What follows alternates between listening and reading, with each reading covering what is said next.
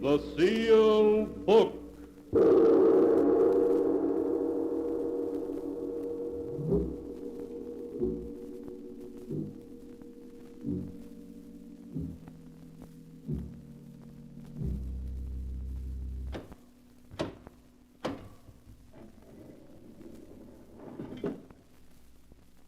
Once again, the keeper of the book has opened the ponderous door to the secret vault, wherein is kept the great sealed book, in which is recorded all the secrets and mysteries of mankind through the ages.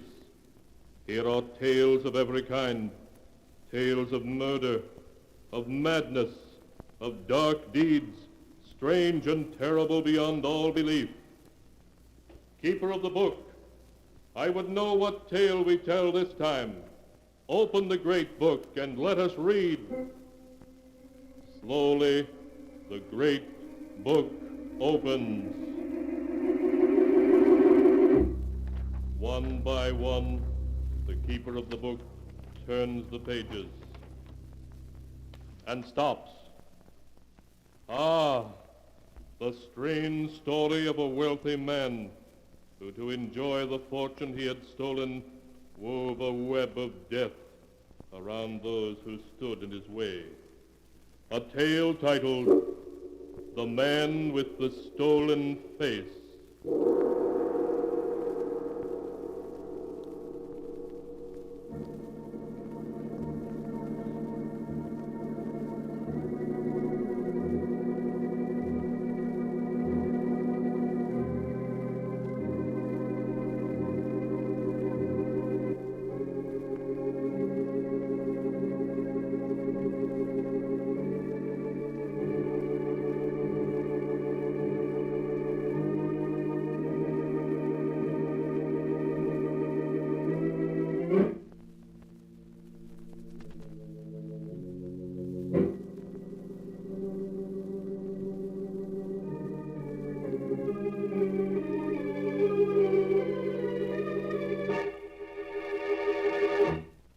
Here is the tale, The Man with the Stolen Face, as it is written in the pages of the sealed book. Our story begins in the large, richly furnished office of John Harrington, famous financier. It is late afternoon, and Harrington is speaking to Matthew Briggs, his very confidential secretary. Well, Matt, this is it. I swore I was going to retire when I had $20 million, and now I have it. I worked hard, and now I'm going to play hard. And do your plans include me still? No, of course they do, Matt. I couldn't get along without you. I see. Yes, I suppose you still need someone to do your dirty work for you. Why, Matt, what a thing to say. Now, where would you be if you hadn't hooked up with me? Executed and buried these 14 years, that's where. I know. You don't need to remind me. Because after all, you did kill that man, Matt. Killed him in cold blood. No, you and I belong together. You could send me to jail, but I still have carefully locked in my lawyer's safe all the evidence necessary to send you to the gallows. Yes, I know. Now, why don't you run along to the apartment? I think I'll sit and smoke one last cigar here in my office. All right. I'll see you later. Poor Matt, how he hates me. There isn't a thing he dares do about it. Well, I suppose a lot of people hate me, but I'm not going to let that worry me any. Now is the time for me to enjoy myself, and I'm going to. Fun. That's my program from now on. Too bad that program will have to be canceled, Harrington. Who are you? I'm Jeremiah Cole, Harrington. You don't recognize the name, I see. Why should I? I never heard of you before in my life. I dare say not. But you've heard of my father, Nathan Cole. Oh. He gave you your first job 20 years ago. Well, what of it? I don't suppose you've forgotten that you got your start by cheating him out of his business. I did nothing illegal. You ruined my father after he'd befriended you and he died of a broken heart. I've spent 20 years trapping you, and now I'm ready to pull the noose tight. You're crazy. There isn't a man alive who has anything on me. I have. San Quentin. San Quentin? What are you talking about? When you were 19, a year before you came to the city and Dad gave you a job, you escaped from San Quentin. And you killed a guard doing it. Nonsense. You're crazy. Believe me, I can prove it. I've spent almost 20 years getting ready for just this moment. What do you want? I want $20 million. You can't be serious. Why, that's every cent I have in the world. You ruined my father, and I intend to ruin you. Turn over to me your entire fortune, and I'll consider that punishment enough. No, I won't do it. I have 2 detectives waiting now in the outer office. Do you want me to call them in? No. No, wait. All right. I'll do it. I'll give you everything. I thought that would be your decision. Very well. Just sign this paper. And then you... what are you doing? Take your hands off my throat. You fool. You think I'm the man to give up that easy? I'll show you. Yes, I have $20 million, and nobody's going to take them away from me. Nobody.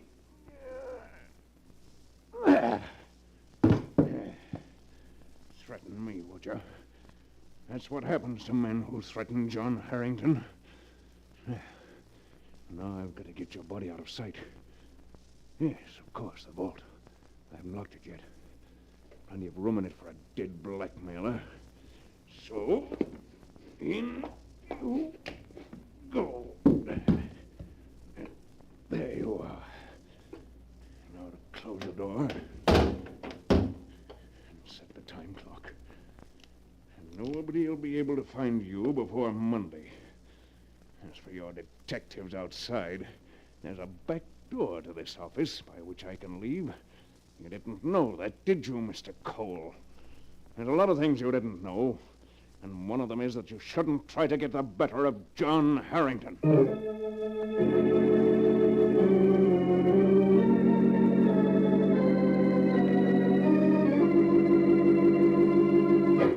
So John Harrington slipped away by means of the back door, and once safely outside, telephoned Briggs, giving Briggs instructions to meet him at his mountain lodge that night, with all the money and securities he could put his hands on. Harrington then made his way by lonely back roads to his isolated lodge in the hills, at which Briggs presently arrived to learn his employer's unfortunate plight. But, John, what can you do? If you've killed this man, Cole, I don't see how you... You're here to help me, not to hang crepe. All right, just tell me what you want me to do. Then listen, we're safe here for quite a while. Nobody knows about this hideaway but you and me. We have plenty of food, and we can stay here indefinitely. Yes, but the minute you leave here, someone will recognize you. That rugged face of yours has been in the papers, newsreels so often everybody knows it. I'm aware of that, so I've got to have a new face. A new face? Why not? I know just the man to do it. Ludwig Muller. Muller? You mean the plastic surgery expert who was mixed up with that gang out in Chicago? That's the one. He was given 5 years for altering the features of members of the gang. Well, he must be out now. That was 6 years ago. Yes. Yes, I don't doubt he could do it, but... I have it all planned out. Now, first you've got to bring Muller here with all the necessary equipment. Then you have to find someone my age and my height who's willing to become John Harrington. Become you? That's insane. Why, even for all your money, who would trade places with you and go to the electric chair? Don't be stupid, Matt. I tell you I have that worked out, too. Now, listen. You've got to find someone my age and general build who has no wife or family, who's not wanted by the police, and has never been involved with the law in any way, who's lived an inconspicuous life and has never attracted much attention. I'll take his place and live his life. He'll take mine and become a millionaire. But, John... Don't argue. You find such a man and bring him here, and I'll guarantee to persuade him to make the exchange. When I make a plan, it doesn't go wrong.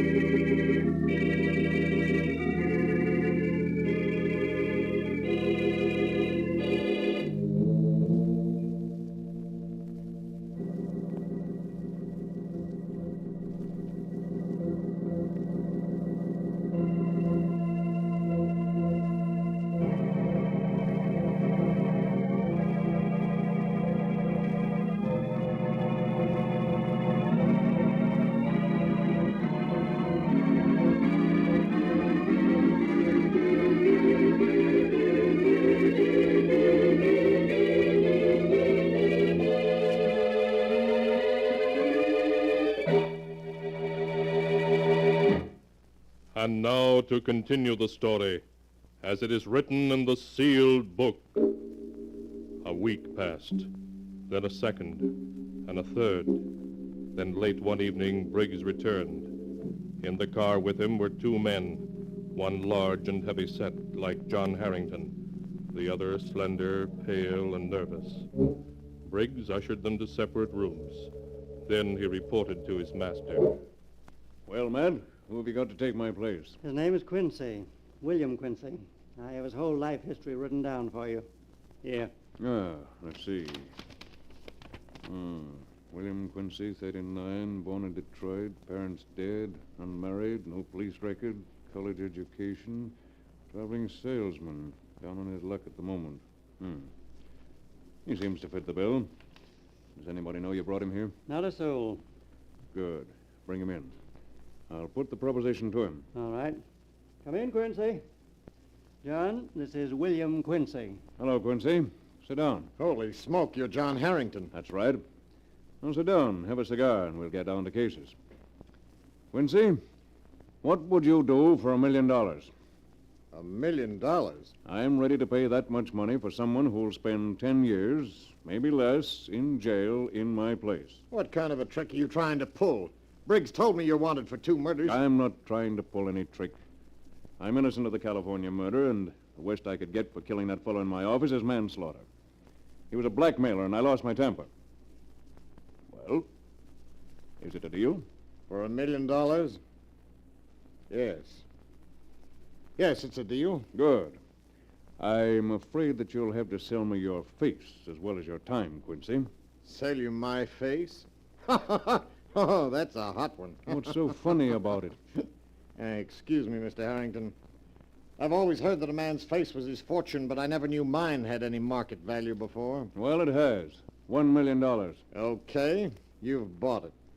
Of course, you have to take my face in exchange. Oh, sure. Sure, I understand. Good. There are a lot of things to be settled yet, but we have time for that. Matt, will you bring in Ludwig Muller? Of course, John. There's just one thing I want to know, Mr. Harrington. Well?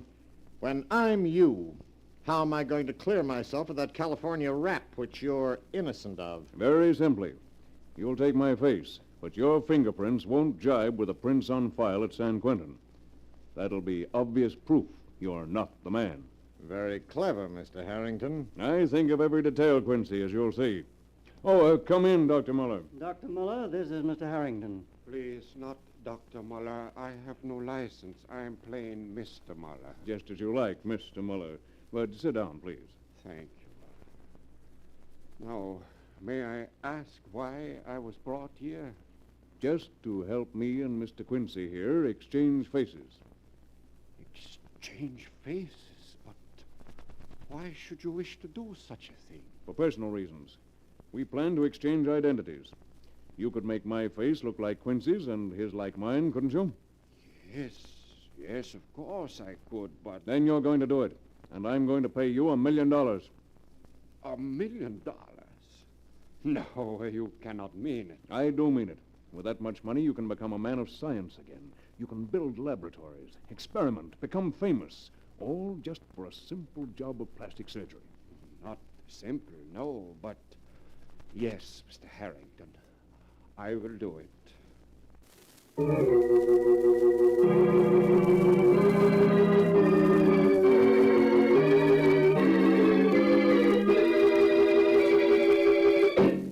Muller began work upon the two men. Day after day he worked, patiently with skilled fingers, changing their features, making the face of one into the face of the other. It was a long and difficult job, but as the time for the removal of the final bandages came closer, John Harrington was in excellent spirits. Well, Quincy, do you feel ready to take over the role of John Harrington, millionaire? Anytime. I've practiced your walk, your signature. I even know what you like to eat. What are you going to do after you become William Quincy, Esquire? I don't suppose you'll be going back to my old hometown, Detroit, will you? No, I hadn't planned to. Well, take a tip from me. Don't. What do you mean? Why not? Well, there are people there who don't like me. I thought Briggs said you had a perfectly clear record. No, I have, but I quarreled with one or two people. Huh? Nothing legal, but, well, you wouldn't know who my friends were and who were my enemies, so on the whole, it'd be simpler just to give Detroit a wide berth. You're talking very strangely, Quincy. What's behind it? Not a thing. I'm just worked up, I guess. Because tomorrow we're going to see what we look like as each other.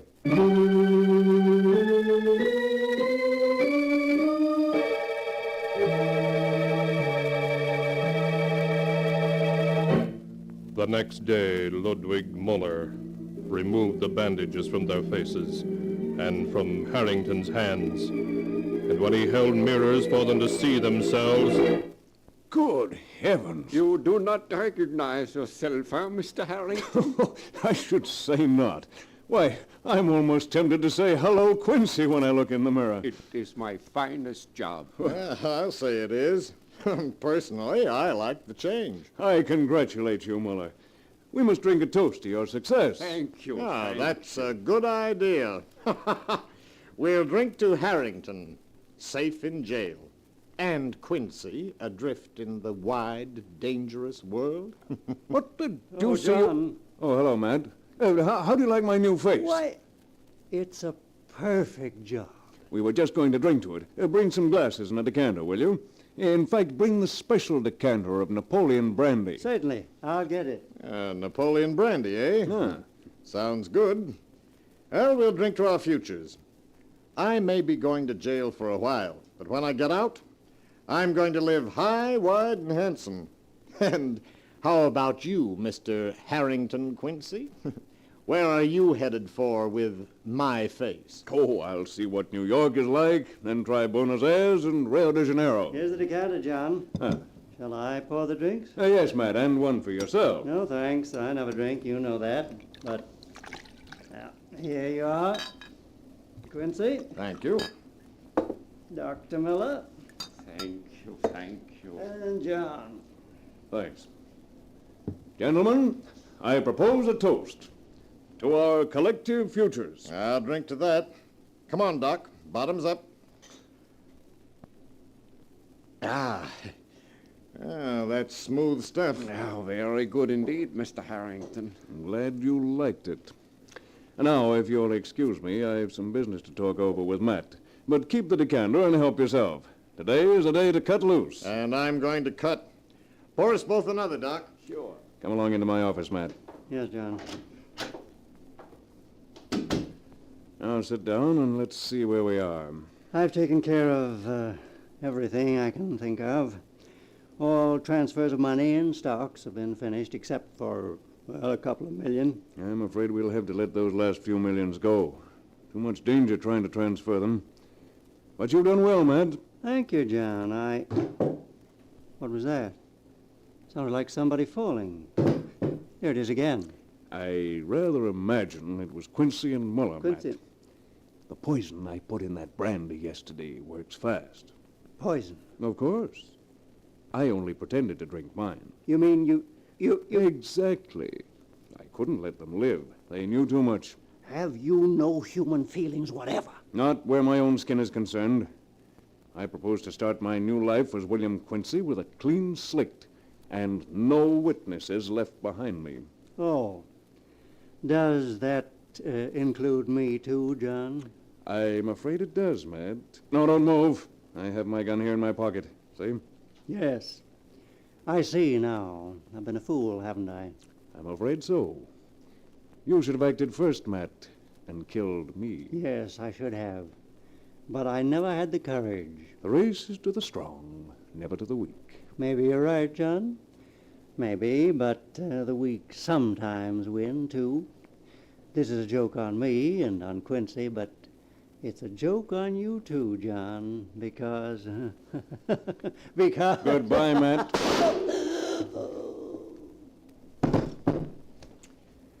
Well, that's that. When the police find you, Matt, together with my body, the story of John Harrington will be over for good and all. But the story of William Quincy, footloose and fancy-free, is just beginning.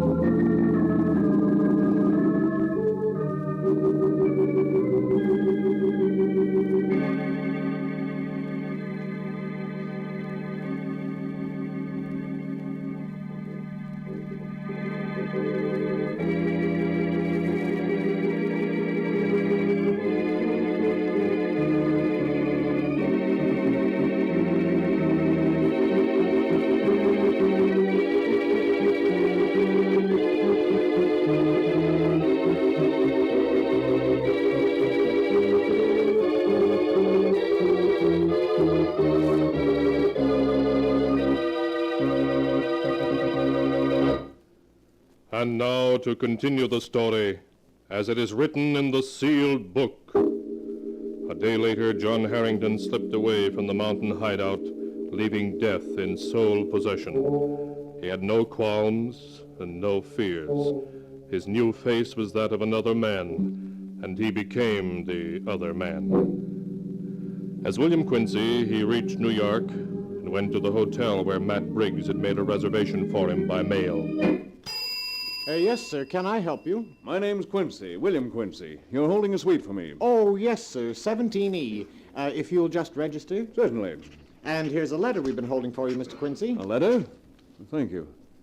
Why, it's in Matt's handwriting. And there were two gentlemen asking for you yesterday. Two gentlemen? Yes, sir. What did you tell them? That you hadn't checked in yet, sir. If they ask for me again, tell them I've canceled my reservations. I'm here for a vacation, and I don't want to be disturbed by anyone.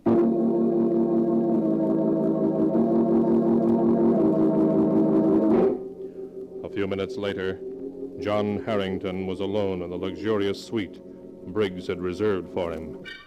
He stared out at New York with a scowl on his brow, fingering the letter the room clerk had given him. Who the deuce could have been asking for me?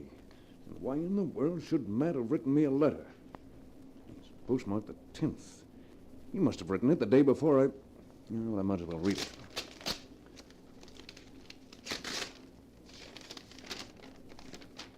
Dear John, you'll get this letter when you reach New York. By then you will be William Quincy for good and all, and Quincy will be John Harrington. I've talked with him, and he has agreed as his first act to ask your lawyer for the evidence you've been holding over my head all these years. He will destroy it. Then, at last, I will be free of you forever. That poor devil, that was his mistake. Now, what else did he say? And now, I want to give you a word of warning. The worm has turned after all these years. I have outsmarted you at last with your own help. What in thunder does he mean? Why do you suppose Quincy was so willing to take your face and go to jail even for money? He had good reason for it. Believe me, he... who is it? Telegram from Mr. Quincy, sir. Telegram? Just a second. Well, let's have it. All right, Quincy, put him up. Come on in, Rocky. Yeah, Lefty. Well, Quincy, old pal, you don't seem very glad to see us. What's the meaning of this? Who are you and what do you want? Steady, Quincy. My trigger finger's itchy. Back up a little. That's better. Who are you? What do you want? Why, we want you, Quincy.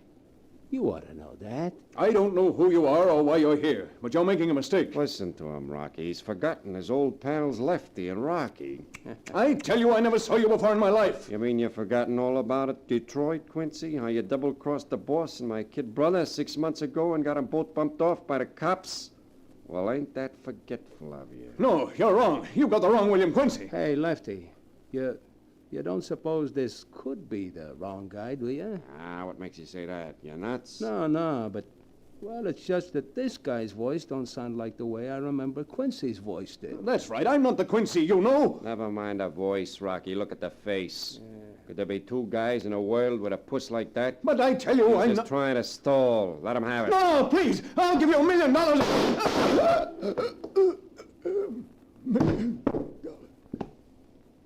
Well, that takes care of that. Yeah, that pays off for the boss and your kid brother. He should have known we'd keep looking for him till we found him. Did you hear that stuff about $1 million? You must have been nuts to think we'd listen to guff like that from a cheap dope peddler like Bill Quincy. Yeah, but, you know, Lefty, I'd still kind of like to know who sent us that letter, tipping us off we'd find him here at the Clark House in New York.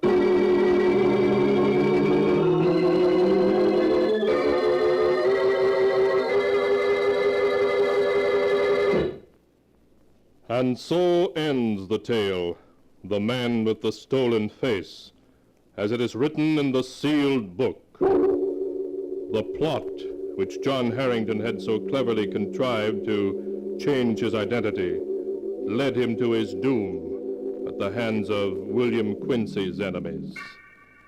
Twisted indeed are the strands of fate in which destiny entangles mere mortals.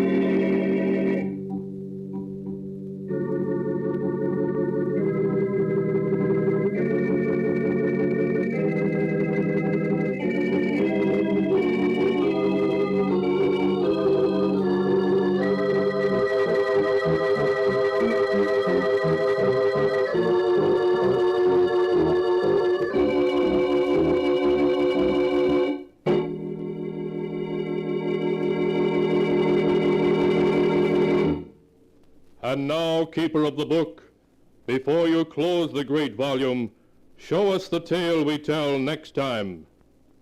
This one, ah yes, the tale of a handsome and mysterious man who had a strange power over people and who caused heartbreak and ruin wherever he went. A tale titled, My Beloved Must Die.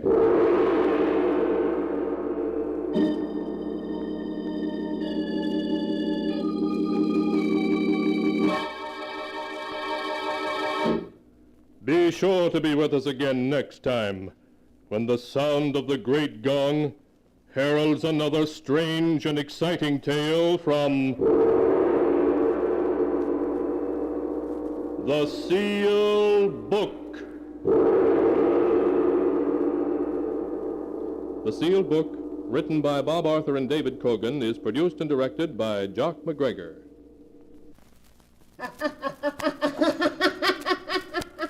The Sealed Book.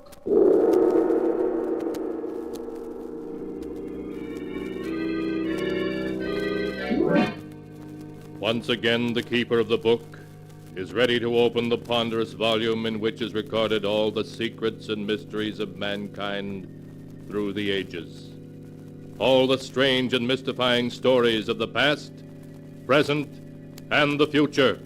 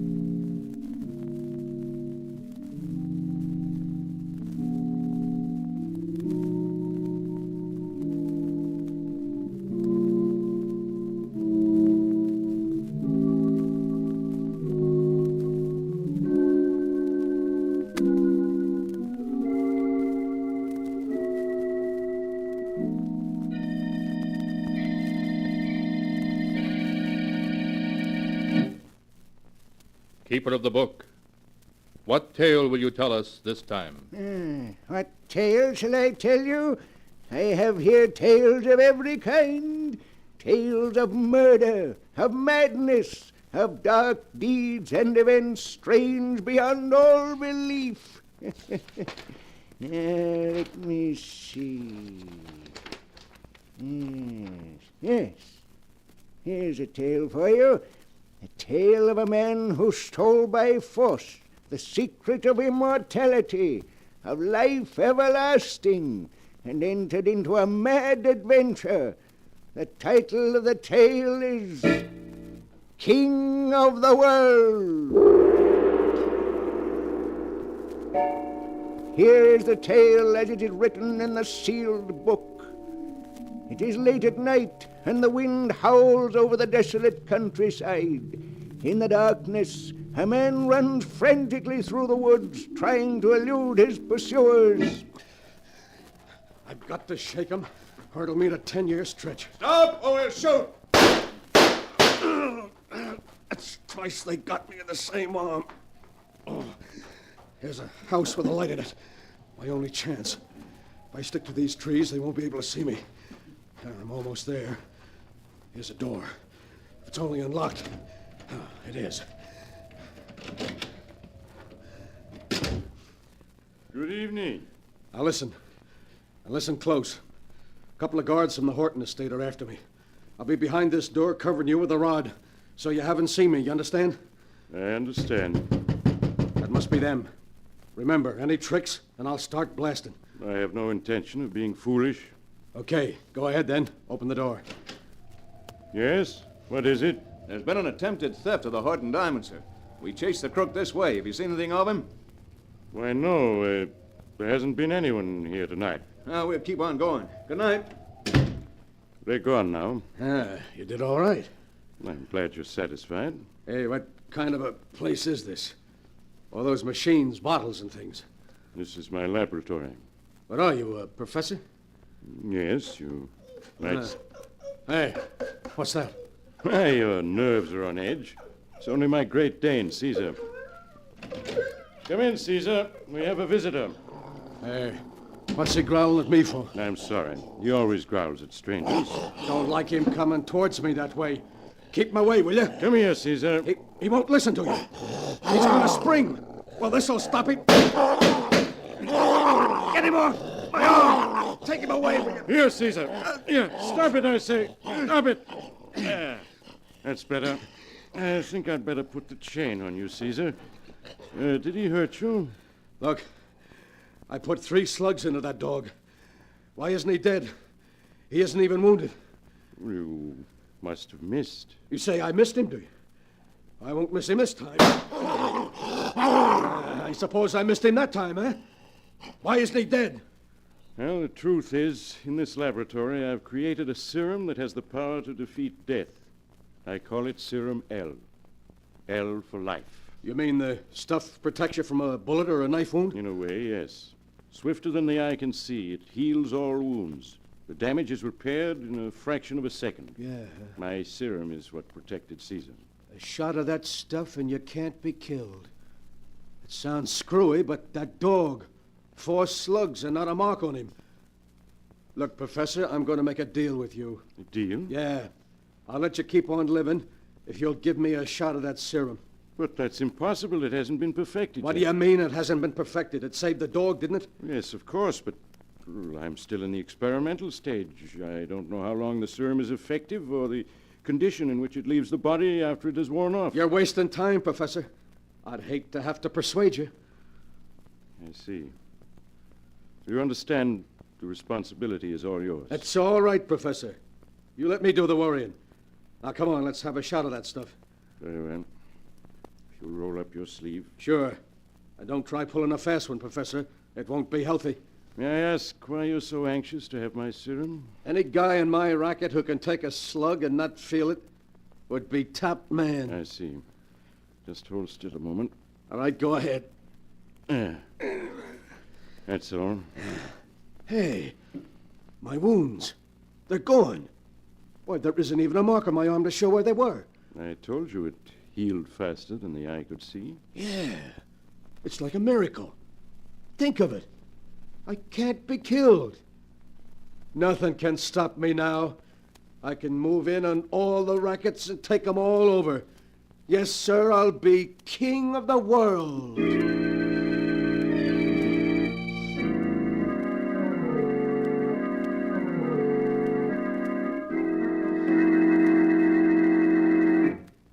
Hello, Duke. What do you want to see me about? I'm kind of busy. I won't take up much of your time. I'm after a job. Well, I'd like to give you one, but I haven't room for another man. You're wrong. There's one job in your racket that's going to be open soon. Yours. Mine? Yeah. Duke, you've got a funny sense of humor. Yeah, I know. But this is one time I'm not kidding. You better be kidding, or it might not be healthy for you. I don't have to worry about my health anymore. You'd better go while the going's good. I like it here. You're the one who's leaving. Right now. You haven't got a gun, Duke. The boys saw to that. And I have. You're a little nervous, ain't you, Williams? Stay where you are. I'll let you have it. I don't scare easily, not anymore. You asked for it. Couldn't have missed. I won't this time. Don't seem to be able to stop me, Williams. I shot you. I tell you I shot you. Why did you fall? Oh. Oh, it can't be. I put 6 bullets into you. Why did you fall? Your gun is empty now, Williams. It's just you and me. No, Duke, don't. I'll do anything you say. Stay away, please.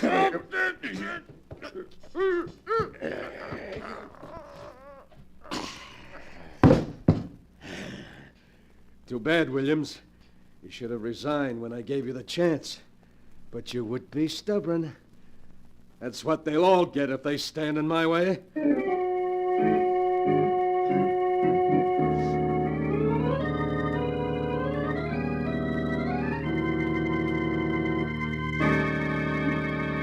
Hello, Mike. Come on in. I'm just totaling up the take for last month. Gonna be quite a haul. Duke, you're headed for trouble.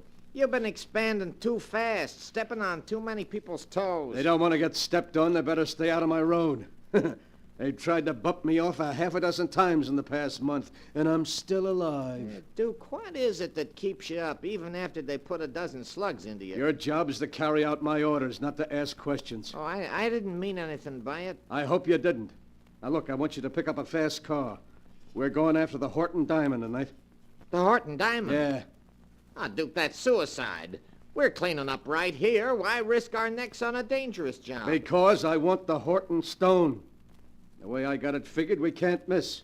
Remember, their guns can't stop me.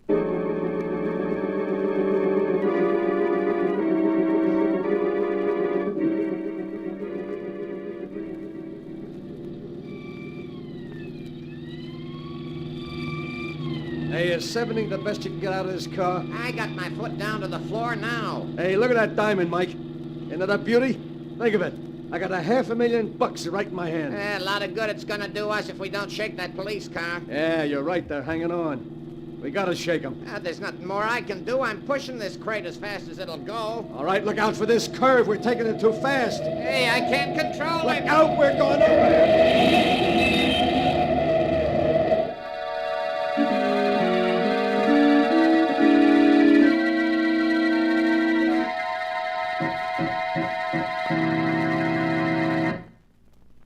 Look at that car, will you? They must have been doing all of 70 when they crashed. Yeah, they'll sure have a hard time identifying this guy behind the wheel. What a mess. What about the other guy? Let's have a look. Say, there isn't a mark on him. He's unconscious, but he doesn't appear to be hurt at all. But he must be after a crash like this. Take a look for yourself. I tell you, this guy is gonna live. A lot of good it'll do him. After killing 2 guards of the Horton estate, he's headed to the electric chair.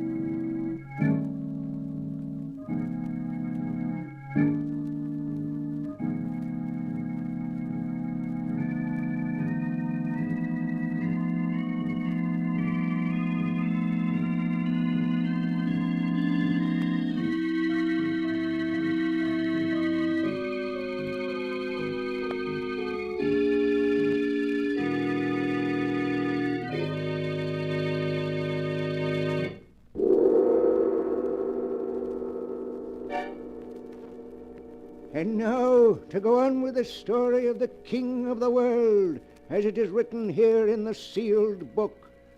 Duke Farson, having been duly tried and sentenced for the murders he committed, is being strapped into the electric chair. Warden, you're wasting your time. This isn't the last mile from me. I'm one guy you can't fry. All right, Richards, we can proceed now.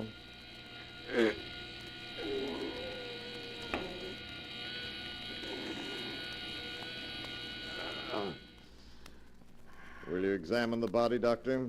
Sorry to disappoint you, Warden, but I'm not dead. Yeah, but you must be. No man has ever lived through it. I'm not like other men, Warden.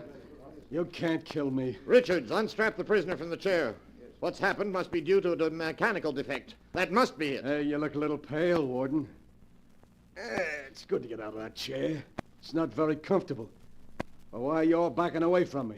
You afraid I'll hurt you? I'll just take this gun. That's better now. All right, Warden. Start marching. You're gonna lead me to freedom, if you want to live.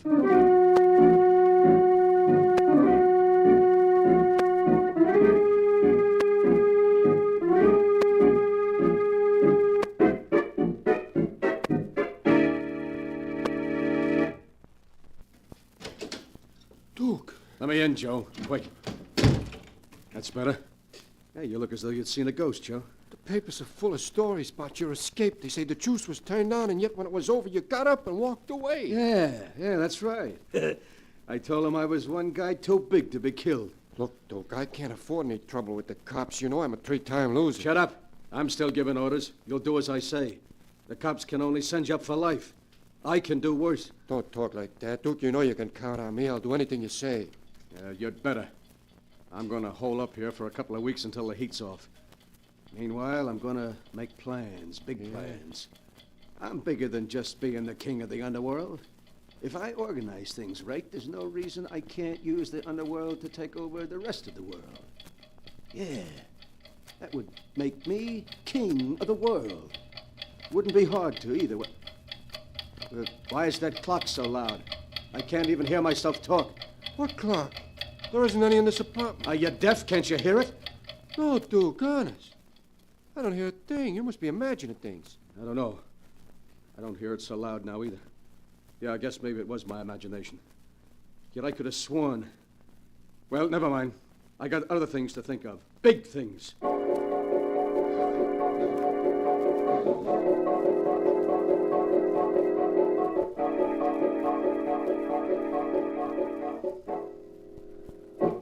Why don't you sit down, Duke, and take it easy? I'm tired of sitting. 3 weeks in this rat trap is enough for anyone. I've had about enough. The heat's on as big as ever, Duke. I never saw them as anxious to get anyone. Every time I go out, I expect some dick to trail me back to this hideout. Suppose you let me do the worrying, huh? Sure. I was only talking. Have you been having any more of those attacks lately? I'm okay. Stop talking about it. It's bad enough without having to be reminded about it. I don't want to hear... Hey, what's that? What, Duke? That buzzing sound. Keeps growing louder and louder. I don't hear nothing. Listen, you must hear it. It's a fly. Yeah, and it's getting louder.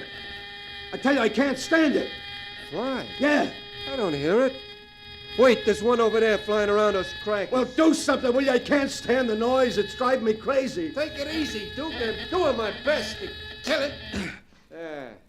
Oh, thanks, Joe. It's gone now. For a while, I thought I'd blow my top.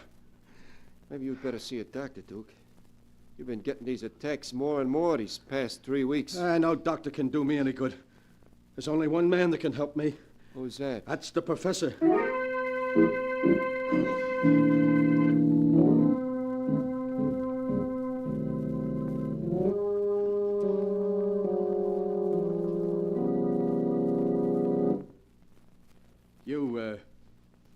You remember me, don't you, Professor? Yes, of course. I've been reading quite a bit about you in the papers lately, Mr. Farson. Your serum was all right, Professor. It saved me from being electrocuted, but I don't know, these last 3 weeks, something's happened, and I don't like it. Suppose you tell me about it. I keep getting attacks. Maybe I'm listening to the radio. Everything's fine. Then all of a sudden it grows louder, as though someone was turning it on full blast. Mm-hmm. It pounds on my head until I think I'm going crazy. Professor, I can't stand it. You gotta help me. You recall that when you asked for my serum, I told you it hadn't been perfected? Well? That I didn't know what effect it would have on the human body? Yeah, I know, but you gotta help me now. I can't go on this way. I keep waiting for the next attack. Each one is worse than the last. You remember my Great Dane Caesar, don't you? Yeah, sure. He tried to take a piece out of my throat, didn't he? I'll open this trap door. You can see him in the cellar. Huh? There he is, Mr. Farson. Well, what's wrong with him? Why does he keep whining like that? Caesar, too, received an injection of the serum, Mr. Farson, 6 months before you received yours. Yeah? Now, every sound he hears is 100-fold greater. I'm speaking to you in normal tone of voice. Yet to Caesar, I'm shouting unbearably loud. You mean that... Caesar has passed into a condition where every sound is sheer torment. To be quite frank, he went insane 3 months ago. Oh. Well, why don't you kill him? Put him out of his misery. You forget, Mr. Farson, that the serum still protects him from death. He can't die. And is that what'll happen to me in a few months? Yes, I'm sorry to say. But, Professor, there must be something you can do. Maybe you got another serum, huh? Anything. I've got money. I'm sorry, but it isn't a question of money. I can offer you no help. I can't go on this way, waiting for each new attack. And then in the end, if only there was an end, if only I could die. Possibly there is a way out. There is? Tell me. I'll do anything. Well, as you know, my serum can prevent death from a dozen bullet wounds. But there might be one way its great healing powers could be defeated. Yeah, which way is that? If you were to use an explosive, a powerful explosive, you might blow yourself up into so many pieces that the serum would no longer be able to defeat death. Yeah, I see what you mean. One of the mob once had an accident with Nitro. They never found a trace of him. Yeah, Nitro. That would do the trick. Yes, quite possibly. If the attacks continue and they're beyond endurance, it may be your one way of escape. My one way of escape? Once I thought that with your serum, I'd come to rule the world. Now I'm looking for a way out of it.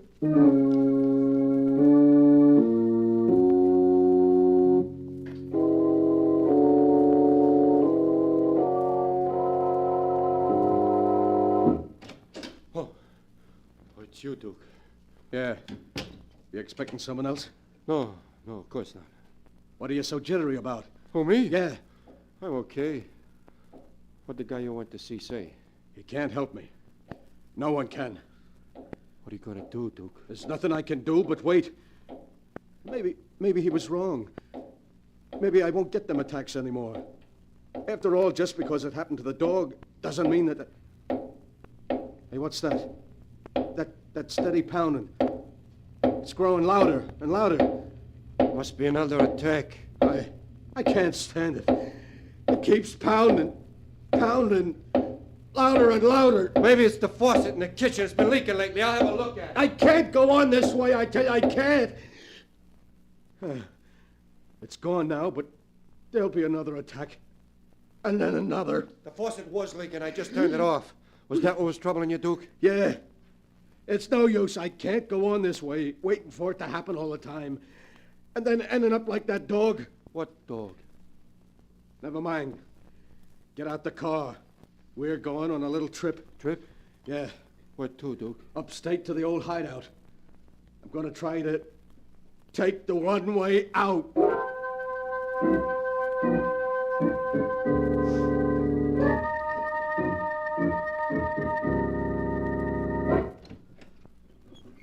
Duke, won't you tell me what we come to this old place for? You'll see. Come on. What are you looking around for? Nothing. Nothing at all. Have you got the shovel? Yeah. Won't you at least tell me what we need the shovel for? You're going to do some digging for me in the cellar. There's something buried in the cellar? Yeah, nitro. All right, here's the cellar door. Nitro? You mean that's what's buried down there? Yeah. We stored it here for safe-cracking jobs. Now I got a better use for it. You aren't going to get me to dig it up. It'd be suicide. You see this gun, don't you, Joe? You haven't much choice. Now start down those steps. But I can't see. It's pitch dark down there. That's okay. Just feel your way down the steps. We get to the bottom, I'll light a candle. Dude, please don't make me. Keep going. Duke, that was the bottom step. What about lighting a match? Okay, just a second. I've got one here. Grab him, Ross. I got his gun. I got him. Let go of me. I gotta reach that nitro. Let go. Get him, coppers! Get him or he'll blow us all up! You rat. You him. squealed on me. Hold that light on him, Jordan. Well, I slipped the cuffs on him. I got him. You've got to let me get to the nitro. It's the only way I can die. He's as crazy as a loon. Yeah, the place for this guy's in a padded cell.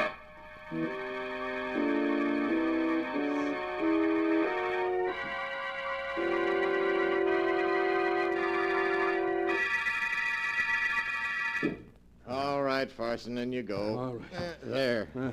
You won't be able to hurt yourself in that nice padded cell. And you won't be able to hear any of those loud noises again either. No noises. There aren't any radios or watches or automobile horns that can bother you in that cell. Yeah. It's guaranteed 100% soundproof. Now be a good boy. Oh, you gotta let me go. I want to die, do you hear? You can't let me live and suffer these attacks. Let me out of here. Let me out, do you hear? I can't stay. Oh, it's starting again. Another attack. It's growing louder and louder. A steady pounding. Oh, it's my heart beating. Growing louder and louder. I can't stop it. I can't stop it. I can't stop it.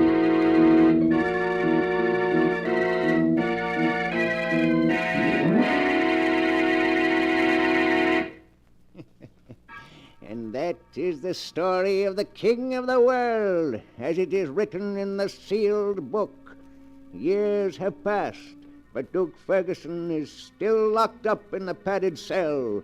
Day and night he begs to be executed, and yet at the same moment he knows he can't die, that the serum in his blood has given him immortality and sentenced him to a life filled with torturous sounds from which there is no escape. There is no escape. It is so written here in the sealed book.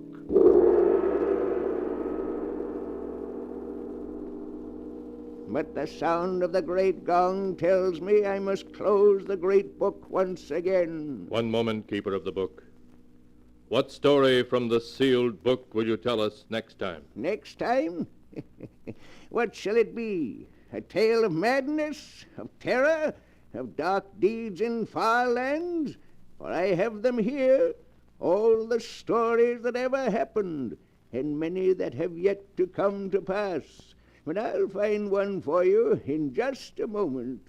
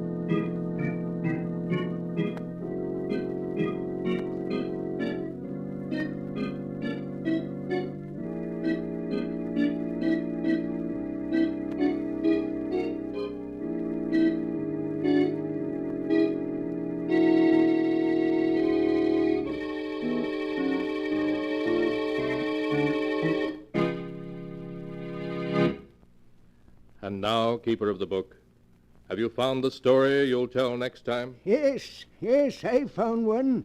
It's a story about a ruthless man who put money above all and wouldn't stop at murder to achieve his ends. The title of the tale is Death Spins a Web.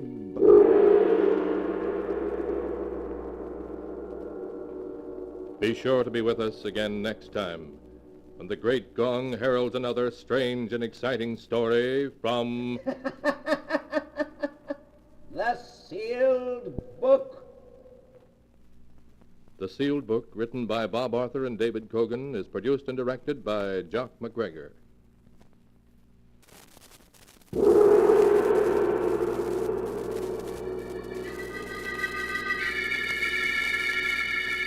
The Sealed Book.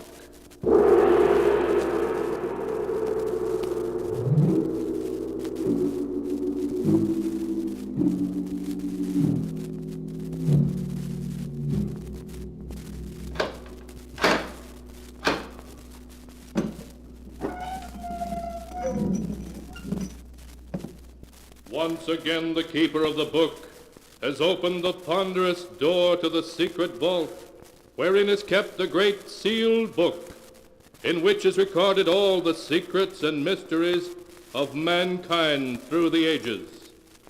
Here are tales of every kind, tales of murder, of madness, of dark deeds, strange and terrible beyond all belief. Keeper of the Book, I would know what tale we tell this time. Open the great book and let us read.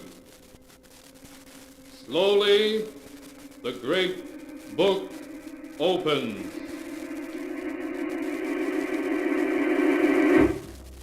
One by one, The keeper of the book turns the pages and stops. Ah, the strange story of three people who ventured into a long-lost cavern. A cavern cursed by the ancient Aztecs. A tale called I'll Die Laughing.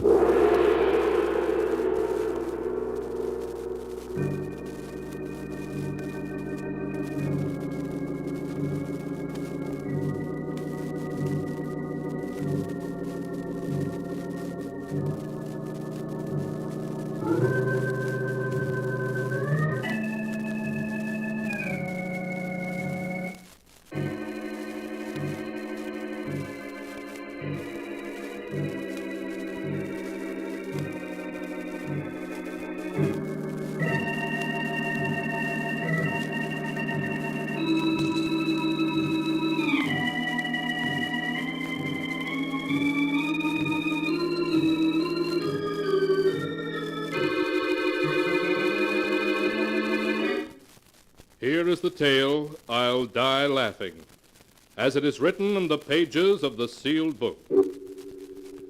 It begins in one of the big old houses on Nob Hill in San Francisco. John Dayton, a huge, fat, middle-aged man, is laughing at a story that Dr. Smith, his personal physician, has just told him. Oh, say, Doc, that's a good one. I'll remember that. You'd better remember the other things I told you, too, John. I will, Doc, I will. And thanks for dropping in. That's quite all right. Goodbye, John. Goodbye.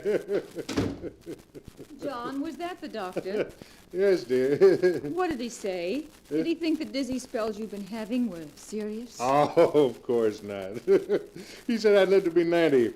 He just told me to stop working so hard at the office and learn to take things easy, that's all. You have been spending too much time at the office, John. Well, I'm thinking of taking a vacation. A long vacation. Now, please excuse me, dear. There's someone upstairs in the study waiting to see me. John, who is that horrible-looking old man waiting up there for you? Well, I'll explain that later, dear. Oh, say, when Harvey gets here, send him right up the study, will you? All right, John.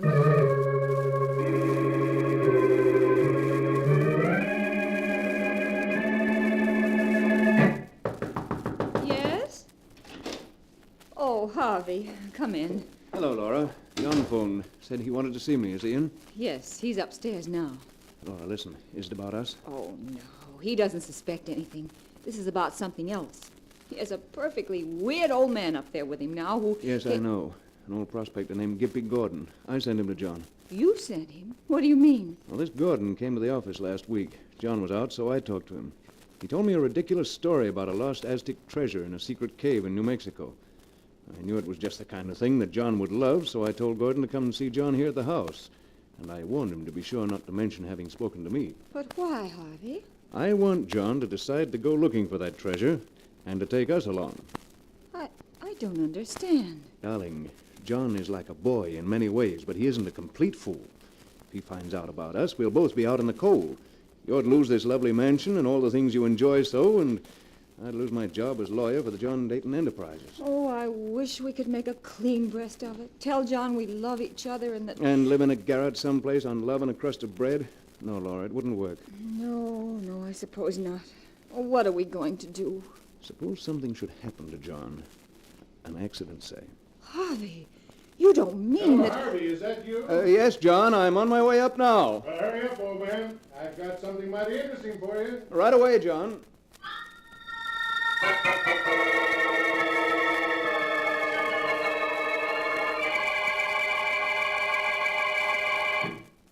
Harvey, this is Gimpy Gordon, a prospector. Gimpy, this is Harvey Lewis, my legal advisor. How do you do? Howdy, Mr. Lewis. Harvey, I've just paid Gimpy here $5,000 for a map showing the location of a buried Aztec treasure in a haunted cave. What? Yeah. Better sit down on that one. Well, where is this treasure? Well, Harvey, you've heard of the Devil's Cavern, haven't you? Tremendous cave mentioned in early historical records of the Southwest, but apparently lost for the last 300 or 400 centuries. Why, yes, I read something about it. It's supposed to have miles of winding passageways in which a man could wander for weeks without finding a way out. That's the one. And I found it. Well, the gist of the story is this. In 1554, a Spanish looting expedition led by a nobleman named de Mendez had acquired a great wealth of jewels and gold figurines, which de Mendez put into 3 small brass-bound chests. I see. Go on, John. Well, this treasure just made de Mendez greedier. A story whispered to him by an Aztec priest led him to Devil's Cave, and de Mendez and his men entered the cave only to find out they'd fallen into a trap. Well, the Aztecs attacked them, and all were killed but de Mendez. He found his way into a great central cavern about a half-mile from the entrance of the cave. And in that cavern, there's a natural shaft, like a well. The Devil's Well, that's the name of it. It bubbles and gurgles in a way to drive a man mad. Oh, take it easy, Gimpy, take it easy. Well, Harvey, de Mendez reached this Devil's Well, and when the Aztecs closed in on him, he threw the treasure into the well and leaped in after it himself. So the priest sealed up the cave and put a curse on it. A curse? Oh, come now, John. You don't believe in that. Oh, it's true. It's true, Mr. Lewis. The curse was that nobody who went into the cave to get the treasure could ever get out again alive. They was doomed to die there. I see. But you say you went into the cave and came out again alive, so it can't be much of a curse. Oh, but it is, Mr. Lewis. It killed Pedro, my Indian, and it's still after me. I wouldn't go back there again if it was worth $1 million. But assuming your story's true, how could anyone find their way into the cave and out again? There's a string marking the route, Mr. Lewis. 2 months ago, me and Pedro found the entrance. We tied the string to a rock and went in, letting it unroll behind us. Took us a week, it did, to find our way to the big room where the Devil's Well is. But we made it. Huh? And then what happened? Well, I had a 100-foot rope and some big hooks. We fished around in the well for the chests, and by, we drew one of them up. You actually fished up one of the treasure chests? Yeah. It was about so long and so wide and 6 inches high. I shook it, and we could hear the jewels rattle inside of it. Where is it now? What happened to it? Well, when Pedro seen the chest, he grabbed for it and tried to push me into the well. Well, I ducked, and Pedro got hold of the chest when all of a sudden he fell over into the well with it. Well, what did you do? Oh, I run for it before the cave and the well could get me, too. I followed the string back, and I didn't stop till I was outside. But all the way, I heard Pedro calling to me for help. And now whenever I hear the well, I hear him too, calling to me, still calling to me. Well, Harvey, that's the story. And making all due allowances, I think it's well worth investigating, don't you? Say, it is an interesting yarn, John. And I think it'd be a lot of fun to look into it, whether we find any treasure or not. Good. Then we'll do it. You and me and Laura. It'll be a vacation for all of us. Oh, no. No. What is it, Gimpy? What's the matter? He looks scared to death. The Devil's Well. I hear it again. It's calling me. Oh, come now, Gimpy. You're letting your nerves get the better of you. No. I hear it, I tell you. Listen. We don't hear a thing, Gordon. It's just your imagination. No. I hear it. I hear it. Oh. Save me, Gimpy. It's there. In the well. I hear it. And Pedro's calling to me. I hear it. Oh, nonsense. I It's just hear your it. imagination, John, he Gimpy. looks as if he's going to faint. Gimpy, There he is. help me. Save me. That's Pedro in the well. He's calling to me. John, grab him. Good grief. He's dead.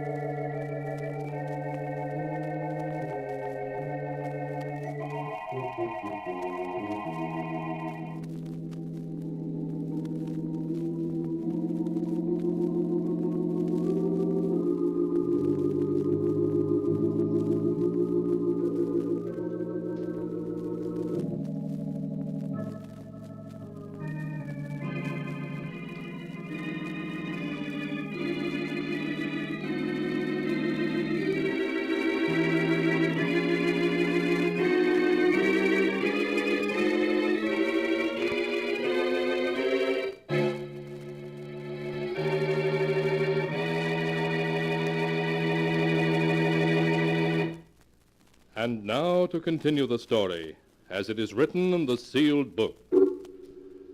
The doctor's examination showed heart failure to be the cause of Gimpy Gordon's death, not an ancient Aztec's curse.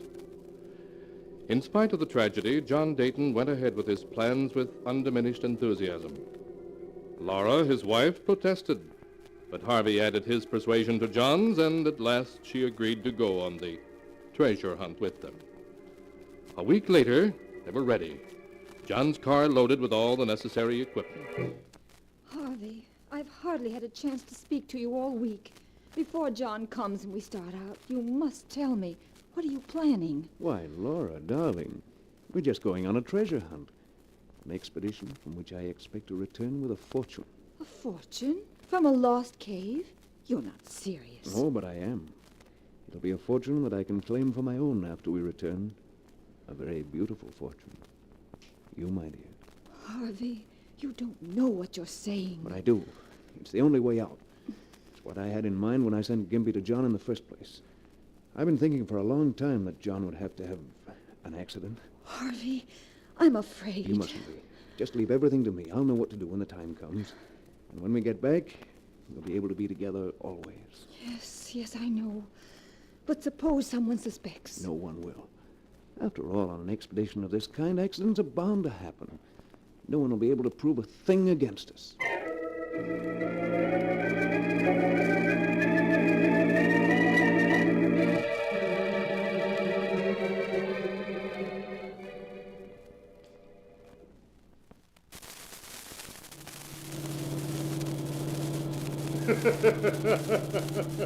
And just imagine how Gus Wilson and Duck Arnold will look when we invite them over and show them a couple of chests full of old Aztec jewelry. Their eyes will pop right out of their heads. John, for heaven's sake, stop laughing. I can't stand it anymore. Oh, what do you mean, stop laughing? Why, Laura, what's wrong with laughing? I like to laugh. And when I die, I hope I'll die laughing. Well, if you don't stop it, John, I'll die.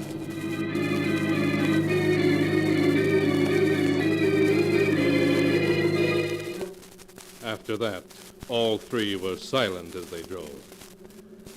The afternoon of the second day, they turned off the highway and, carefully following Gimpy's chart, threaded their way through a series of narrow canyons until they reached a spot between two towering cliffs. Beside a great black rock gaped the dark mouth of a cavern. John directed the unloading of the car, then he led the other two a few feet into the mouth of the cavern until he found there the end of a slender white string that led into the cave, losing itself in the darkness. Look, there's the string. Well, was old Gimpy Gordon telling the truth or not? Certainly looks as if he was. We're not going to explore the cavern now, are we?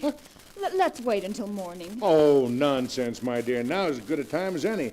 Harvey, you and Laura go ahead with your flashlights. Laura can carry the rope and you carry the food. And I'll bring the grappling hook. All right, John. Ready, Laura? Now, wait just a second.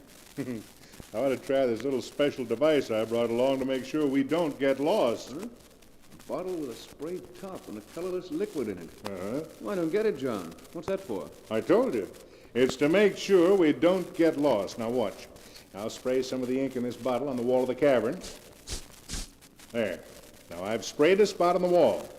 Now, shine my flashlight on it. Well, I don't see a thing. That's because the ink is a special invisible type. You see, the ink only shows up when you look at it through special glasses. Now, here, Harvey, put on these colored glasses. All right, John. What do you see? Why, George, you're right. The ink has a greenish glow when you look at it through the glasses. You see, it works. I'm going to use this bottle to spray the ink on the walls of the cave, and it'll mark the proper passage. Oh, John, you always have to amuse yourself with something silly like that, don't you? It isn't silly. It'll give us a double check on the right route so we can't get lost. Now, you two start. I'll bring up the rear, and every 10 feet I'll squirt a little of this stuff on the wall. Then we won't have to worry about Gimpy's string.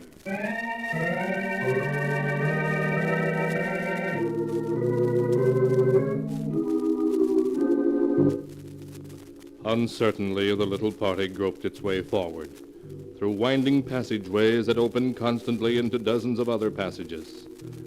They would have been lost in no time but for the slender white string that led them ever deeper in the echoing depths. Half an hour later, they came out into a great chamber far below the surface. Huge stalactites hung from the ceiling, glistening damply in the beams of their flashlights. They advanced a little way into the underground chamber and put down the ropes and other equipment they were carrying. A low gurgling and moaning of water echoed through the cavern. That's the sound Gimpy mentioned, Harvey. It means we've reached the Devil's Well. Look, over here. A round opening in the floor of the cabin. Yes, this is it, all right. John, be careful. Don't worry about me, Laura. You stay there with our equipment if you like. Say, water isn't gurgling anymore. No. Oh, but Gimpy said it came and went. Must be an underground stream causing it. Say, Harvey, shine your light down here. Let's see how deep it is. 100 feet at least. And to think there's a fortune down under that water. By George, before we go back, what do you say we drop the grappling hook down and see what we can find, huh? Now? Yeah, sure. All right, John. I'll admit I'm kind of curious myself. Harvey, get me the rope and the grappling hook, will you? We may bring up one of those chests the first try. Of course, John. It won't take a second to try our luck. Laura, have you got the rope there? Yes, right here. Harvey, you're not going to do it now? Yes, I am. There's no sense in waiting. We'll be out of here in 30 minutes, free to live our own lives just as we wish. Have you got that rope yet, Harvey? It was tangled, John. I'm bringing it now. Just keep your nerve, Laura. It'll be all over in a minute. Right. Here's the rope, John, and the grappling hook, too. Oh, fine. Just give me a hand with it. Harvey, what are you doing? Just giving you the rope, John, but not quite as you expected. Yeah. Now try to move your arms. Well, you've bound my arms to my sides, Harvey. What's the meaning of this? I'll tell you what it means, John. It means that you're about to die. Die? Have you gone crazy? You fool. Why do you think I arranged this silly treasure trip anyway? You arranged it? Why, I arranged it. That's what you think, but you're wrong. Old Gimpy Gordon came to me first with his ridiculous story, and I passed him on to you. I knew to give Laura and me the opportunity we needed to get rid of you. Laura, is this true?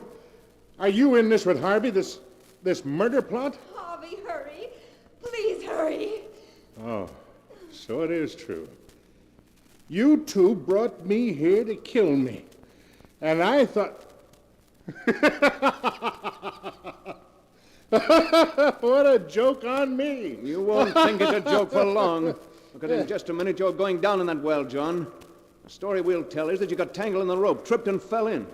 And if anyone comes to fish out your body, John, it was an accident. If anyone comes to fish up my body. Oh, that's a joke, Harvey. You don't know how good a joke it is. But you will. You will. Make him stop laughing. Make him stop laughing. Now make him stop. Goodbye, John.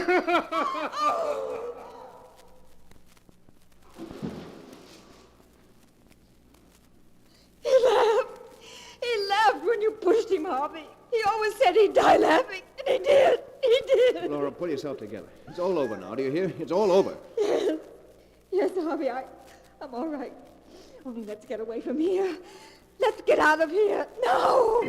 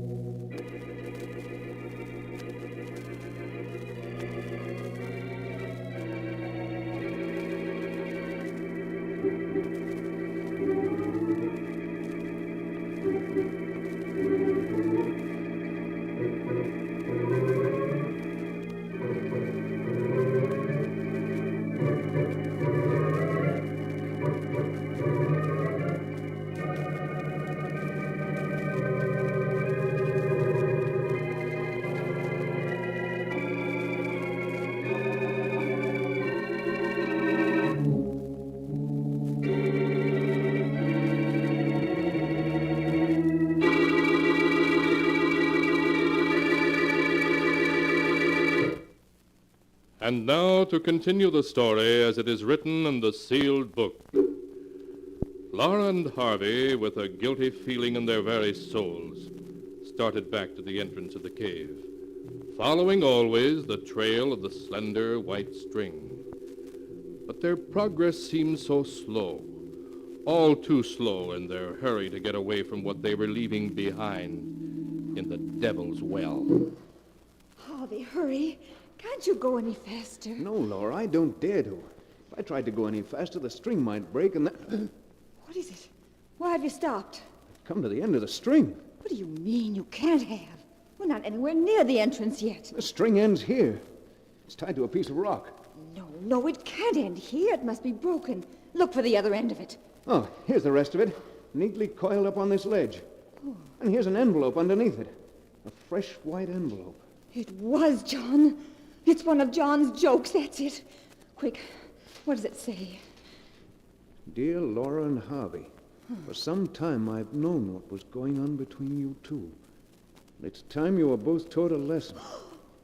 When old Gimpy Gordon came to me with his story, I saw my way clear to do so.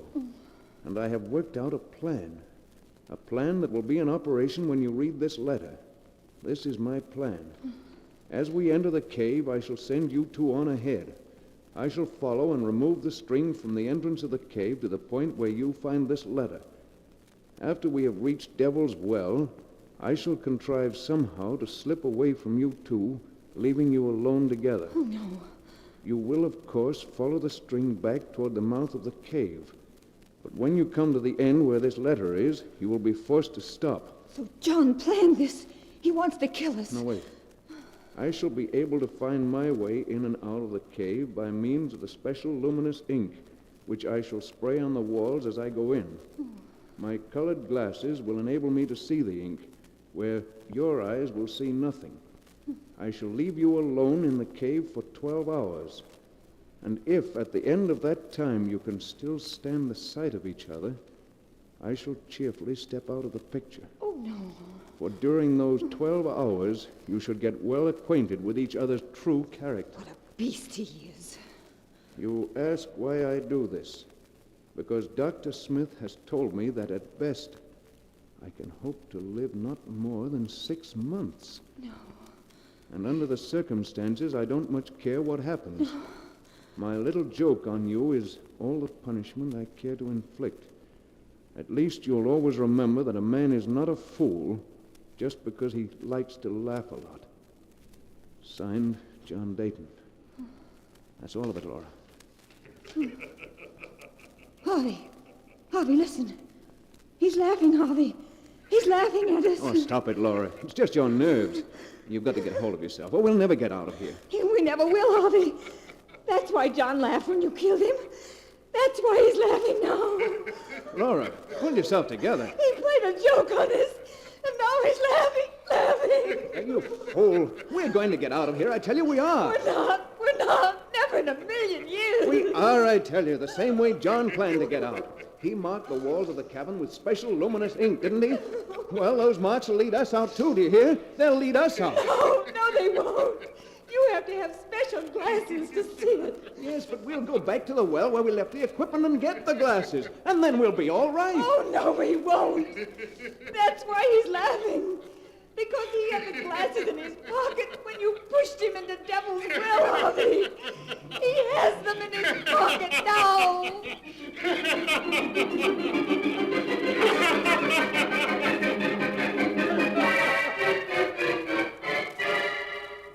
And that is the tale of I'll Die Laughing, as it is written in the sealed book.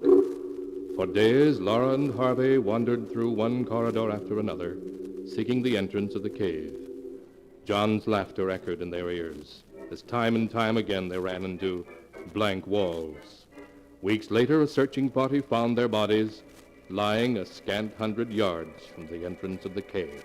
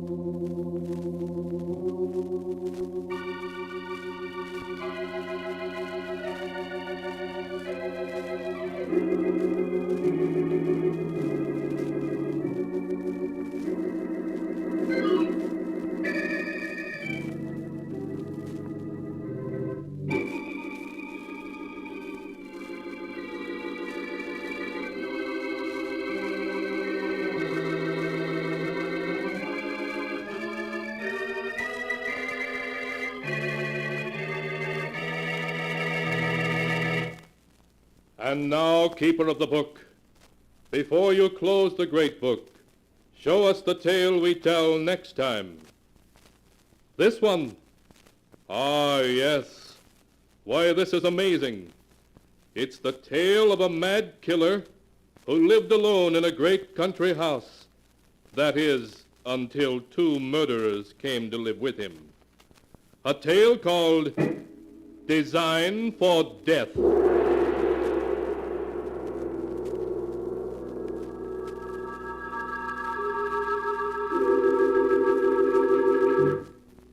Be sure to be with us again next time, when the sound of the great gong heralds another strange and exciting tale from the Sealed Book.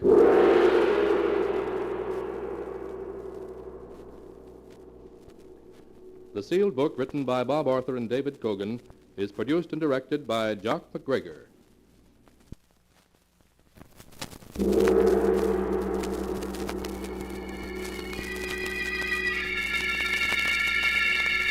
The Sealed Book.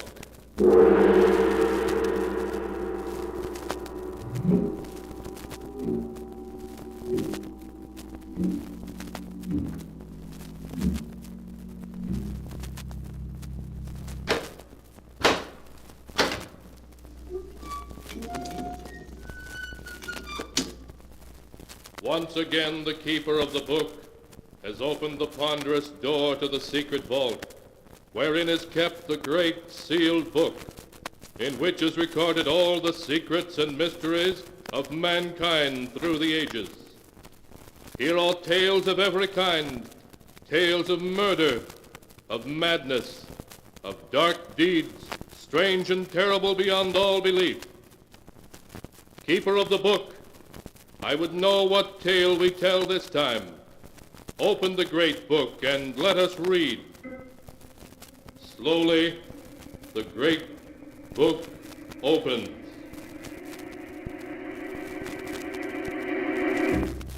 One by one, the keeper of the book turns the pages and stops. Ah, the strange story of two scoundrels who would stop at nothing for money. A tale called The Ghost Makers.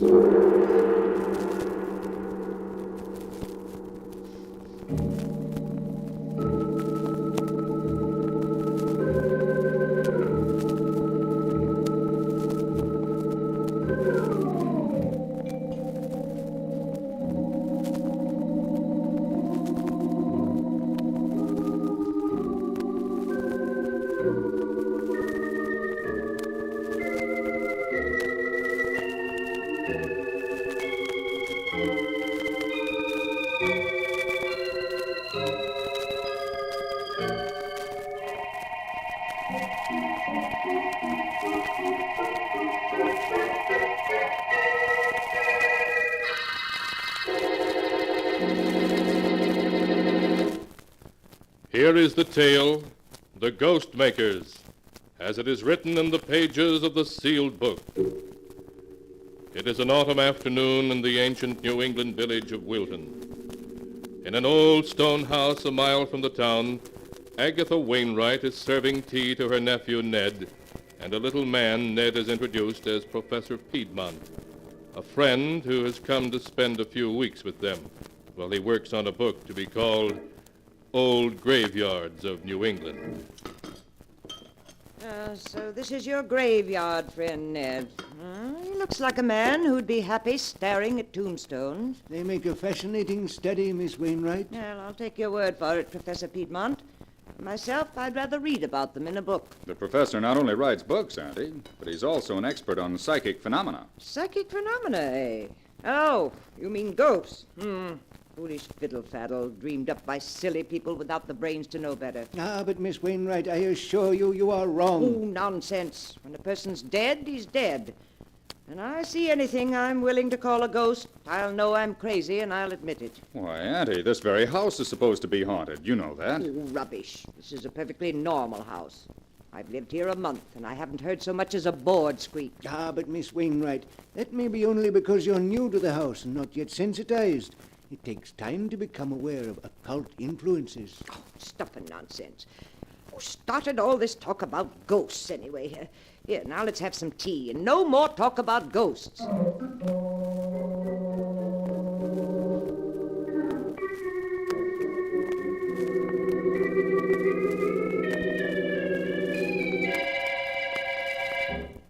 Well, Ned, now that we're alone, suppose you tell me a little more than you put in your letter.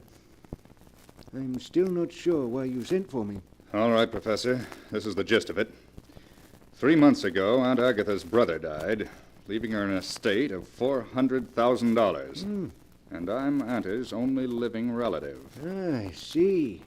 Yes, light begins to dawn. No, wait. My uncle arranged his will so that Aunt Agatha gets only the interest, about $20,000 a year, and this house to live in. On her death, the entire estate goes to charity. I'm cut off without a penny. I see your uncle didn't like you, Ned. A shrewd man. Very shrewd. Yes, he was making sure I couldn't get my hands on any of it. But that's where you come in. If Aunt Agatha were to become, shall we say, ill, mentally ill...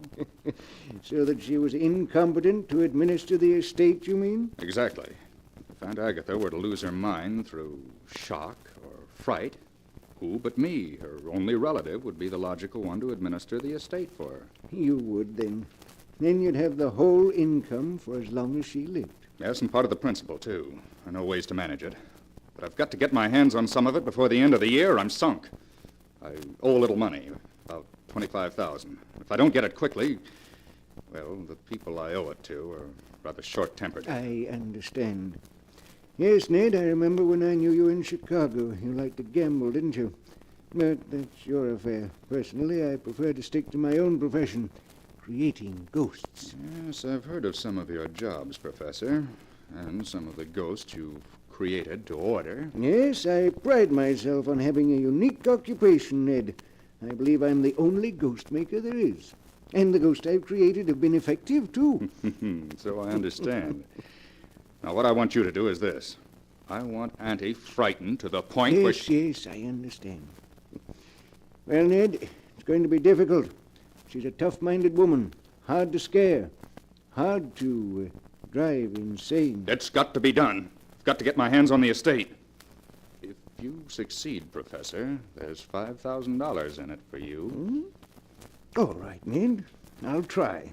It won't be easy, but she may crack suddenly when the time comes. That type does, you know. Good. That's settled then. You brought everything you're apt to need? All my apparatus and gadgets are in my trunk. They'll be here tomorrow. I'm not altogether sure I like this job, Ned. I hope you're not going to turn moral on me, Professor. No. There's something about this place that disturbs me, though. You know, I am psychic at times. Not altogether a faker. Next, you'll be scaring yourself with your own stories. As we were driving past that old cemetery this afternoon, I suddenly felt a premonition and a chill. The kind of chill you're supposed to feel when you go near the place you'll someday be buried. Oh, it was just the wind. We'll have to get you some red flannels. Here. Here's something that'll give you your courage back. Drink it down.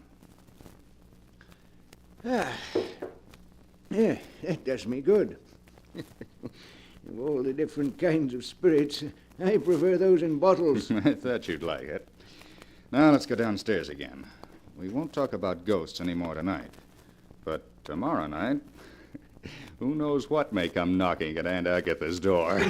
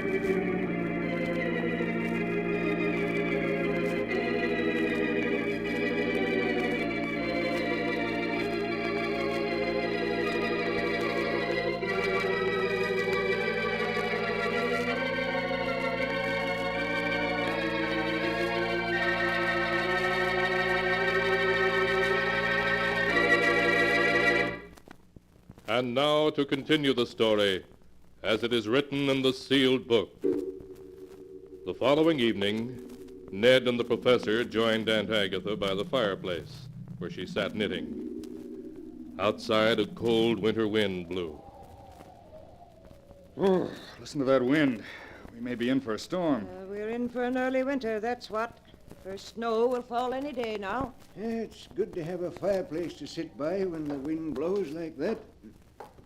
Here's the cider and donuts, ma'am. Very well, Emmy. Bring it right in. Ah, cider and donuts. Just what we need on a night like this. Will you have a glass, Mr. Ned? Oh, yes, thank you, Emmy. Will you have some cider, Professor Piedmont? Professor, Emmy's trying to give you some cider. Yeah? Oh, excuse me. I was listening. Thought I heard someone knocking on the front door. Someone knocking? Well, there is someone there. Well, they can't be very anxious to get in, if that's all the noise they can make. Shall I go see who it is, Miss Agatha? Yes, girl, go see, though I can't imagine who'd be calling at this hour of the night. Sounded like someone who didn't expect to get in anyway. A timid child, or maybe a ghost. Yes? Yes, who is it? Why, Miss Agatha. Well? There wasn't anyone there. No one there, of course there was. Someone knocked, didn't they? But I opened the door and there wasn't anyone there. Then who was knocking? Answer me that. I don't know. But it wasn't anyone you can see. Emmy, I'll stand for no foolishness now. No, ma'am. But just the same, there's nobody at the door. Someone's playing tricks on us, and I'm going to see who it is. I'll come with you. You won't find anybody there. Yes, well, we'll see. Well, what is it? What do you... There isn't anyone here. No, but there was. They slipped away into the bushes, that's what they did. Yes, of course. Some small boys playing tricks, I suppose. If I catch them, I'll tan their hides. Who was it, Miss Wainwright? Just some boys playing tricks, Professor. That's all it could have been. Come on, Professor, drink your cider. What? Oh, yes, of course. Professor, you look like a man who was listening to something then. What was it? Oh, no, I assure you. I'm too old not to know when a man is lying, Professor Piedmont. What were you listening to? To tell the truth, I thought I heard voices. What kind of voices? Far away voices, crying something I couldn't make out. I bet it was just the flames in the fireplace. I'm sure it was. Of course, that's all it was. Well, what do you say we all turn in? This New England air makes me sleepy. Knocks at the door when there's nobody there. And voices. Yes, it's high time we were all in bed instead of sitting around here imagining such nonsensical things.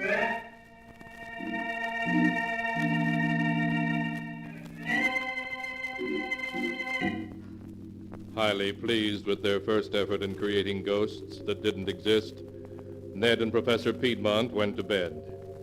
But before they retired, they held a brief, low-voiced conference in Ned's room. Well, Professor, that door-knocking act was all right. You did it very nicely. Yes, Ned.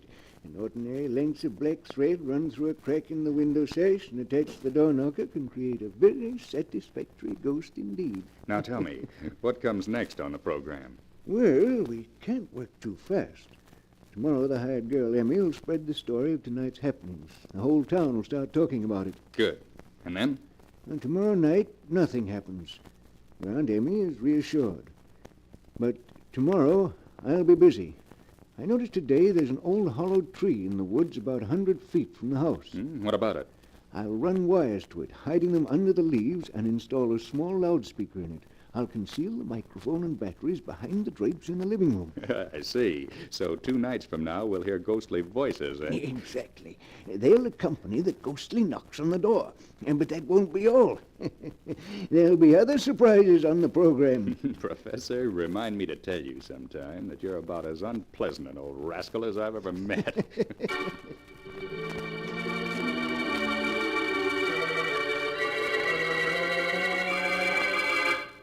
The next evening, Agatha Wainwright listened nervously for a repetition of the ghostly knocks. But nothing happened, and she regained her composure. The evening following that, however, as she and Ned and the professor sat in the living room around the fire... 9 o'clock. The evening may just be starting in New York, but here in Wilton, it's bedtime. Seems to be someone at the door. So there is. Shall I go? No, Emmy can answer the door. She does little enough to earn her money. Emmy? Emmy? Yes, Miss Agatha? There's someone at the door. See who it is, please. Must I, Miss Agatha? Must you indeed? Answer the door, Emmy. I'd rather not, ma'am. Emmy, see who is at the door. Yes, Miss Agatha. I'm going. Who is it? There's no one there. There's no one there again. Emmy, get control of yourself. But I tell you, there's no one there. Then it's someone playing tricks. That's all you hear, Emmy. Yes. Yes, Miss Agatha, I hear. But I don't believe it. Go to your room. Yes, ma'am. I'm sorry, Miss Agatha. But there wasn't anyone there. I hope I'm not going to have to discharge that girl.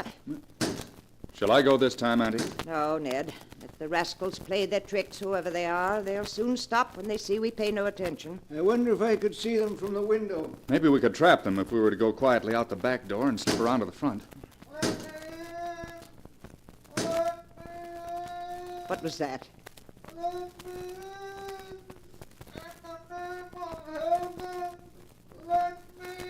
Someone calling. Really? I don't hear anyone.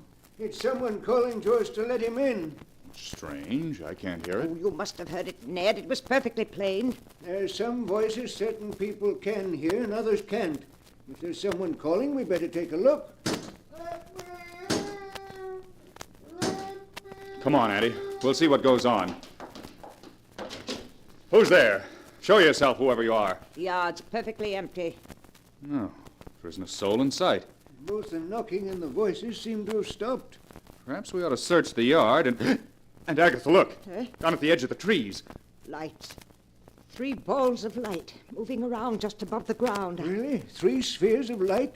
Dear me, luminous spheres are common manifestations of spiritual presences. Oh, nonsense. They're just will-o'-the-wisps, that's all. Whatever they are, we're going to see. Come on, Professor. If it's a trick, we'll soon know. Yes, Ned. Wait for me. Don't scare them away. I want to see what they look like. Ned, they're rising. They're floating away above the trees. And Agatha. Annie, are you all right? Shall I get a doctor for you? What do I want with a doctor? I'm all right. I'm an old fool carrying on like that. Just because of some will-o'-the-wisps or whatever it was. I shan't do it again, I promise you. You need not be ashamed, Miss Wainwright. Unless I'm much mistaken, we've witnessed a psychic visitation of a kind unsurpassed in my experience. No stuff and nonsense, Professor. You may believe in spirits, but I don't. I never have believed in ghosts, and I'm not going to start now. It was just that it was, well, unexpected.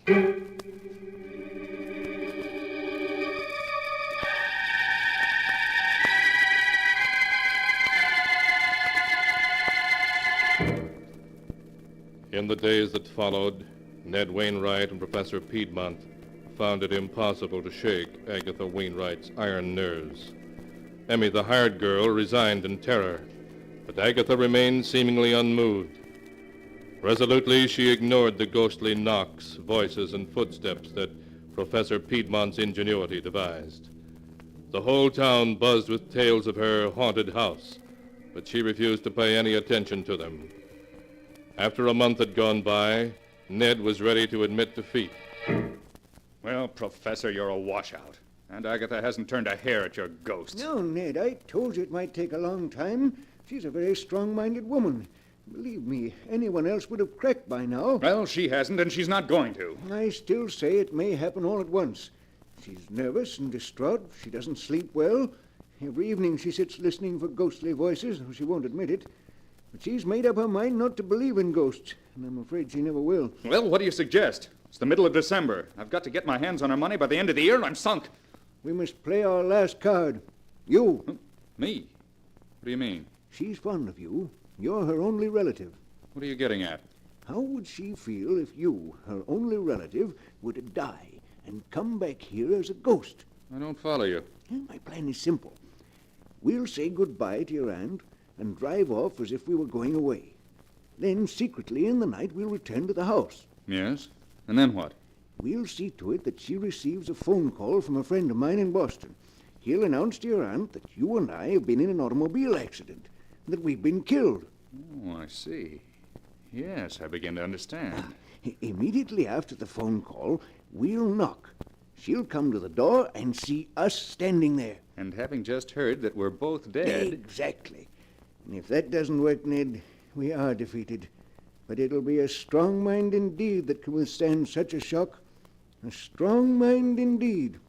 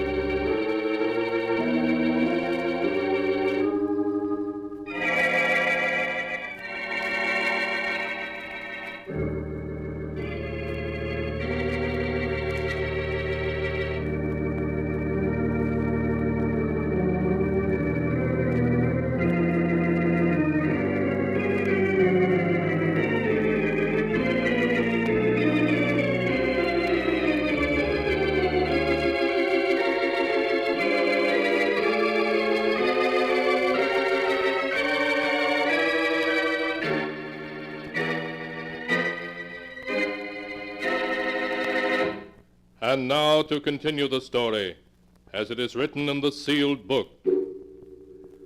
2 days later, Ned and Professor Piedmont said goodbye to Agatha and drove away.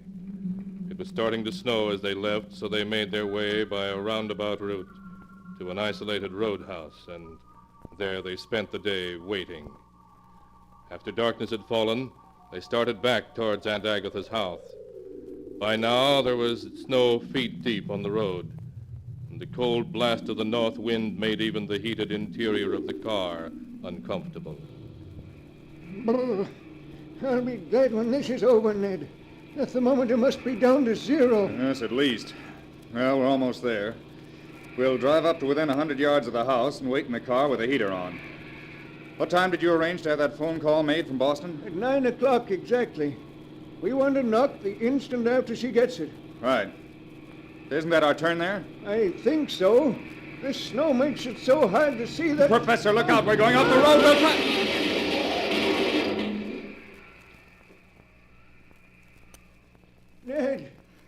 Ned, are you hurt? Oh, my ankle.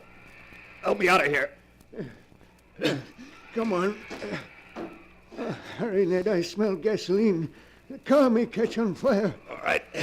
Help me onto the road. Yes. What happened? We skidded down a 10-foot bank and turned completely over. Well, if you'd watched where you were going, it wouldn't have happened. I couldn't tell there was ice under the snow. No, but never mind that. We've got to get to shelter. And I think my ankle's broken. Yes, I can't step on it. Here, you can lean on me. But where are we? Quarter of a mile from Aunt Agatha's. There isn't another house within a mile. Then come on, we've got to get there quick. Lean on me. Help all you can. If we don't get there soon, we'll freeze to death.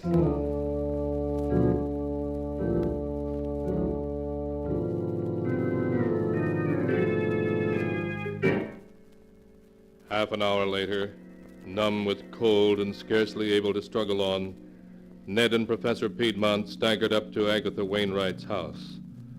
The windows all had heavy wooden shutters over them, shutters they themselves had helped Agatha put in place to keep out anything that might come knocking at the door in the night. But through the small pane of glass in the front door, light showed as they stumbled thankfully up the steps. Kevin, we're here. Couldn't have gone another 100 yards. Oh, nor I. I'm almost frozen. We've got to get inside. Yes. Here, help me up. All right. One more step. There. Ned, the phone call from Boston. What time is it now? Time? It's 9. 9 o'clock exactly. Then knock quickly. We've got to get inside before that phone call comes.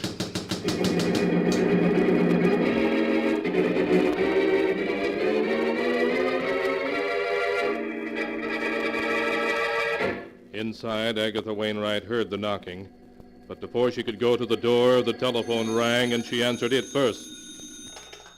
Hello? Yes, this is Wilton 317. Boston, calling long distance? Yes, I'll hold on. Just a minute. Hello? Yes, this is Miss Wainwright speaking. The Boston General Hospital. My nephew Ned. What is it? What's happened to him? Oh, dead. An automobile accident. Both of them killed? No. Oh, no. Yes, I'm all right. Thank you for letting me know. I'll come in the morning. Ned killed? Oh, no, he can't be. It's Ned. Let me in. Ned's dead. He's been killed. Let me in, please, Aunt Agatha. It's Ned. Let me in. No, Ned's dead. Let us in. No, you can't be Ned. Ned was killed. He's dead. Aunt Agatha, please. It must be Ned's ghost. The professor was right. There are ghosts. It's Ned's ghost out there. Aunt Agatha, we're freezing to death out here. Please let us in. No, you can't come in. You're a ghost. You're Ned's ghost. You can't come in. I won't let a ghost in here. I won't.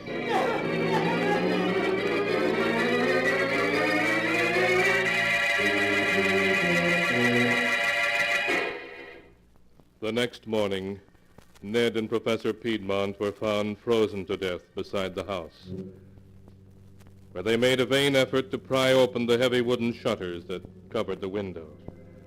You see, Agatha never did let them in. She knew better than to open the door to ghosts.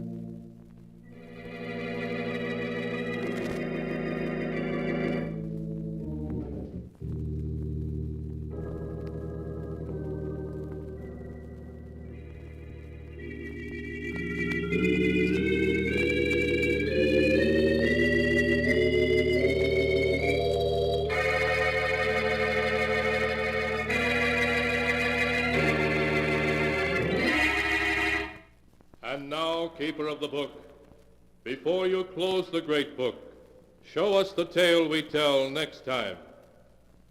This one? Ah, yes. Why, this is amazing. It's a tale of murder. Queer, unexpected, fiendish murder. Murder of a very different and unusual kind. A tale such as you've never heard before.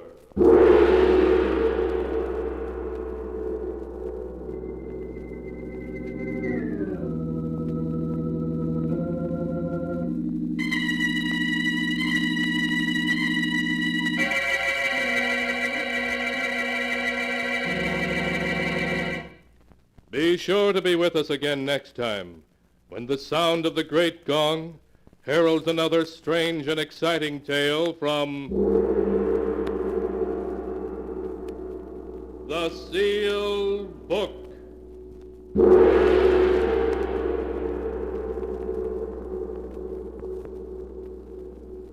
The Sealed Book, written by Bob Arthur and David Kogan, is produced and directed by Jock MacGregor.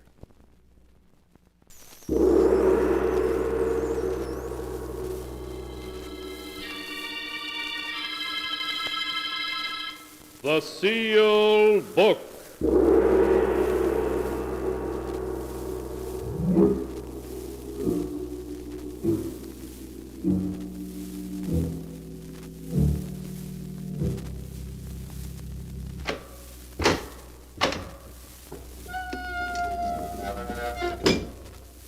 Once again, the keeper of the book has opened the ponderous door to the secret vault, wherein is kept a great sealed book, in which is recorded all the secrets and mysteries of mankind through the ages. Here are tales of every kind, tales of murder, of madness, of dark deeds strange and terrible beyond all belief. Keeper of the book, I would know what tale we tell this time. Open the great book and let us read. Slowly, the great book opens. One by one, the keeper of the book turns the pages and stops.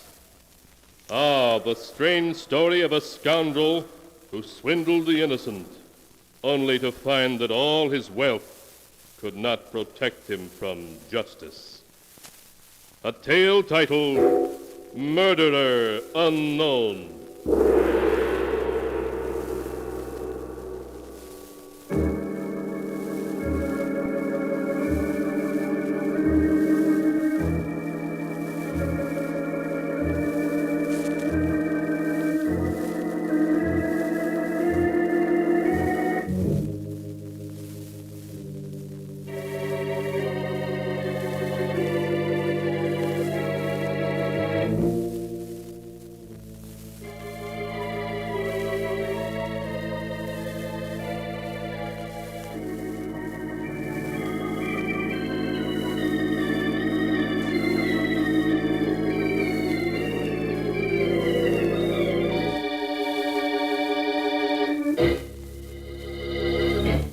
Here is the tale, Murderer Unknown, as it is written in the pages of the sealed book.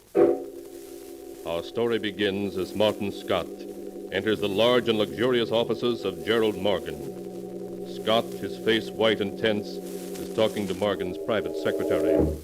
But, Jason, I tell you, you've got to let me see him. I'm sorry, Mr. Scott, but Mr. Morgan can't be disturbed. But it's a matter of life and death, man.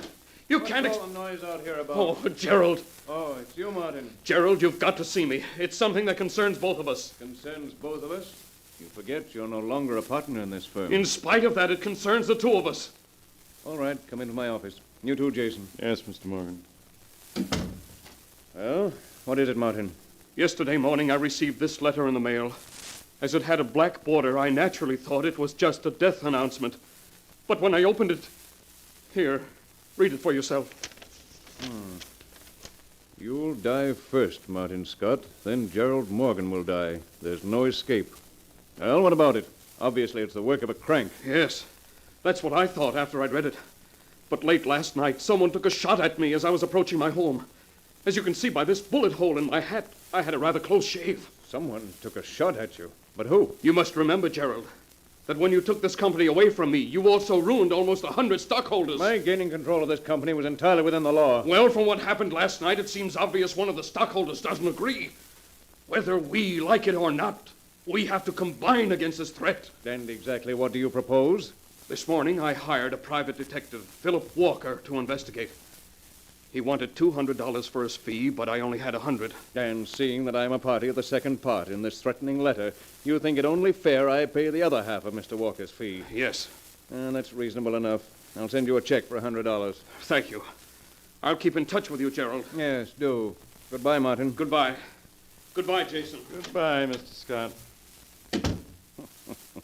Well, Jason, you heard Mr. Scott's story. What do you think? Mr. Scott is a poor liar. Exactly, Jason. I'm very curious to know what Martin's next move in this little game will be. What was the name of that private detective he said he hired? Philip Walker. Ah, yes, Philip Walker. Have him call on me as soon as possible, Jason. There are a few things I'd like to discuss with Mr. Walker.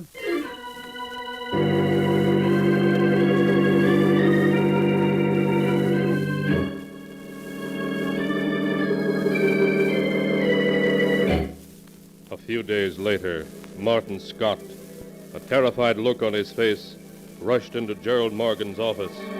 Gerald, I've got to talk to you. Now, we mustn't get excited, Oh, Martin. please. 4 days have passed, and I see you're still alive. Gerald, I've received another letter. It says I'm to die tonight at midnight. Look.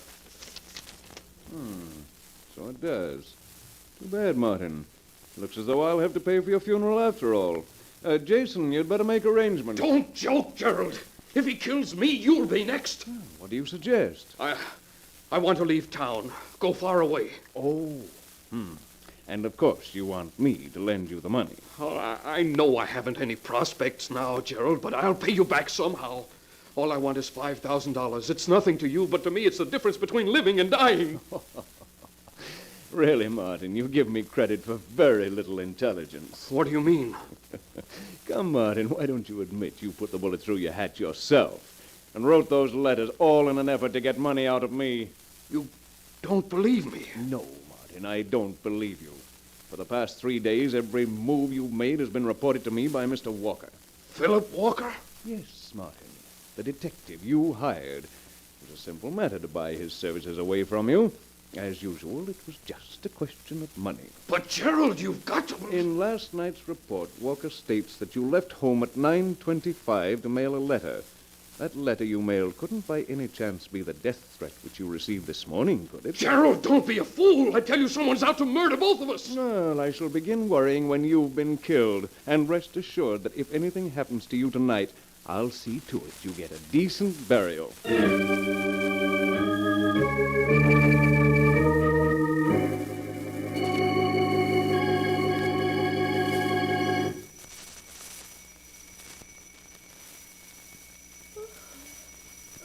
Gerald, I'll wake up. Someone's at the door. What? Who could that be at this hour? There's only one way to find out. Oh, all right. If you won't answer it, I will. Although why you don't think... Oh, shut up. I'll come with you. Does that idiot think we're deaf? Shut up, you fool. Oh, his face is covered with blood. Who is he? I don't know. Gerald.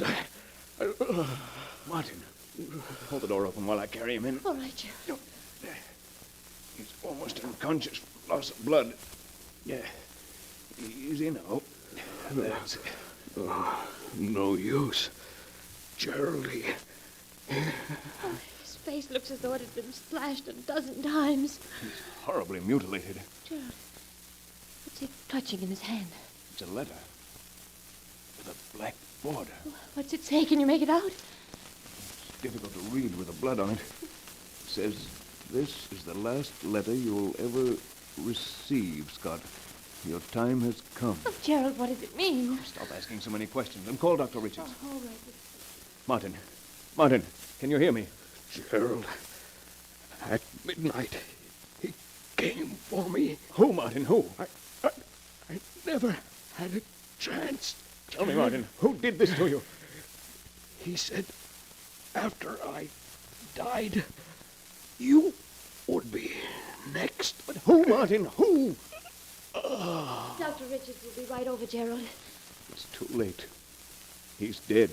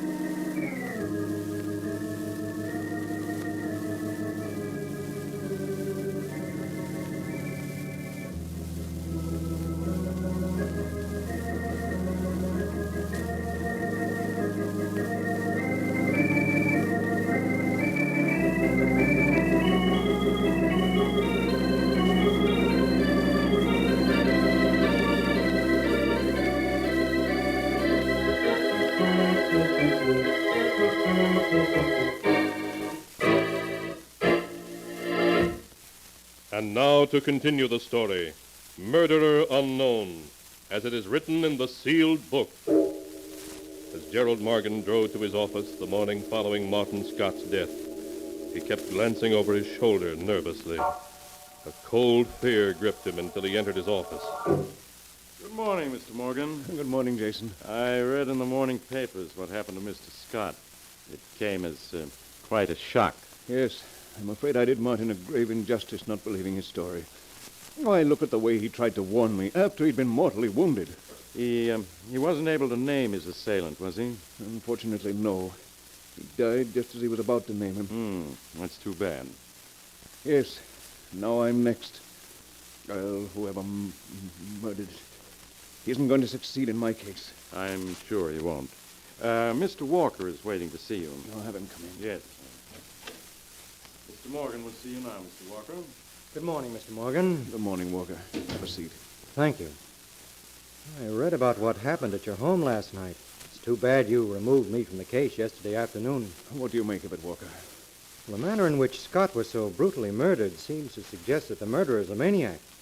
And maniacs are dangerous, Mr. Morgan. If you're looking for a fat fee, you'll get it without trying to frighten me into it. Oh, I'm sorry, Mr. Morgan. I didn't mean... Never mind. Your one job is to catch the man who murdered Martin Scott and is out to get me. Yes, sir. Scott believed that one of the former stockholders of this company was after him. And now I'm of the same opinion. Yes, Mr. Morgan. Yeah. Here's a list of the stockholders. Hire as many assistants as you need. Spare no expense, but find Scott's murderer. We'll do our best, Mr. Morgan.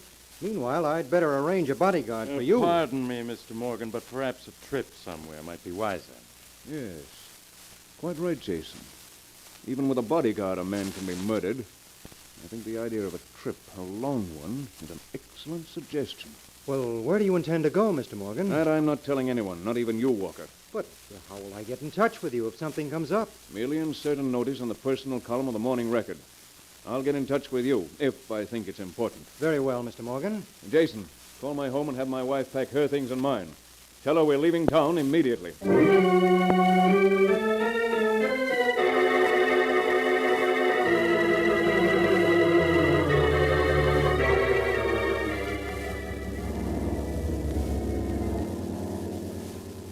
Now that we're well on our way, I feel much safer.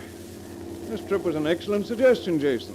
Pardon me, Mr. Morgan, but you haven't given me my course yet. I'm still flying due west. Oh, yes. Yeah.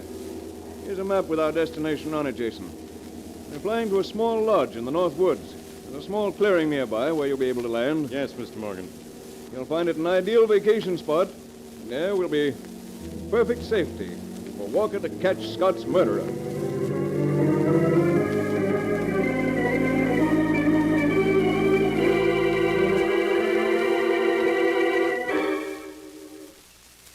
Morning, Jason. Good morning, Mrs. Morgan. Mr. Morgan. Good morning. Did you sleep well? Perfectly, thank you. 2 weeks here has made me feel like a new man. Wonderful air. Yes, it is. I have here a copy of the Morning Record. Is there a message from Walker in the personal column? Yes, sir. The message reads, "Nothing found as yet, but I'm working hard." I see. Well, couldn't expect him to uncover the murderer in 2 weeks. No, sir. After all, there are over 100 stockholders, and any one of them might be guilty. Good morning, madam. Gentlemen, a wonderful day for fishing, no? Yes, it is. What have you got there, Pierre? Just a few supplies, madam. Oh, yes, a letter for your husband. A letter? Oui. My brother Jacques, who runs the general store and who is also postmaster, he gave it to me. But no one knows I'm here. No one. But it is addressed to you, Mr. Jones. Here, you can see for yourself. Is there any return address on it, Mr. Morgan? No, it's addressed to Mr. Jones, care of Postmaster St. Clair. Letter's postmarked from Portland yesterday. Only one way to find out if this letter is meant for me. Why, another letter inside it. A black border. What? And it's addressed to Gerald Morgan. No matter where you flee, I shall follow. There's no escape.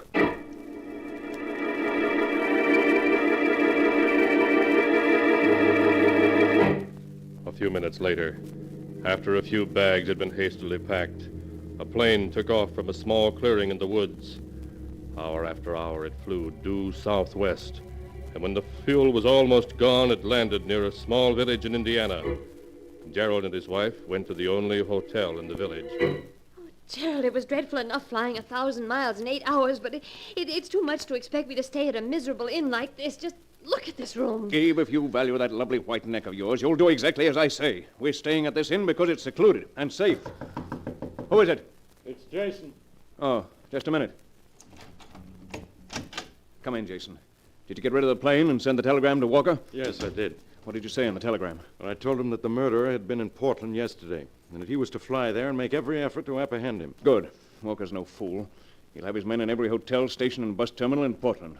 They have photographs of all the stockholders, and sooner or later they'll catch up with the guilty man. But suppose he's already left Portland. Walker will still find him. Now stop talking about it. We're perfectly safe here. All we have to do is wait.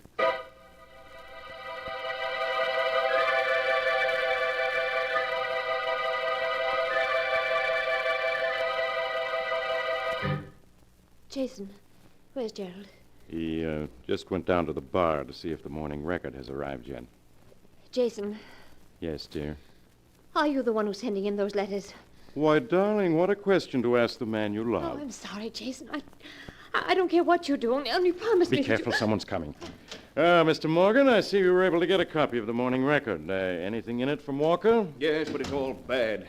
They weren't able to find the murderer in Portland. That's too bad. I told him to spare no expense, and he let the murderer slip through his fingers. Ah, the fools. I'll answer it, sir. This letter came from Mr. Anderson. Thank you. Another letter? Yes, it was posted last night from Toledo. But how could he have known we were here? We left no trail. Should I open it? Yes. There's another envelope within it. Border. Yes, it's addressed to you. Open it. See what he says. No matter where you flee, you can't escape me. Your time is drawing near.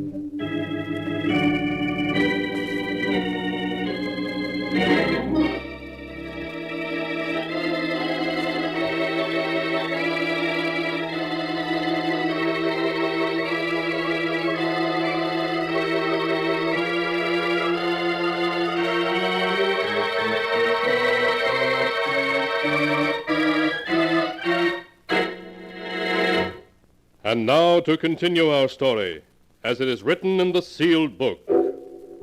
Less than 10 minutes after receiving the black-bordered letter, Gerald Morgan was fleeing for his life. Hour after hour, he raced his car through the Indiana countryside, stopping only for gas. He drove recklessly with fear in his eyes. Oh, Gerald, must you drive so fast? Several times we've almost had an accident. Be quiet. I'm stopping in the next garage. We're going to leave the car there.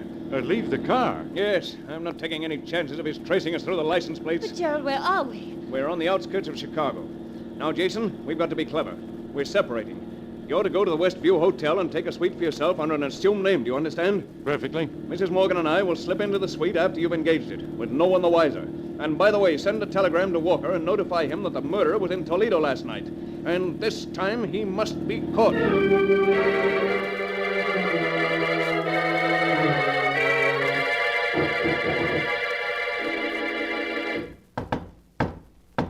That must be Jason. Yes, I'll let him in.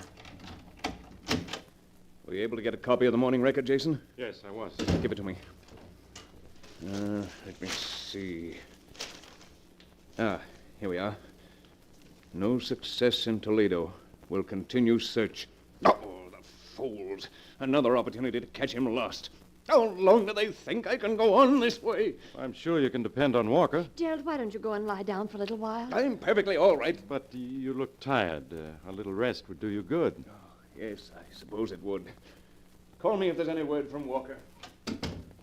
Jason, come over to the window where he won't be able to hear us. What's the matter, Eve? You look so upset. Well, you saw the way he acted, Jason. He's losing his nerve, going to pieces. And when Gerald's frightened, he becomes violent, almost a maniac. What are you trying to say? Jason, you've got to stop sending him those letters. I tell you, it's dangerous. So, you really think I'm the one who's sending those letters to Who him, else huh? could it be? Yes, Jason. Who? Gerald! Mr. Morgan, what are you doing with that gun? You haven't answered my wife's question, Jason. I tell you, I know absolutely nothing about those letters. Really? Perhaps you haven't noticed, but there's another one just been slipped under our door. Oh, no, no. Yes, my dear. We'll see what this one says. As usual, there's another envelope inside it, and with a black border. Oh, Gerald, please don't open it. Don't, I can't stand it. Come, dear. It's only fair that I should know what it says as well as Jason. No matter where you flee, I'll find you. When the clock strikes midnight, you die. So, you two had decided to get rid of me tonight. No, Gerald, no. I tell you, I had nothing to do with the sending of those letters. Really, Jason. In all our travels, we left no trail behind. You two were the only ones who knew where I was. You must listen to me. I tell you, I had nothing to do with them. You're nothing. exceedingly clever, Jason. I've never denied that. With me out of the way, you could gain control of my company. Your accusation is absurd. If that's true, why should I have killed Martin Scott? He had nothing to do with the company anymore. Quite so, but with me dead, he might have gained control of the company instead of you. Therefore, you decided to remove the two of us. You've gambled, Jason, and lost. Gerald, why are you turning on the radio? We're parting company, my dear, and I feel the need of music. No, you can't shoot me. I tell you, I'm innocent. Gerald, I had nothing to do with this scheme. I swear I didn't. You wouldn't want the man you love to die alone, would you, my dear? You must listen to me. You must. I can prove I had no part in it if you'll only give me a chance. No.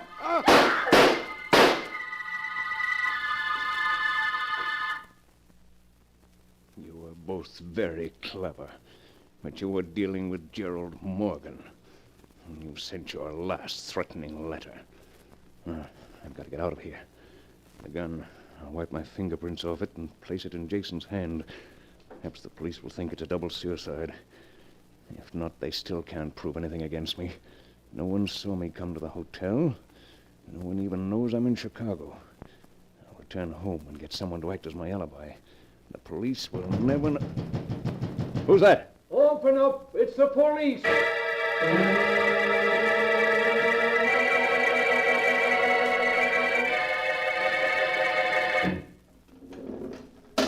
I'm afraid you can only have a few minutes, Mr. Walker.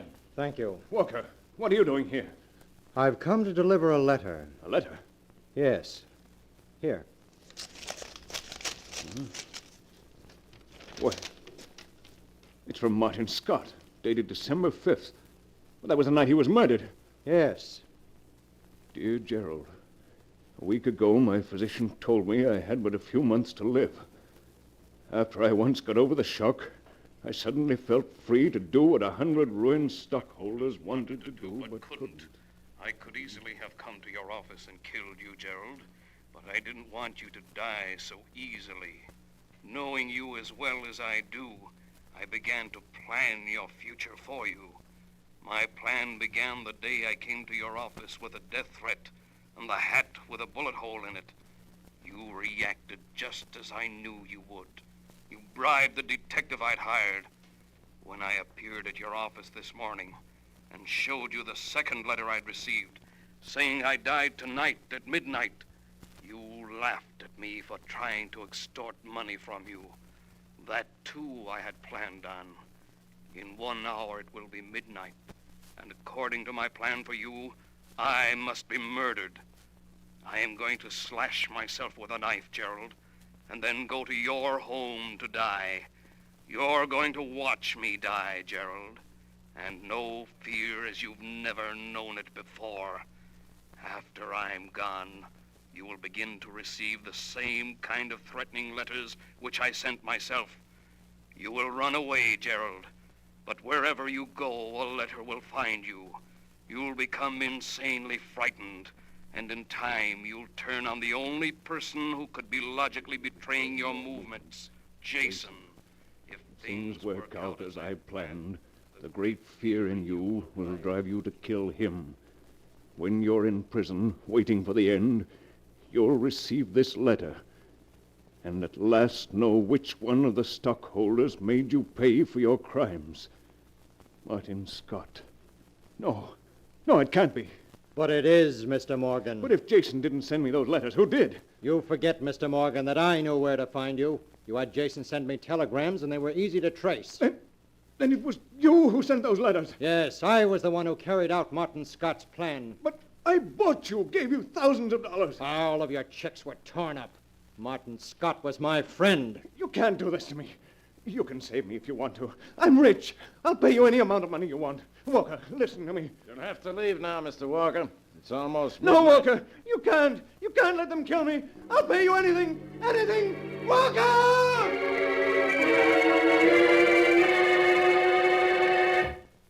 And so ends the tale, Murderer Unknown, as it is written in the sealed book. At midnight, Gerald Morgan was executed in the electric chair.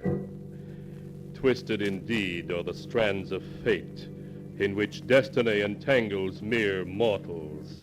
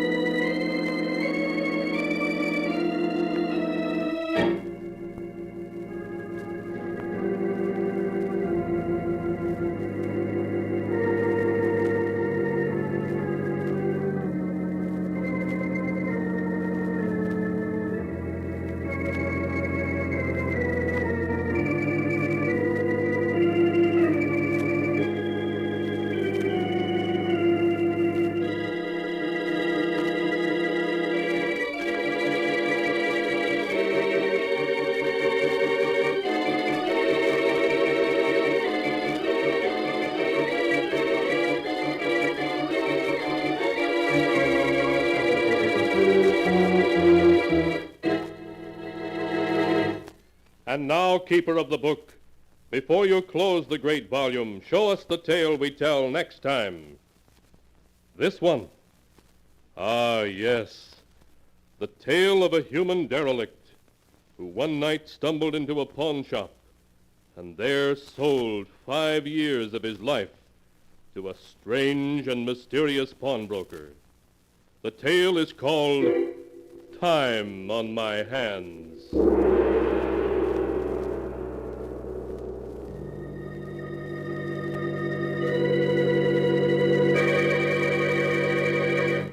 Be sure to be with us again next time when the sound of the great gong heralds another strange and exciting tale from the Sealed Book. The Sealed Book, produced and directed by Jock MacGregor, is written by Bob Arthur and David Kogan. The Sealed Book.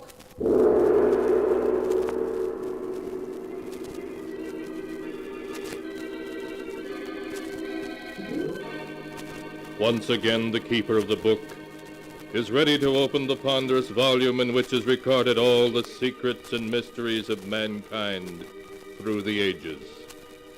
All the strange and mystifying stories of the past, the present, and the future.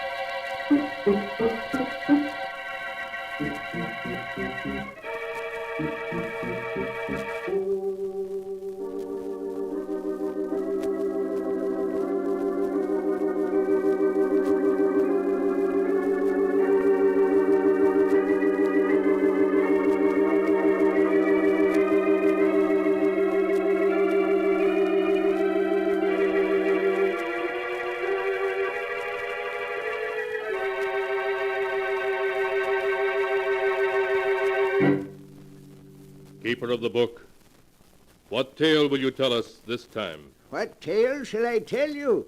I have tales here of every kind. Tales of murder, tales of madness, of dark deeds and events strange beyond all belief. Let me see. Yes, here's a tale for you. The strange and terrible story of two old ladies and how they tried to escape from their doom. I call the story Escape by Death. My story begins in a big, shabby old house in the country, fully a mile from any other habitation. In a large ground-floor room, which is both their bedroom and sitting room, Martha and Louise Abbott listen to the wind howl outside. Louise is an invalid, confined to a wheelchair. Martha, though able to walk, can only hobble a few steps at a time, so that to them the lonely house is almost like a prison. Oh, listen to that wind, Louise. Oh, I do hate living out in the country like this. We're so isolated from everybody. Oh, yes, Martha. It was so much nicer when we lived in our own house in the village. Even if Roger and Hester are our nephew and niece, we should never have let them persuade us to move out here with them.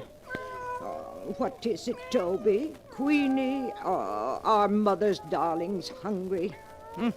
Even Toby and Queenie don't like living here. Yes, they do seem unhappy. Queenie hasn't been eating well. Louise, it's very foolish for us to stay here with Roger and Hester. I think I hear Hester coming now. We'll tell her right away that we want to go back to our old home. Here I am at last, Aunt Louise, Aunt Martha. I brought you tea and some cake I just made this afternoon. Thank you, dear. I have the Daily Sentinel for you. George Gibson just delivered it. I haven't even opened it yet. Thank you. Roger, Louise and I have been talking things over. It was very kind of you to invite us to live here with you, but we were much happier living in the village. We want to go back. But, Aunt Martha, it's much better for you here. Really it is. Of course, you're just homesick, both of you. And you'll get over it. Pretty soon you'll love the country as much as we do. Now, we don't want to hear another word about your leaving us. We couldn't be happy thinking of you alone and helpless in the village. Come along, Roger. Let them drink their tea. All right, Heston. See you both later. Oh, I do wish they'd let us go back. There's no reason why we shouldn't. Do you remember the teas we used to give? Mary Thompson came over every afternoon. It was so nice. There's no reason we can't move back and give those teas again. We won't be alone or helpless either. With all the money Father left us, we can afford a dozen servants. Louise, we are going back. I've made up my mind. Oh, Martha, I'm so glad. Listen to Toby and Queenie. They're glad we're going back too, aren't you, you fat old darlings? Oh, they understand you, Mother. They know we're not going to stay here much longer. Of course they do. Well, now that's settled. Let's see what's in the Sentinel. Let's see now. Oh, Martha, let's look at the obituary notices first. Just what I was turning to, Louise. Here we are. Did anyone we know die? Now, let me see. Yes. You remember Amos Wilson, don't you? Yes. He died 2 days ago. Poor Amos. He was about your age, wasn't he, Martha? Certainly not. He was a good deal older. Oh, Martha, look at this. Why, it says that Mary Thompson is entering the county home for the infirm. The poorhouse? Oh, no, it can't be. You can read it for yourself. Oh, that dreadful place. I'd rather be dead than in that home. Poor Mary. Martha, after we move back to the village, can't we have Mary come to live with us? Yes, of course. Why, going to the poorhouse would be the death of her. No, it can't be. What can't be? Read what it says there in the real estate column. The old Abbott mansion, owned by the Mrs. Martha and Louise Abbott, has been put up for sale by their nephew, Roger Clark. What? Why, it must be a mistake. We never told Roger to sell our house. Roger! Roger! Now, Martha, we mustn't get excited. But why should he want to sell our house? I don't permit it. You calling me, Aunt Martha? Yes, Roger. What's this in the Sentinel about our house being up for sale? Oh, is it in the Sentinel? Oh, I'm so sorry. It is a mistake, isn't it, Roger? Well, no, Aunt Louise. But since the house isn't being used, I thought it would be a good idea to sell it. But you had no right to put the house up for sale without telling me. Now, don't get yourself excited, Aunt Martha. If you don't want the house sold, I'll remove it from the market. You must, Roger. We couldn't live if the house was sold. All right. Now I'll take care of everything. Don't you worry. Everything's going to be all right. I don't like it, Louise. I don't like it at all. Why should he try to sell it without telling us? It does seem strange. Louise, we must get in touch with Judge Morris at once. He's the administrator of Father's estate. He'll take care of everything for us the way we want it. I didn't like the look in Roger's eyes just now. I've always been suspicious of Roger, and if you want my opinion, he and Hester are up to something.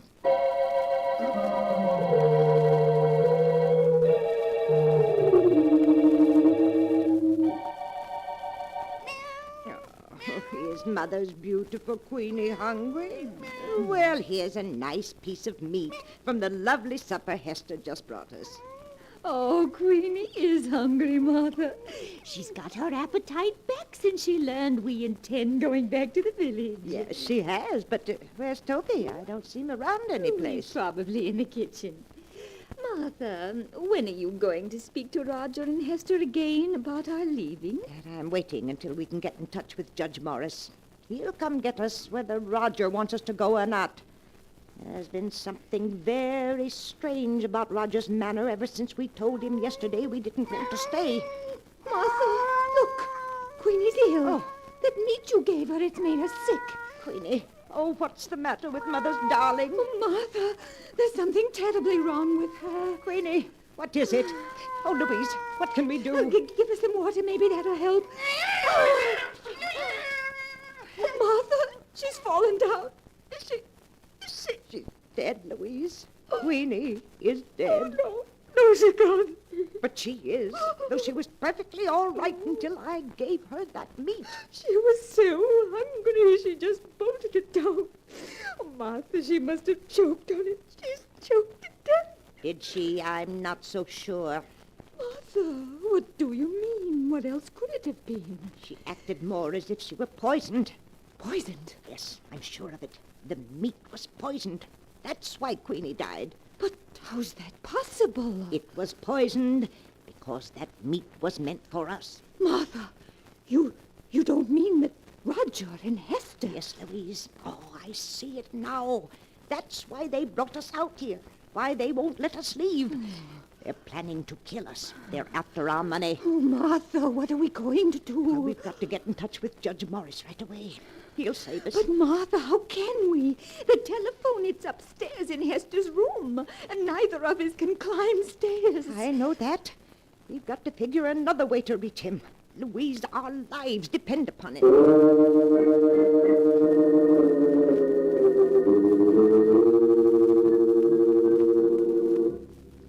All that night, the two old ladies, terror in their hearts, tossed and turned in an effort to think of a way of escape from the horrible trap in which they found themselves. In the morning, they thought they had discovered how to do it. When George Gibson, the rural mail carrier, came by, Louise called to him and gave him a frantic message to Judge Morris, which he promised to deliver. However, a few minutes later, encountering Roger, their nephew, George Gibson told him what had happened, and Roger managed to persuade him not to deliver the message. Then Roger hurried home to consult with Hester. Roger, you say that while Martha was out here in the kitchen with me, Louise was giving George Gibson a message for Judge Morris? Yes. And she seemed so excited that George stopped me on the road to tell me about it. Hester, I'm afraid they suspect. Oh, no, they mustn't. We mustn't let them. I should say not, after all the trouble we've gone to. We would ruin everything. We've got to quiet their suspicion somehow. We've got to make them like it here, so they'd be perfectly content to stay with us until they die.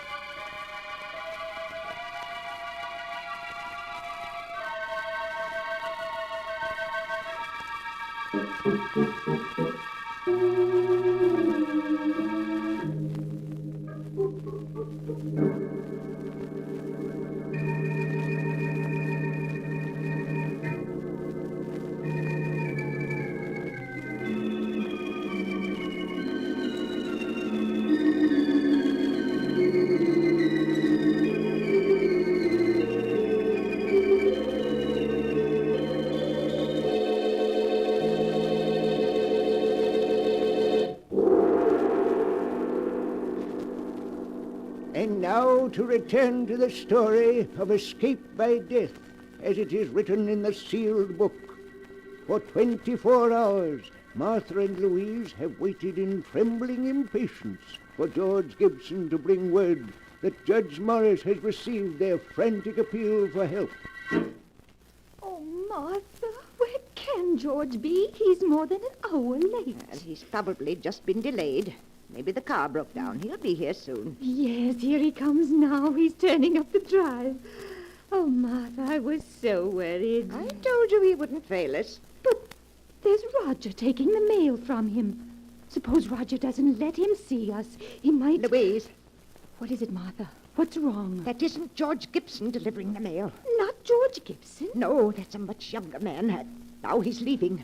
Roger's coming back in the house. Martha, where do you suppose George is? I don't know. I don't understand. Perhaps he's sick today. Here comes Roger. Hello, Aunt Martha. Aunt Louise. Here's a magazine that came in the mail. I thought you might like to see it. Thank you, Roger. Why didn't George Gibson deliver the mail today? Oh, you saw that there was a new driver. Well, I'm sorry to have to tell you this, but yesterday afternoon, poor George was killed. Killed? Oh, no. He had a bad accident as he was returning to the village. An accident? Yes. I'd rather not talk about it anymore now. It'll just upset you. Hester will bring you some supper soon. Poor George. Well, that means Judge Morris didn't get our message. Oh, Martha. Don't you see, Louise? That wasn't any accident. George was killed to keep him from going to Judge Morris. Martha, you can't mean that Roger and Hester... Yes, Louise, they'll stop at nothing to get our money. But what are we going to do? We can't get a message to anyone. And they're poisoning our food. We haven't eaten a thing since poor Queenie died. We can't go on throwing the food away or we'll starve. There's only one thing to do. Toby must sample our food. You mean to see if it's poisoned? Yes. It's dreadful, having to risk poor Toby's life, but it's the only thing we can do.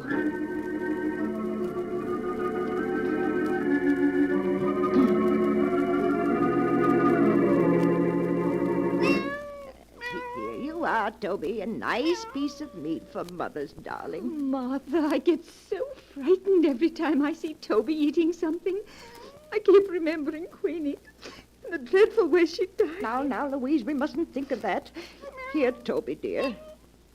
Martha, why are you feeding Toby? Well, he gets plenty to eat in the kitchen. He'll die of overeating if you aren't careful. I've always fed Toby from my own plate. He expects it. But, Aunt Martha, if you feed that meat to the cat, there won't be enough for you. No. And if you're to get well, you need all that food. Now, I don't want you feeding Toby any more of it. Here, Toby. Come on, boy. Come on. Come on out the kitchen there. Martha and Louise eat their supper.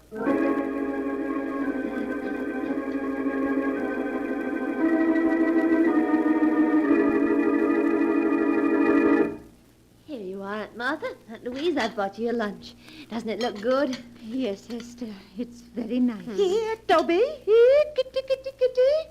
Hester, have you seen Toby? No, Aunt Martha, I haven't. Oh, but where could he be? Toby's always on time for meals. Oh, he's probably someplace around the house.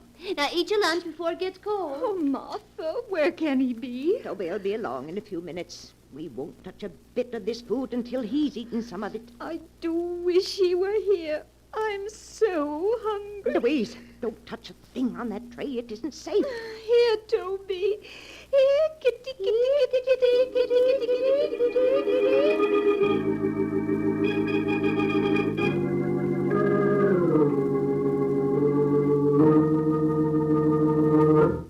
Good evening, Aunt Martha. Aunt Louise, how are you? Good evening, Roger. I have supper here for you, too. Why, Aunt Martha, neither of you ate your lunch. What's wrong? We weren't hungry, Hester. Have you found Toby yet?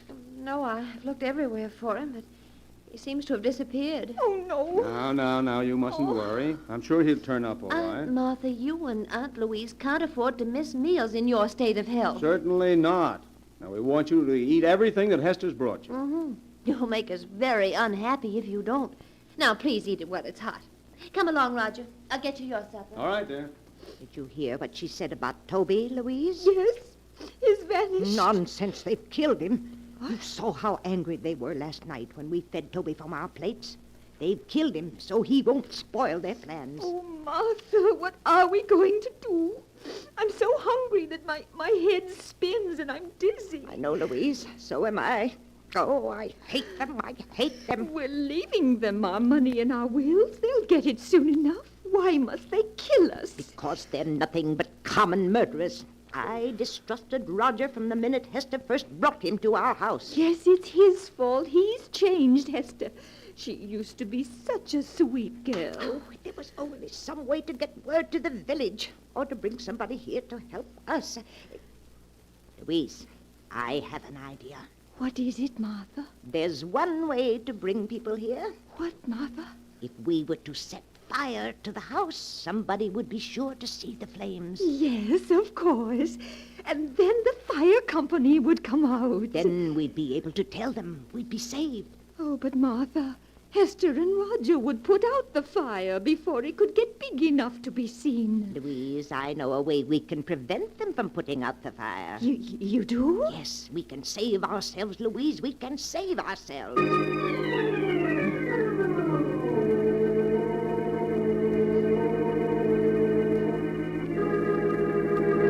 Here, Toby. Here, kitty. Martha, why are you looking down the cellar stairs like that? Now, you should be in your room. Certainly should. It's drafty out here in the hall. Now close the cellar door and go back to your room. But I heard Toby crying. He's down in the cellar, and I won't go to my room until I get him. But Aunt Martha... Roger, just to put Aunt Martha's mind at ease, why don't you go down the cellar and see if Toby is there? Oh, all right. But if you ask me, it's just a waste of time. Please help him look for Toby, Hester. You'll find him so much quicker if you both look for him. Aunt Martha... Please. Oh, very well. But you go back to your room so you don't catch cold. Roger, do you see him? Doesn't seem to be any place here in the cellar. Now we'll see just how smart you are, trying to poison us. There. You won't stop us from escaping now. I must get Louise. Louise! Louise, it worked. You mean you were able to lock them in the cellar? Yes, and with the door locked, they can't get out. They found out they're locked in. Now, don't you worry about it, Louise. I'll take care of everything. What are you doing with that kerosene lamp, Martha? Pouring the kerosene around the room so it will burn better. There. Are you ready to leave, Louise? Yes, Martha, yes. Now strike a match and start the fire. How quickly it's starting to spread. Yes, we've got to leave. I'll push your wheelchair, Louise, and you try to help by rolling the wheels. Yes, Martha. We're coming along nicely. Come on, dear. Come on. Just a little bit more. Martha, I do hate to do this. Louise, you mustn't waste any pity on them. Even if they are our niece and nephew, they're nothing but common murderers. Yes, I suppose you're right. Now, I'll just open the front door, and we'll be free. Now, roll the wheels a bit, Louise. And just a few feet more, and we'll be safe. Yes, that's it. There. Now we're far enough away from the house to be perfectly safe. Oh, my. The whole house is on fire. Do you think they can see it in the village by now, Martha? I'm sure they do. Now remember, Louise, when the fire company gets here, we don't know what happened to Roger and Hester. We just managed to get out ourselves. Yes, Martha. If we told them what we were forced to do to escape, we'd have to reveal that our own niece and nephew were poisoners, murderers. We don't want to disgrace the family name, Louise. Oh, no, Martha, of course not. Look, Martha, look! The roof is going! Oh, and here comes the fire engine. Louise, we're saved. We're saved.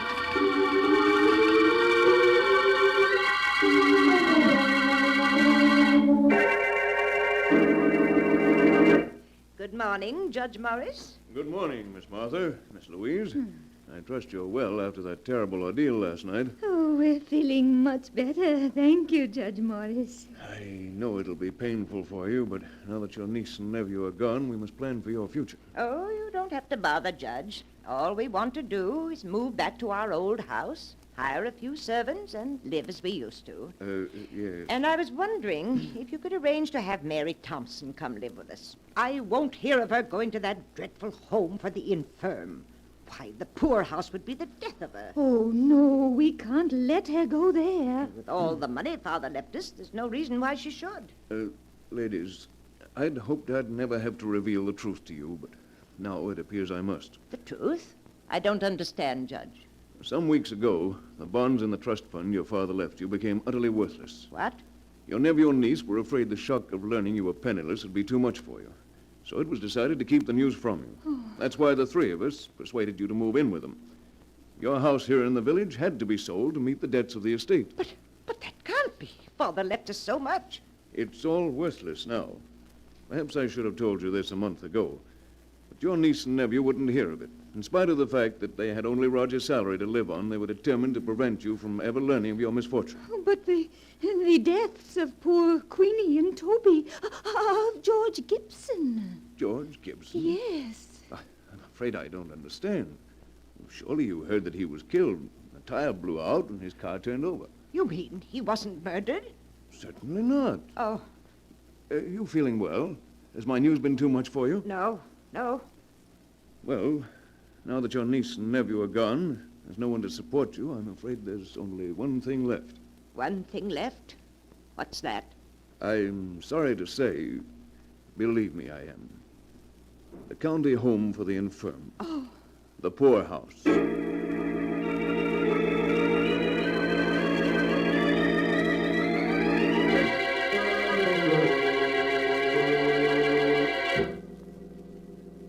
And that is the tale of escape by death, as it is written in the sealed book. Louise and Martha, because they could not believe that the death of their cat was an accident, convinced themselves that they were in danger of being killed, and in their frantic efforts to escape, ruthlessly destroyed their only protectors. Strange are the ways in which fate plays tricks on mere mortals. But the sound of the great gong tells me it's time to close the sealed book once more. One moment, Keeper of the Book. What story from the sealed book will you tell us next time? Next time? What kind of a tale would you like? A story of ghosts, of vampires, of werewolves howling in the night? A tale of dark plots and evil deeds? Of a strange fate overtaking the guilty? Let me see. I'll find one for you in just a moment.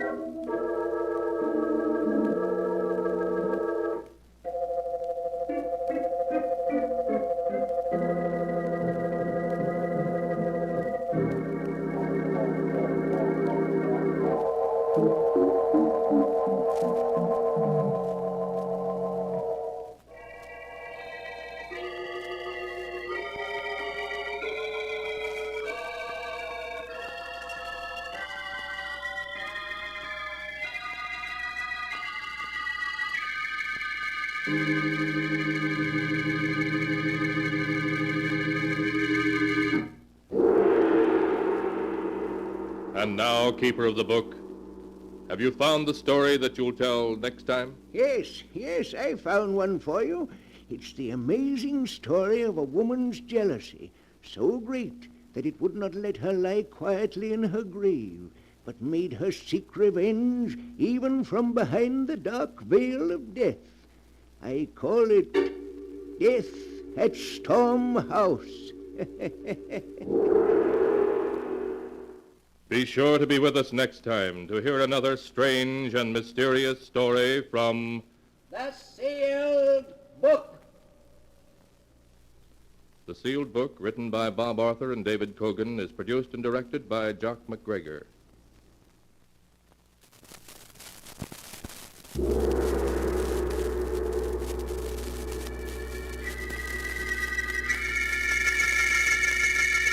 The Sealed Book.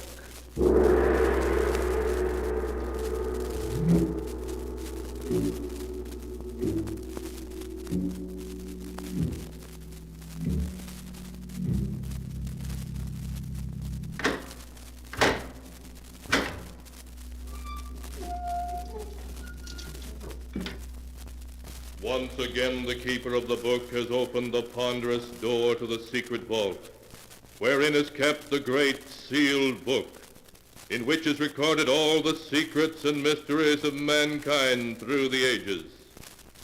Here are tales of every kind, tales of murder, of madness, of dark deeds, strange and terrible beyond all belief. Keeper of the book, I would know what tale we tell this time. Open the great book and let us read. Slowly, the great book opens.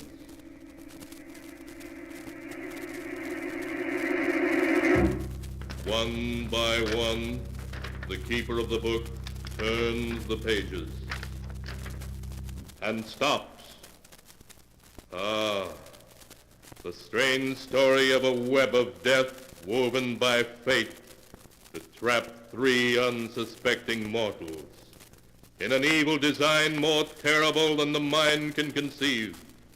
A tale titled Design for Death.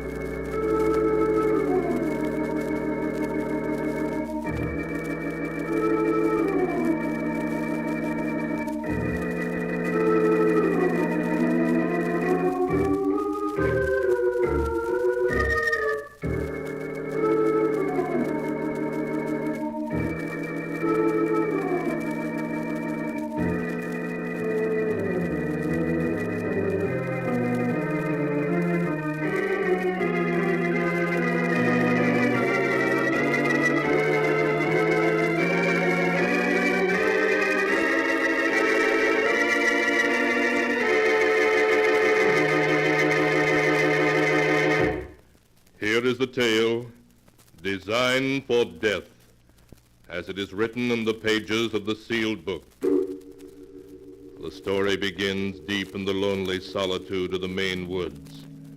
A young couple, Carl and Dora Evans, stand at the side of a narrow road, staring dazedly at the wreckage of their car and a deep gully beside the road, a wreck from which they have miraculously escaped unhurt. Carl, I told you we shouldn't try to make the Canadian border by tonight. If you hadn't been driving so fast, you'd have been able to take that curve. Now what are we going to do? On foot here in the woods with sundown not more than a half hour away? Dora, be quiet. I think I hear something. Listen.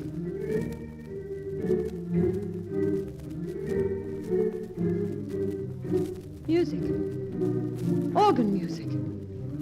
No, we must be imagining. We're not imagining it.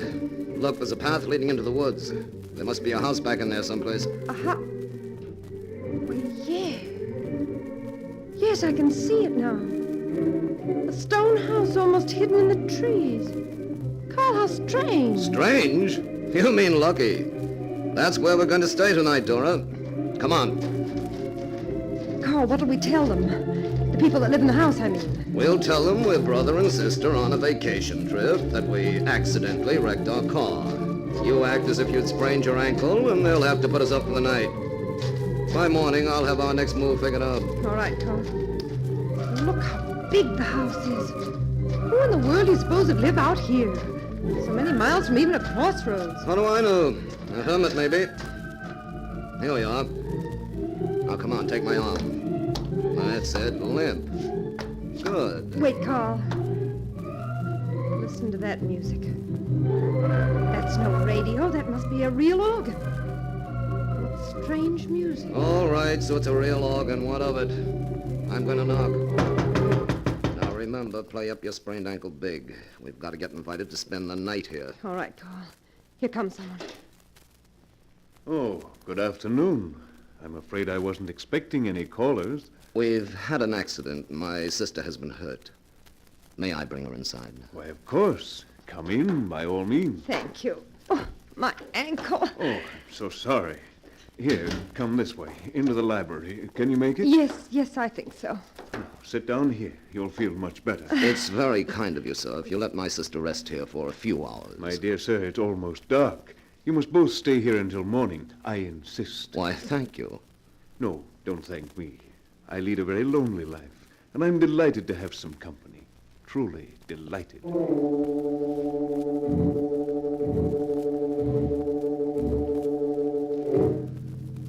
Their host introduced himself as Mordred Vance, a recluse whose health required him to reside there in the bracing atmosphere of the pine woods.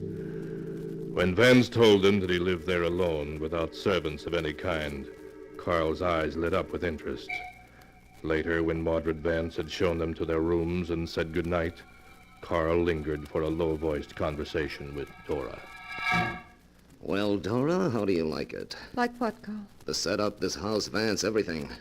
If we had to have an accident, we couldn't have picked a better spot for it. Carl, what scheme have you in mind now? Listen, this guy Vance is a recluse, hardly ever goes into town. He hasn't any radio, never reads the newspapers.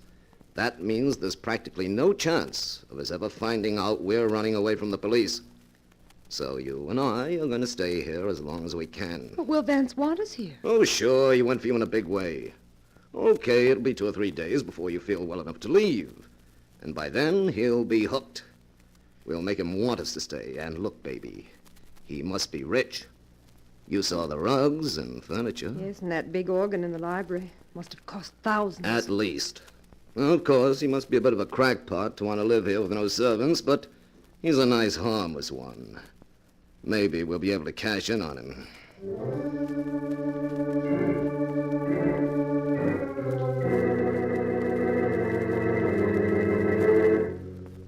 That night, Carl slept well. In the morning, inwardly exulting at their luck, he helped Dora downstairs. As they descended, they heard their host once again playing the organ in his library.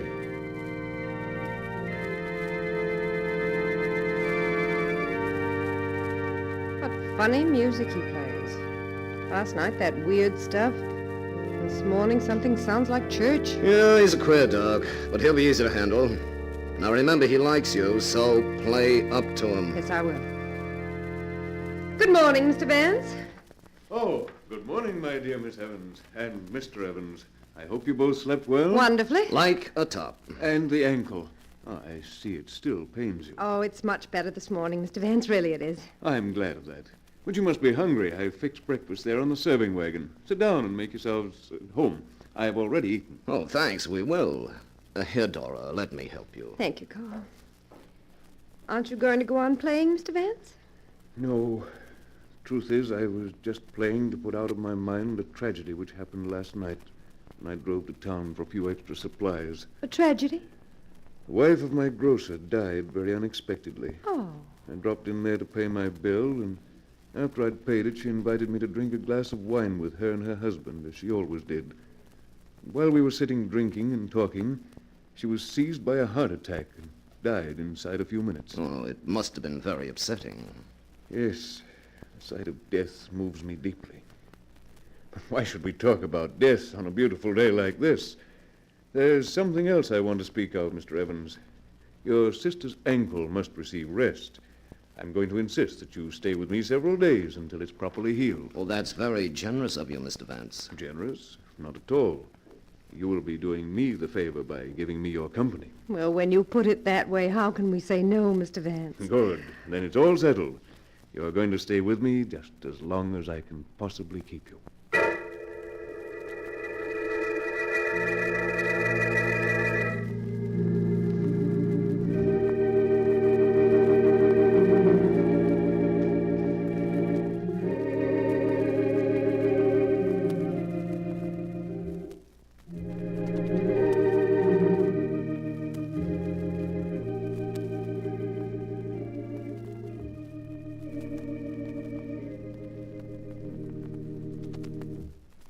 How did you like that, Dora? That was lovely, Mr. Vance.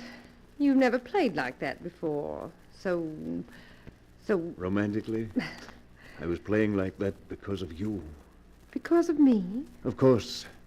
Listen to me, Dora. You've been here a week, and surely by now you must know I'm in love with you. Yes, I guess I did know it. I'm not a poor man, you know. I'll show you something. Come over here, Dora. Wait till I move this screen. There. What? There's a safe behind it. Yes. Now watch. I shall open it and you shall see. There. Now this cash box. Look, my dear. Full of money. Yes. $50,000 in $100 bills. My emergency fund. There, I'll put it away now. I just wanted to show you that I'm not penniless, because Dora, I want you to marry me. Marry you? You must give me a little time to think about it, Mr. Vance. Of course, my dear, by all means. Give me your answer tomorrow, but only remember, I'll not let you say no.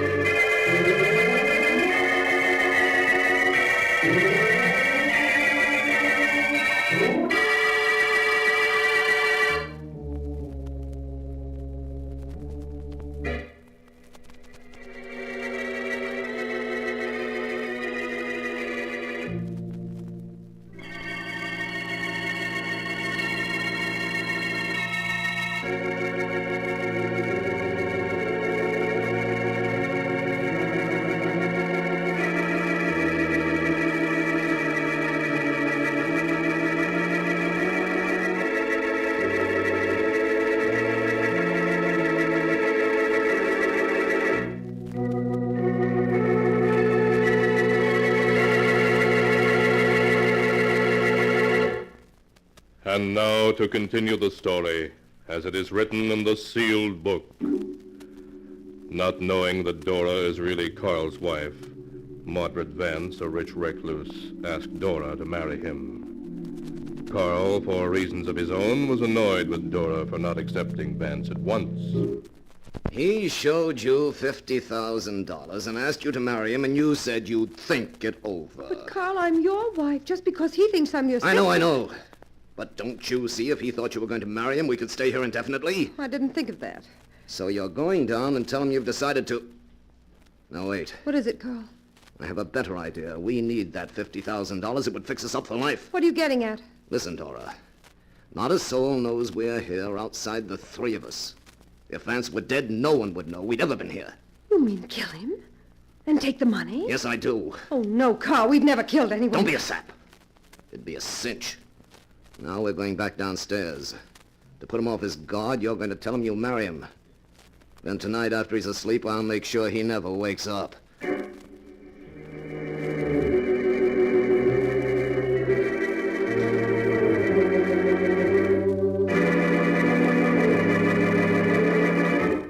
Obedient to Carl's instructions, Dora has told Mordred Vance that she will marry him. As Vance proposes a toast to their future happiness. And now we'll drink a toast to... What's that? There's someone at the front door. But I'm not expecting anyone. Who in the world can it be? Mordred? Mordred, where are you? Justina. Oh, here you are. Why didn't you come to the door? I was just going to. I have guests. Yes, so I see. And who are they? Very dear friends of mine. Miss Evans, Mr. Evans, my sister Justina. How do you do? How do you do? How do you do? Mordred, I'm surprised. Surprised at what? You know perfectly well. But Justina... Let's not argue before your guests. No, of course not. Dora, Carl, will you excuse me? I haven't seen Justina in several months. We have some family matters to talk over. Of course. We'll go on up to our rooms. Yes, it's just about time to turn in anyway. I'll see you in the morning. Good night, Dora. Good night. Good night, Carl. Good night. Good night, Miss Vance. Well, so you've forgotten your promise, have you, Mordred? What promise? You know perfectly well the conditions on which the family agreed that you could live out here in the woods, Mordred. No visitors, no trips, complete isolation. I think I should tell you, Justina, that Miss Evans has done me the honor to agree to marry me. Oh, she has she? Well, I'll fix that. Justina, you shall not interfere. Mordred, if they don't leave the first thing in the morning, this whole arrangement is canceled. Much as the family will regret it, We'll have to see that you go to an asylum. I'm perfectly well now, Justina. Just what brought you here anyway? An impulse brought me. I suddenly got to wondering about you, and I drove up here to see how things were. Just in time, too, apparently. I see. You just happened to drive up here. Very well, then. They shall go. I suppose you plan to stay all night. Yes, I do. I'll stay until after they've gone. Then you can have the front room. You look tired. Would you have a drink of wine with me before you go up? Well, perhaps. A small glass, please. Splendid. I know you have my interest at heart, Justina, so we'll drink to our continued friendship.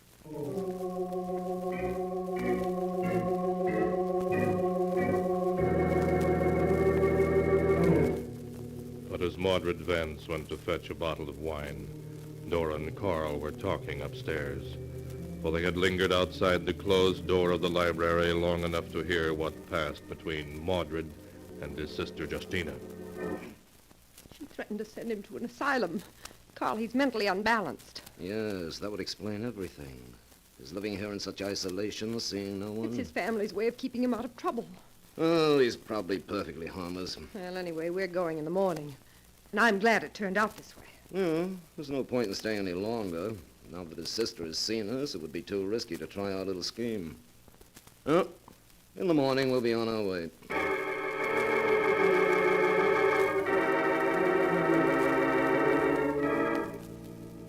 Relieved, Dora went to bed. Just as she fell asleep, she heard the sound of music from downstairs. Wild, strange music.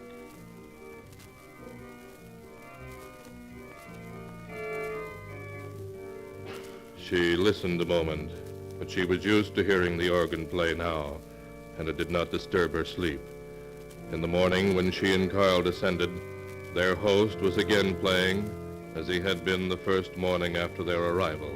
Curious music, almost unearthly in quality. But he stopped as they entered the library. Oh, good morning. I hope you slept well. Yes, very well. How is your sister this morning? Oh, the truth is, my sister and I quarreled last night. Quarreled? We both have violent tempers, and, well, the argument brought on a heart attack, and my sister... A heart attack? Yes. Her heart has been weak for years. Before I could go for a doctor, she was gone. Gone? You mean dead? Yes, Dora. She died just after I got her upstairs to her room. Oh, how horrible. But what are you going to do? Do? What is there to do? I mean, you're going to call a doctor, notify the authorities. No, I don't think I shall. You mean you're going to do nothing? Dora, my dear, listen to me. We must be married at once. We'll go away together. You, Carl, shall keep us company. When we're far away, then there'll be plenty of time for letting people know about Justina. Oh, no, I couldn't. I've changed my mind. I can't marry you. You've changed your mind? Dora, be sensible. No, I'm sorry, but I just can't. We're leaving today, Carl. Why, Dora, I love you very much. I couldn't let you leave me. Of course we're not leaving. Dora, dear, please. Wait at least until tomorrow before you make up your mind definitely. That's not much to ask, is it? Of course it isn't. She'll think it over, at least until tomorrow.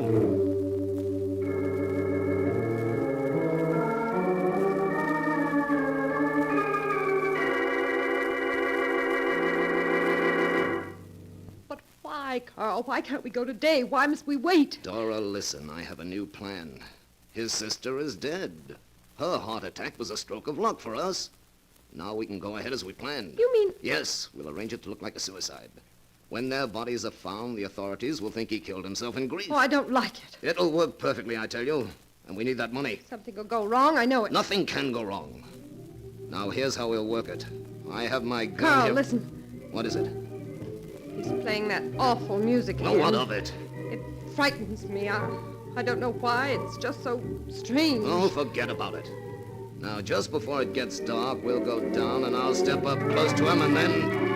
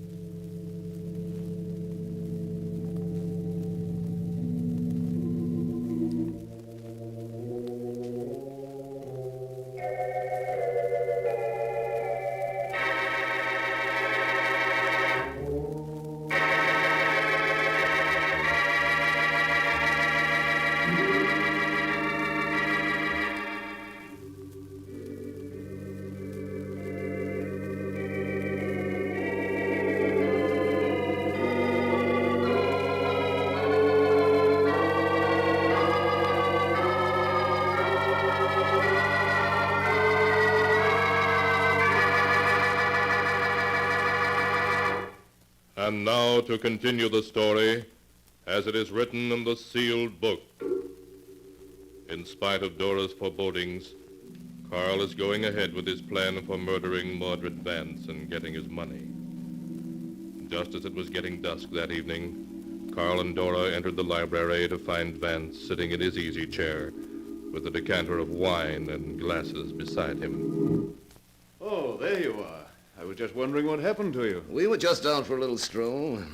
Then you must be tired. Here, let me pour you both some wine. I don't think I want any. Of course you do. Here you are. In a moment. There's something I want to talk about first. Oh, indeed? What is it, Carl? This!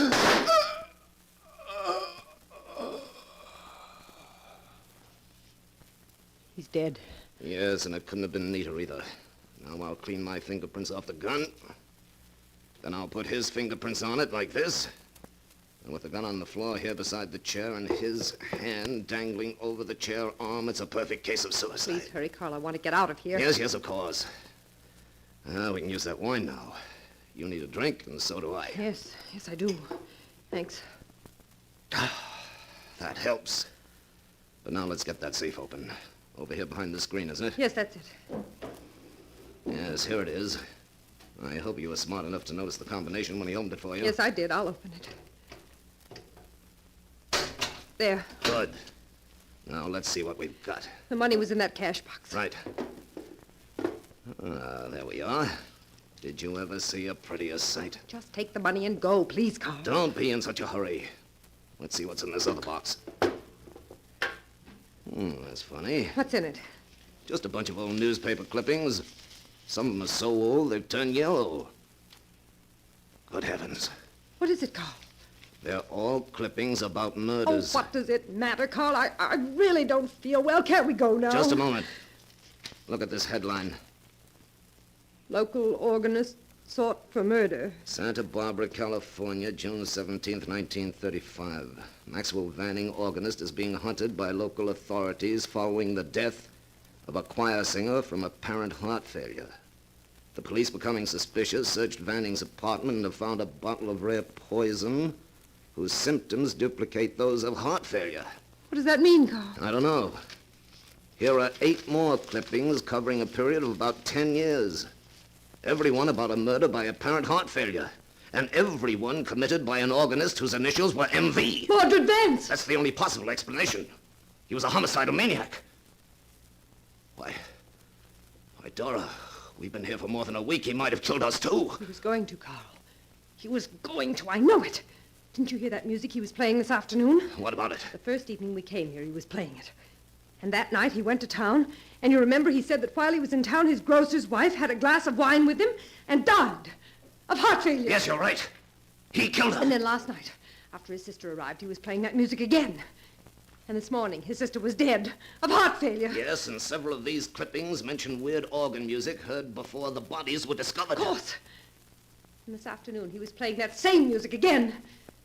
That means he was planning to kill us. Us, Carl, because we were going away. You're right. Let's get out of here quick. Carl, I feel sick. Oh, it's because you're upset. Come on, the fresh air will fix you up fine. No, I can't move. Well, here, I'll help. Something is wrong with me. My heart. Carl, we've been poisoned. No, no, that's not possible. It is. The wine. The wine he tried to get us to drink just before you killed him. But we refused. We refused. Yes, but we drank it afterward. Oh, yes, we did. And it was poisoned, Carl. Don't you see? That's how he planned to kill us. And he's done it. He's done it. That's funny. We planned to kill him, and he planned to kill us. And we both succeeded.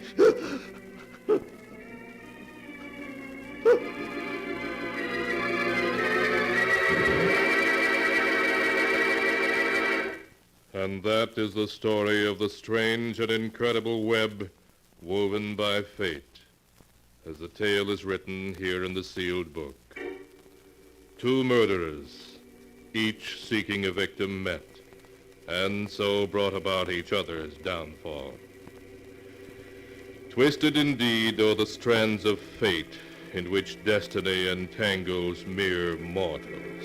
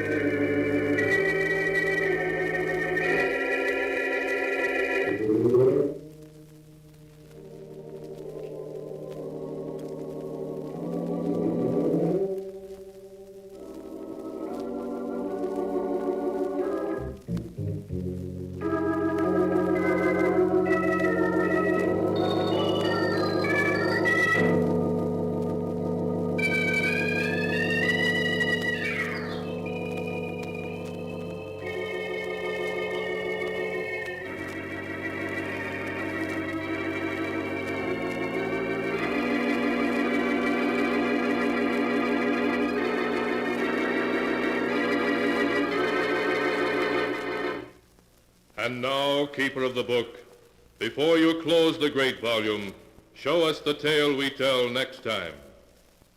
This one, yes, a tale of two men who tried to drive an old woman insane by turning themselves into ghosts while they were still alive, and of the strange and terrible success that crowned their efforts. The tale is called The Ghost Makers.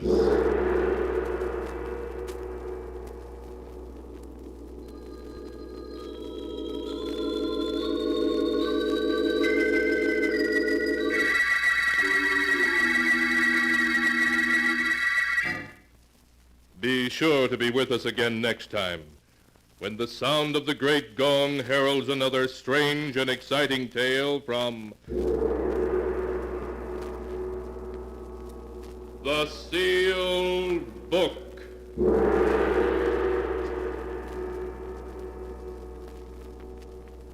The Sealed Book, written by Bob Arthur and David Kogan, is produced and directed by Jock MacGregor.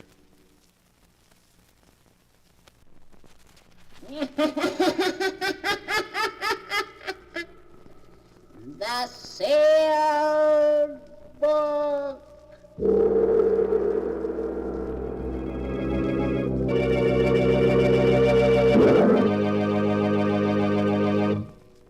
Once again, the keeper of the book is ready to unlock the ponderous volume in which is recorded all the secrets and mysteries of mankind through the ages, all the lore and learning of the ancients, all the strange and mystifying stories of the past, the present, and the future.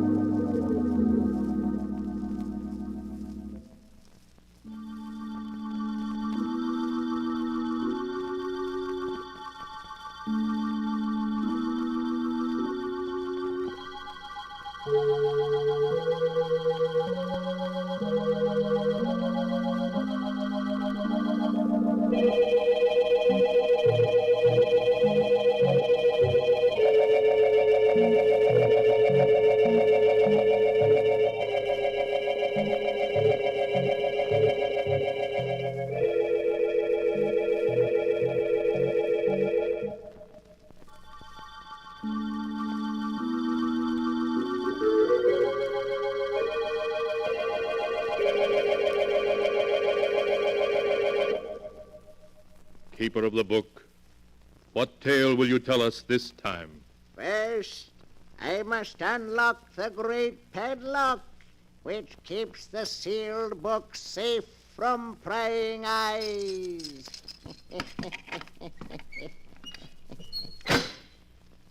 Now, what story shall I tell you? I have here tales of every kind. Tales of murder, of madness, of dark deeds, and of events strange beyond all belief. There. Now let me see. Yes. Here's a tale for you. A dark story of two brothers. One of them killed because he could not help himself. The other one was interested in murder too, but in a very different way. The title of the tale is The Hands of Death. Here is the tale as it is written in the sealed book. It began in San Francisco on a night of thick, suffocating fog. A young man hurrying homeward turns a corner and bumps abruptly into a huge figure striding toward him. Oh, excuse me. Fog is so thick I didn't see you. It's all right. Tell me, do you live here? Here in San Francisco? Why, yes, I do. Do you know where Edward Morlock lives now? Why, no, I never heard of him. Now, if you'll excuse me. Wait. But I've really got to get home. I just want a light from your cigarette. Oh, of course. Here, I'll hold it for you. Just hold it like that. What is it? What's the matter? Nothing. It's nothing. It's my hands, isn't it? They frightened you. No, it's nothing. My hands, they disgusted you. No, of course not. They frightened you because they're not like other people's hands. No, let go of me. Are you sure you're the... You thought I was a freak. Let go of me. You're crazy. I'm not crazy, do you hear? I'll show you. No. I'll show you.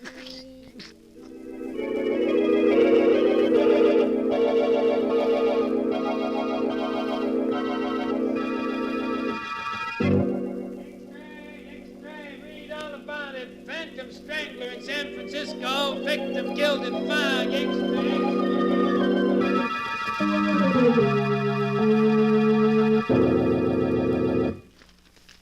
So, the Phantom Strangler is at work in San Francisco. Jennings will be interested in that. I beg your pardon, Mr. Morlock. Huh? Oh, yes, Jennings? The postman just brought this package, sir. Oh, package, eh? Give it to me. Yes, sir. Now, wheel me over to the window. Of course, sir. This is close enough, Jennings. This package, I suppose you noticed it came from my agent in New York? Yes, sir, I did. Then perhaps you can guess what's in it. Eh, Jennings? No, sir, but I have no doubt it's another nice addition to your collection of objects having to do with famous murders, sir.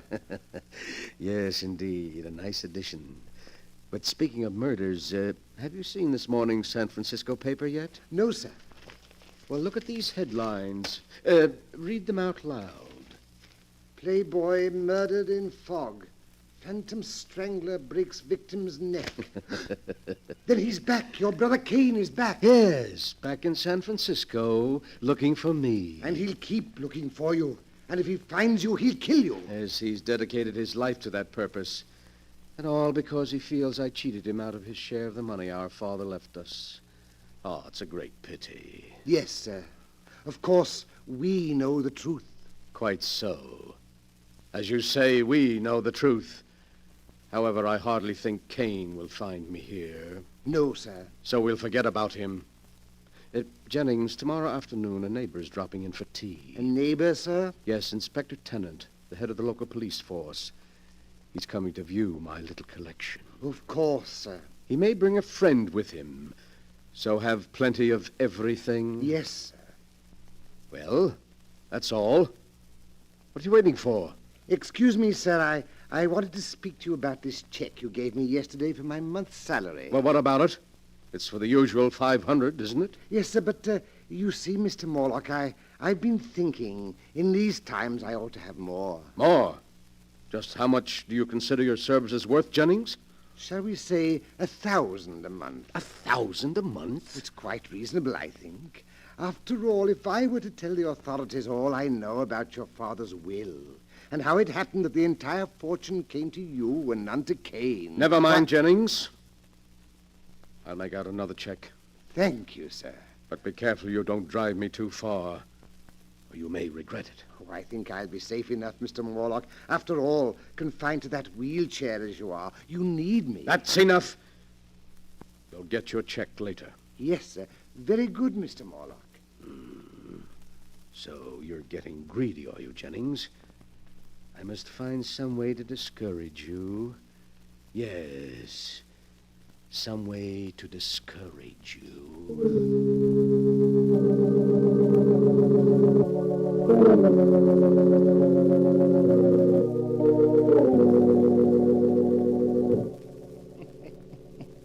The next afternoon, Edward Morlock, the strange, crippled collector of murder relics, enjoyed himself thoroughly playing host to Police Inspector Tennant and Mr. Norman Smith, a criminologist friend of his.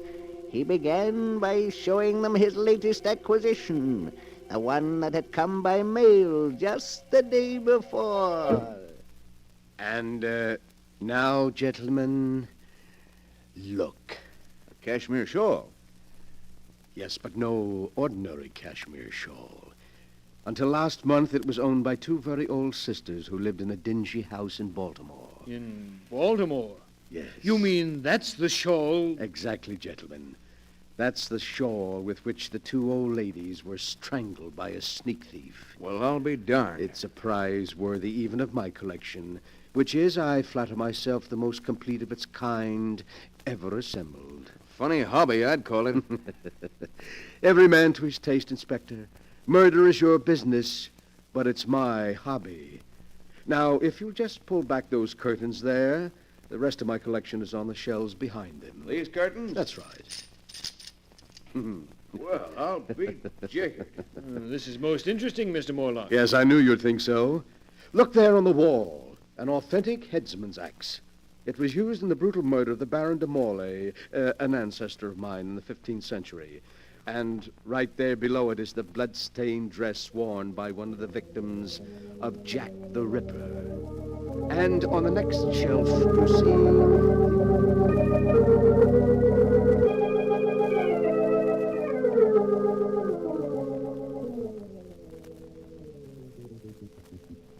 And so there, gentlemen, you have the highlights of my collection.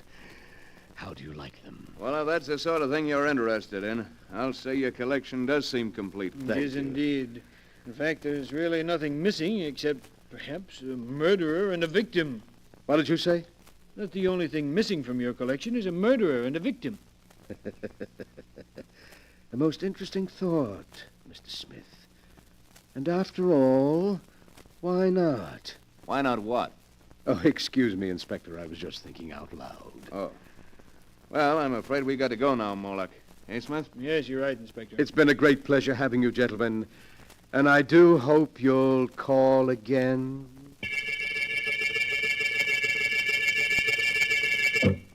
Yes, Mr. Morlock, you rang? Yes, Jennings. Before you help me to bed, I want you to mail these letters. Yes, sir. They're to major newspapers in San Francisco and contain a message to be inserted in their personal columns. A message? Yes, to my brother Kane. We used to communicate this way in the past. But, what... Here is a copy of the message. You may read it. If the gentleman with the unusual hands will visit his brother in Santa Villa, he will learn something to his advantage. You're inviting him here? Exactly. You've decided to play safe, to trap him and turn him over to the police? Oh, that's clever of you, Jennings. Yes, very clever. But you've already proved you're clever, haven't you? Now just take these letters out and mail them, and soon, quite soon, I think, we shall be seeing my dear brother Kane again.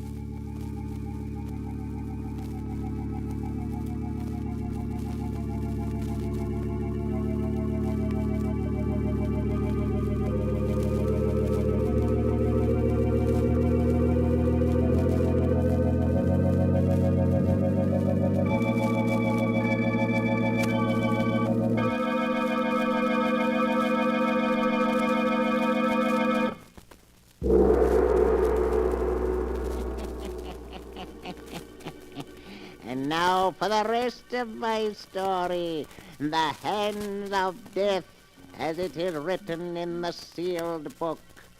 After Edward Morlock had put into effect his plan to bring his brother Kane to him, he sat in his wheelchair and waited, seeming much amused at some secret thought of his own. One day passed, then two, then three, and then the newspapers carried strange new headlines. Extra, read all about it. Phantom Strangler in Los Angeles. Extra, read all about it. So Brother Kane was in Los Angeles last night, Jennings. He's getting closer. I shouldn't be surprised if he arrived here tonight. I don't like it. Oh, nonsense, Jennings. You know you've got nothing to fear from Kane. Unless, of course, you're so careless as to make some remark about his hands. I know, but he intends to kill you. I think I'll be able to control him. I want you to bring me a glass of milk. Kane is very fond of milk. Glass of milk? With a triple dose of sleeping powder in it. But I don't understand. Never mind. Just do as I say. What's that? I imagine that's Kane now. Kane? Here, already? Quick. I'll let him in. You get that glass of milk ready. And bring it in when I ring. Yes, sir. When you ring, sir. Oh, come in, Kane. I've unlocked the window. Yes, I'll come in, Edward, now that I've found you at last. Well, I'd hardly say you found me, Kane. I sent for you. It's the same thing. Now I'm where I can put my hands around your throat at last. I'm going to kill you. Do you hear? Kill you. Kane, sit down. What? Sit down. I want to talk to you. All right, I'll sit down, but you can't change my mind. Tell me, Kane, how many people have you killed since you got out of the penitentiary? 7. 7 murders? They looked at my hands. They were disgusted.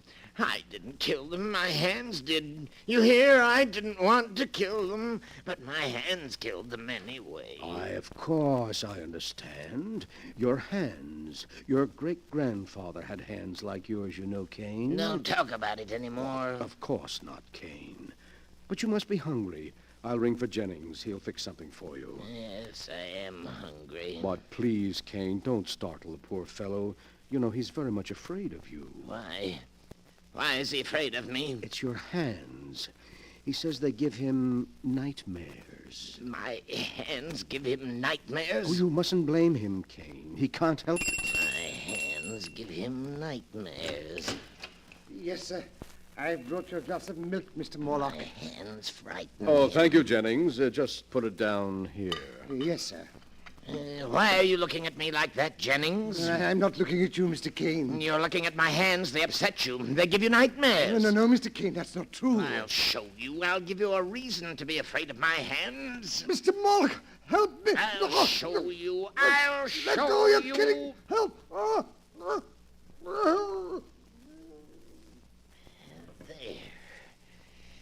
That'll teach you to be afraid of my hands. You can let him go now, Kane. He's dead. My hands, they've killed again. Yes, he's dead. Oh, you've been very wicked, Kane. I didn't want to kill him. My hands did it. My hands, you hear? You must be quiet now, Kane. You must rest. I didn't want to kill him. Here, drink this milk, then lie down and rest for a while. We'll talk some more in the morning. All right. I'll drink it. I'll take care of everything. That's right, Kane. Lie back and sleep. Sleep soundly.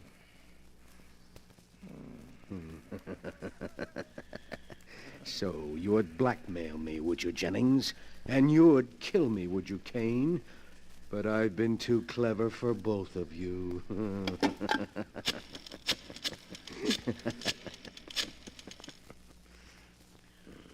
Hello. Hello, police headquarters. Connect me with Inspector Tennant, please. I want to report a murder.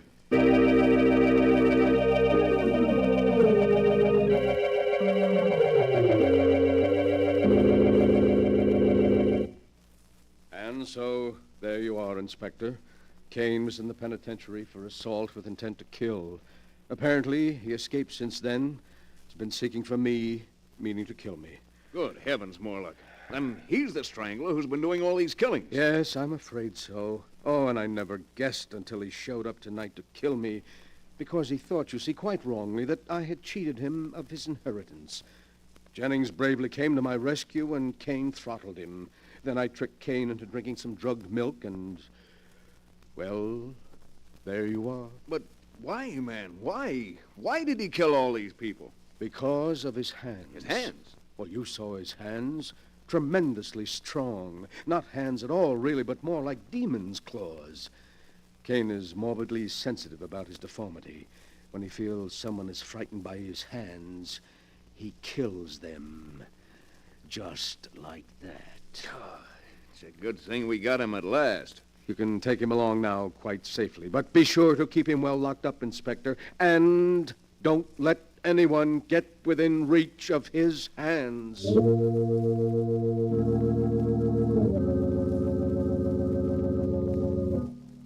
A few weeks later, Kane Morlock entered the lethal chamber of the state penitentiary. Edward Morlock, the condemned man's invalid brother, was one of the few spectators. Kane Morlock, with his last breath, cursed his brother and swore that someday he would be avenged. Then he died. The following day, Inspector Tennant and his friend Norman Smith paid Edward Morlock another visit. Oh, good evening, Inspector and Mr. Smith. It's very kind of you to stop by tonight. We dropped in to see how you were making out, Mr. Morlock. Thought maybe, what with your trip yesterday and the shock, that perhaps... Oh, no, I'm quite all right, thank you. What must be, must be. You see, I'm a philosopher. You have somebody looking after you? Yes, Philippe, a Filipino boy, is taking poor Jennings' place. Oh, and, gentlemen, that reminds me.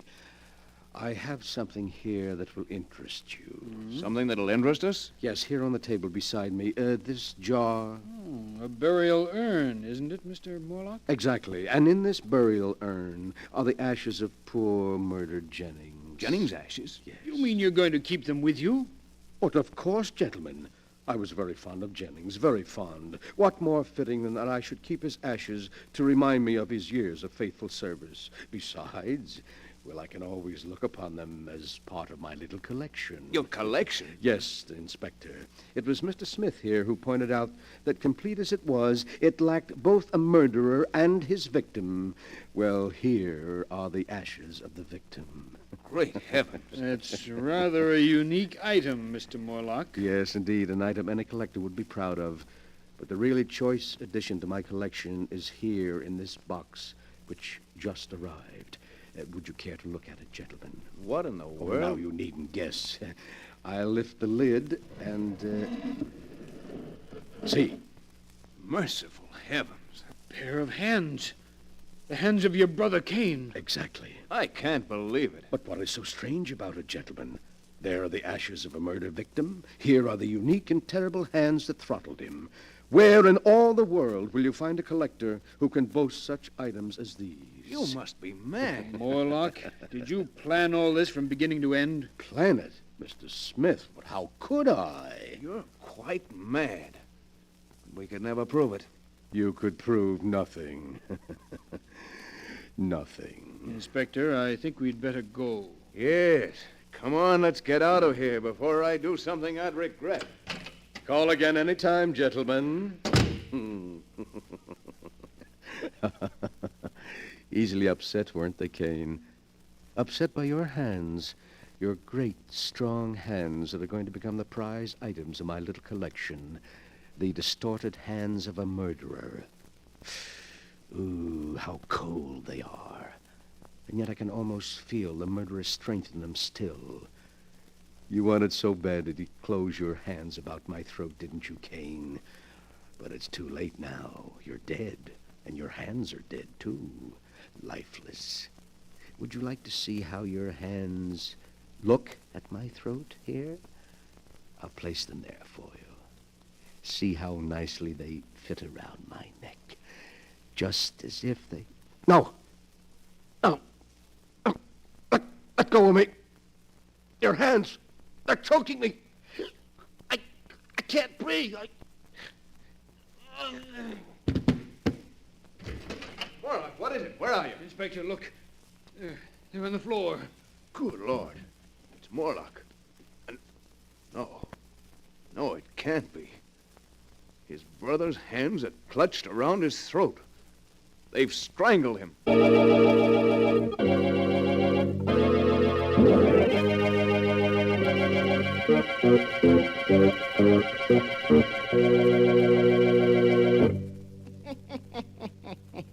And that is the story of the Hands of Death, as it is written in the sealed book.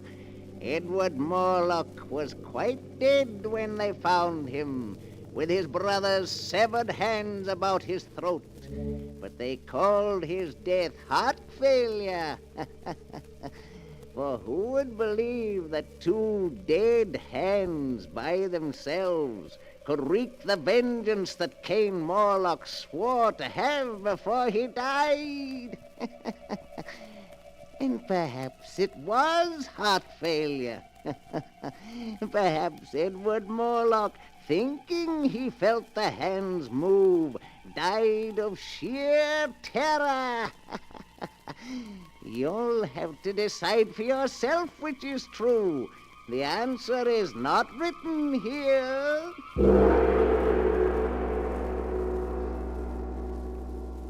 But the sound of the great gong tells me I must lock the book once again. One moment, Keeper of the Book. What story from the sealed book will you tell us next time? Next time? Are you sure you want to know? Perhaps my next story will be about you. For I have here all the stories that ever happened, and many that have not yet come to pass. But I'll find one for you in just a moment.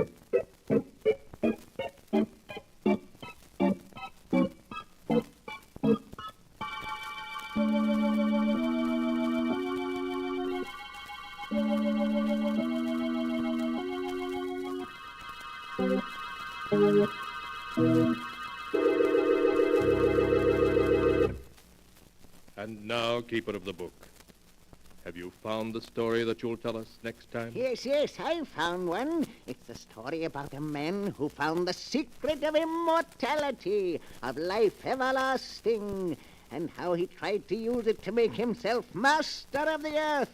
The title of the tale is The King of the World. Be sure to be with us again next time, when the great gong heralds another strange and exciting story from The Sealed Book. The Sealed Book, written by Bob Arthur and David Kogan, is produced and directed by Jock MacGregor.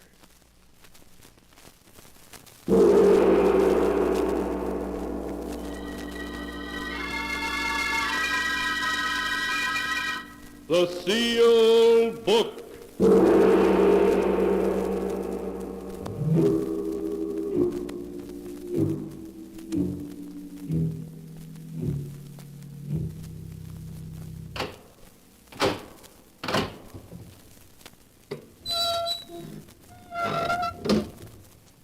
Once again, the keeper of the book has opened the ponderous door to the secret vault, wherein is kept the great sealed book, in which is recorded all the secrets and mysteries of mankind through the ages.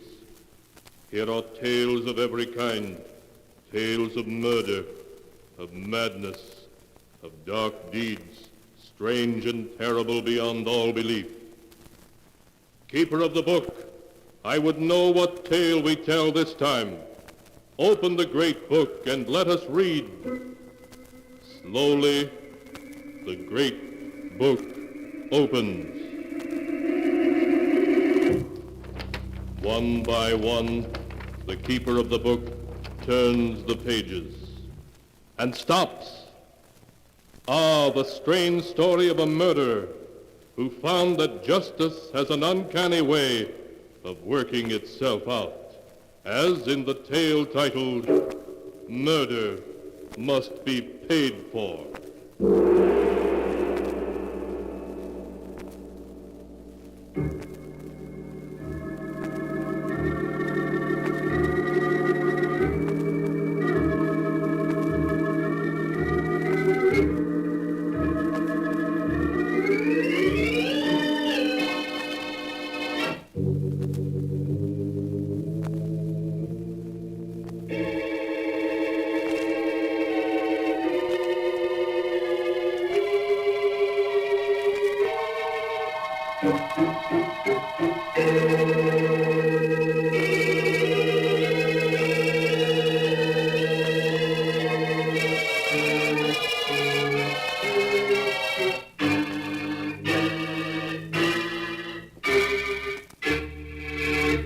Here is the tale Murder Must Be Paid For, as it is written in the pages of the sealed book. Our story begins in the office of Judge Wallace, Lucy Holden's legal advisor. Judge Wallace, an anxious expression on his face, is pleading with the beautiful young woman. Lucy, listen to me. You mustn't do this. Believe me, you're making a terrible mistake. I don't think so, Judge Wallace. I love Tom, and I'm going to marry him. Lucy, I didn't want to tell you this because no one can prove it. But Tom Barrow murdered your father. I know a lot of people think he murdered Dad, but I don't believe it. I wish I didn't. Listen, Lucy. Tom and your father were on a hunting trip. Your father died with a rifle bullet through his heart from his own rifle. Tom said your father dropped the gun accidentally and it went off. Yes, I know all that. Do you know that Tom robbed your own father on a business deal and would have gone to jail if your father had lived another week? I know people say so. But have you any proof? No. Your father died. There's no case. Well, Judge, you've done your duty and warned me. So the responsibility is mine. All right, Lucy. You know, you've grown very pretty since you went away to school. 4 years. I'm sorry we haven't seen anything of you in all that time. I'm sorry, too, but Dad wanted me to stay east. You know, Judge Wallace, I met my sister when I was in New York last winter. Your sister? Mm-hmm. What sister, Lucy? Doreen. Don't you know about her? Doreen? No. I never knew you had a sister. I didn't either until Dad wrote me and told me about it. But you knew Dad's first wife ran away with an actor a year after she and Dad were married. Yes, I knew that, but that's all. Well, Doreen was his first child. Her mother took her along when she ran away. I wondered if Dad had mentioned Doreen in his will. No, he didn't. Well, I'm going to send her some money anyway. Will that be all right? Oh, yes, of course. It's your money now. The whole $1 million. Thank you, Judge Wallace. Well, I have to go now. Tom's waiting for me. We're going to be married right away.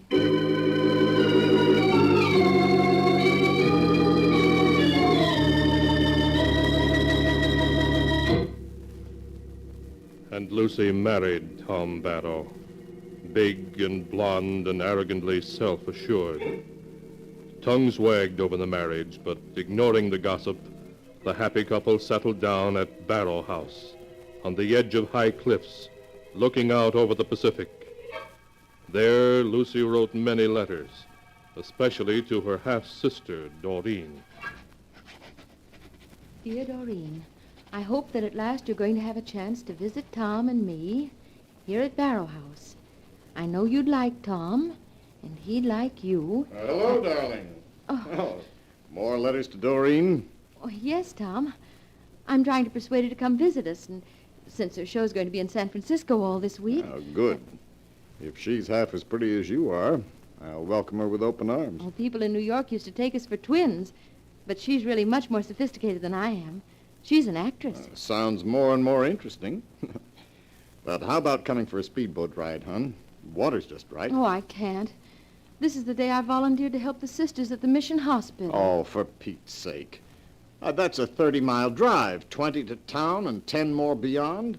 You won't get back till after dark. I'm sorry, Tom, but I promise.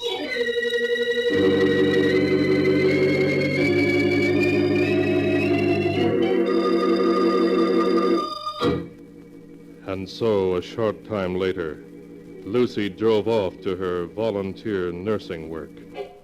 So she was not present to see the dusty taxi that drove up to the house several hours later, leaving a visitor.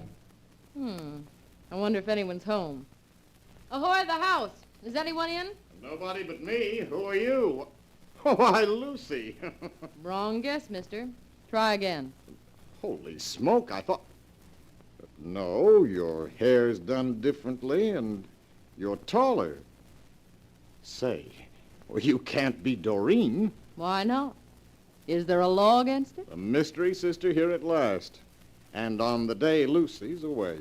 You mean I've missed her? Oh, she'll be back tonight, and you're staying, aren't you? Can't. I have to get back to town to catch the 7 o'clock train for Frisco. No, that's too bad, but, well, there's no reason you and I shouldn't get acquainted before then, is there? None I can think of offhand. Well, then come on in. I'll show you around, and then I'll mix us a couple of drinks. Okay? Okay.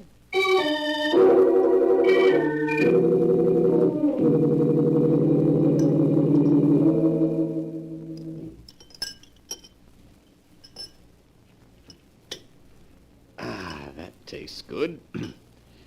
Well, how do you like our little place, now that you've seen it? I go for it. Imagine sitting out here on the cliffs every evening and watching the sun set into the Pacific. Pay us a visit, and you can do it. Maybe I will. How high are these cliffs anyway, Tom? 80 feet, straight down to the Pacific. There's deep water at the foot of them. Oh, I'd hate to fall off. But as for the visit idea, on second thought, I don't think I will. Why not? We'd love to have you. I know I would. That's just the trouble. I might find myself poaching on little Lucy's territory. You mean that? Yes. Now I can understand how little Lucy came to fall for the guy who killed her father.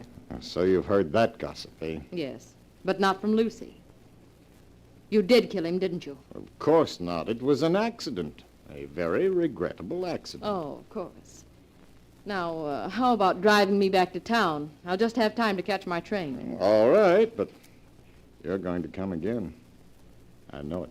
Well, maybe. Well, you know, I think you and I could understand each other. It's too bad I didn't meet you first, instead of Lucy.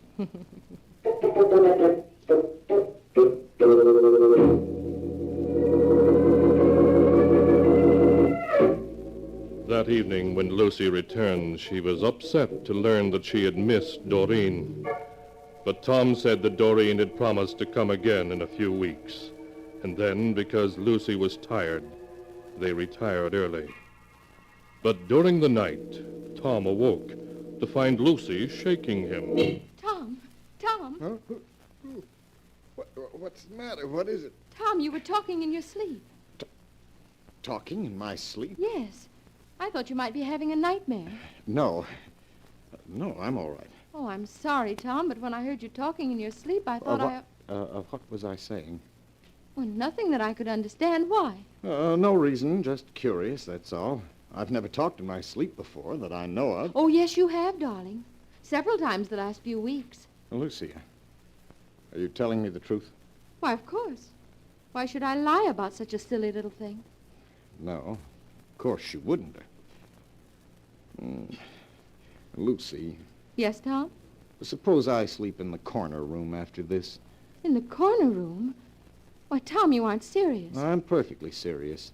The realization that I might be disturbing you would make me more and more nervous until I wouldn't be able to sleep at all. Well, if that's really the case... It is, and anyway, we'll try it for a while, shall we?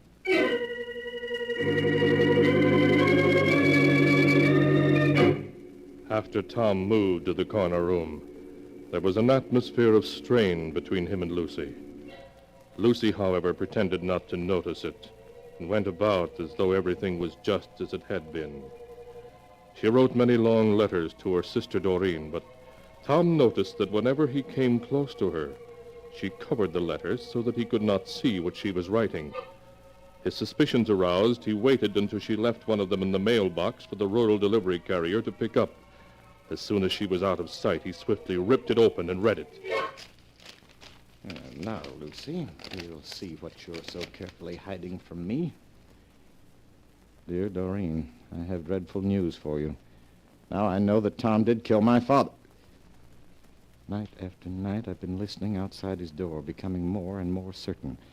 Last night, he cried out distinctly, I killed him, but they'll never prove it, never. Doreen, what shall I do? If he killed Father, he may kill me. I go in fear of my life. I've taken one of his hunting knives, and I carry it around with me to protect myself in case he attacks me. So that's how it is. That's what you've been up to, eh? Well, Lucy, I think that you and I must have a little talk.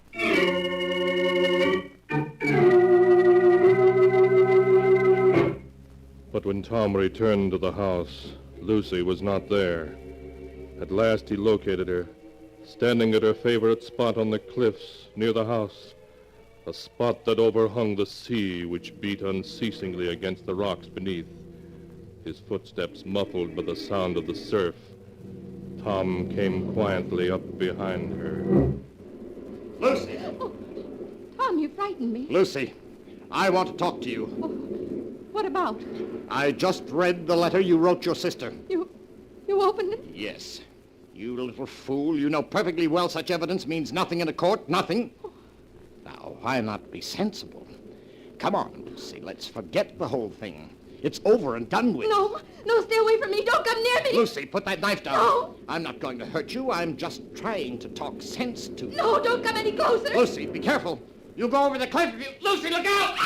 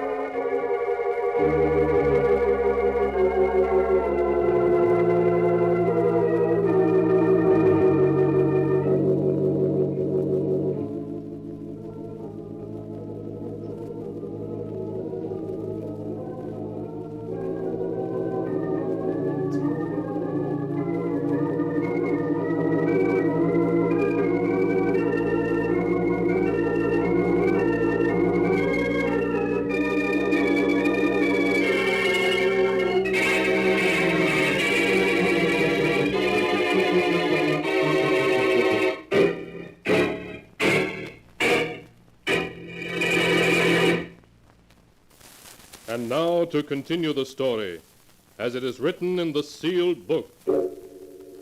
Tom Barrow, a look of horror on his face, stared over the edge of the cliff from which Lucy had fallen. Lucy was gone, swallowed up in the huge waves 80 feet below. Tom searched desperately for her until darkness fell and forced him to return to the house. He strove to calm his nerves and plan a course of action.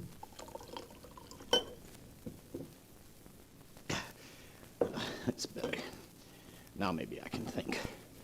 They'll say I murdered her, but they won't be able to prove it. No matter what they think, they'll be able to prove nothing. Then the joke will be on Lucy. I'll inherit the whole estate her father left her. And that is a laugh. Hello? Hello, brother-in-law. Doreen, where are you? In town. Is Lucy there? I thought I'd come out and visit you two. No, she's not here just now. Well, when'll she be back? Or don't you want me to come see you? Yes, but... Doreen, listen. Yes? There's something I've got to talk to you about, privately. Where are you now? At the restaurant across from the railroad station. Stay there for half an hour. I'll meet you there. I have a proposition for you, and I think you're going to like it.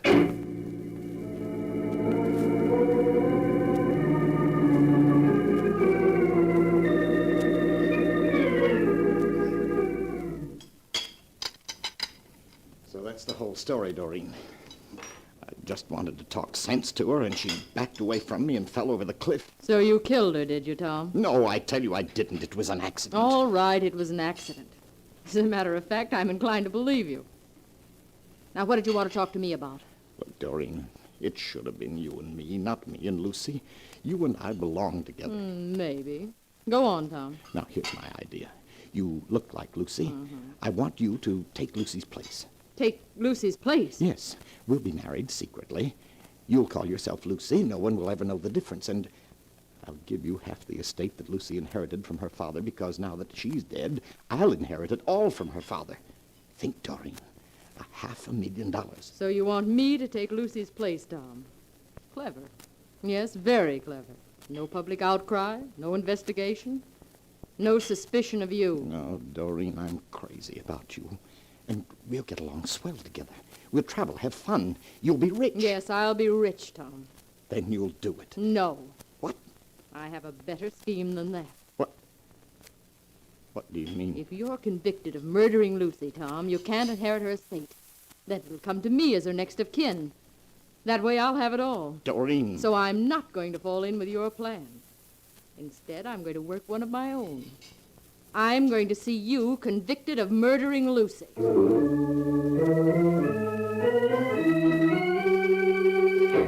And so, despite Tom's frantic arguments, Doreen insisted that he go with her to Lucy's old friend, Judge Wallace.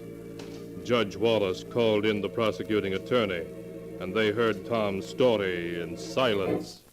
It won't wash, Barrow. First the father, then the daughter die in accidents, with you the only witness. It's too much for anyone to believe. Judge Wallace, I have letters from Lucy proving that she'd heard him admit in his sleep that he killed her father and that she was afraid of him. How about it, Mr. Roden? Can we hold him for murder? I'm afraid not, Judge Wallace. The letters would help, but they're not enough legally to win a conviction. Unless Lucy's body can be found with some evidence of murder about it, the law can do nothing. Lucy's body will be found sooner or later. I'm going to offer a reward for it. And then we'll see whether you can be convicted or not.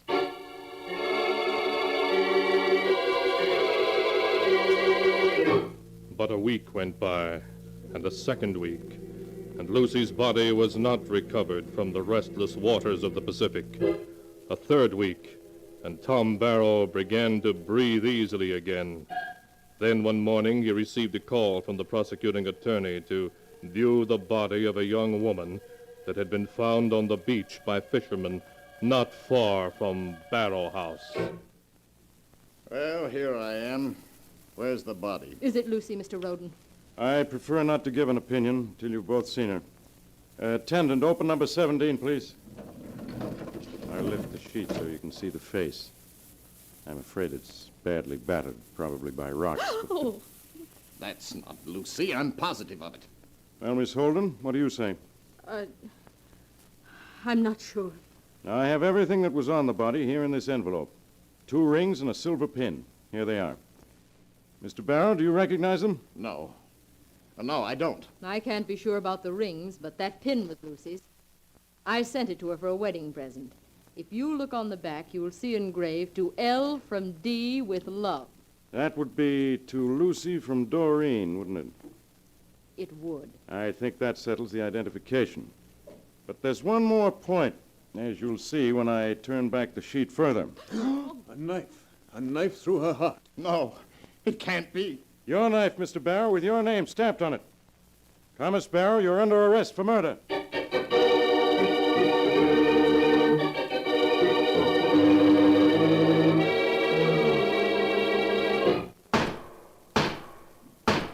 Thomas Barrow, you have been found guilty of murder as charged. The sentence of this court, accordingly, is that at 4 o'clock in the afternoon on the day of June 3rd, you shall suffer death in the lethal chamber of the state penitentiary, and may God have mercy on your soul.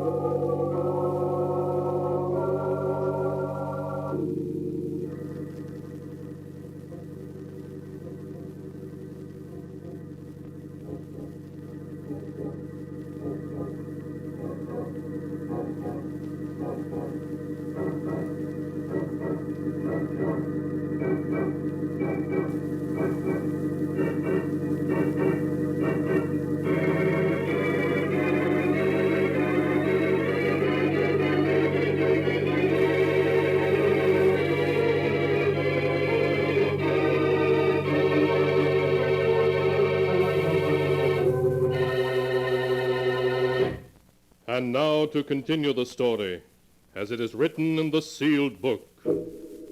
Tom Barrow's lawyer appealed the death verdict, but his appeal was rejected. The evidence was far too overwhelming.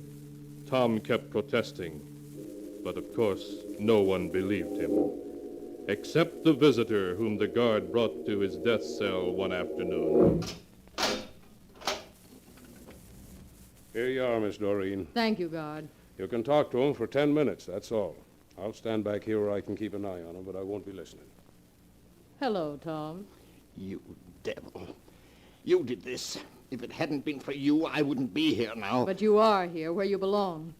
You ought to be amused at the way things turned out, Tom. If it hadn't been for you and those letters and that knife. You know how that knife came to be in Lucy's body? Yes, I do know. Lucy put it there. Lucy put it there? Yes, Tom.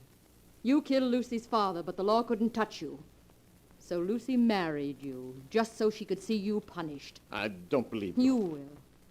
First, Lucy made you think that you talked in your sleep, that you'd admitted the truth that way. Made me think I'd talked in my sleep. Yes, because you didn't, ever.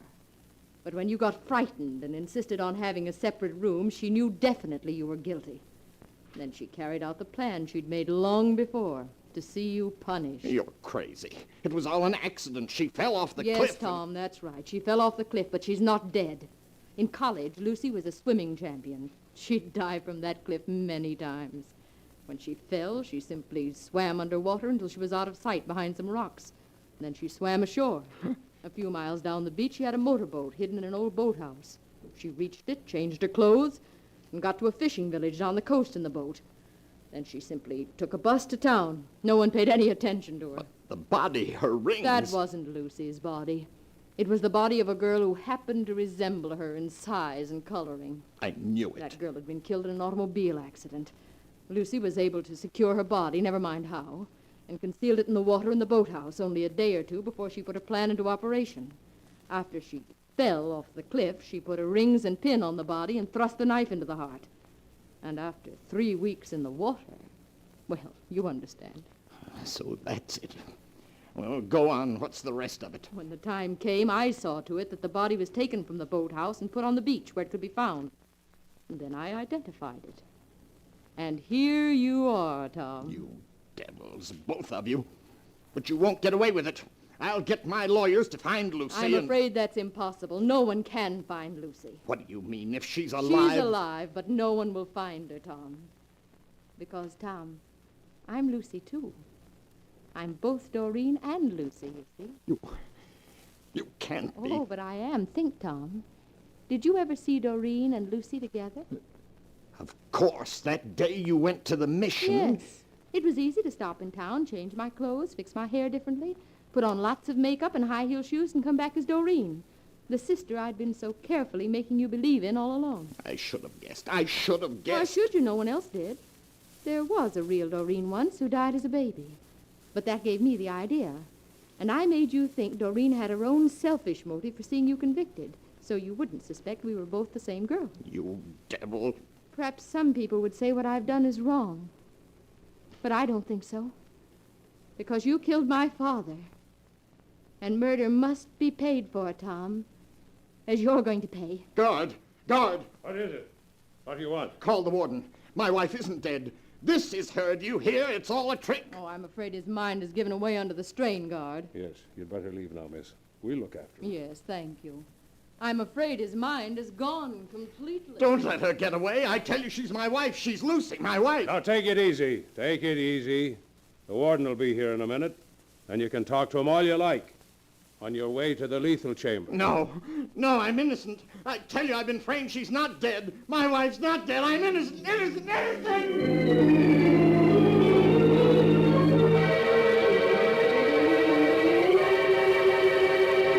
And so ends the tale.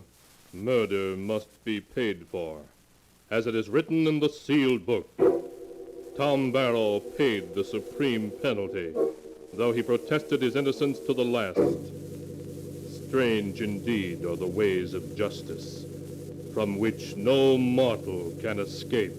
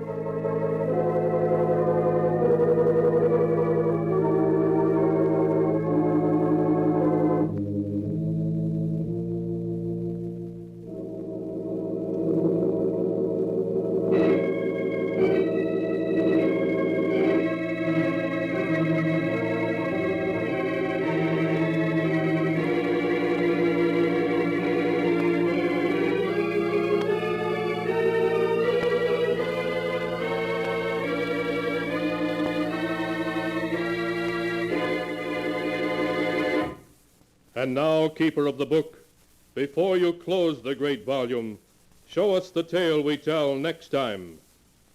This one. Ah, yes.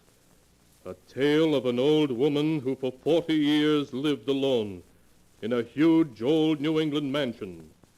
A mansion in which death was the master. A tale titled To Have and to Hold.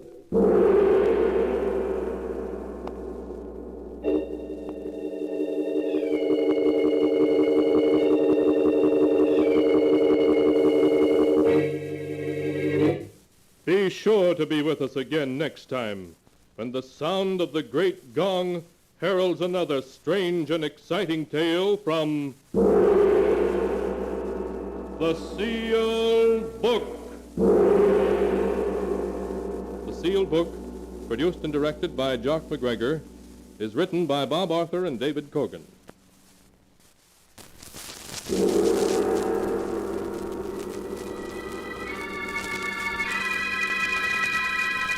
The Sealed Book.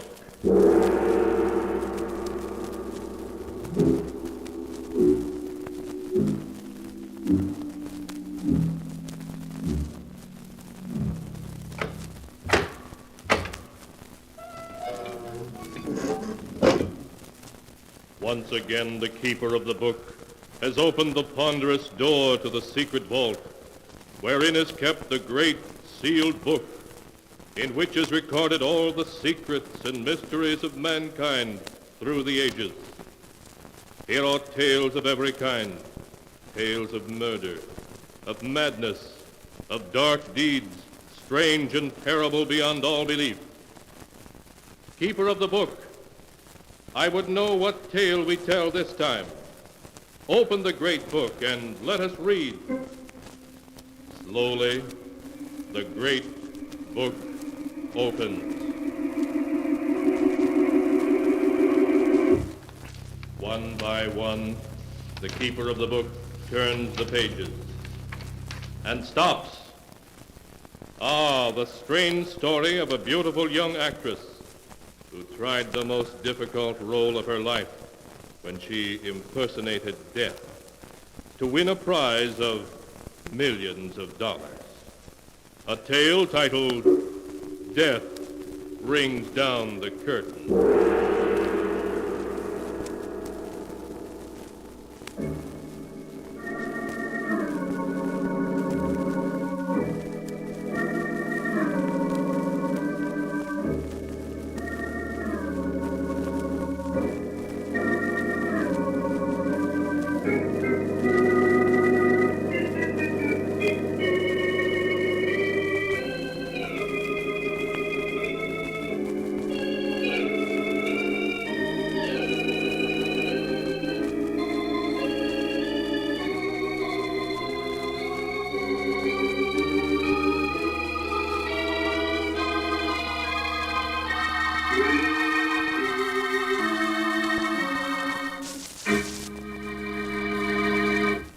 And here is the tale, Death Rings Down the Curtain, as it is written in the pages of the sealed book. In the darkened bedroom of Martha Richards, a room where the blinds are always shut, young Dr. Smith is listening intently through his stethoscope to the laboring heart of his elderly, crotchety patient. Well, how much longer are you going to keep thumping me with that stethoscope, you old quack? I've finished examining you now. Well, don't just stand there without saying a word. How am I? How much time have I got left? Well, that's difficult to say. If you will avoid all excitement, I think I can say a year, possibly 2. A year, possibly 2. Yes, but only if you do as I say. Now, there's no reason at all why you should insist on remaining in this darkened bedroom month after month. Why, it's been a year since you've been out of this room. Oh, you're going to start on that again. And what's more, Mrs. Richards, this living in utter seclusion is bad for your health. You should leave this room and see people. No, Doctor, no. I won't have my maid pushing me around in a wheelchair, the object of everyone's pity. I prefer to remain in this room and have people think of me as I was, not as I am. Very well. Only I can't see why you refuse to have visitors. It'll give you some interest in life. It may surprise you to know, Doctor, that I'm expecting 2 visitors, though it isn't because of anything you've said. I'm sure it isn't. That's the way my heart is. I think it's about time I was drawing up a will. Before I do so, I want to get acquainted with my only living relatives, a niece and a nephew from my husband's side of the family. And they're the 2 visitors you're expecting? Yes, I haven't seen Gerald and Mildred since they were children. I'm very curious to see what they grew up to be like. I understand Mildred's an actress. An actress? You don't mean that Millie Richards is your niece, do you? Yes. Have you heard of her? Of course. Everyone has. She's one of Broadway's leading actresses. I saw her in a play recently and thought she was excellent. Probably drinks and smokes and's been married 3 or 4 times. And her brother Gerald is probably an heir-to-wheel who's never worked a day in his life. Aren't you being a bit unfair, judging the 2 of them before you've even seen them? That remains to be seen, Doctor. Before I draw up my will, I intend to learn everything about them. I'll give them both every opportunity to prove they're worthy of part of the Richards' fortune. When do you expect them? They said they'd be here in time for dinner, which means they should be on their way here now.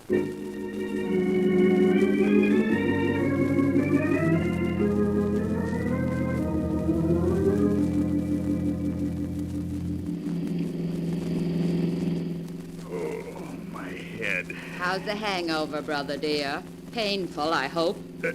What am I doing in this car? Where are we going? Have you forgotten, darling? This is the day we were invited to visit Aunt Martha. You remember dear old Aunt Martha. She's the one with all that lovely money. Oh, save it, will you? I'm in no mood for your witticisms. Considering that I spent half of last night looking for you under nightclub tables, Gerald, you might be a little more grateful. Oh, my head. What a night. Yes, wasn't it, darling? Every place I went looking for you, they gave me IOUs you'd left behind. Exactly how much do you owe around town? $11,000. Millie, you gotta help me. If I don't pay up soon, I'll be in real trouble. What exactly am I supposed to do? You've got to lend me enough money to hold off my creditors. Lend you money? You may not know it, brother dear, but I'm far deeper in debt than you are. But you were getting $1,000 a week as the lead in Let Us Be Merry. How can you possibly be in debt? It's all very simple, darling. I was getting $1,000 a week and spending $2,000 a week. Well, that makes everything just perfect. Both of us so deeply in debt, we probably don't dare go back to town. Perhaps after our visit to Aunt Martha, we will be able to go back to town. What do you mean by that?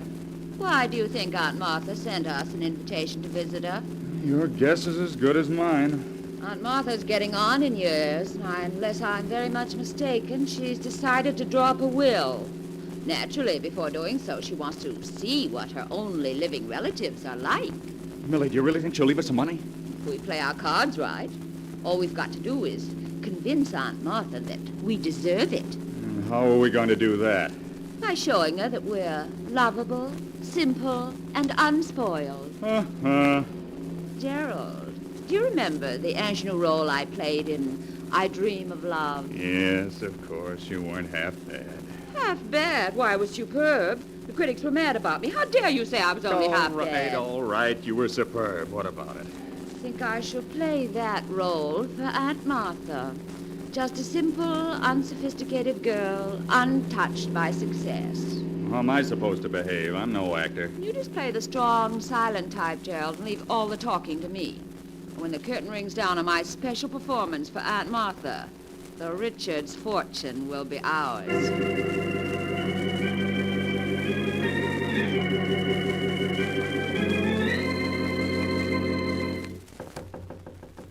Come in. Hello, Aunt Martha. It's us, Aunt Martha. Oh, come in, Mildred. Gerald. It's been quite a number of years since we've seen each other, hasn't it? Yes, it has been, Aunt Martha. I've been meaning to call on you for ever so long, Aunt Martha, but something always interfered at the last moment. Well, what finally brought you here? Well, when you mentioned in your letter that you were ill and would like to see us, I simply couldn't stay away. I dropped everything to come here. I'm extremely grateful. Of course, the fact that you might possibly get an inheritance had nothing to do with it. Why, Aunt Martha, what a thing to say. Martha, Millie doesn't need money. She's one of the finest actresses on Broadway. So I've heard. What do you do for a living, Gerald? Huh? What do I do? Yes, Gerald, what do you do? Oh, Gerald works for a Wall Street firm, Aunt Martha. Yes, he works so hard and they pay him so little. Unless I'm very much mistaken, Gerald was left quite a sizable inheritance by his father. Whatever became of that? The inheritance? Oh, that was lost in poor investments, Aunt Martha. I see. Well, I'm afraid there's a good deal about you two that I don't know. I haven't done very much.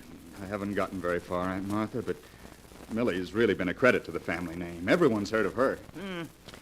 Now, see here. I want you and Millie to be my guests for a week. Frankly, I want to know what you're like before I draw up my will. Of course, Aunt Martha.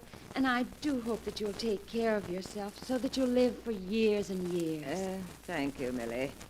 Now, I'm afraid I must ask you two to leave, as I'm a bit tired. Why, certainly, Aunt Martha. If we can do anything for you, please don't hesitate to ask. Thank you. I'm glad we're out of there. The old lady stares at a person as though she can see through him. The room's so dark, it was difficult to see her. But you can tell she won't last much longer. Yes, but the main point is, did she fall for our little act? If you ask me, your performance hardly swept her off her feet. Nonsense. I played my role perfectly. Just give me a week, darling, and you and I will be the sole heirs to the Richards' fortune.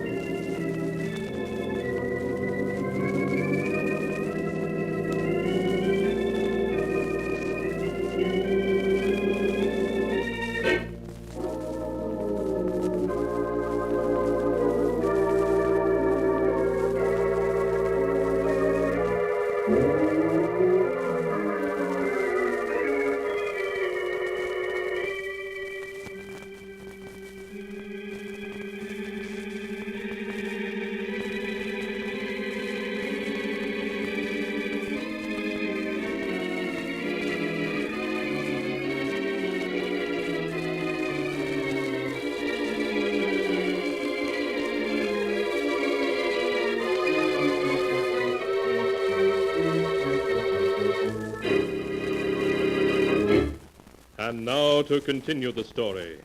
Death rings down the curtain, as it is written in the sealed book. For a week, Millie and Gerald have been living with their Aunt Martha, trying to convince her that they are worthy of inheriting her great fortune. And Millie, sure that they have succeeded, is waiting for Gerald to return to tell him the news. Hello, Millie. Gerald, where have you been all night? I've looked everywhere for you. I spent the night in town.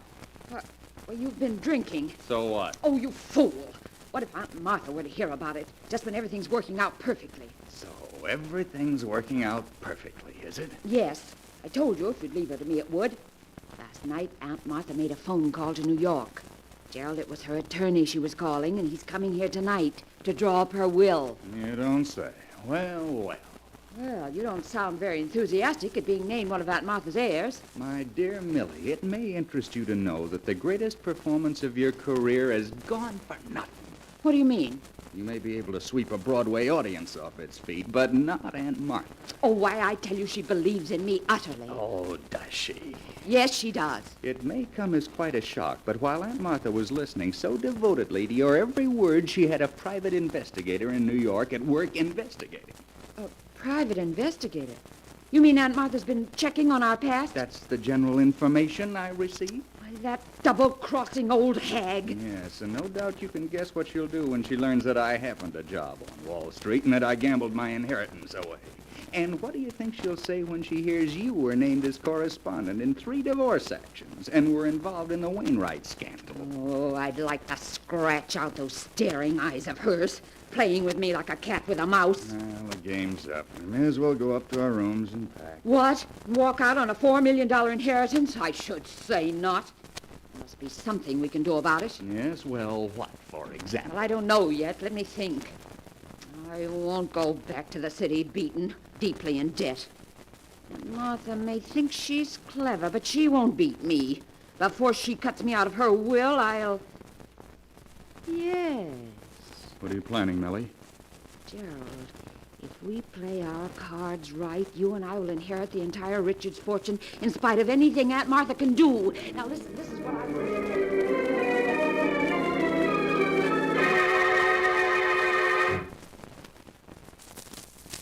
As Millie explained her idea, Gerald's face became white. But in spite of his fears, he finally agreed to do exactly as Billy asked. Then in the hours that followed, Millie locked herself in her room and practiced her aunt's signature over and over until she was finally satisfied. And that evening, as the clock struck 8, Millie and Gerald silently stole down the hall to the door of their aunt's room. Millie, let's not go through with this. It's madness. Be quiet, you fool. I tell you, it's the only way out. But what if we're caught? You know what that'd mean. I tell you, we won't be caught if you do exactly as I say. I've everything worked out perfectly, to the last detail. Get hold of yourself. I'm going to knock. You know exactly what you're to do. Yes. Good evening, Aunt Martha. I hope you're feeling well, Aunt Martha. Oh, Mildred, Gerald, eh? Come in. Thank you. It's quite dark in here, Aunt Martha. Would you like me to turn on a light? No, Gerald, that isn't necessary. I'm quite used to being in the dark. Of course. How are you feeling this evening? Much better, thank you. Gerald, perhaps you ought to fix Aunt Martha's pillows. She doesn't seem very comfortable. No, you needn't bother. I'm quite comfortable, I assure you. Gerald, fix Aunt Martha's I can't go through with it. Do you hear? I can't. Fool, I should have known better than to count on you. Mildred, what's Gerald talking about? Nothing important, Aunt Martha. Here, let me fix this pillow I for tell you, I don't want Millie, to. don't. Mildred, Millie, don't. She's suffocating. Quiet, do you hear? You haven't got the nerve to go through with it. I have. There. I think that's enough to bring on a heart attack. How do you feel, Aunt Martha? You're nothing but a murderess. Oh, my heart. Millie, is she dead? Yes, Gerald, and not from suffocation, but from a heart attack. I told you it would work out. I had nothing to do with it. Do you hear? You murdered her. I didn't. In the eyes of the law, Gerald, you're my accomplice, and nothing you might say can make it otherwise. We haven't time to discuss that. Aunt Martha's attorney should be here in an hour. Now, will you do as I say, or won't you? I have no choice in the matter. No, you're acting sensibly. Do exactly as I say, and we can't fail.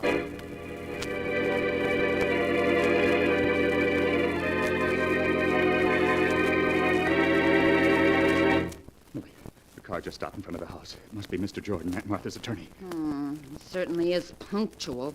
Are you ready?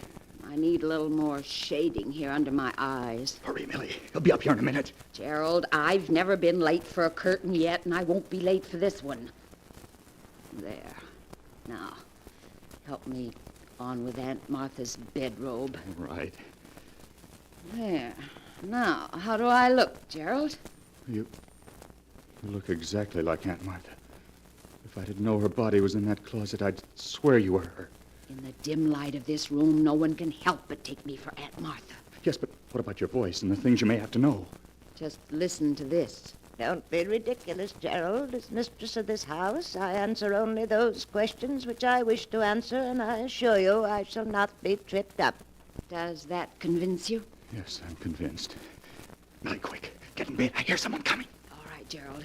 And please stop shaking. I tell you, we can't fail. I shall give the greatest performance of my career.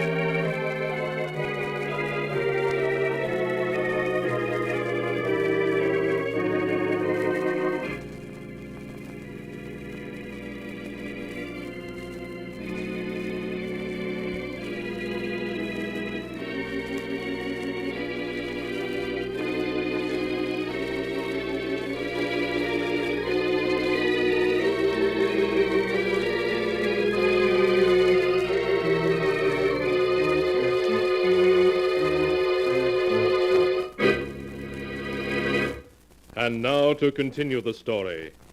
Death rings down the curtain, as it is written in the sealed book.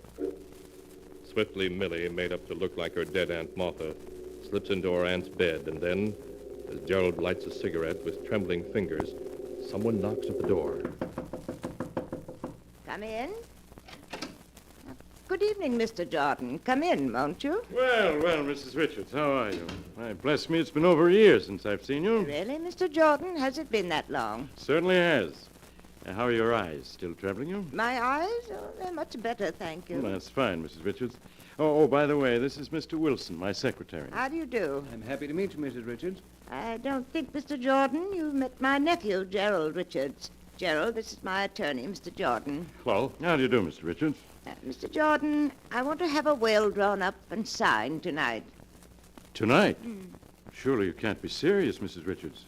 After all, your vast holdings require a will that will take you days to draw up. Oh, nonsense. I'll have none of your involved 40-page wills. All I want is a simple will dividing my entire estate equally between my nephew Gerald and my niece Mildred. But, Mrs. Richards, there are so many other details that enter into the matter of a will. For example, we must consider Mr. Jordan, will you do as I say, or must I get another attorney to draw up my will? Very well, Mrs. Richards. Mr. Wilson, please draw up a will dividing the entire estate between Gerald Richards and Mildred... Mildred Richards. She's Gerald's sister. Yes, thank you. I'll take care of it at once, Mr. Jordan. You mean, Mr. Jordan, you've never heard of my niece, Mildred Richards, the Broadway actress? Oh, you mean Millie Richards? Why, yes, of course. I've seen her in quite a number of plays. Oh, really? What do you think of her? Well, frankly, Mrs. Richards, I think your niece has a tendency to overact. Oh, you do you? Yes, take this last play she was in, Let Us Be Merry. Now, I think she played it far too hard for comedy. I'd have preferred to see an actress like, say, Joan Walker play that role. Well, that's only your opinion. I should like you to hear what the critics had to say about her performance. Gerald, will you please hand me Millie's scrapbook? You'll find it on my desk there. Really, Aunt Martha, don't you think you ought Please, Gerald. Oh, very well. I can understand criticism when it's justified, Mr. Jordan, but it seems to me you're going against my niece's huge public. Here's Millie's scrapbook, Aunt Martha. Thank you, Gerald. Now, just a moment, Mr. Jordan, and I'll read you what the critics had to say about Millie's performance in Let Us Be Merry. Yes, I'd like to hear it. Here we are. This is what Martin Walters, dramatic critic of the Evening Sentinel, had to say. Rarely in 30 years of theater going has this reviewer seen such a fine flair for comedy as was displayed last night by Millie Richards in her new hit, Let Us Be Merry, and that, Mr. Jordan, is the opinion of one of the finest critics in the country.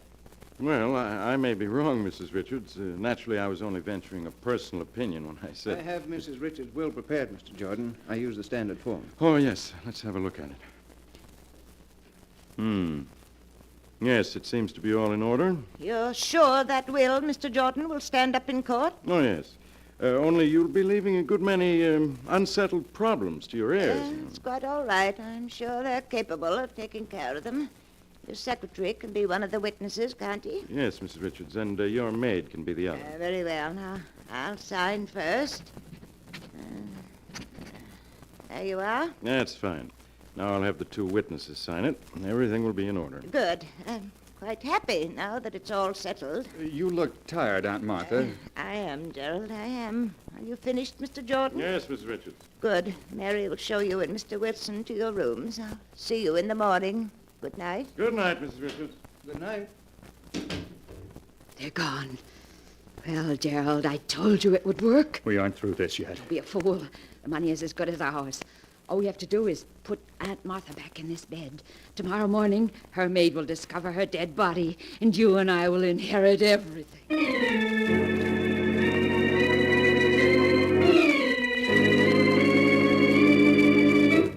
The next morning, things went exactly as Millie had foreseen. The maid found the old woman's body in her bed as if she had died in her sleep, and Dr. Smith was summoned at once. After a brief examination, he was satisfied that Martha Richards' tired heart had simply given out during the night. Oh, I can't believe it somehow, Doctor. Aunt Martha was such a dear. It's impossible to believe she's really dead. You mustn't feel too badly, Miss Richards. It was all over quite quickly, I'm sure. Your aunt's heart simply gave out. But she seemed so strong and well when we left her last night. Why, when she and I were arguing, it was just like old times. You mean you and Mrs. Richards had an argument last night? Well, not really an argument, Doctor. They were just debating over my sister's ability as an actress. Yes, that's all it was. I hope you won't mind, Miss Richards, but when I told your aunt, I thought that you overplayed your roles. Oh, that's quite all right, Mr. Jordan. What did she say to that? She almost hit the ceiling when I criticized you. She claimed that you're the finest actress in the country. Oh, Aunt Martha was always a dear. Strange that she should have said that, considering that she never saw Miss Richards perform.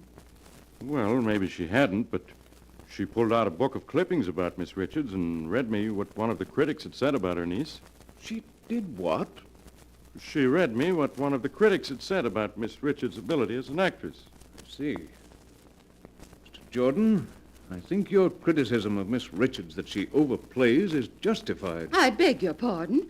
I never overplayed a role in my life. I'm afraid, Miss Richards, that you overplayed one last night. Last night? What do you mean? Your Aunt Martha was an extremely proud woman. She couldn't stand to be pitied. Exactly a year ago, she became blind. And when she did, she refused to leave her room and allow people to know she'd lost her sight. Only 2 people knew of her blindness, her maid and myself. But if Mrs. Richards was blind, how could she have read me that notice last night? She didn't, Mr. Jordan. An egomaniac actress disguised as Mrs. Richards read her own notice to you. Isn't that so, Miss Richards? Go ahead, tell him, Millie. You're so clever. You're the greatest actress in the world. You had everything worked out to the smallest detail. Be quiet, you fool. They can't prove a thing. No jury in the world would believe them. I'm too great an actress to be convicted of murder. Do you hear? I'll give a performance that'll sweep a jury off its feet. They'll never forgive me. They'll never convict me.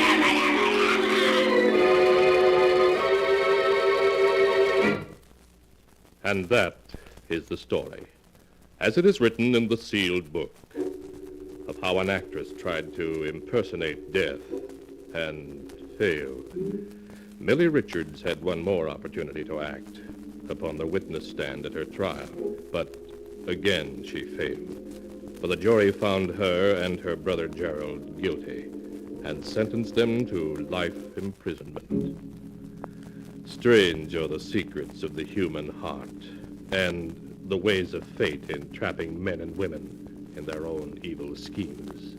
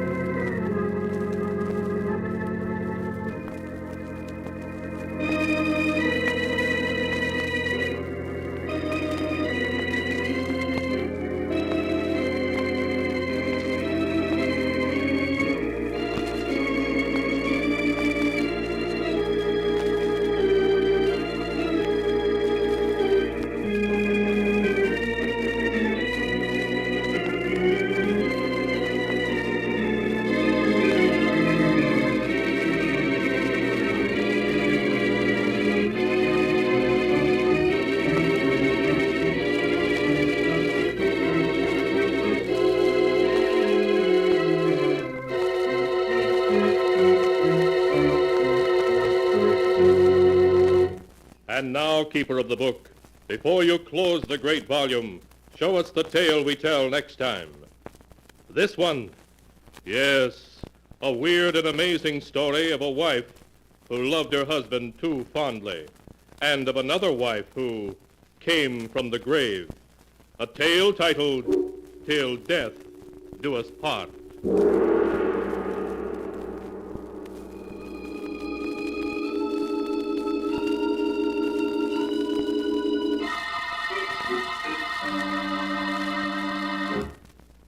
Be sure to be with us again next time, when the sound of the great gong heralds another strange and exciting tale from the sealed book.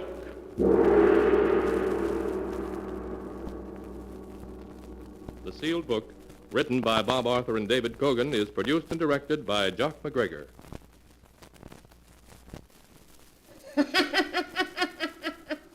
The Sealed Book.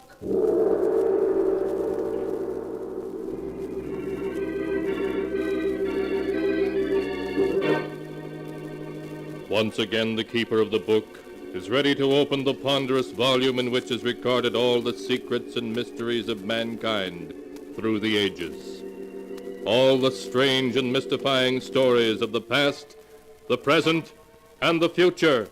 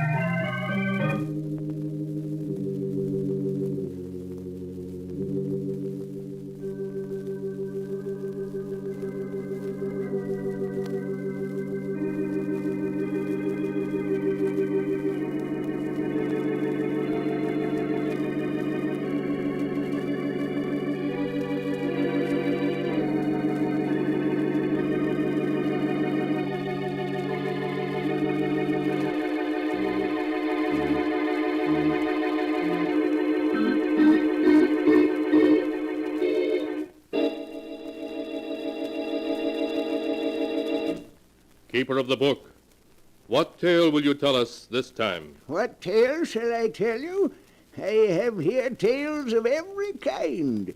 Tales of murder, of madness, of dark deeds and events strange beyond all belief. Now, let me see. Yes, here's a tale for you. The story of a small and desolate island off the coast of New England and the people who lived on it. The title of the tale is Devil Island.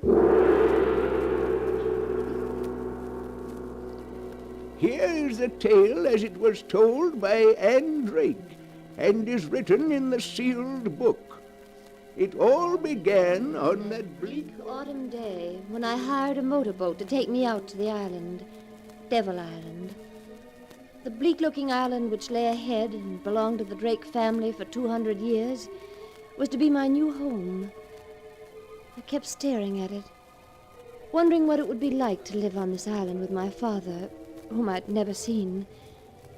20 minutes later, the boatman had landed me at the dock and left. Towering above me was a high cliff, and on top of it was the house, a huge stone mansion that looked as old and weather-beaten as a medieval castle. I climbed the steep, rocky path that led from the dock to the house. Hello, I'm... Don't tell me. Anne, I've recognized you any place. You look exactly like your mother. Are you my father? Yes. Are you disappointed? Oh, no.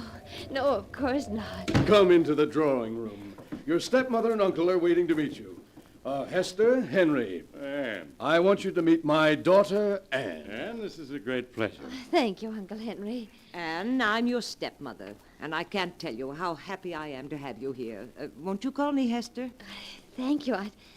I'd like to. Oh, and let me introduce you to the remaining member of the household, Anne. This is Abel. He served the family for 30 years. He can't talk, but he understands what you're saying. Oh. Abel, this is my daughter. Hello, Abel. Oh, Anne, it's going to be wonderful having you here. You're just what Drake Manor needs to make it live again. I do hope we'll be able to make you happy here.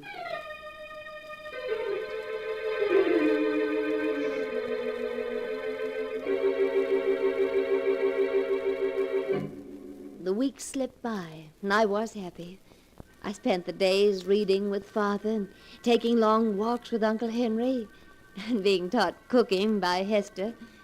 And at night, Uncle Henry and I would play chess. Well, that's another game for you, Anne. The trouble is, I taught you how to play the game too well. It looks as though another northeaster is on its way. Yes, it does. Would you like me to draw the curtains, Uncle Henry? If you will, Anne. That window over there seems to be... He's there, looking in at me. Who, Uncle Henry? There's no one at the window. Can't you see him? He's beckoning to me. But there's no one there. Here, I'll draw the curtains. Is that better? He can't see me now, but he's still out there, waiting for me. Who is? Your uncle, Richard. Uncle Richard? But he's been dead for 15 years. Yes, I know. And now he's come for me. No, Uncle Henry, you only imagined you saw him. Perhaps the same thing is happening to me that happened to the others.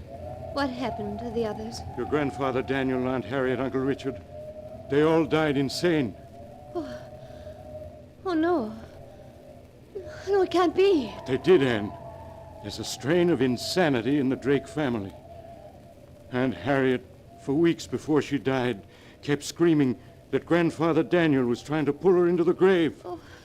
And Uncle Richard, he died crying out that Aunt Harriet was at the window calling him. No. They all died during a storm like this one. And now my time has come. Richard is waiting for me. I'll be the next of the Drakes to die. Please, Uncle Henry, you mustn't say things like that. Oh, Anne, I'm so afraid of insanity, of dying. Uncle Henry, I'll spend all of my time with you now. We'll end this nightmare you're living in. The only end to it will be death.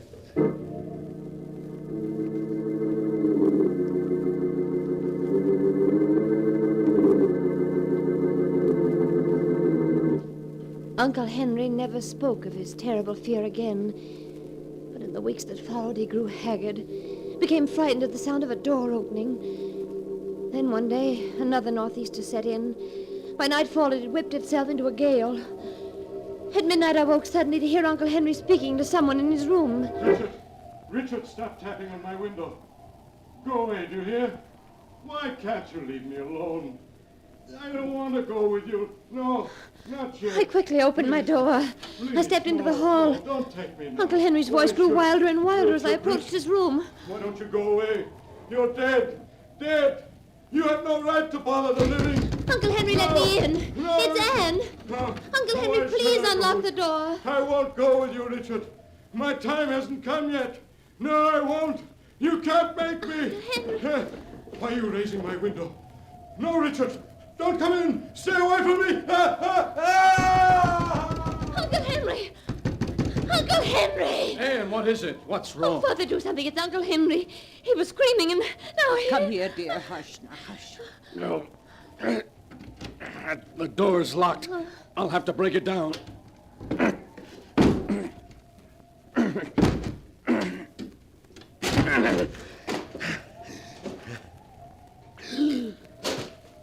Henry. Father, is he... Yes. Yes, Anne. He's dead.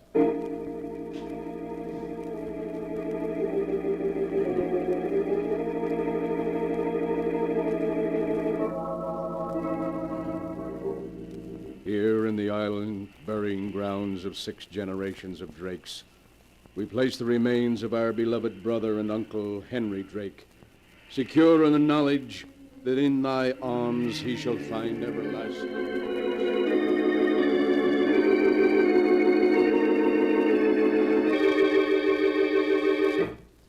Ah, dear. Life in this house won't be the same without Henry. Father, Uncle Henry was terribly frightened for weeks before he died. Anne, whatever are you talking about? It all began during that northeaster we had last month. Uncle Henry and I were playing chess.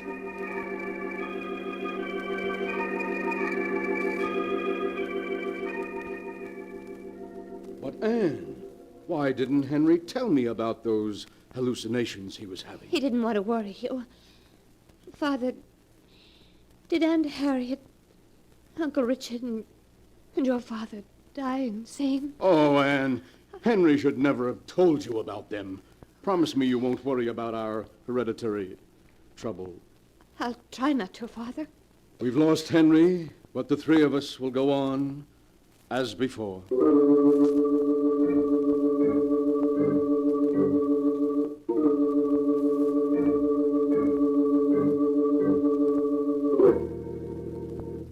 The three of us tried to go on as before, but an unspoken fear had crept into our lives. Often I turned to find Father and Hester watching me anxiously. Then a month after Uncle Henry's death, another storm lashed the island. I'll be glad when this storm blows over. It's getting on my nerves. Father, why don't we close up Drake Manor for a few weeks and take a vacation on the mainland? You mean leave the island? No, that's impossible, Anne. We have enough money to get along on the island, but not elsewhere. But I have all that money my mother left me. We could use that. You won't receive that money until you're 21. That's 6 months from now. Besides... Anne, well, what are you staring at? Look. Look at the window. Eh? It's Uncle Henry. He's beckoning to me. Anne, there's no one at the window. He's there. I tell you, he's there. Look. Now he's gone away. Oh, you saw him, didn't you? You must have. Darling, you only imagined you saw him. Oh, no, I did see him. He was beckoning to me, the way Uncle Richard beckoned to him. Means I'm going to be the next Drake to die. Anne, what are you saying? Oh, you mustn't talk like that. You just imagined you saw Uncle Henry. It was just an hallucination. Then I'm going insane. As he did. Oh, no, don't say that. Anne, you must rid your mind of all these fears, of everything Henry told you. Promise me you won't think about it anymore.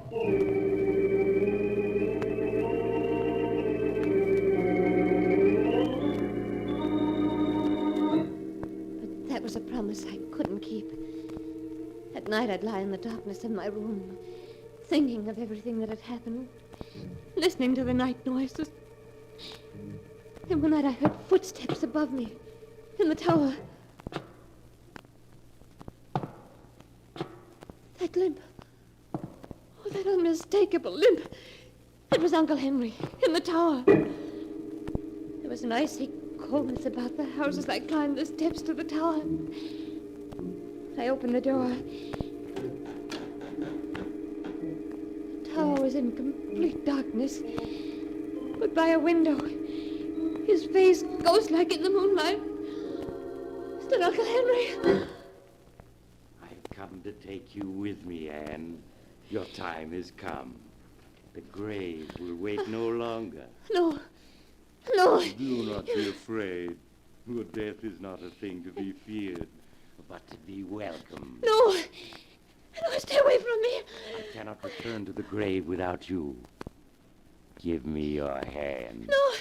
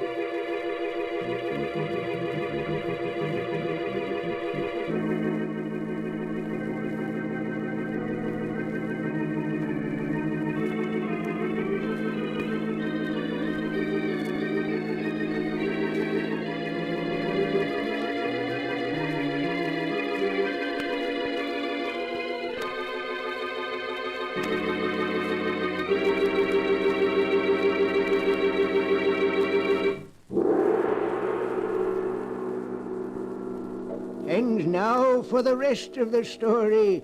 Devil Island, as it is written in the sealed book. Martin Drake, hearing Anne's screams, rushed up to the tower of the old mansion to find her lying unconscious on the floor. After Martin and Hester had taken the girl back to her bed, Martin went to the mainland. At dawn, he returned with a doctor and waited impatiently for him to finish examining Anne. I've just given her a sedative, Mr. Drake. She's asleep now. Will she be all right, Doctor? Afraid she's on the borderline of insanity. Oh, no. And I'm afraid in a case of this type, where there is inherited insanity, there's very little that can be done.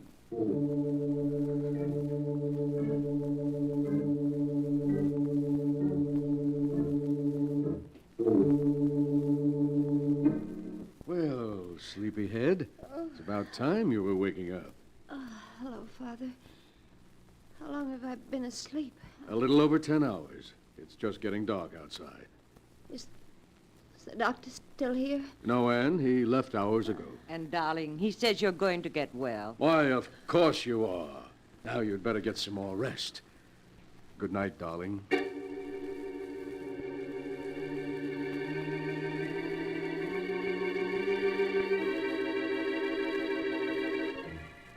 A moment later, they were gone. I was alone again.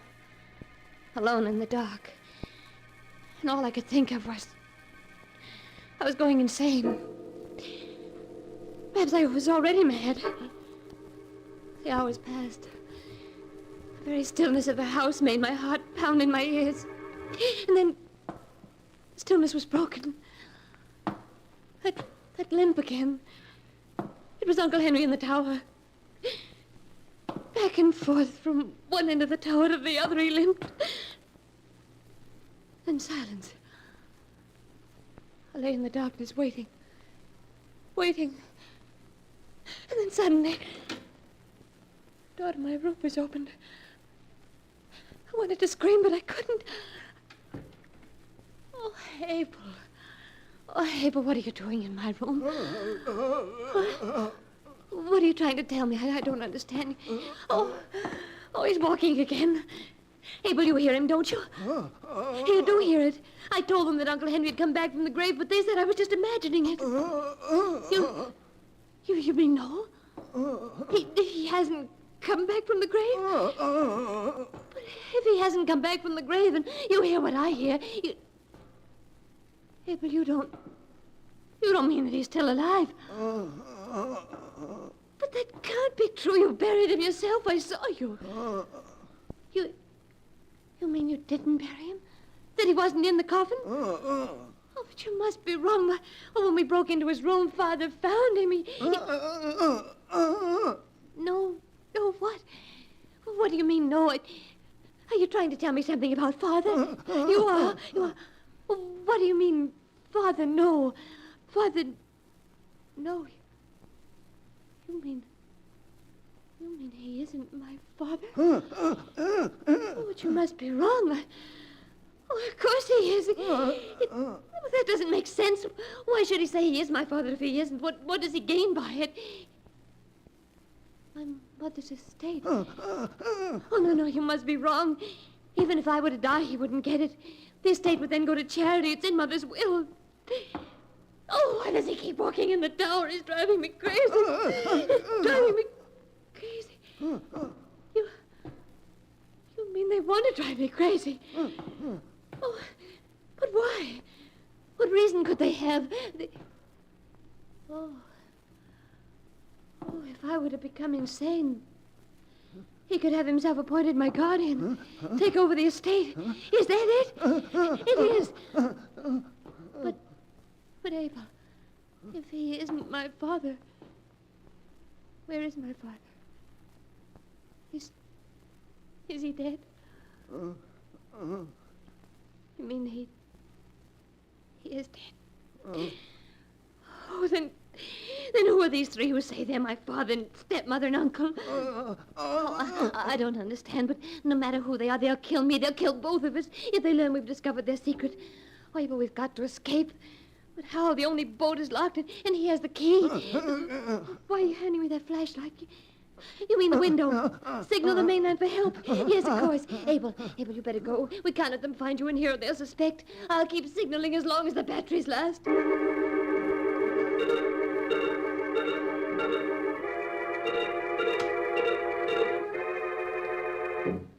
I can't keep signaling much longer. For now, And, what are you doing out of bed? And with that flashlight? Nothing at all. You weren't signaling someone on the mainland, were you? Oh, no. No, I just had the flashlight in case someone came in the room. Oh, why, you're trembling as though you were frightened. You're not afraid of your own father, are you, dear? No. No, of course not. Now, no more walking around. I want you to get some sleep. Good night, dear.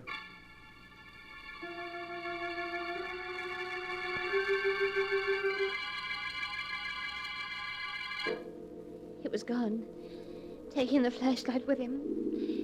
Did he suspect that I knew? Oh, the hours seemed endless until the first rays of dawn came. Would rescue come with it, or had my signals gone unnoticed? After I dressed, I went to the window, and then I saw it. A strange launch tied up at the dock. Suddenly frightened lest the callers leave before I could speak to them, I rushed out of the room. As I ran down the stairs, I could hear voices in the drawing room. Well, Sheriff, if Dr. Arnold has spoken to you about my daughter's mental condition, I'm quite sure you'll understand Sheriff, don't listen to him. He isn't my father. Anne!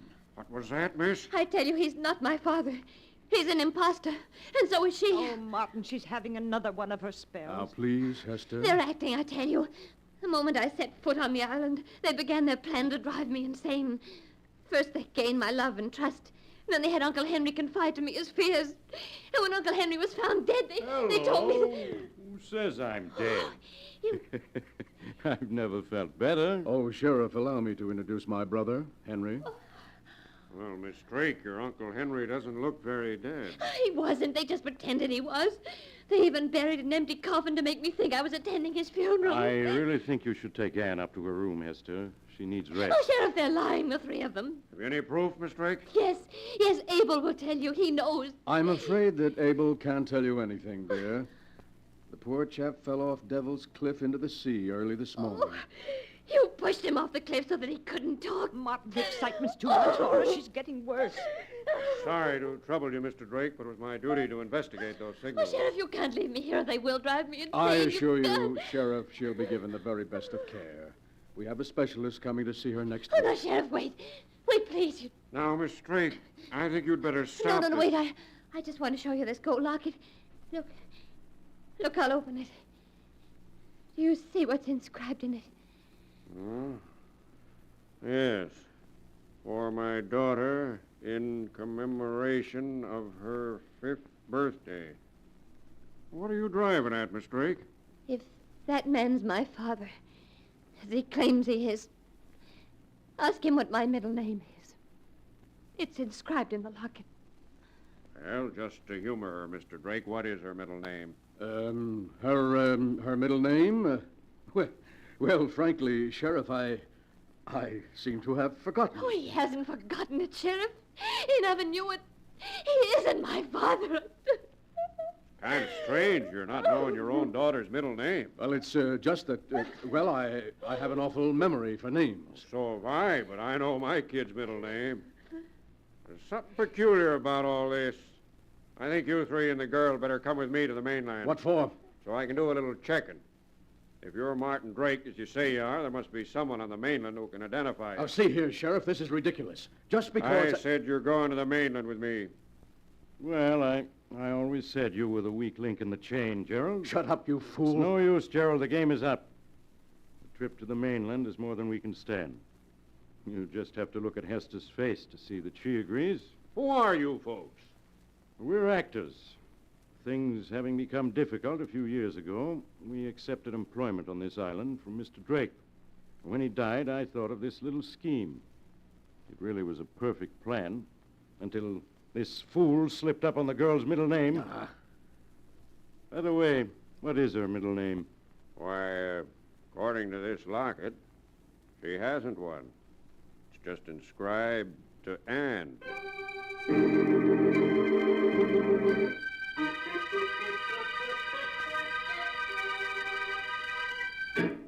And that is the story of Devil Island, as it is written in the sealed book. Because an impostor slipped up on a middle name that didn't exist, an almost perfect crime was prevented by Sheriff Williams, and an innocent girl was rescued from imprisonment and probable death. It was a small slip, but a fatal one. But the sound of the great gong tells me I must close the sealed book once again. One moment, Keeper of the Book. What story will you tell us next time? Next time? Are you sure you want to know? Perhaps my next story may be about you. For I have here all the stories that ever happened, and many that have yet to come to pass. But I'll find one for you in just a moment.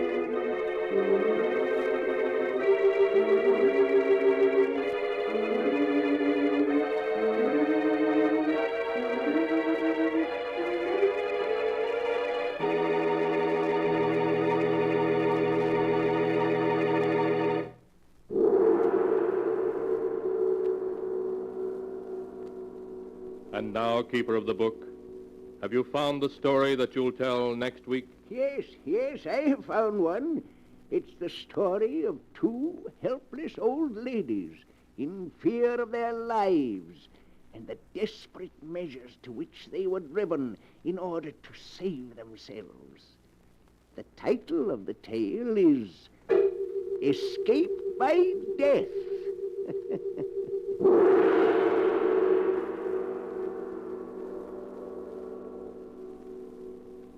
Be sure and be with us again next time when the great gong heralds another strange and exciting story from The Sealed Book. The Sealed Book, written by Bob Arthur and David Kogan, is produced and directed by Jock MacGregor.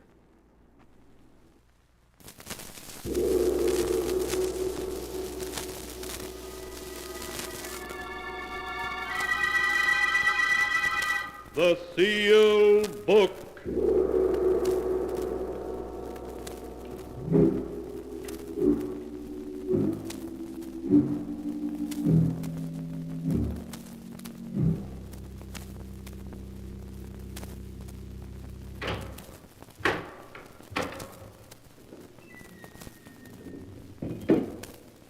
Once again, the keeper of the book has opened the ponderous door to the secret vault, wherein is kept the great sealed book, which records all the secrets and mysteries of mankind through the ages. Here are tales of every kind, tales of murder, of madness, of dark deeds, strange and terrible beyond all belief. keeper of the book, I would know what tale we tell this time.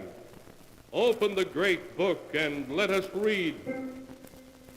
Slowly, the great book opens. One by one, the keeper of the book turns the pages and stops. Ah, the strange story of a woman who was born with the soul of a cat. A tale titled Queen of the Cats.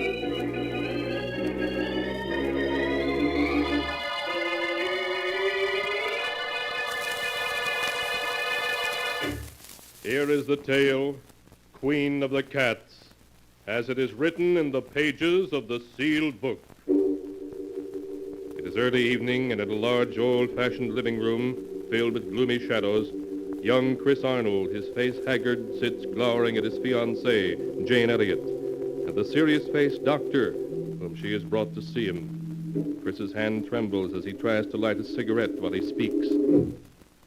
I'm sorry Jane made you come all the way out here to see me, Dr. Smith. There's nothing wrong with me. Nothing, I tell you. Oh, Chris, there is. I know it. Yes, Chris, Jane's right. I've known you all my life, and I can see at a glance there's something wrong. Now, why not tell me, and let me see whether I can help you or not? All right. I'll tell you. I've got to tell someone. Jane knows part of the story already. She was in it. But I'll tell it to you from the very beginning, which was 2 years ago at a party to which Jane and I were invited. Oh, Chris, isn't this a wonderful party? The only thing wonderful about it is you. Chris, don't. People are watching. Oh, fine thing when a man can't kiss his best girl in public. What's this generation coming to? At Miss Tyndall's school, we were taught a young lady never kisses a man in public. Miss Tyndall is setting romance back 50 years. Who are you looking for, anyway? Rana Farouk, my roommate at Miss Tyndall's. Oh, she's the Egyptian girl you were telling me about. Yes, I want you to meet her. Only you'd better not fall in love with her as every other man does. Sounds as though she's a second Cleopatra. Men don't seem to be able to resist her. Really? Well, I'm curious to see this siren of the Nile. There she is, Chris. Come on. So that's Rana. No wonder men can't resist her. Hello, Jane. I've missed you. Rana, this is Chris Arnold. Chris, this is Rana Farouk. Hello, Chris. Hello, Rana. Oh, look, there's Miss Tyndall waving to me. Excuse me, won't you? Of course, Jane. I'll be back in a minute. You know, Chris, at Miss Tyndall's, the first thing I'd see in the morning when I got up and the last thing before I went to bed was your picture.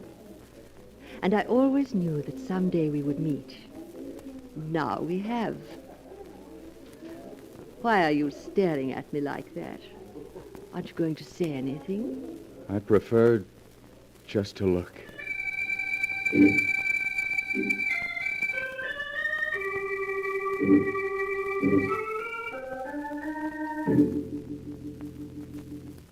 Even now, Doctor, 2 years after our first meeting, I find it difficult to describe how beautiful Rana was. I was her slave from the moment I saw her. And a month after we'd met, we were married. I see. Please go on, Chris. After Rana and I were married, we took an apartment in town.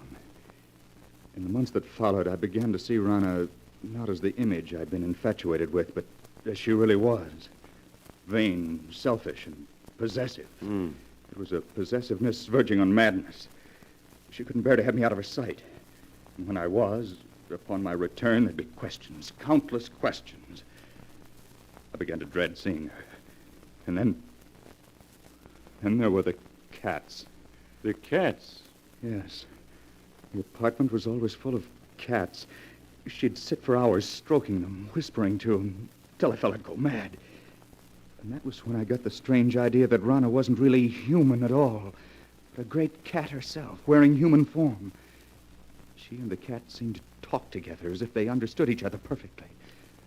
Life became a nightmare for me. A nightmare full of cats and Rana asking questions, endless questions. One day I realized I couldn't go on living with her any longer, that our marriage had been a mistake. I decided to tell her about it that very evening, without waiting any longer. May I come in, Rana? Of course, dear. Rana, there's something important I want to talk to you about. Please, Chris, there's so little time just now. We can talk after the party. But, Rana, this is important. I think that... Darling, whatever you have to say can wait. Now, please hurry. But, Please. Well, all right. We'll discuss what I have to say later. Chris, when I called you at the office this afternoon, why didn't you tell me that you'd had lunch with Mary Walker? How did you know I had lunch with her? Oh, a friend told me. A friend? Who was it? What is it, my beauty? What are you trying to tell me? Rana, put that cat down and answer me. Who was the friend that told you I had lunch with Mary Walker? Someone you've never met, darling. How is it you always know what I've been doing? Whom I've been seeing? It's as though you have people spying on me. Chris, what a thing to say. Now, please hurry or we'll be late. There's something strange about the way you always know what I've been doing. Sometimes I suspect you... Chris, look out! You stepped on Sabina's tail. Well, if there weren't so many cats underfoot, I wouldn't have stepped on it. Why must you keep 5 cats around? Because I love cats. They're beautiful, sacred. Thousands of years ago, my ancestors worshipped cats. And the great cat goddess Sakonet. On the River Nile, close by the ancient city of Hamadi, where I was born, are the graves of 100,000 sacred cats who have been mummified and buried with reverence. Rana, I can't go on like this anymore. Why, darling, what do you mean? Our marriage was a mistake. I want a divorce. Chris, you can't be serious. But I am. No, Chris. I love you and I won't give you up. You're mine, darling. You always will be. Nothing shall ever separate us.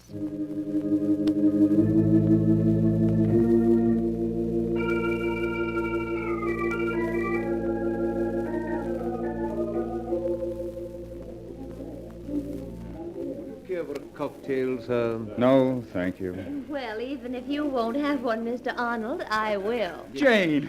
Oh, Jane, it's good to see you again. Can't we go someplace and talk?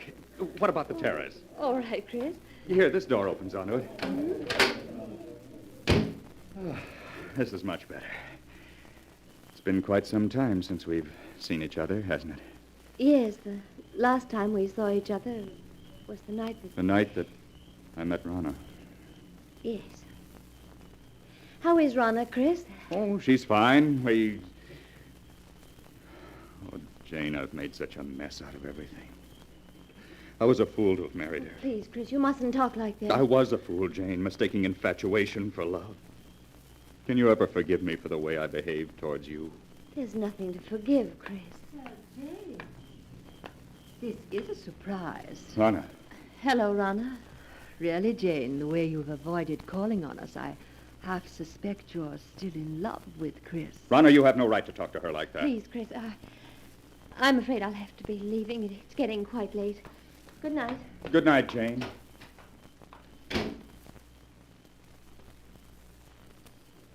I hope I didn't interrupt anything by coming out here so unexpectedly, Chris. Yes, Rana, you did. I was about to tell Jane that I love her and that I always will. Rana, you've got to give me a divorce. I'll never give you a divorce. Never, do you hear? You're mine and you always will be. If I can't have you, no one else will.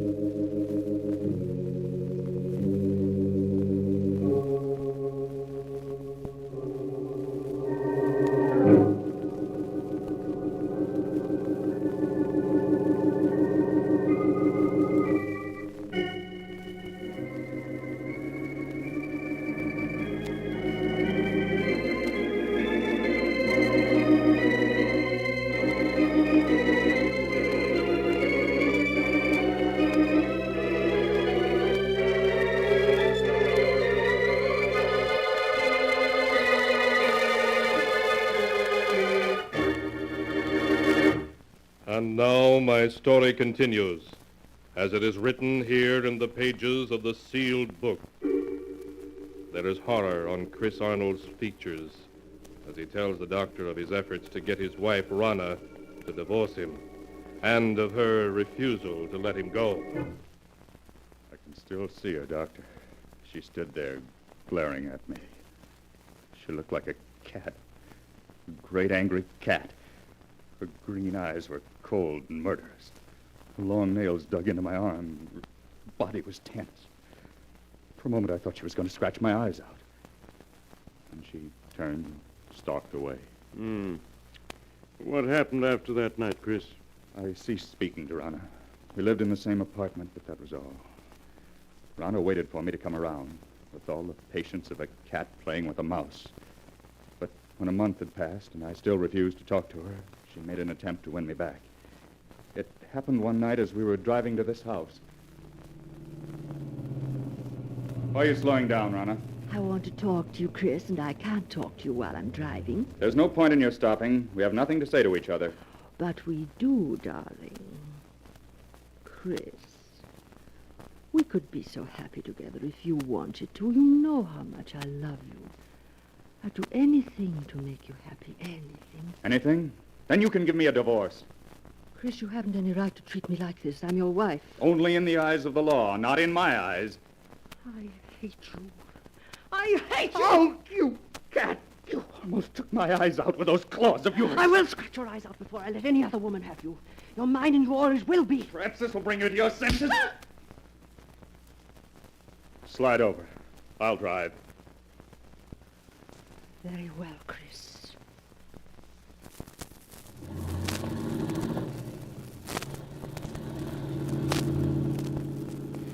You think you've beaten me, Chris, but you haven't. In the end, you'll come crawling to me. It may take a year, 2 years, 5 years, but I can wait. You have everything planned perfectly, Rana, don't you? But I have one way of escape from you that you never thought of. Really? And what way is that? I can escape through death. Death? Yes, Rana.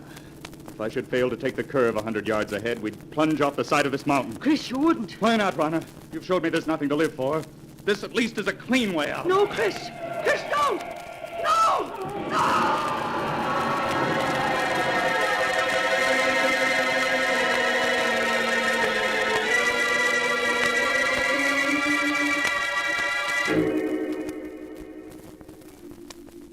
When I drove the car over the side of the mountain, Doctor, I thought Rana and I were going to our deaths, but fate decreed otherwise.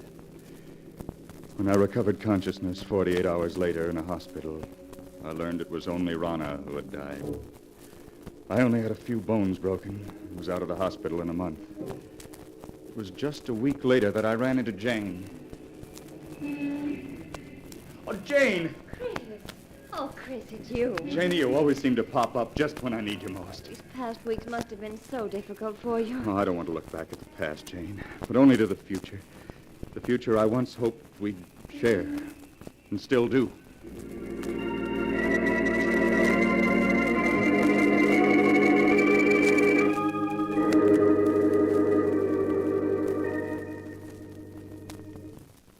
Two months ago, Doctor, Jane and I became engaged.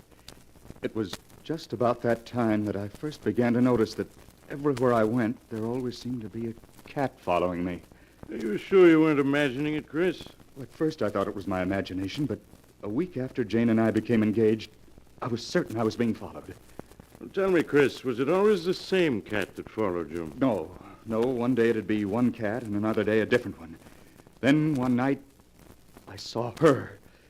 It happened in this very room 6 weeks ago. I had great difficulty in falling asleep that night.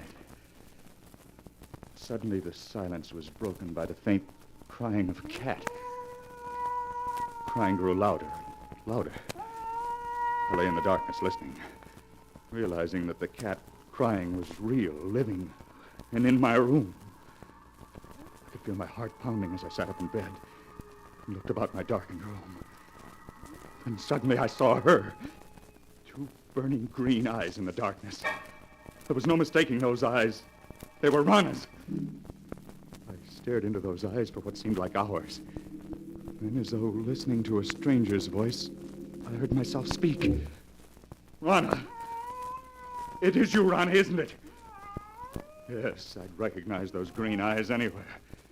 So you've come back, and in the form I've always thought of you as, a cat. I know why you've come back. It's because of Jane.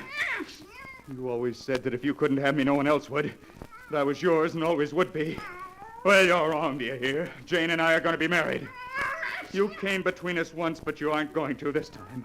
I will marry her, and there's nothing you can do to stop me.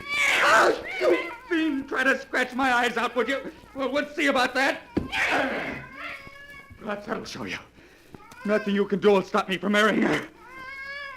I know that the cats that were following me and spying on me were doing so under your orders. You're the queen of the cats. Yes, I should have known. No wonder you always knew where I'd been, who I'd seen. You had cats spying on me even then. Well, even if you are the queen of the cats, you can't stop me from marrying Jane. Perhaps a bullet between those green eyes of yours is what's needed.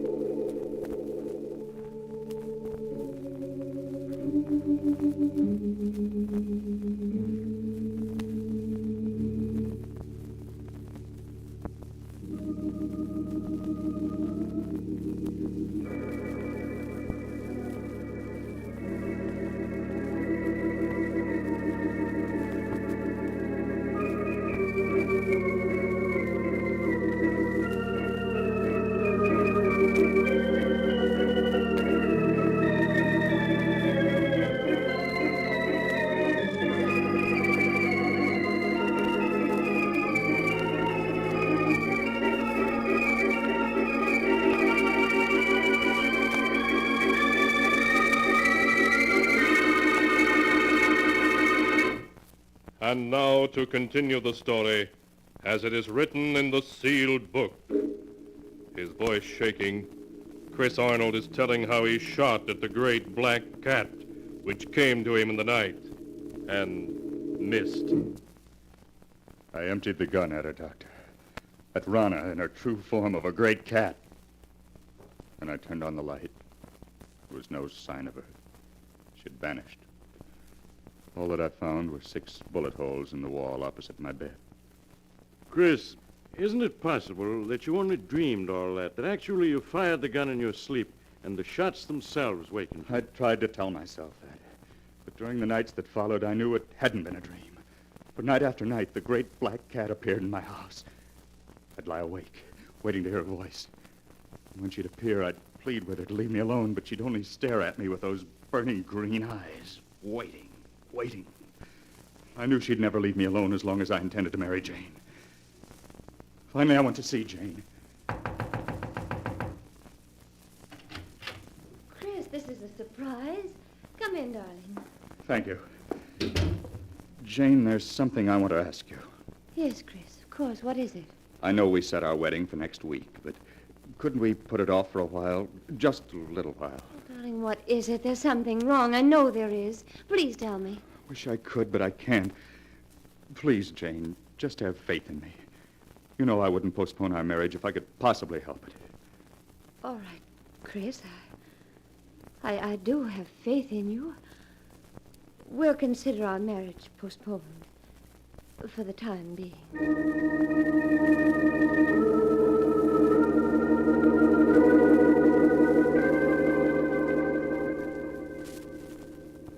The night I put off my marriage to Jane, Doctor, was the first night that Rana didn't appear. And the first night in a week that I was able to sleep. You think, Chris, that she didn't appear again because you had postponed your marriage to Jane? I know it. Weeks went by.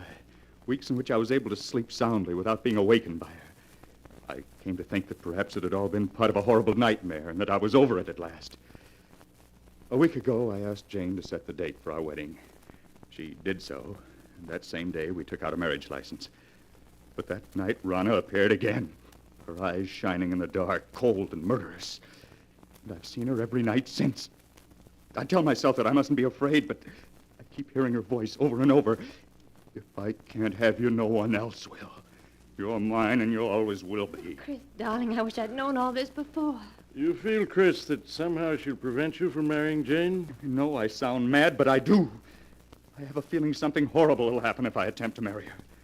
You still have the marriage license? Yes. Why do you ask? Chris, you've reached a crisis in your life.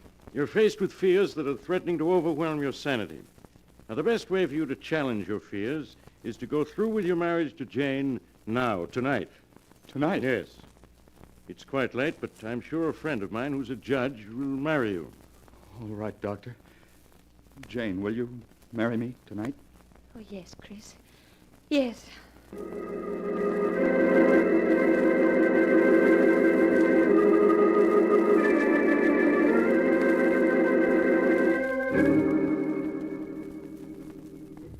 Sorry to get you up in the middle of the night, Judge, but for reasons I can't explain, it's important that these two be married tonight. That's quite all right, Doc. Always glad to oblige a friend.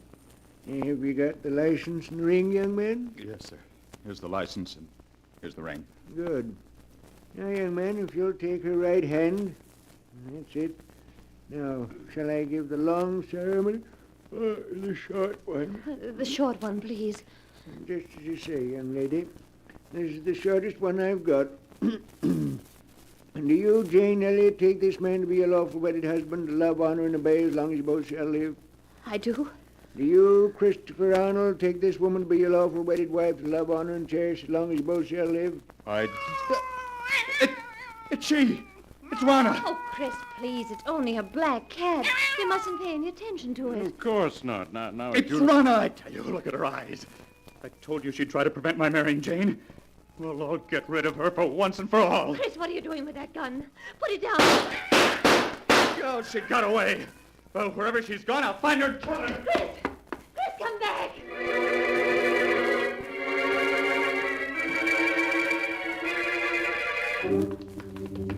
Oh, Doctor, where can it be? Oh, Jane, he can't be far off. We'll find it. Listen. Doctor, that must be Chris firing that gun. Come on. Those shots came from close by. Oh, hurry. Hurry. You better take it easy now, Doc.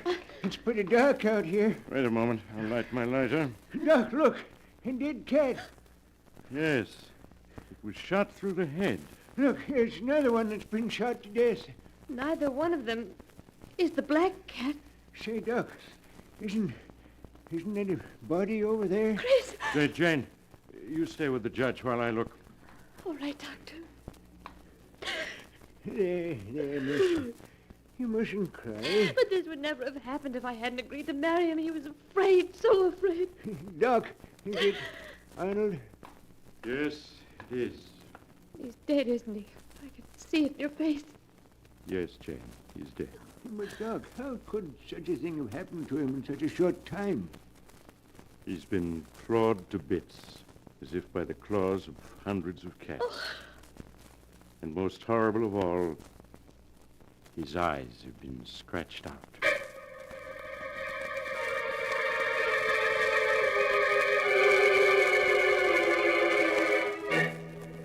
2 days later, at Chris Arnold's funeral, a great black cat appeared as if from nowhere, sitting close by the edge of the grave and licking its paws as it watched the coffin lowered into the earth.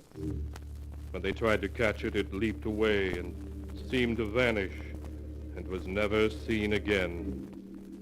Was it truly Rana, Chris's wife, reborn in the shape of the cat she had been at heart? The answer is not written here. The tale has been told just as it is recorded in the sealed book.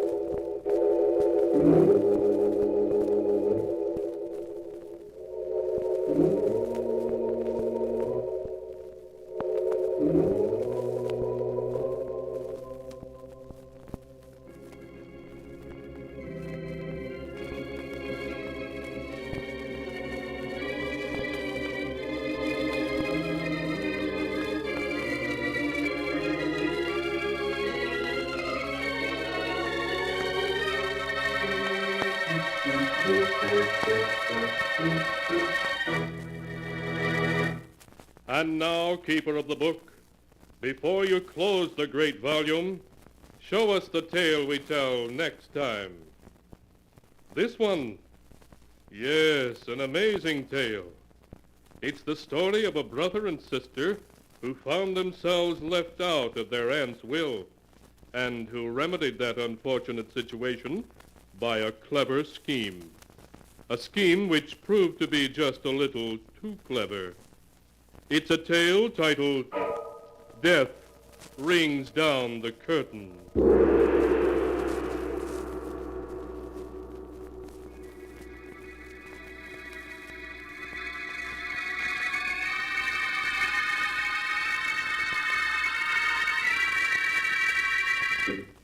Be sure to be with us again next time, when the sound of the great gong heralds another strange and exciting tale from the Sealed Book. The Sealed Book, written by Bob Arthur and David Kogan, is produced and directed by Jock MacGregor.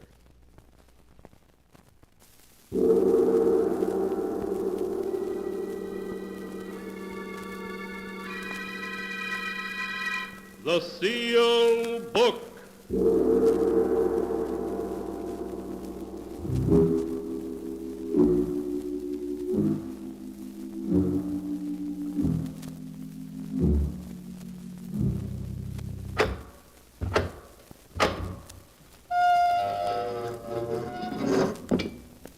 Once again, the keeper of the book has opened the ponderous door to the secret vault, wherein is kept the great sealed book, in which is recorded all the secrets and mysteries of mankind through the ages. Here are tales of every kind, tales of murder, of madness, of dark deeds, strange and terrible beyond all belief. Keeper of the book, I would know what tale we tell this time. Open the great book and let us read. Slowly, the great book opens. One by one, the keeper of the book turns the pages and stops. Ah, the strange story of a handsome and mysterious man who, wherever he went, caused fear and grief. A tale titled, My Beloved Must Die.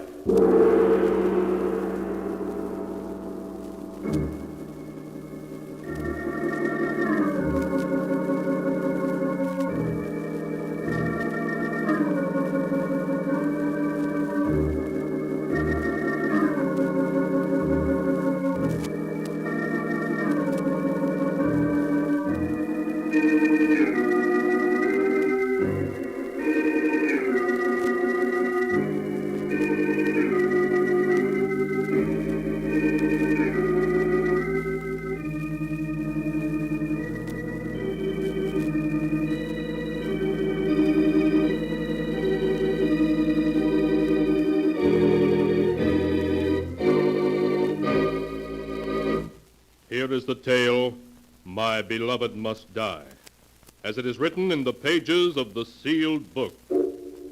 Our story begins in a large, smartly furnished apartment. Beautiful Joan Sanders sits at a desk, a pen in her hand. Her face is white and tense as she begins to write. Dear Mr. Rand, as you have long been a friend of the family, I'm writing this letter to you so that you may know why I'm going to do what I must. Believe me, there's no other way out. I know if you were here, you'd say murder's never justified, but I feel positive that in this case it is. I find it difficult to gather my thoughts so that I may write to you exactly what's happened. I suppose it all began that afternoon 2 months ago when Millie returned from her vacation. Oh, Joan, I had a wonderful time. Everything was just perfect. And, Joan, I met a man. Oh, no wonder everything was perfect. Oh, Joan, just wait until you meet him. His name is Victor Duval. Oh, tell me about him. Well, to begin with, he's 32 years old, a little over 6 feet tall, very broad-shouldered, dark complected, and has the most beautiful black eyes I've ever seen. Oh, really, Joan, he's handsome enough to be a Hollywood star. Millie, what about Frank? Have you forgotten you're engaged to him? No, but, well, perhaps we aren't really suited for each other. Oh, grew up together. You know how Frank loves you. Yes, I know, but Frank seems so young and immature. Has Victor told you that he loves you? No, but he will in time. I feel certain of it. Well, promise me, Millie, that until that time you won't break off with Frank. All right, Joan. I promise. Oh, my goodness. It's 5 o'clock already. Have you got a date? Yes, Victor's calling for me at 6. We're having dinner together and then going to the theater.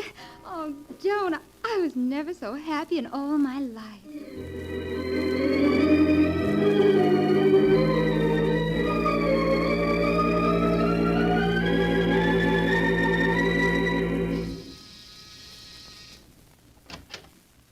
Good evening.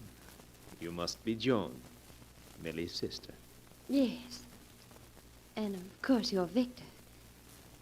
Come in, won't you? Thank you. Millie isn't quite finished dressing. You'll forgive me for staring, but I didn't believe anyone could be as beautiful as Millie until you opened that door. Oh, you're very kind. Oh, here are some flowers I brought for you. For me? Yes.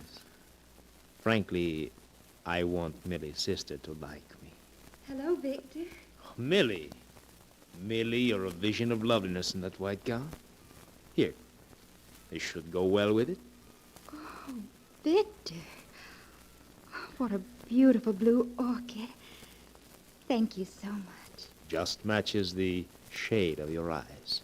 This is going to be a perfect evening. I just know it is. Isn't it, Victor?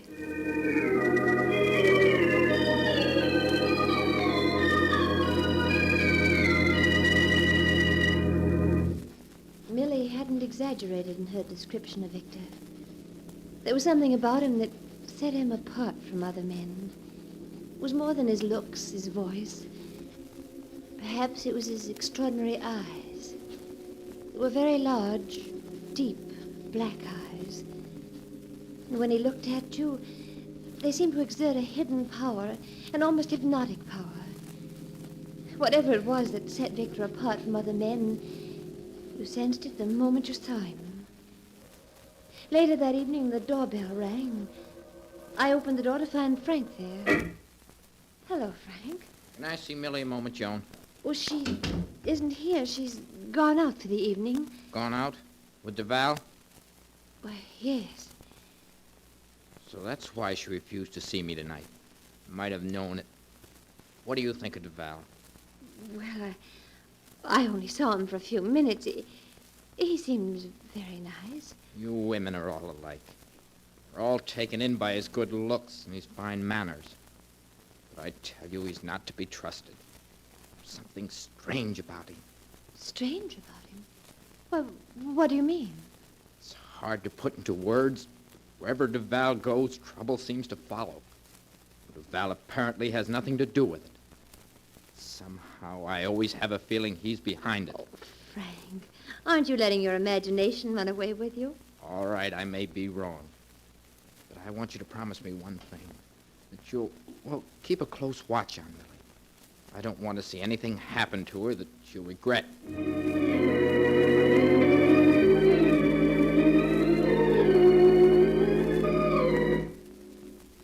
In the weeks that followed, Millie saw Victor constantly.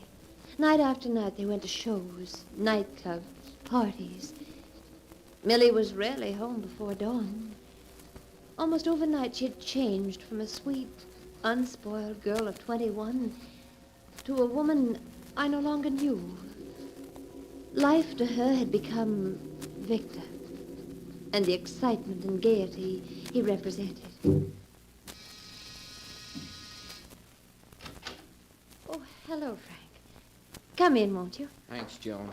Suppose Millie's out with Duval as usual? Yes, she is. And Frank, I'm worried. So terribly worried about her. Oh.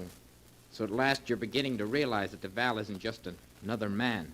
There might be something to what I told you. Yes. Well, you have good reason to worry about Duval. What do you mean? I don't know who Duval is or where he came from. But in the short time we've known him, he's ruined several people we know and has broken up more than one home. Frank, what are you saying? You didn't know that our friend Duval is a gambler of the wildest type, did you? No. A few nights ago, he won $40,000 from Dan Richards. That ruined Richards and broke up his home. Oh, poor Dan. And his wife, Helen. Yes, and speaking of wives, did you know that Doris Anderson has filed suit for divorce? Doris Anderson? Yes. It seems that one night Duval was dancing with Doris, and he said to her, "What a pity you're married." Now Doris is in Reno. Oh, Frank, it just doesn't seem possible that anyone could want to do such things. Joan, those are only a few things that Duval has caused. Everywhere he goes, he seems to create attention, bring about trouble, delights in it. I tell you, there's something unnatural about him. Frank, what can we do? I was hoping that if we just let Millie alone, she'd get over this infatuation for Duval, but she hasn't. I'm going to wait here until she returns. Then we're going to have it out, once and for all.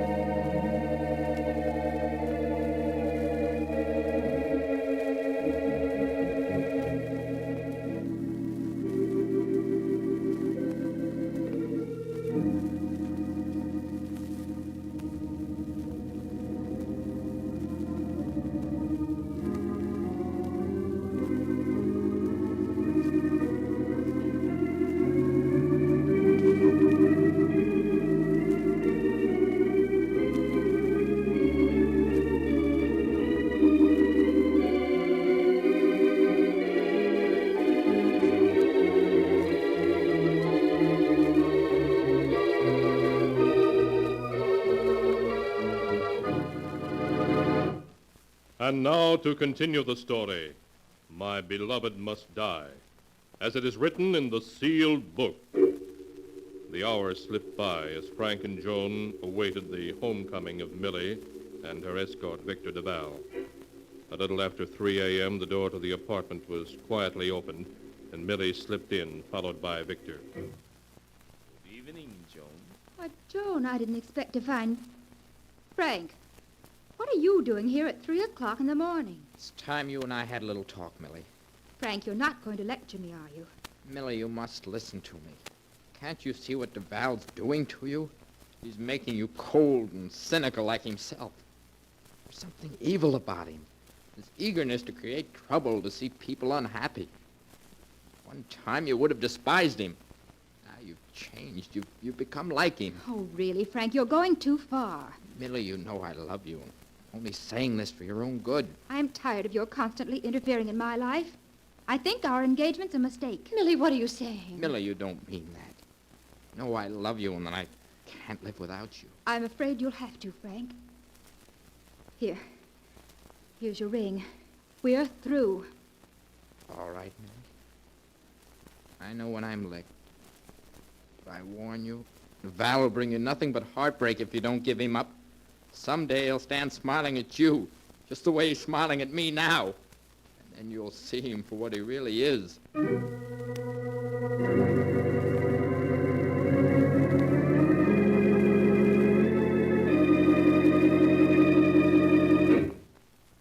Morning, Joan. Anything in the morning paper? Joan, what's wrong? You're so pale. Millie, Frank was killed early this morning while driving home. Killed? Yes. The paper says he ran off the road while traveling at a fast speed and hit a telephone pole. Oh, it's dreadful. He's so young. Joan, why are you looking at me like that? You think it was my fault that he was speeding and ran off the road, don't you? Go ahead, say it. Your fault? I don't know. Somehow I keep thinking it was Victor's fault. We were all so happy, contented until he ended our lives. You haven't any right to talk about Victor like that. You know I love him. Oh, he's cast a spell over you as he has over so many others. And in the end, it can only lead to disaster for you as it has for Frank. Victor's evil, I know that now. Stop saying that. Do you hear? Stop saying that. He isn't evil, and I'll never give him up.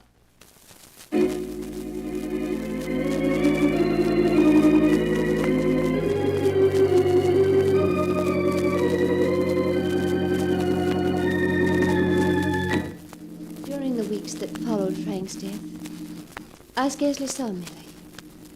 I sensed that she was avoiding me, afraid of the accusation she imagined she saw in my eyes. I knew that she was still seeing Victor every night. I began to hear stories from a dozen sources about the two of them and the life that Millie was leading. As time went by, Victor became involved in one scandal after another, and Millie with him. One night I went to his home determined to have it out with him. Victor, you and I must have a talk. But of course, Joan. What is it you wish to say to me? Victor, you mustn't see Millie anymore. Oh? May I ask why? You know very well why. Since you've entered Millie's life, there's been nothing but trouble. Before Millie met you, she was unspoiled and contented, ready to marry a nice boy, but you changed all that.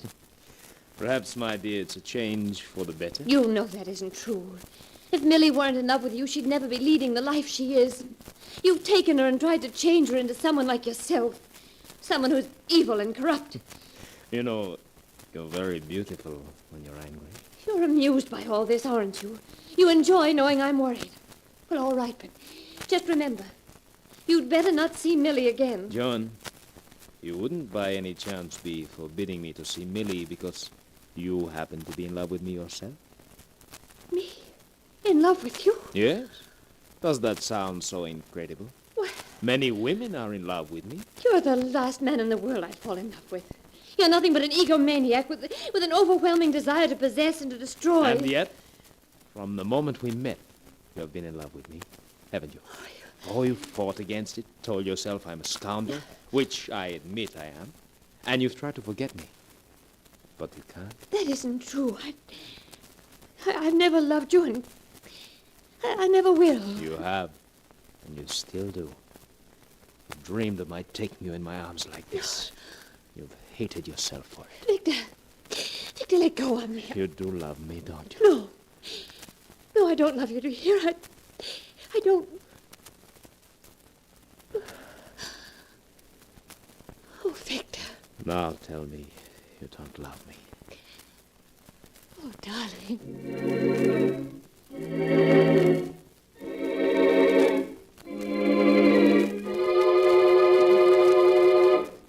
Even now, a month after that night that Victor took me into his arms, I'm confused. How can a person hate Victor as I do and yet love him at the same time? I know he's evil, that he's ruined the lives of many people. Millie's, Frank's, perhaps my own. Yet in spite of that, when I'm with him, it doesn't seem to matter. When he called at the apartment a few nights later, I was happy to see him. Victor. Good evening, John. May I come in? Yes, of course. Thank you. Millie isn't home yet. I haven't come to see Millie, but her sister. Oh, what did you want to see me about, Victor? About us? Oh, Victor, you must forget what happened that night. Perhaps I do love you. I don't know, but in any case, it isn't fair to Millie. Oh, please, Victor, if you care for either of us, you'll go away. Leave us alone. In your heart, you know you don't want me to go. You want me close to you, as I am now. No. No, Victor. No. Darling, you shouldn't. Forgive me. Millie. I should have made more noise when I opened the door. Oh, hello, Millie. I hope you're not angry with me, Victor, for having turned up at such an inopportune moment. Please, Millie, you must let me explain. There's nothing to explain, Joan. It isn't your fault, it's Victor's. This isn't the first time I've caught him making love to other women, but to make love to my own sister behind Come now, Millie. You aren't being fair to me. You know I shouldn't hesitate to make love to Joan in front of you, would I? No, you wouldn't. Nothing matters to you, nothing.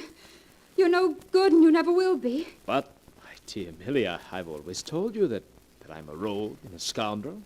It isn't my fault if you took me seriously. I was a fool, an utter fool to fall in love with you. Yes, I'm afraid you were.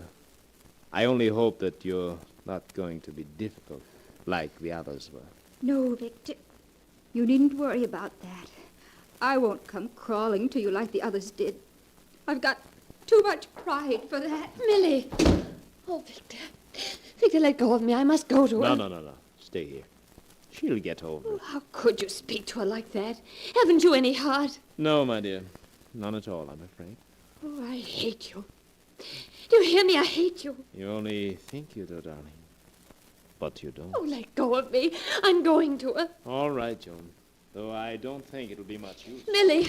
Oh, Millie! Oh, darling, what's wrong? That bottle.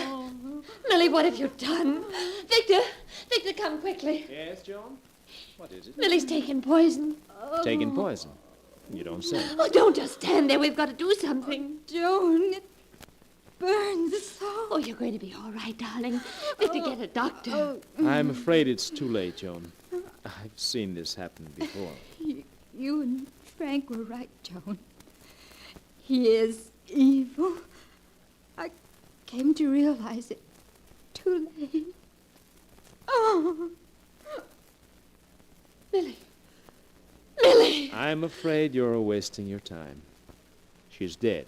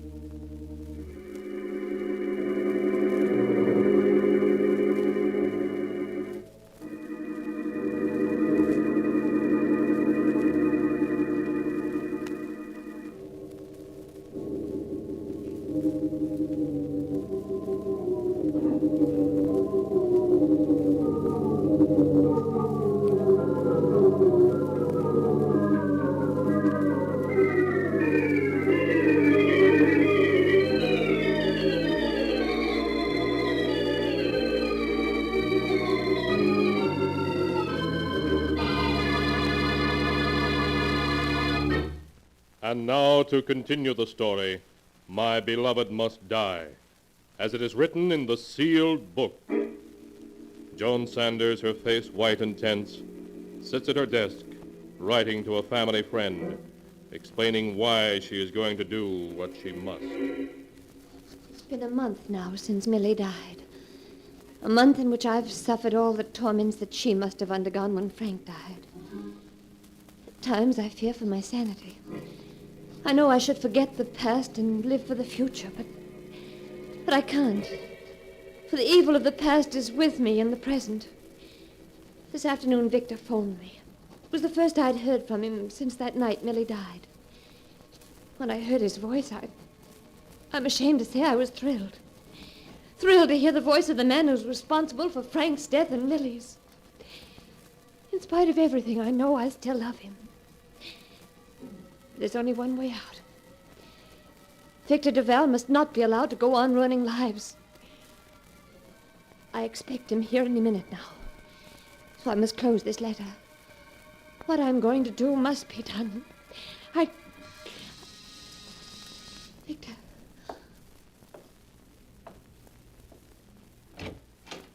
Hello, Joan. Victor. Come in, won't you? Thank you. You're not looking very well, Joan. Have you been ill? Yes. Ever since Millie's death. You shouldn't think about it, Joan. It's in the past. You don't feel the slightest twinge of remorse, do you? Not the slightest, darling. Now, what about changing into an evening gown so that we can do the town? Oh, you're heartless. Inhuman. There's no other way out. My dear, whatever are you talking about? This, Victor. A gun. Yes, Victor. Don't be foolish, my darling. Put the gun away and get dressed, eh? I could hardly miss you at this distance. Well, what are you waiting for? Why don't you shoot? Even knowing you're going to die doesn't frighten you, does it? No, my darling, no. You see, nothing in this world frightens me. Not even death. Oh, you are inhuman. That horrible smile on your face. Scoffing at me, at everyone. You live only to hurt and to destroy, don't you? Yes, I despise you all. Every human being. Your righteousness, your smugness, your futile attempts to achieve happiness. There's nothing I delight in more than to send you down into defeat. To watch you suffer, kill each other, commit suicide. Oh, you fiend. Yes. Well, you've done your last evil deed.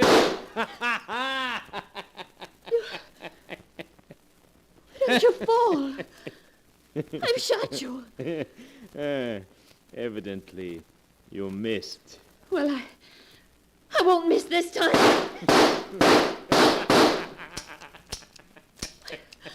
Why don't you fall? Your gun seems to be empty. Oh, I couldn't have missed you. I couldn't have. No, you didn't miss me. And why aren't you dead? No one can kill me. No one. Joan, don't you know who I am? Who are you? Look into my eyes. Look deeply. Now, do you know with whom you have fallen in love? You're the devil. Yes, darling. The devil himself. Oh, no. No, I won't be in love with you. I won't be. Oh, but you will, darling. You will. Even though you know who I am. You'll be in love with me forever. Forever.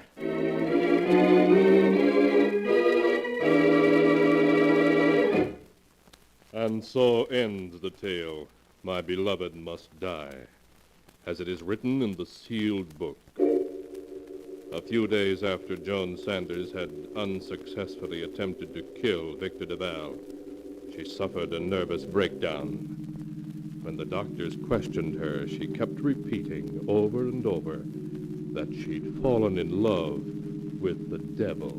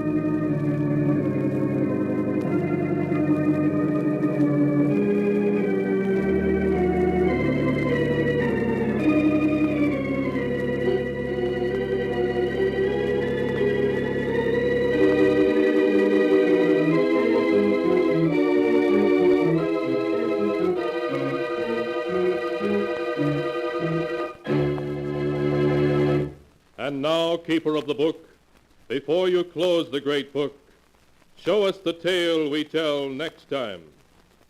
This one. Ah, yes. The tale of a scientist who ventured into the unknown and whose experiment brought disaster into his laboratory. A tale titled Beware of Tomorrow.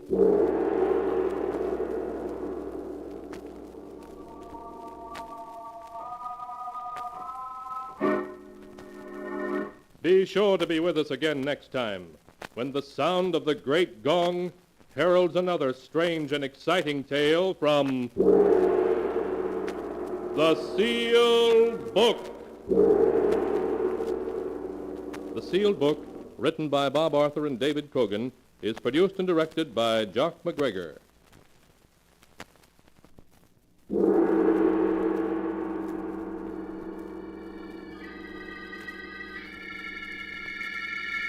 The Sealed Book.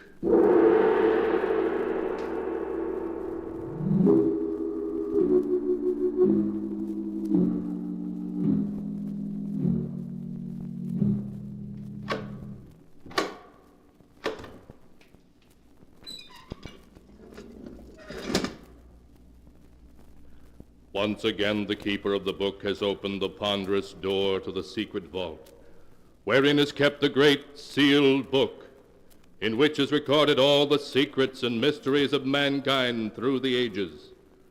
Here are tales of every kind, tales of murder, of madness, of dark deeds strange and terrible beyond all belief. Keeper of the book, I would know what tale we tell this time. Open the great book and let us read. Slowly, the great book opens. One by one, the keeper of the book turns the pages and stops. Ah, the strange story of a cursed and evil spirit, a spirit that threatened the peace and happiness of a young married couple. A tale called Stranger in the House.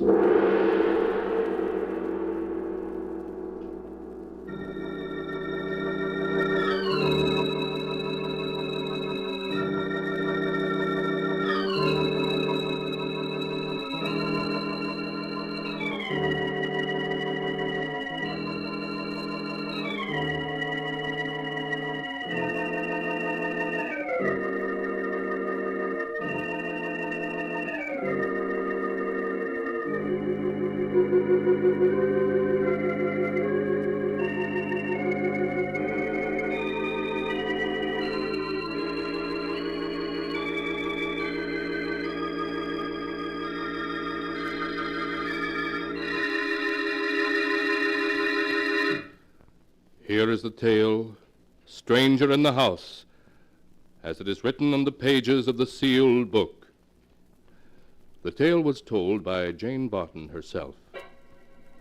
From the first moment I saw Wickford Manor, I was filled with a sense of uneasiness, almost fear, a fear I couldn't explain. To all outward appearances, Wickford Manor was just another old, staunchly built colonial house, the kind you see through all New England. Roger, my husband, was delighted with the house. Its beauty and remoteness won his heart from the beginning.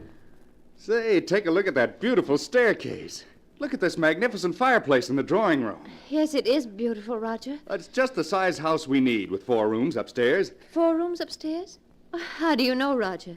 The agent never mentioned how many rooms the house had. Didn't he? Well, there's only one way to find out. Let's go upstairs and look.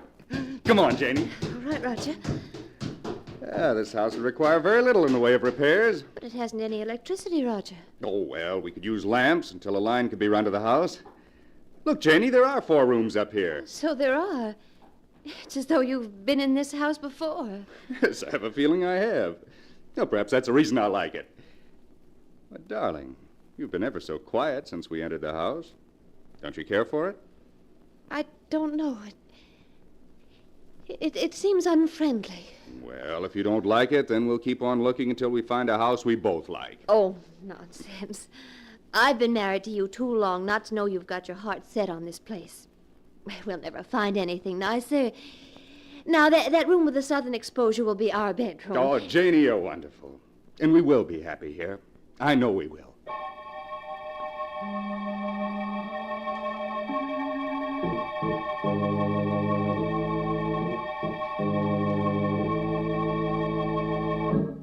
Because I loved Roger and wanted to see him happy, I buried my fears and agreed to the purchase of the house. The first evening in our new home, as I went about the drawing room unpacking our belongings, I suddenly realized how cold and clammy the room was in spite of the roaring fire. Beyond the feeble light of the oil lamp, the room was thick with fog. Suddenly it seemed to engulf me like a shroud, and I felt the icy coldness of the grave upon me. My heart pounded in my ears. I felt faint. After what seemed like eternity, the fog rolled away. The light of the lamp became brighter. I felt unbearably alone. I rushed out of the drawing room. As I opened the door to the study, I saw Roger seated before the fireplace. He was staring unseeingly at the ashes of a fire long since gone out. Roger. Roger. Roger! What? Oh, it's you, Jane. Roger, is anything wrong? Wrong? Yes, you seem so far away, remote. It frightened me. Do you smell perfume in here? Perfume? Why, yes. It's the perfume I gave you for your birthday, isn't it? No. No, it isn't my perfume. It smells like narcissus. Yes. So it does. How strange. Roger, what were you thinking of when I came in here? Why, I don't know. My mind was reaching out for something. Something in the past. But it was also confused. It was as if I were wandering in a fog. Wandering in a fog? Yes. Well, Jane, you're so pale. Aren't you feeling well? I'm just tired. It's been rather a tiring day. Now, you go up to bed, Jane. I'll be along later. All right, dear. Don't forget to turn out the lamp when you come up. I won't.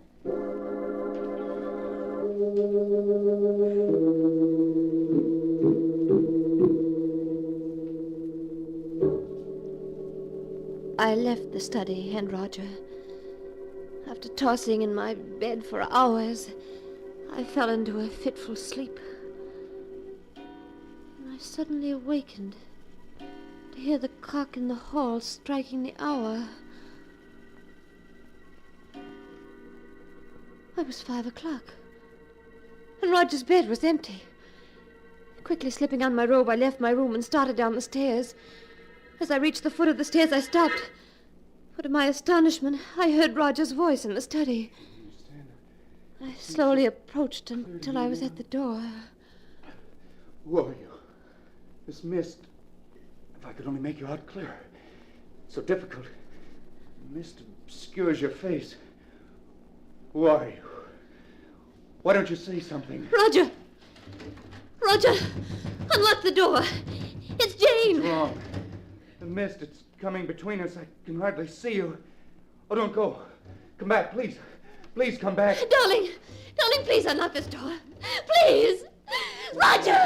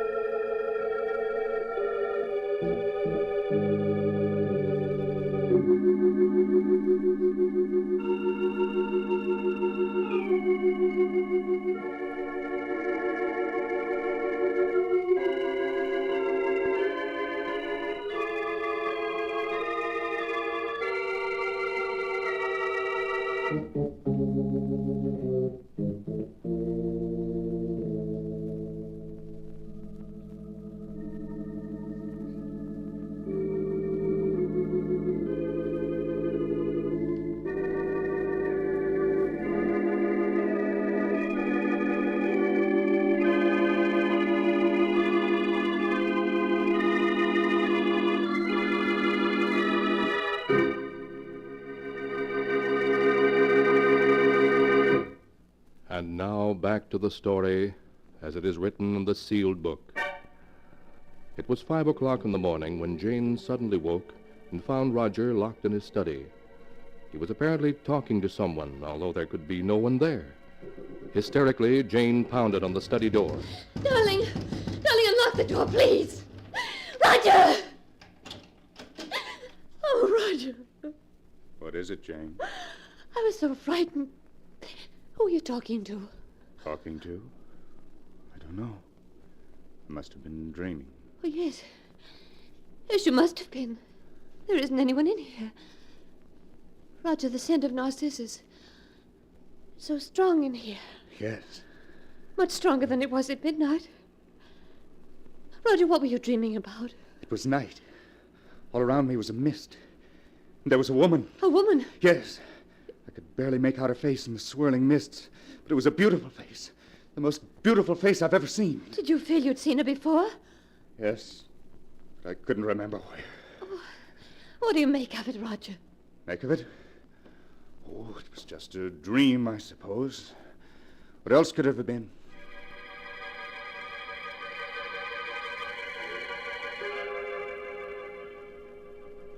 Roger said it was a dream. But in his heart, I knew he believed it was more than a dream. During the days that followed, he'd pace incessantly in the study, paying no attention to me, living only for the coming of twilight. And when night did fall, he'd lock himself in the study, forbidding me to disturb him. Hours would pass, and then suddenly I'd hear him talking to her, begging her to come closer, pleading with her to speak to him. At last one night I couldn't stand it any longer. When he began talking to her, I knocked on the door of the study until he opened it. What do you want? I thought I told you I wasn't to be disturbed. I must talk you to you. motley fool! She was about to speak to me for the first time. And you knocked on the door and caused her to vanish. Oh, Roger, you're not in love with her. You couldn't be. But I am. There's never a moment I don't think of her. Wish that I might see her. Oh, what you're saying is madness. You can't be in love with her. She's from another world, a phantom, an evil ghost. No, she isn't evil. She's beautiful. So beautiful I'd give my life for her. Roger, listen to me. You must come away from this house and from her. She's cast a spell over you, and it can only lead to disaster. Roger, we must leave this house at once. No, never. I insist. Get out, you hear? And don't come back. I'll never leave her, never.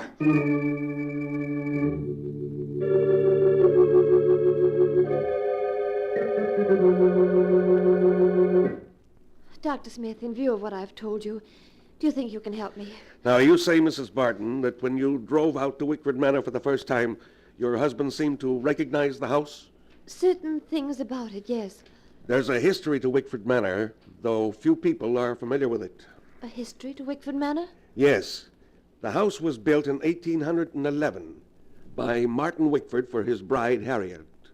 A year later, Harriet's sister Isabel came to live with the Wickfords. She was a remarkably beautiful woman, so beautiful that Martin Wickford fell in love with her, and she with him. Then what happened? Well, one day, while Martin was hunting in the mountains, he was killed in a fall. When his companions brought his body back to Wickford Manor, they found Harriet, his wife, dead. She'd been poisoned. Poisoned? Yes. At the sight of Martin's body, Isabel went to pieces and confessed that she had poisoned her sister. Before she could be arrested, she committed suicide in the study. In the study? Yes. In the years that followed the tragedy, Wickford Manor had a succession of tenants, all of whom left after a brief residence. You mean they saw her too? Well, the tenants made no claim of seeing anyone, but their fear of an unknown element in the house led them to leave. But if the other tenants never saw her, why should Roger see her? Mrs. Barton, you said that your husband seemed to know many things beforehand about the house. Yes, I recall joking with him about it. I said it was as though he'd been there before. Perhaps he had, long ago, as another person. As another person? Yes. You mean Roger had once known Wickford Manor in some previous life? How else do you account for his remembrance of things that he'd never seen in this life? Oh, you're trying to tell me something, Doctor. What is it? Perhaps your husband and the spirit of the woman Isabel are able to bridge the gap of time and space because they had once known each other in another life. Doctor, you don't believe that Roger was Martin Wickford? I don't know. What is happening at Wickford Manor is beyond the knowledge of the living. But this I do know. We must return to the manor at once, for the spirit that's abroad in the house is one to be feared more than death itself.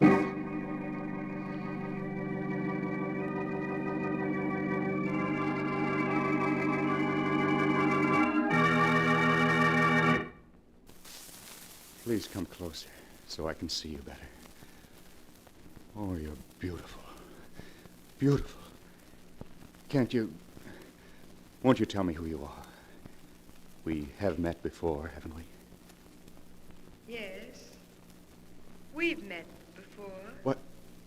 You spoke. I've waited so long for you, Martin. Why do you call me Martin? My name's Roger. It was Martin. Then. Then? What do you mean? Look at me, Martin. Look into my eyes. Don't you remember me? Yes, but where? Think, Martin.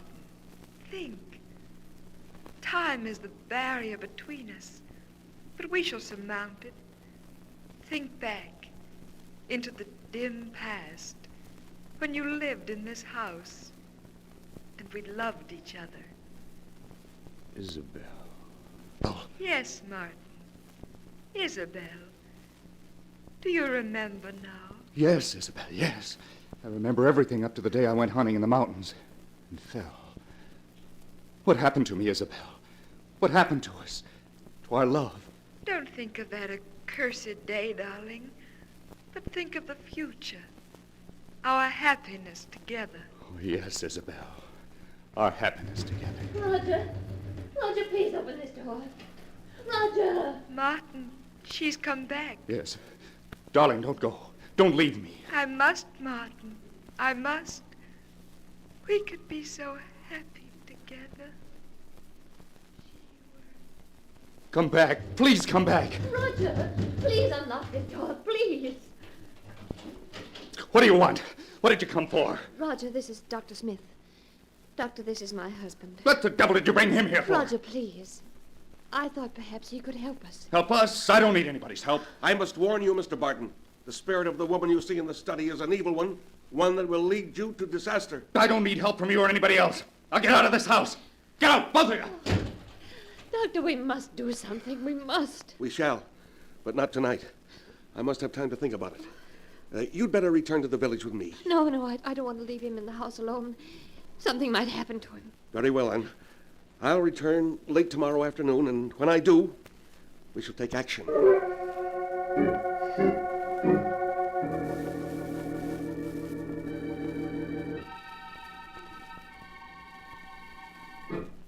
Isabel, where are you? I'm alone now, darling. Please come back. I'm here, Martin. I'm here. Oh, yes, I see you now. Promise you'll never leave me again, Isabel. I don't want to leave you, darling. But that woman is trying to come between us. Jane? Yes. She hates me, Martin. She will come between us if you don't get rid of her. I tried to make her leave, but she wouldn't go. Then that leaves only one thing to do. One thing to do? Yes. Come. We must hurry. It's almost dawn, and I'll have to leave you soon.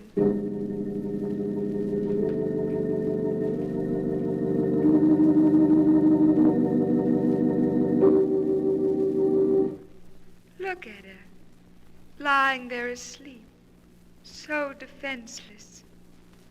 Yes, go ahead. Put your hands around her throat and squeeze. Oh. Hurry, Martin, before she awakens. Who's there? Answer her. It's Roger. Oh, for a moment I was so frightened. What time is it? It's just dawn. Hurry, Martin, I must leave. Yes. Roger. Roger, why are you looking at me like that? Oh, no, Roger. No, don't. Tighter, Martin. Tighter until she stops struggling and is still forever. Isabel, don't leave me. Isabel, where are you? Isabel, please don't leave me, Isabel. Roger, she made you do it, didn't she? Oh, Roger, Roger.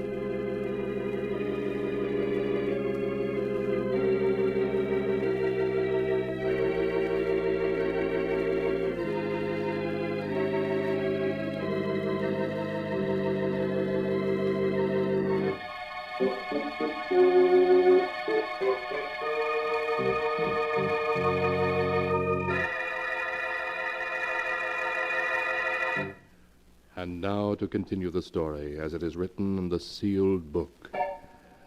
As Jane finished describing to the doctor how Roger, urged on by the sinister spirit he called Isabel, had nearly strangled her, the doctor spoke. And then, Mrs. Barton, you say your husband stopped choking you and ran out of your room and down to the study? Yes, Dr. Smith. Oh, I should have known better than to let you remain in this house last night. Don't you see? This Isabel knows that if he murders you, he will then join her cursed spirit forever in this house. Oh, look. Look, it's growing dark out. Soon she'll appear to bewitch him again. Doctor, we must do something. Very well. This woman, Isabel, has been denied the peace of the grave because her sister's blood is on her hands. She belongs neither to the living or the dead, only to this house.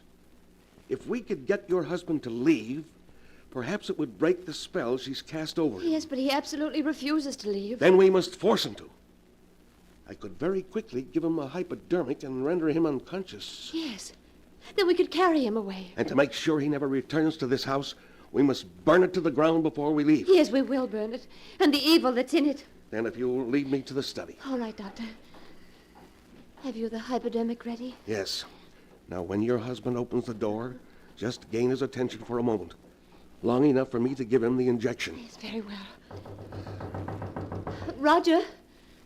Roger, open the door. I want to talk to you. What do you want?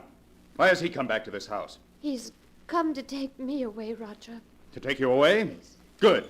I'm glad to see you. What have you stuck me with? What's that in your hand? Just a hypodermic, Mr. Barton. A hypodermic? What are you up to? You're trying to take me away from this house. From her. Well, I won't go. I won't go. Do you hear? You'll... Oh, Doctor, quick, he's falling. I've got him, Mrs. Barton. Now I suggest you take that lamp and smash it on the floor. Yes. Let's burn the place down to the ground. Yeah, that's it. Now you'd better help me carry your husband out of the house. In a little while, this house will be a raging inferno.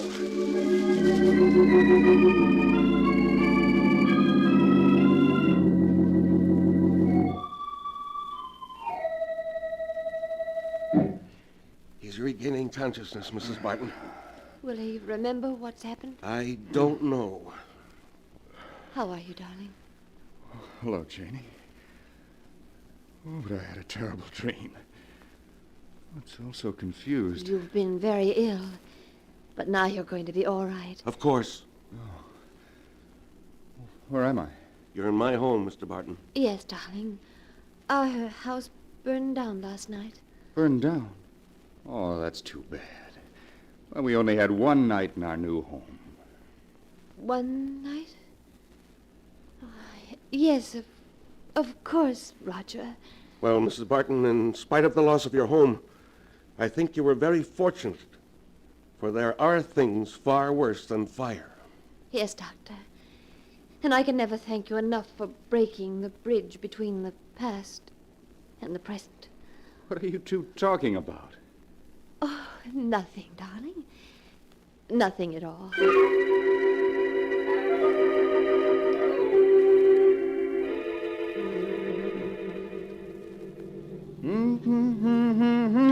Roger, you've been humming that all day. Well, I like it. But you can't carry a tune. Oh, nonsense. I've carried this tune for 300 miles, and I'll carry it the rest of the way to California. Oh, what a trip this is going to be. Roger, What? do you smell something? Yes. Good night air. No, I don't mean that. Well, what's wrong with you, Janie? Don't you smell it? What? You mean that perfume? Yes, Seems familiar. What is it? Narcissus. Narcissus? Yes. Oh, Roger, we haven't escaped from her. She's here in this car. Mart, it's Isabel. Think, darling. Think. Roger, you look as though you're listening to her. You do remember everything now. Don't you, Mart? Yes. Darling, we must get rid of her. She's trying to come between us. Yes. Oh, Roger, you mustn't listen to her. Once she's gone, we'll be together forever, darling. Yes. Forever. Roger. Roger, why have you stopped the car? No. No, don't look at me like that. Roger, no. Stay away from me. You mustn't.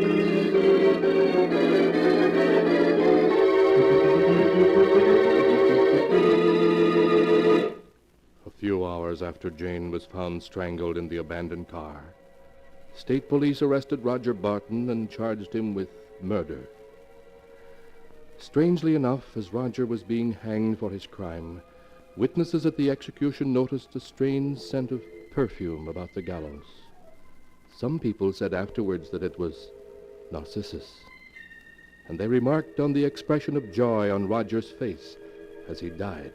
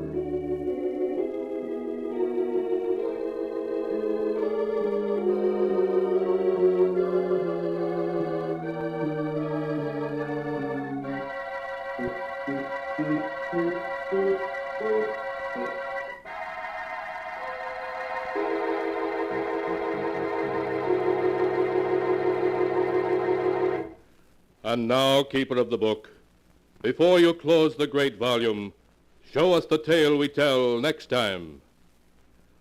This one. Ah, yes, a weird and incredible tale of a wife who was being blackmailed because of her past. But because she did not know the identity of her blackmailer, she suffered 1,000 times over. The tale is called Out of the Past.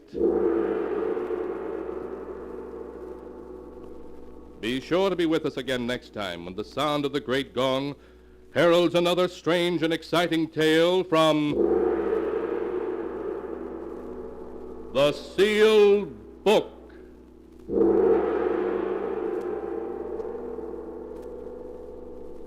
The sealed book, written by Bob Arthur and David Kogan, is produced and directed by Jock MacGregor.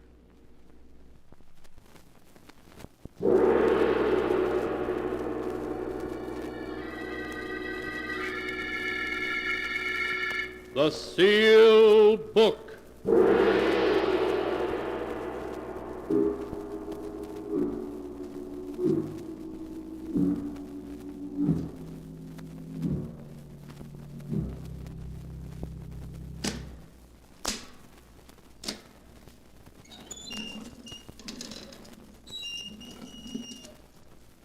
Once again, the keeper of the book has opened the ponderous door to the secret vault, wherein is kept the great sealed book, in which is recorded all the secrets and mysteries of mankind through the ages.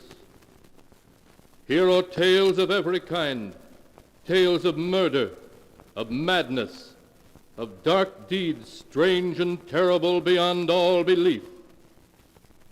Keeper of the book, I would know what tale we tell this time. Open the great book and let us read.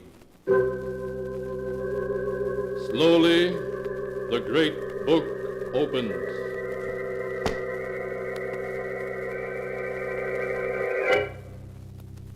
One by one, the keeper of the book turns the pages and stops. Ah, the strange story of a beautiful woman whose jealousy was so great that even the grave could not give her peace. A tale called Death at Stormhouse.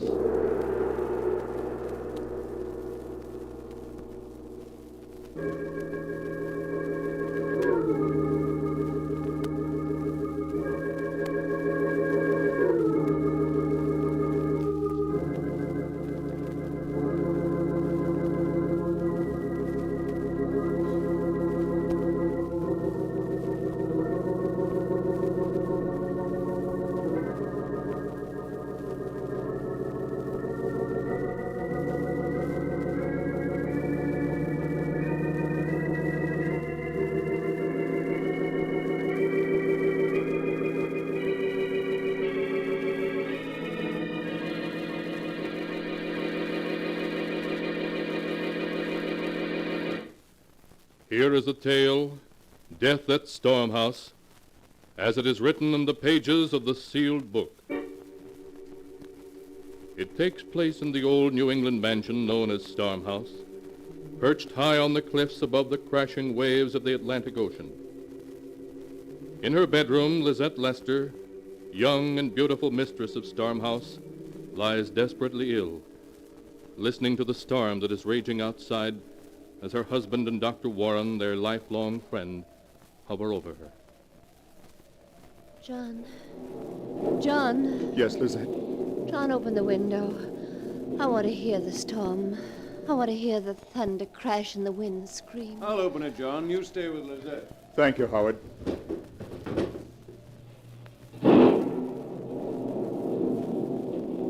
Oh, it's a wonderful storm. I've known it was coming for 3 days. I've always known when a storm was coming, haven't I, John? Yes. Yes, Lizette. You've always known. And I've been waiting for this one. I've been waiting for it so I could die as I was born. On a night when there's a storm filling the sky and death riding the wind to take me as it took my mother that night. Lizette, don't say that. You mustn't excite yourself, Lizette. It weakens you. I'm dying, Doctor. You know it as well as I do. It's only the storm that's keeping me alive now. Oh, Lizette. Lizette. John, darling, Yes, Lizette. in my will there's a bequest to old Andrew for his faithful service. Everything else is left to you, including the house. On condition that you live here at least 6 months out of every year for the rest of your life. Lizette, I can't bear to talk about it. We must, darling. You don't mind the condition that you live here half of every year, do you? Of course not, my dearest. I couldn't bear to think of you as ever very far from me, in life or in death. I'll always be with you, my darling. And you won't marry again, will you, John? Never, Lizette. I swear it. You've sworn it, John. You mustn't break your vow. If you do, I'll be angry. Very angry. And when I'm angry, I do terrible things. You know that. I know, darling. You have my promise. I'll never break it. It's such a beautiful night. All my life, I've never been able to sleep on a night like this. I wonder if now when the storm sweeps in from the sea, I'll know it and wake up. Oh. Lizette. Lizette. John. She's gone.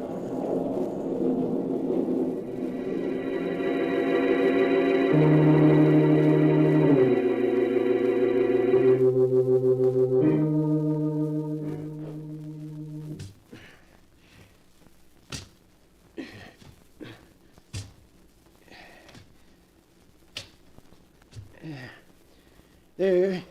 It's done, Mr. John. I couldn't want better if it was myself buried down there in the ground. Thank you, Andrew. I'll put the tools away now. Call me if you want me. I can't believe it's Lizette we've buried here, Howard. Somehow she seems still alive. She loved living so. It's a beautiful spot here on the edge of the cliff. She made me promise she should be buried here, where she could watch the storms come in from the sea, hear the waves beating on the rocks below. John, do you mind if I speak personally to you? Why should I? You're my best friend. My only one, in fact. That's one of the things I wanted to talk about. In the 3 years since you married, you haven't painted a single picture. No. No, I haven't. I've started some, but there was always something Lizette wanted to do. For 3 years you've been cooped up here, seeing no one. You might as well have been in prison. You should get away for a while now. Why don't you spend the winter in New York? Renew old friendship. Catch up on what's happening in painting. Yes, I'd like that. And there's another thing. Yes, Howard? The promise you made to Lizette. Promise? Oh, you mean not to marry again? Yes. You mustn't take it too seriously. You're too young to spend your life alone, grieving. Lizette wouldn't have made you promise if she had thought... I don't know. It seemed to mean so much to her. Well, when Lizette was alive, it seemed quite impossible to me I should ever love another woman. But you will, and I'm sure Lizette would understand. I'll think about it, Howard. The truth is, just now I feel a little confused. Well, let time take care of the matter. But you will close up Storm House and try a few months in the city? Yes, I will.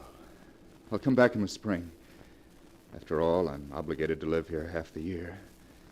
But I'll leave old Andrew in charge and spend the winter in New York.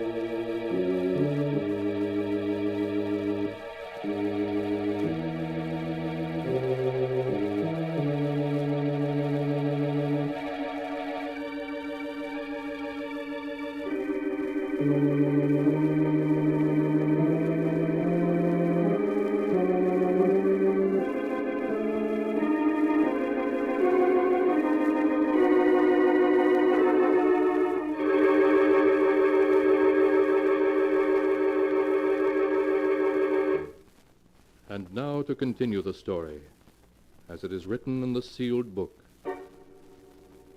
Once away from the somber atmosphere of Storm House, John Lester seemed to waken as if from a dream. He began to paint again, to live as he had before his marriage to Lizette. Then at a party he met Nora Maynard, young, gay, lovely. And one day in the spring he brought her back to Storm House as his bride. He introduced her to old Andrew, the caretaker, showed her through the house, then took her out to see the magnificent view from the top of the cliffs. Oh, John, it's a wonderful old place. The house, the cliffs, the sea. I'm going to love every minute here. I was afraid it might seem rather wild and gloomy to you, Nora. Oh, no. Look, the clouds, the waves tossing as far as you can see, the ocean way down below us. It's magnificent. It can be frightening, too, when a real storm comes sweeping in from the sea. John, what's that? Over there on that little point? It's Storm House's private burying ground. That grave you see is Lizette's. Lizette? Will you tell me more about her sometime, John? Yes, of course. Well, now we'd better go in. It's almost dark. All of a sudden, the wind seems to be rising. Oh, just 1 minute more. I want to tell Andrew to phone the village for groceries before the stores close. Well, you run in and tell him. I'll come in right away. Then don't be long. The wind's getting cold. Poor Lizette. I wonder what she was like. I wonder if she used to stand here and watch the darkness sweep over the sea and... John? Is that you? John, it's so dark I can't see you. John, don't I'll fall! Nora, what is it? Oh. Did you call me, Nora? Oh, John, you frightened me. I thought you really were trying to push me over. Push you over? I know you were just joking, but I almost lost my balance. I almost went over the cliff. Nora, I didn't push you. I was halfway up the path when you called. You were halfway up the path. I wouldn't play a joke like that. You must have become dizzy. I suppose so. But I was sure I felt your hand push me. And then the wind seemed to force me toward the edge. It must have been the height. Made you lose your balance. Yes, of course. That was it. Darling, come inside now. You promise me you won't ever go close to the edge of the cliff again. Yes, let's go inside. And I promise, John, the cliff frightens me now.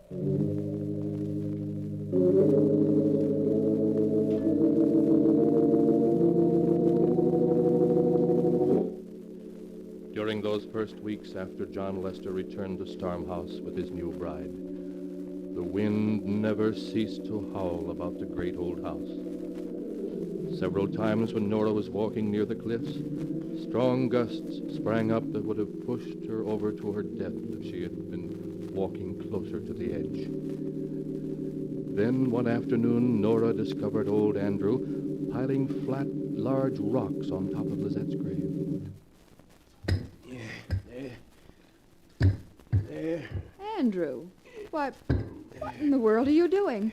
What are those rocks on Lizette's grave for? It's the wind, Miss Nora. Blowing night and day like it has, it's been blowing the dirt right from off Miss Lizette's grave. How strange. Yes, sirree. Give it a couple more weeks and it'd have scooped up all the earth and had the coffin clear uncovered. But the rocks will stop that. Yeah, I guess that's enough. Andrew. Yes, ma'am. Did Lizette love John so very much? Love Mr. Lester? Why, yes, I expect she did, ma'am, in her way. In her way? Excuse me, Miss Nora, I got to drive to town now for a package for Mr. Lester. Oh, his new paints from New York. He's been so impatient for them. Oh, Andrew. Yes, ma'am? That big stone vase on the upper terrace, right beside the steps. It's loose on its base. I saw it swaying yesterday as if it were going to fall over into the garden. Please fix it, will you? As soon as I get back from town, ma'am. Thank you, Andrew. You know that Dr. Warren's staying for dinner? Yes, Mr. Lester told me. Oh, well, I promised to meet him in the garden at 4. Be sure to fix the vase, Andrew.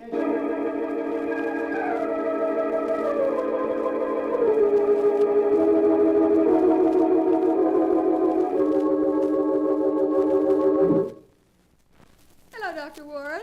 Have I kept you waiting long? Well, there you are, Nora. I was just beginning to be afraid you'd gone too close to the cliff and become dizzy again. Oh, no. After almost falling over twice, I don't take any chances now. That's the spirit. Where's John? Painting on the upper terrace. There he is now. Oh. John! Oh, hello, you two. What are you plotting down there? A tour of the caves down by the beach. Knock off for the day and come along. Please do, John. Well, maybe I will. Light's fading. John, don't lean on the stone vase. It's loose and... Oh! Nora, look out! Nora, you hurt? I'm coming down. Good grief, that was close. Fell right where you were standing. You pulled me back. Just in time. Nora, are you all right? Yes. Yes, thanks to Dr. Warren. He saved me. I couldn't move. I can't understand it. I'd hardly touched it when I went over. You must have leaned against it harder than you realized. No, I didn't. I just touched it. It gave way all of a sudden. Oh, thank heaven you were here, Howard. It must have been the wind. And the vase was loose. I was just telling Andrew to fix it. If you'd been hurt, Nora. Oh, a miss is as good as a mile, darling. Come on, let's forget the caves and go in and have tea instead. The wind has turned awfully cold all of a sudden.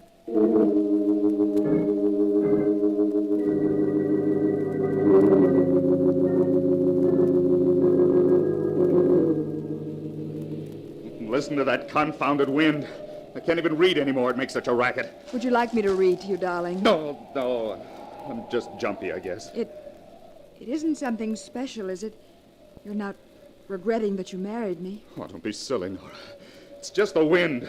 For the last 2 months, it hasn't let up night or day. Listen to it now. Oh, it is upsetting, darling. Sometimes it sounds just like a voice saying something you can almost make out, but not quite. I haven't painted a stroke in 2 months. Every day I get my canvas and my paints ready, and then the wind rises and distracts me. You're not sleeping well, are you, John? No, I haven't slept for weeks. Nora, I can't stand it any longer. I can't stand it. That wind doesn't stop blowing, I think I'll go mad. Oh, my darling, my darling. John, listen to me. Listen to me, dear. We must go away from Stormhouse, away from the wind. We must, John. But the will. The will doesn't matter. Oh, John, please say yes. We can't ever be happy here. There's something about the place that will forever prevent us. Leave Stormhouse. Never come back. And never come back. Yes. Yes, Nora, you're right. We'll do it. We'll leave tomorrow. Oh, John!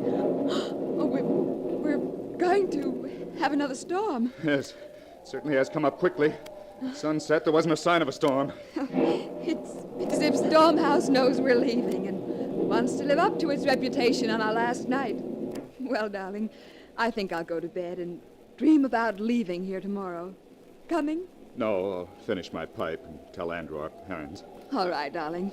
I'll bring my diary up to date while I wait. Don't be long now.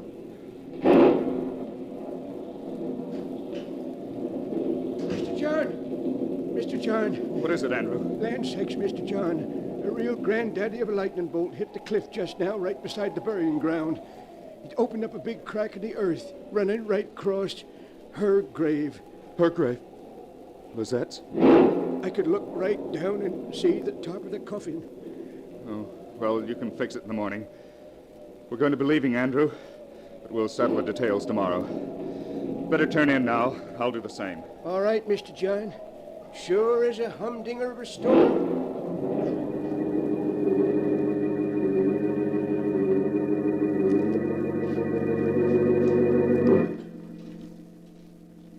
And tomorrow we leave here forever.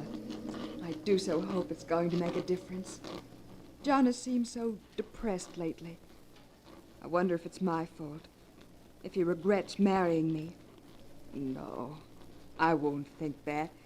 Not even this storm tonight can frighten me now. I know John loves me and... Who turned out the light? Who came in then? John, is that you? John, where are you? Don't tease me like this. You're frightening me. John! Ah!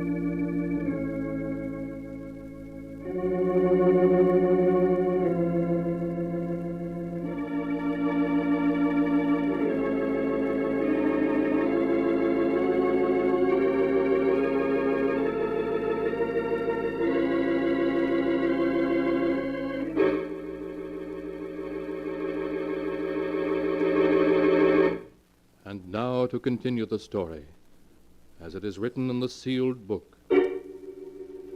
After the great storm had opened up Lizette's grave so that her coffin was plainly visible, Nora had a midnight visitor. There was a scream, and a body crumpled to the floor. The next morning, the sheriff came to talk to John. That's all of it, Sheriff. That's all I know. Nora screamed. When I got to her, she was lying there on the floor. Dead. Murdered. But the weapon, Mr. Lester. We know it was that antique ivory paper knife of yours, because the point broke off in the wound. But where is it? I don't know. I tell you, I didn't see it. I see. Well, I think you better come with me for the time being, Mr. Lester.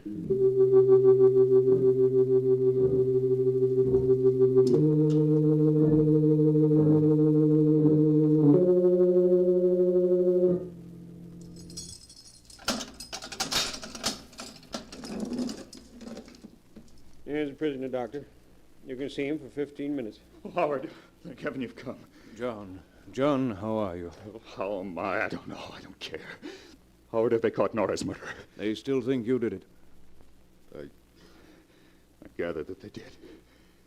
And the ivory knife hasn't been found? Nowhere. And we've searched every inch. John, think. I know when you found Nora, you were shocked and dazed. But the knife, surely you saw it. Surely you drew it from the wound, put it down somewhere. You must have. I've tried to think, Howard. I'm sure I'm right. There was no knife. Only Nora, crumpled beside her writing desk.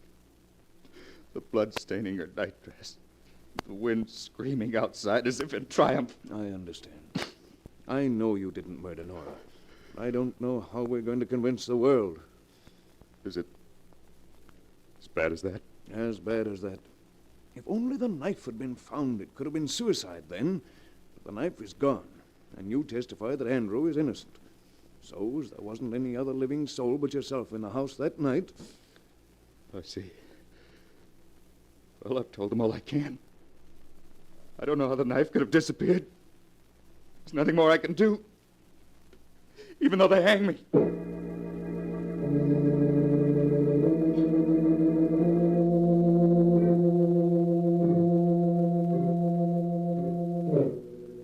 And hang John Lester they did, after a due and lawful trial. For in the jury's eyes, the fact of the missing ivory knife that had killed Nora Lester was damning evidence. After the execution, John's old friend, Dr. Warren, conveyed the body homeward to Stormhouse, where he and faithful old John buried it in the tiny burying ground. Andrew dug the grave close between the graves of Nora and Lizette. So close, in fact, that while digging, his pick struck a coffin. Doctor, look. Corner of a coffin. Lizette's coffin, it must be. Yes. That night the lightning struck the cliff. Must have moved her coffin round somehow. I remember the grave looked a little queer next morning when I fixed things up. I guess we'll have to dig it up so we can put it back in its proper place. Yeah, guess we better, Doctor. Well, won't take long.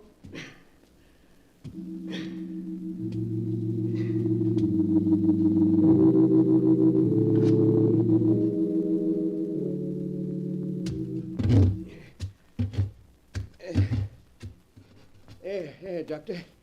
Guess that does it all right. Good. Now we'll just slide the coffin back into its place. You've made plenty of room. Dr. Warren. What is it, Andrew? The lid of this coffin's been tampered with. Tampered with? But that's impossible. Come take a look, Doctor. You'll see I'm right. I guess I'd better. Stand aside, Andrew. Yes. Now, just what do you mean? Look, Doctor. All along both sides and this end. The screws. They're all loose. Yes. They've been pulled out of the wood when someone lifted the lid. This coffin's been forced open. That's right, Doctor. Only, look, how was it forced open? There's no tool marks on the wood. No tool marks. Then whoever did this just didn't leave any. Andrew, we've got to look inside and see why Lizette's coffin was molested. Maybe we'd better leave it just as it is, Doctor. We can't do that. Here, put your pick under the edge and the lid. That's it. Now, lift. Well, if you say so. Easy does it. There. It's loose. Now, we'll see what... I told you. I told you we shouldn't opened it. A bloody knife. The ivory knife that killed Nora. Here, in Lizette's coffin. They hung Mr. John because they couldn't find the knife. And it's been here all along, held tight in Lizette's hand.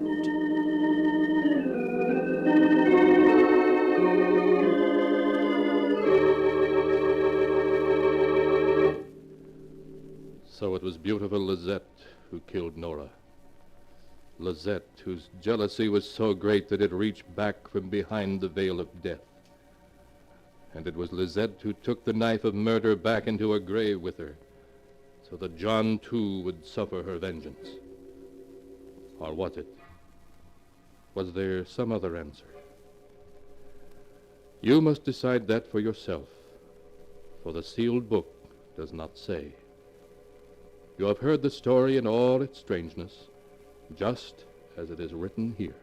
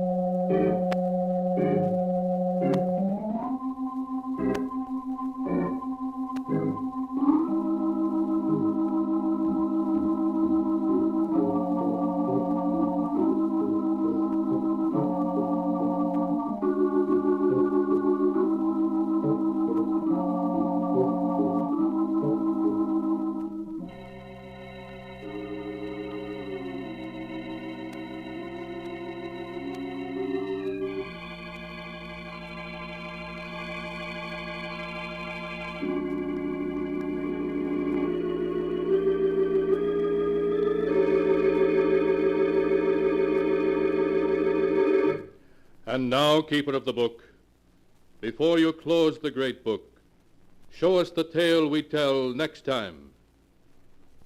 This one? Ah, yes. Why, this is amazing. It's a tale of a man who killed, a corpse that laughed, and a murder victim who died twice. A tale called The Accusing Corpse.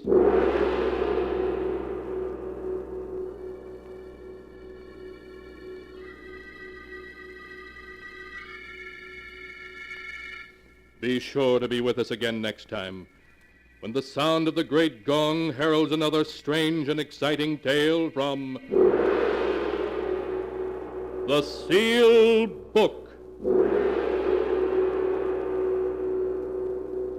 The Sealed Book, written by Bob Arthur and David Kogan, is produced and directed by Jock MacGregor.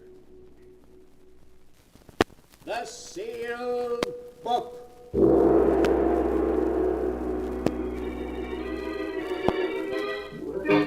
Once again, the keeper of the book is ready to open the ponderous volume in which is recorded all the secrets and mysteries of mankind through the ages. All the strange and mystifying stories of the past, the present, and the future.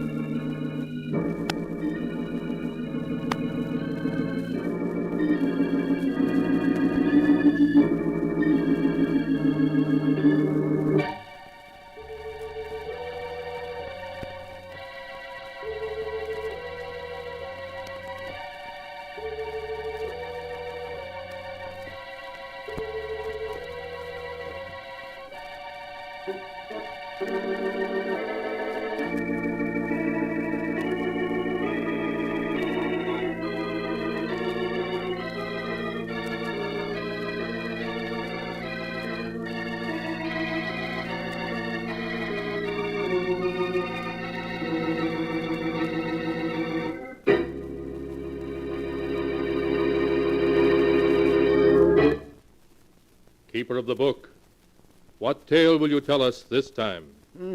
What tale shall I tell you? I have here tales of every kind. Tales of murder, of madness, of dark deeds and events strange beyond all belief. Let me see. Yes, here's a tale for you. The strange tale of an old woman and of 3 heirs greedy for her millions. A tale I call Death Spins a Web.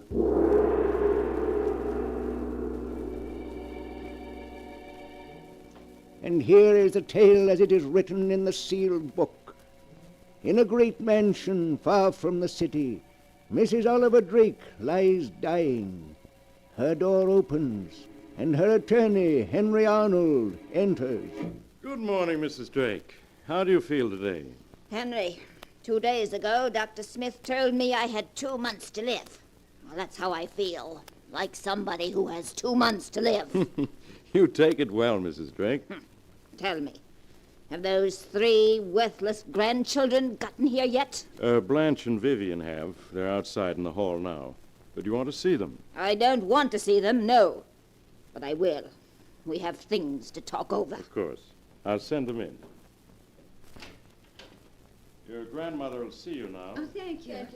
Oh, Granny, darling, it's so nice to see you again. Why, you don't look sick at all. That must be quite a disappointment to you, Vivian. Dear Granny, it's so good to see you again. How are you, darling? Dr. Smith says I may live for another 10 years. Now, Blanche, you mustn't look so downcast. Perhaps I can arrange to die sooner. Why, Granny, you know I didn't mean any... Hello, Granny. Sorry I'm late. Our family playboy has arrived. Chris, these are your cousins, Blanche and Vivian. Well, I'm very happy to meet both of you. Strange, Chris, that we've never met before. We've been to so many of the same places. Monte Carlo, Paris, Deauville. I'm sorry that we didn't, Blanche. Until now, I had no idea that I had such a beautiful cousin. Chris, I'm Vivian, one of your unknown polo admirers. I saw you play at Bentonhurst last year. You were magnificent. Chris is magnificent at everything that's a waste of time. By the way, Chris, whatever became of that princess you were married to? Oh, you mean Irina? We were divorced 2 months ago, Granny. Congratulations. What about you, Blanche? Are you still married to that 3rd husband of yours? Oh, no, Granny. I got rid of him a year ago. What about you, Vivian? I'm free at the moment, darling. You know, if I were to search the entire world for the 3 most useless people, I don't think I could do better than you 3. As far as I'm concerned, you're undoubtedly right, darling. If I had my way, I'd cut you 3 vultures off without a penny and leave everything to charity. Unfortunately, under your grandfather's will, I have to divide the fortune among the 3 of you. But I'm permitted to divide it any way I see fit. But of course you're going to divide the money equally between us, aren't you, Granny? No, dear, that's just it. I'm not. What? I'm going to leave the fortune to just one of you. The other two will merely receive token inheritances. But why, Granny? I feel that one of you must be just a shade less useless to society than the other two. And to that one, I intend to bequeath the fortune. I see. And have you made up your mind yet? No. Ah? I want the three of you to live with me for a few weeks, so that I can become better acquainted with each of you. And at the end of that time, I shall make my decision.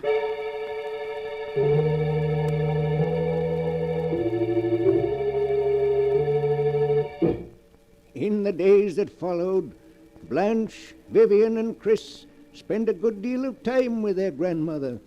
Mrs. Drake preferred to see them separately, and often, after one of the three had left her bedroom, there was a gleam of amusement in her eye, as though she were enjoying a private joke. Chris, meanwhile, working on a plan of his own, also saw a lot of his beautiful cousins separately. Oh, Chris. Isn't it beautiful out here? You're very beautiful, Blanche. As beautiful as the night itself. You don't have to say that, Chris. Just because there's a full moon. It's not the moon. Darling, life hasn't been the same since I met you. The moment our eyes met, I was lost. Oh, Chris. Chris, I felt the same way. Only I didn't think you did. But I do, darling. Then you're going riding with Vivian each morning doesn't mean anything? Oh, of course not. You're the one I love, and always will. Oh, Chris.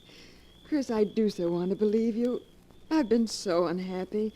None of my husbands ever understood me. But I do, darling. And I love you very much. Oh. Oh.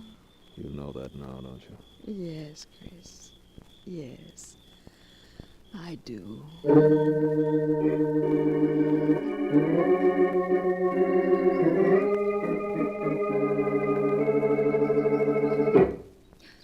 Oh, Chris, it's a wonderful morning. Oh, the air feels so clean. Oh, you look lovely, Vivian, with your cheeks so flushed and your hair windblown. Look at me, Vivian. Oh, Chris, don't. You had no right to kiss me. Let me go. Your lips say let me go, but that isn't what your eyes are saying, is it, darling? No, Chris.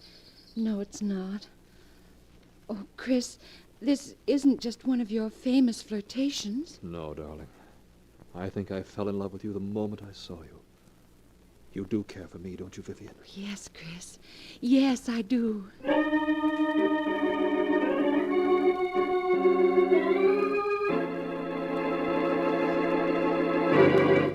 I understand you want to see me, Granny.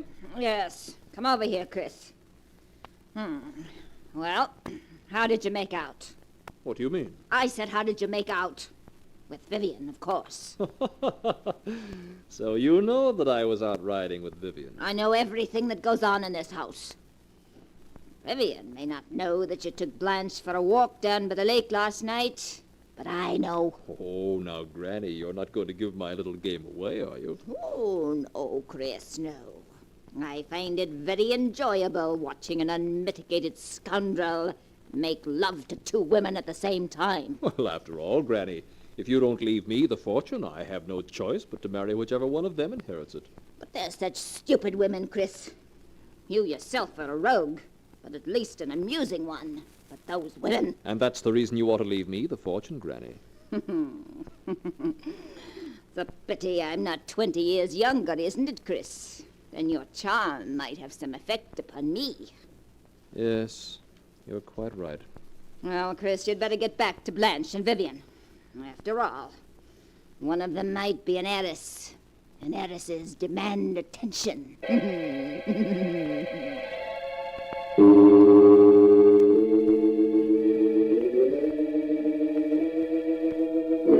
A week passed, a week in which Chris found it more and more difficult to play his little game. Blanche and Vivian stopped speaking to each other, and it became steadily harder for him to convince each of them that he had no interest in the other.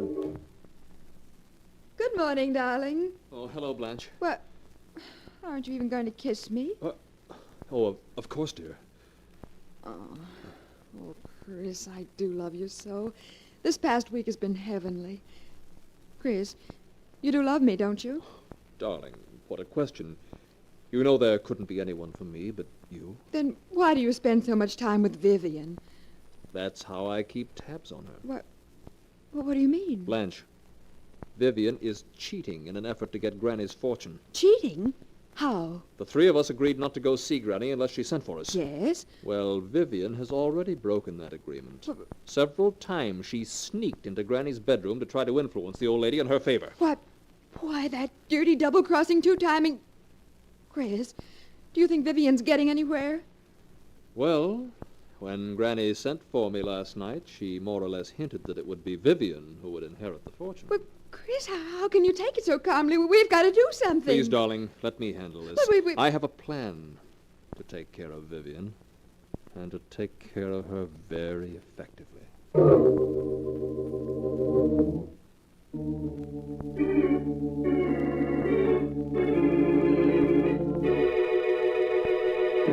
Hello, Vivian. How are you, darling? Let go of me, Chris. Let go. But what's wrong, darling? Aren't you afraid Blanche may be wondering where you are? Oh, so that's it. Yes, that's it. Vivian, listen to me. Whatever time I've spent with Blanche hasn't been because I wanted to. All I've been doing is protecting our interests. Protecting our interests? You may not know it, but Blanche has broken the agreement the three of us had. She's been sneaking in to see Granny behind our backs. Why, that low-down, conniving, peroxide blonde. That's the reason I've spent so much time with Blanche. To learn if Granny is being influenced by her. And is she, Chris? Blanche seems to feel certain she's going to inherit the fortune. Oh, Chris, what are we going to do? You can do as you please. After I've spent days with that hag trying to protect our interests and ensure our future happiness, you accuse me of making love to her. I didn't say that. Well, you intimated as much. Oh, please, Chris, don't be angry. I'm terribly sorry I lost my temper. Oh, please say you forgive me, darling. Please. I'll never doubt you again.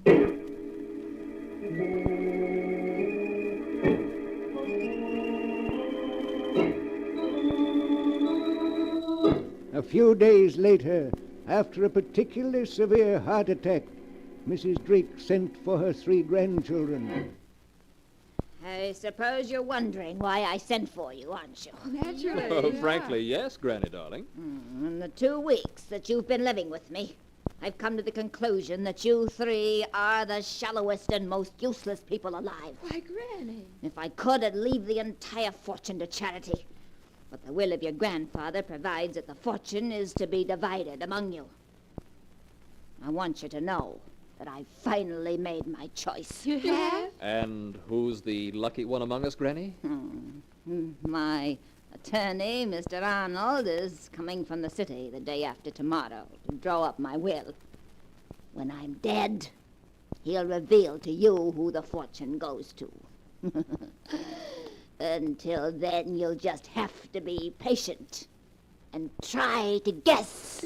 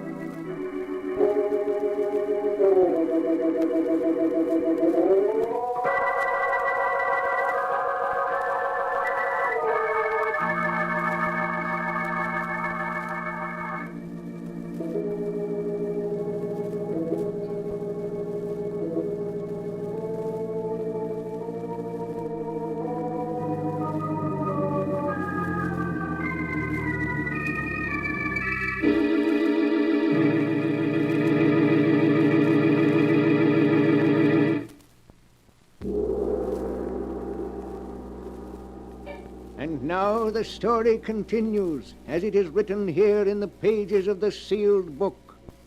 For several days, Blanche and Vivian and Chris have waited in suspense to learn their grandmother's decision as to who is to inherit her money. Then one morning, looking very upset, Chris seeks out his cousin Blanche. Blanche, Chris, what is it? Is anything wrong? everything's wrong. What is it? Chris, tell me. Early this morning, Granny sent for me. I managed to wheedle out of her who the fortune is going to. You did? Oh, Chris, who's going to get it? Vivian. Vivian. Yes. We're each to receive $5,000 while she gets millions. Oh, Chris. Chris, it's not fair. Oh, shh. Don't cry, darling. I could stand the thought of losing the fortune. If it weren't that I'd lose you also. Chris, what are you saying? We'll always be together. Oh, darling, there's no use pretending.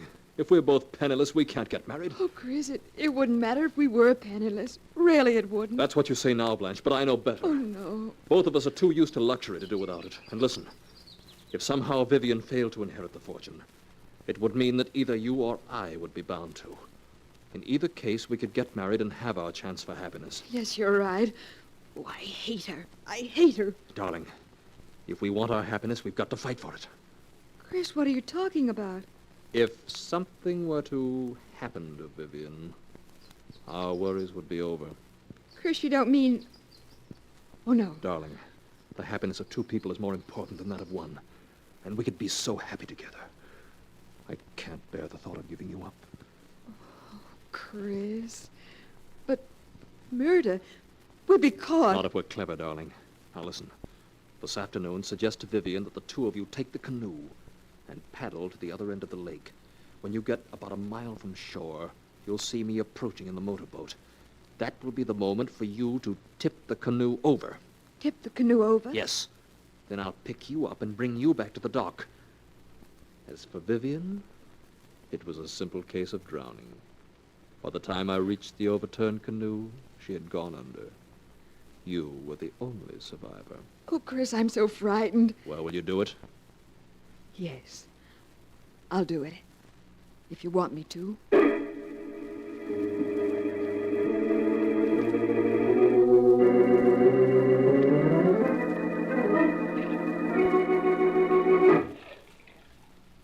Are you tired paddling, Blanche? No, Vivian. Oh, the lake is certainly deserted today, isn't it? It always is this time of the year. Ooh, but that water's cold. Oh, I hear a motorboat. Oh, look, it's Chris. He's coming after us. Hello, you two. Who wants a lift? Let's just ignore him, Vivian. All right. We'll pretend he isn't there. He expects us to admit we're tired. Shall we change places? I'm tired of paddling in the stern. All right, if you like. But be careful. These canoes tip very easily. Yes, I know. Now you work your way slowly toward the stern while I make for the bow. Okay. Now, we have to slide past each other. This is a tricky part to changing places in a canoe. Blanche, look out. You're rocking the canoe. Oh, I can't help it. Look out. We're going over. Hey, what happened to you two? Chris, pick me up. Come over here and I'll help you into the boat. Chris, where are you? Here I am, Vivian. Chris, it's 30 yards to the boat. I can't swim that far. Chris, pick me up. My clothes are dragging me under. Swim to the boat and I'll pick you up. Oh, Chris, don't let me drown. Chris! Chris! It's only another 20 yards, Blanche. Oh, Chris, my clothes, they're so heavy.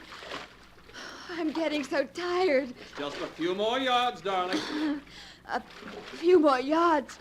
I couldn't swim beyond that if my life depended on it. I'm afraid you may have to, darling. Chris! Chris, come back! Chris, don't let me drown! Chris!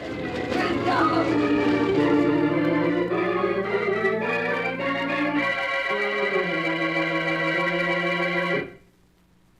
Hello, Granny.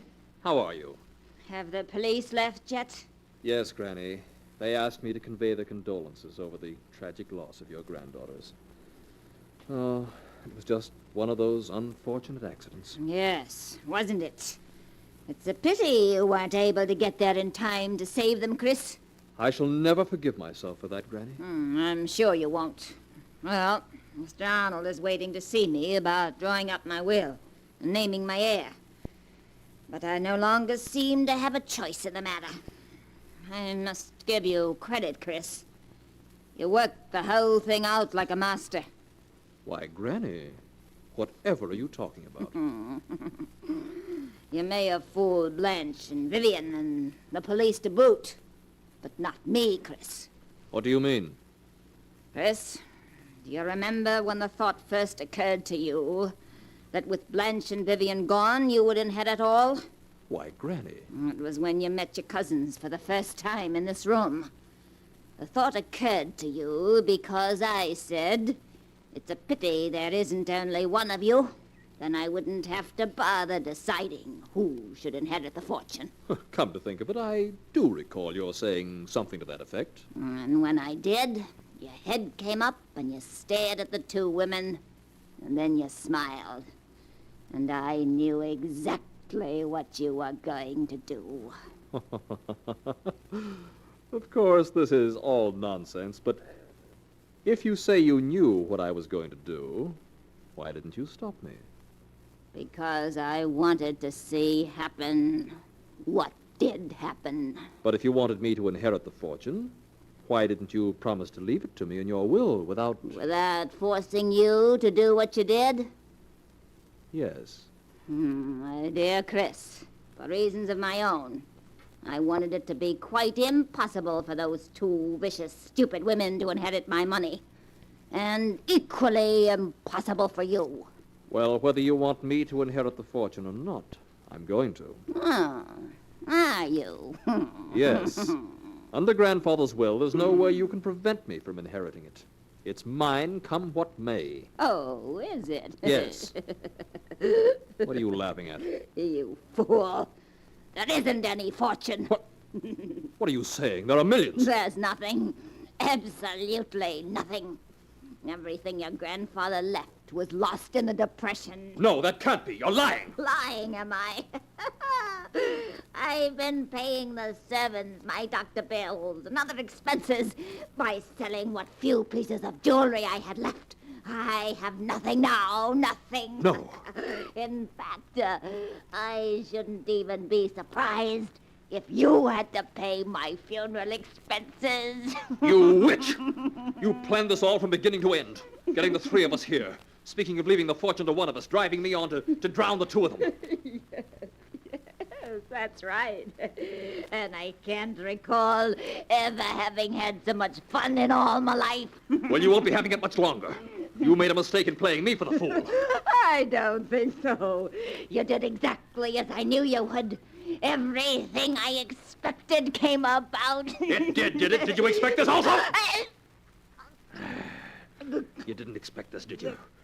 Well, why don't you laugh now? You'll never play anybody else for a fool. Drake, is anything wrong? I thought I heard... Good heavens, Mr. Drake, let go of her. Let go, do you hear? Let go. One thing she didn't count on. Let go of her. There. You can have her. She'll never play another little game like that. Mrs. Drake. Mrs. Drake. She's dead. No more than she deserved. Chris, what did you do it for? Murdering a helpless old woman. It's madness. Helpless, was she? Why, she tricked me into believing she had a fortune. Tricked me into killing to get it. What are you talking about? She tricked you into believing she had a fortune. She does have a fortune. You're lying. She said there wasn't a cent of the fortune left. You must have misunderstood her. She's worth at least $8 million. And with the death of your cousins, you were the sole heir to it. $8 million? But, Chris, no matter what you do now, that fortune can never be yours. I saw you kill your grandmother, and under the law, no murderer can inherit anything from his victim. Then she planned this, too. She always said she didn't want me to have her money. And she fixed its way so it would all go to charity. But I'll show her. I'll show her. It's mine, do you hear? Mine, mine, mine!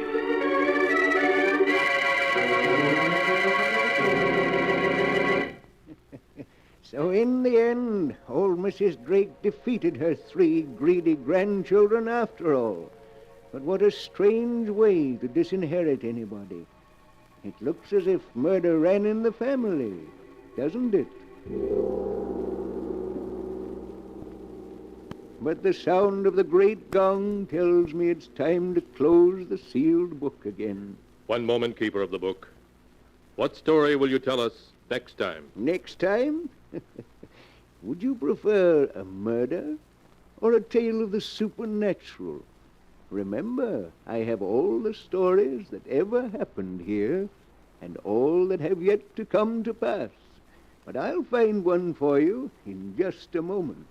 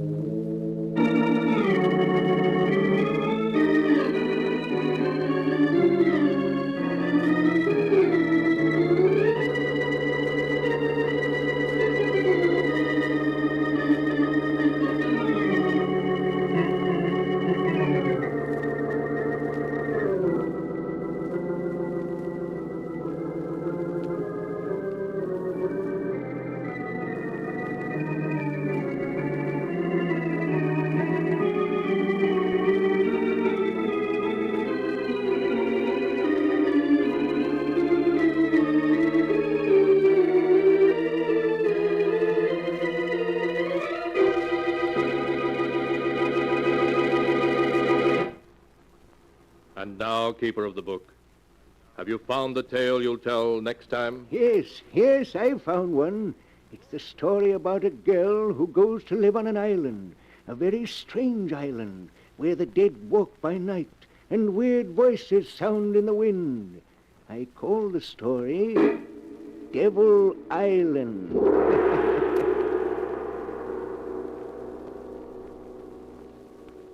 Be sure to be with us again next time. The sound of the great gong heralds another strange and exciting story from The Sealed Book. The Sealed Book, written by Bob Arthur and David Kogan, is produced and directed by Jock MacGregor.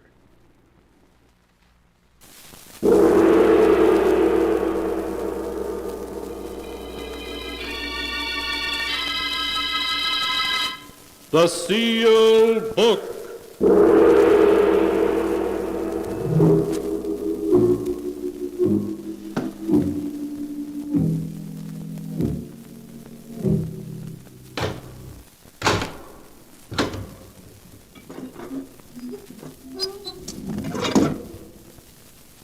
Once again, the keeper of the book has opened the ponderous door to the secret vault, wherein is kept the great sealed book, in which is recorded all the secrets and mysteries of mankind through the ages. Here are tales of every kind, tales of murder, of madness, of dark deeds strange and terrible beyond all belief.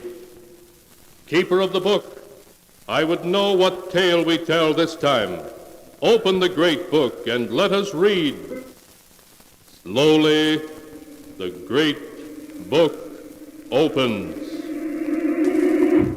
One by one, the keeper of the book turns the pages and stops. Ah, the strange story of an old lady who for 40 years lived alone in a huge old New England mansion, a mansion in which death was the master. The tale is titled To Have and to Hold.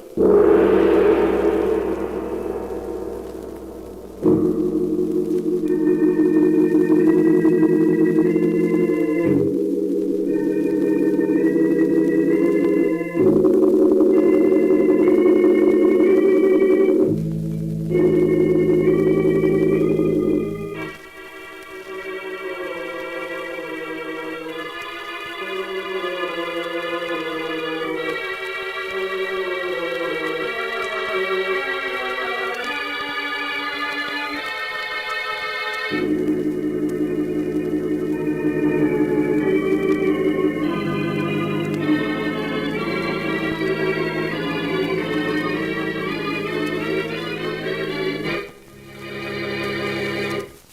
is the tale to have and to hold, as it is written in the pages of the sealed book.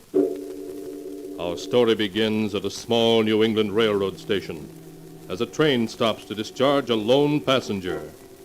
The passenger, a young, attractive girl of 20, looks about the station with an air of uncertainty. Looking for a cab, miss? Oh, yes, please. Yeah, get right in. Here, I'll take your bag. Thank you. Where to, miss? The Bradley estate, please. Did you say a Bradley estate? Why, yes. You know where it is, don't you? Sure. Everyone does. In fact, I was just getting ready to go out there to deliver these packages. Oh, good. Miss, are you sure you want to go out to the Bradley estate? But they ain't had a visitor in 40 years. Why, that's funny. You a Bradley? Yes. My family lives in California, and none of us have ever seen our relatives here in the East. I'm attending college nearby and thought I'd pay my aunt a surprise visit. Oh. Well, miss, I'd forget the idea if I were you to take the next train back. Oh, no. Not after I've come 70 miles. I'm not going back to college until I've seen my aunt.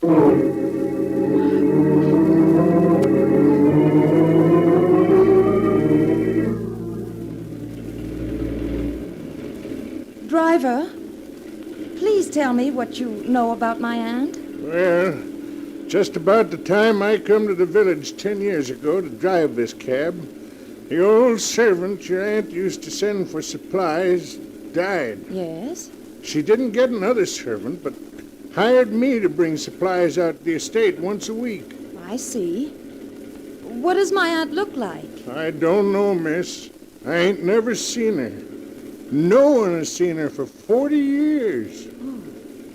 But you just said she'd hired you. Well, she did, but not directly. A banker fella come down from Boston and hired me. Didn't he go out to the estate to see her? No.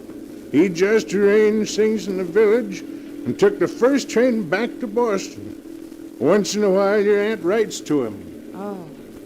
Well, what are in these packages you have for my aunt? Well, some of them have food, but mostly it's things she's ordered for her husband. Clothes, cigars, and books, and... Well, in fact, I got a new suit for him right here.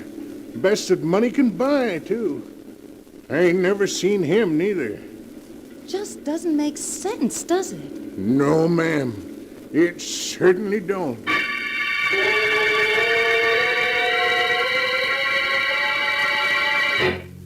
Jane stared into the fast-falling dusk, seeking her first glimpse of her father's birthplace. As they turned into a private road, she was able to make out the many towers of the old mansion and the hundreds of windows, behind which was the unknown and the secrets of 40 years. I had no idea it'd be so large. There's over 80 rooms in it. Used to be a show place 40 years ago. And the two of them live in that mansion, all alone? Yeah. There isn't a light showing in the whole house. No, hardly ever is. Well, come on. We go in the back entrance here. Just follow me. All right. That's it. Now, I'll just set these packages I brought right down here on the porch. There. What's in that box you're picking up? A note from your aunt. Telling me what to bring for next week. Oh. Seems your uncle is running out of cigars. She want me to order more. You going to knock? Well, all right. Surely she heard the car approach the house. It ain't no use, miss. You better come back to the village with me. No. No, perhaps she'd open the door if you were to leave me here alone. Won't you please go? Well, just as you say, miss. I just hope you'll be all right. Oh, I will.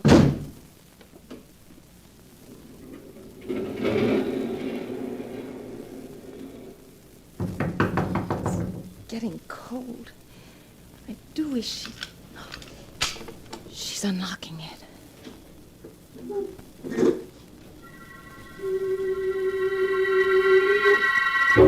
As the door slowly swung open, Jane saw her Aunt Olivia for the first time. Olivia stood with one hand white and tense, gripping the door, while the other hand shakily held a lamp. The light revealed deep, savage lines in her strong face. Her voice trembled as she spoke. What do you want? I'm Jane Bradley, your brother Richard's daughter. Richard's daughter? Yes. May I come in? Yes, do. But we must be very quiet. I don't want to wake my husband. Oh, yes, of course. We'll go into the drawing room so as not to disturb him.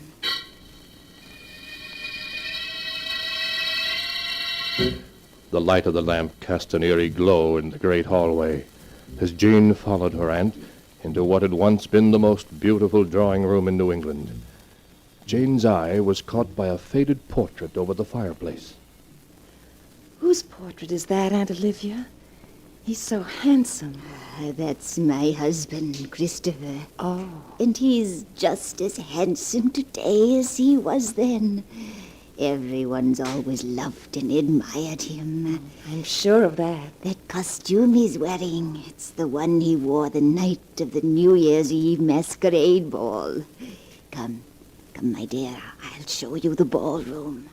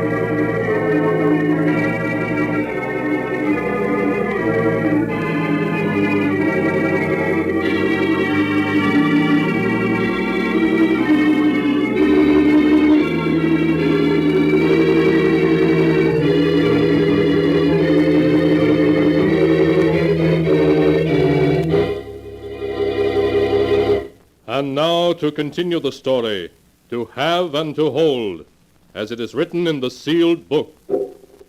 Jane, a look of wonder on her face, followed her Aunt Olivia down a long, dark hall, a hall that was musty with decay.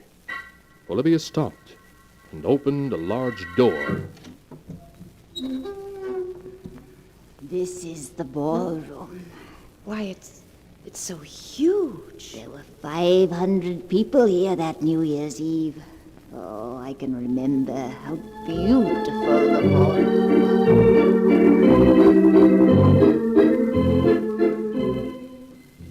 And Olivia, the lamp held high, stood entranced, as though listening to strains of music of long ago at that gay New Year's Eve ball, listening to a younger and happier Olivia. Oh, Chris, there's never been a ball like this, and I've never been so happy. Do you like my costume? Your costume? Oh, yes, it's very lovely. Thank you, darling. Oh, Chris, you look wonderful as a Spanish cavalier. The women can't keep their eyes off you. Where's your cousin Amy? Amy? Oh, the child is around somewhere. Chris, why don't we announce our engagement tonight? It would be a wonderful way to welcome in the year 1900. No. I mean, not tonight, Olivia. Why, wait. I want everyone to know you're mine. Good evening, Olivia. Chris. Oh, Amy. Oh, you look like a dream in that costume. Thank you, Chris. Olivia, Judge Parker wants to see you for a moment. Oh, very well. Will you excuse me, Chris? Of course. I'll be back in a minute. Will you excuse me, Chris? I have to Amy, speak to- wait. Why have you been avoiding me lately? I haven't been avoiding you. Chris, please let me go. You know that I love you, don't you, Amy? No, Chris. It's Olivia you love, and are going to marry. Olivia and I will never be married. You don't know what Olivia's like when she can't get what she wants. And she wants you. You do love me, don't you, Amy? Yes, but it's no use, Chris. Why, Olivia's my cousin. Her family brought me up. Just leave everything to me. I thought I'd never break away from Judge Parker. Oh, Chris, darling. He wanted to know when you and I were going to announce our engagement. Why, Amy, is anything wrong? You look ill. No, I'm all right. I must see the housekeeper now. Please excuse me. Olivia, I want to talk to you where we won't be disturbed. Can't we go into the drawing room? Of course, darling. Come along. We won't be disturbed here. Now, what did you want to talk to me about? Olivia, I can't go through with our marriage. Oh, darling. Don't say that even as a joke. I'm not joking, Olivia. I've never loved you. If I've spoken of marriage, it was because there wasn't anyone else. But now there is. Someone else? Who? Amy. Amy. So that's it. Well, she can't have you, do you hear? You're mine, and you always will be. And I'm not giving you up. You haven't any choice. Amy and I love each other, and we're going to be married. No, if I can't have you, no one else shall. Oh, Olivia, you're hysterical. Put that letter opener You're down. mine, and no one else is going to get you. No one. Olivia, give me that letter opener. No one shall have you. No one. Olivia, perhaps this will bring you to your senses. Ow! Look out, Olivia! Olivia.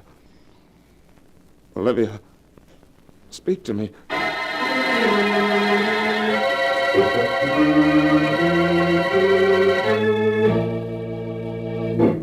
How is she, Doctor? She will be all right, won't she? Well, it was quite a serious blow she got in the back of her head. Oh, Doctor, she's regaining consciousness. Chris, where are you? Here I am, Olivia. Where? Why don't you put the lights on? It's so dark in here. But the lights are... Oh, Chris, why is it so dark? Why can't I see? Now, Olivia, you're going to be all right. You've just lost your sight temporarily. You mean I'm blind? Chris, where are you? Don't leave me. I'm here, Olivia. Oh, Chris, don't leave me. I'm frightened, terribly frightened. No, you mustn't worry. You heard what Dr. Marshall said. You've only lost your sight temporarily. Oh, you're just saying that to make me feel better. I know you are. I'd better give you a sedative so that you can sleep. Now, you two had better leave now. You must get some rest, Olivia. I'll be back later. Chris, you will come back. You will, won't you? Yes, of course. Good night. Good night, Olivia. Good night, Chris. Chris, what's happened is all my fault. No, Amy, it's mine. It was I who struck her and caused her blindness. Chris, no matter how we feel about each other, you can't leave her, now that she's blind. Yes, Amy, I know. Olivia and I will be married as soon as possible.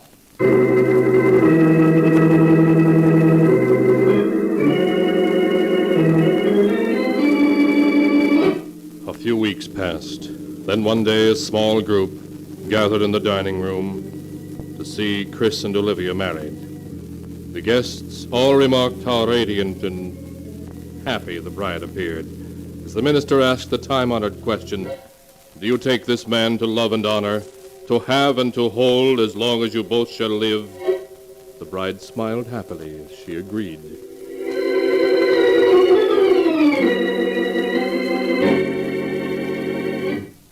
Is that you, Chris? Yes, Olivia. Oh, it's getting so that I can recognize everyone's footsteps, particularly yours. Where were you, darling? I've missed you so. I was in the library, trying to work on my new book.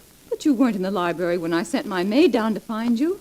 Where were you then? Oh, I don't know. Probably walking in the garden. You will spend the afternoon with me, won't you, Chris? But I was planning to go back to work on my book this afternoon. Oh, darling, can't you let it go until tomorrow? I'm so lonely without you. All right, Olivia. thank you, darling. I seem to be doing less and less work as time goes on. Oh, please don't be angry. It's 2 months today since we were married. 2 months today. Oh, and they've been the happiest months in my whole life. Oh, Chris, I couldn't live without you.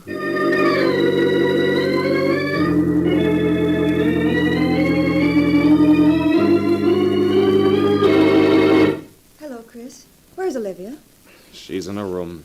Chris, you don't look well. Is anything wrong? Amy, I can't go on this way anymore. I've had about as much of Olivia in these past 2 months as I can stand. Please, Chris, you mustn't talk like that. You don't know what it's like. She always wants to know where I've been, who I've seen, what I've been doing. She doesn't let me alone for a moment. You mustn't feel that way about it, Chris. She loves you. Well, if it's love, it's an insane love. She's smothering me to death with her constant attention. Why, I haven't been able to work on my book for 2 weeks now. Yes, I know. I can't escape from her for a moment. When I'm not with her, she has the servants spying on me. Oh, no, Chris, you must be mistaken. I'm not, I tell you. I can't go on this way much longer. I just can't.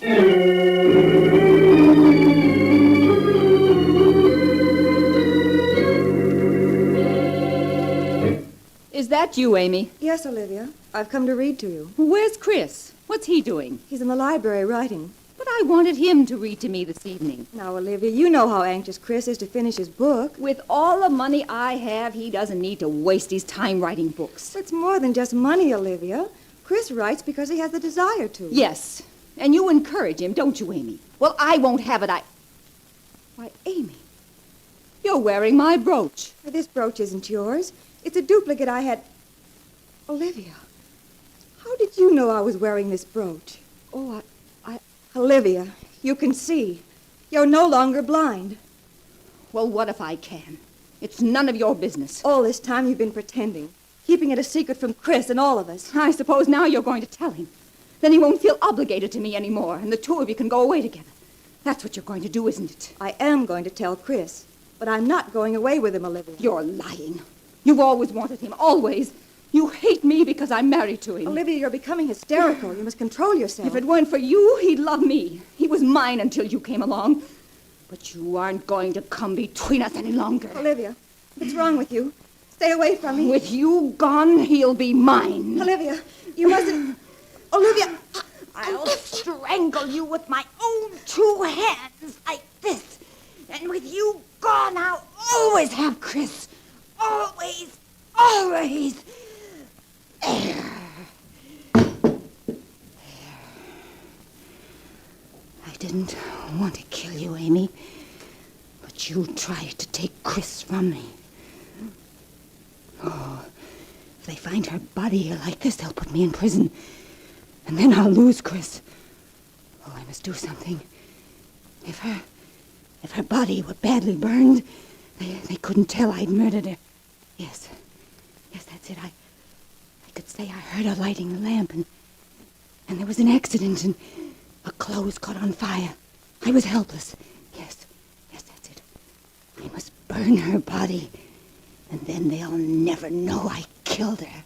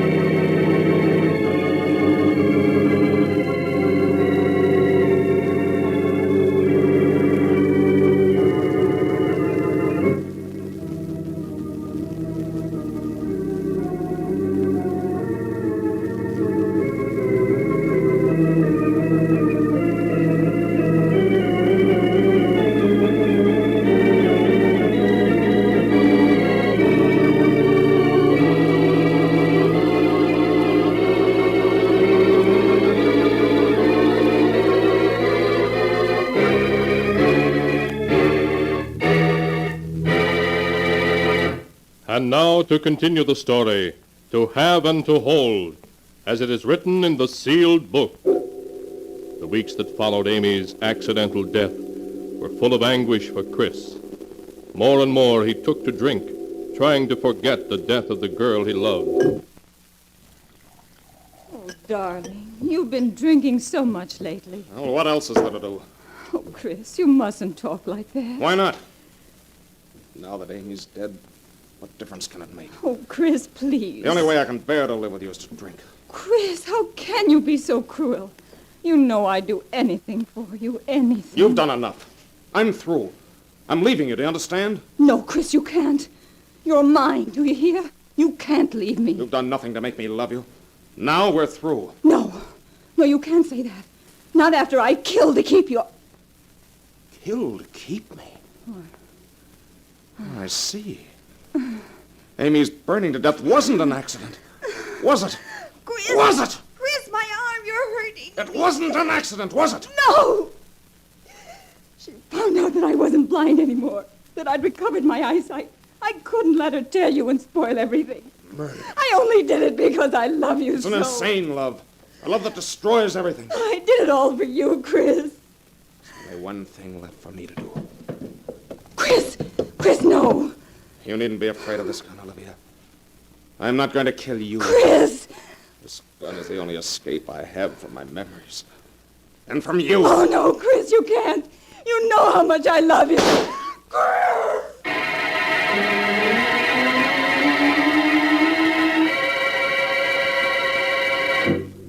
As Aunt Olivia stood there entranced, reliving memories 40 years old, the lamp cast an eerie glow on her face.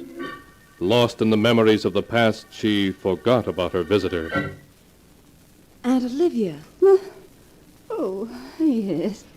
you seemed so far away, as though you were recalling memories of long ago. Oh, I'm sorry.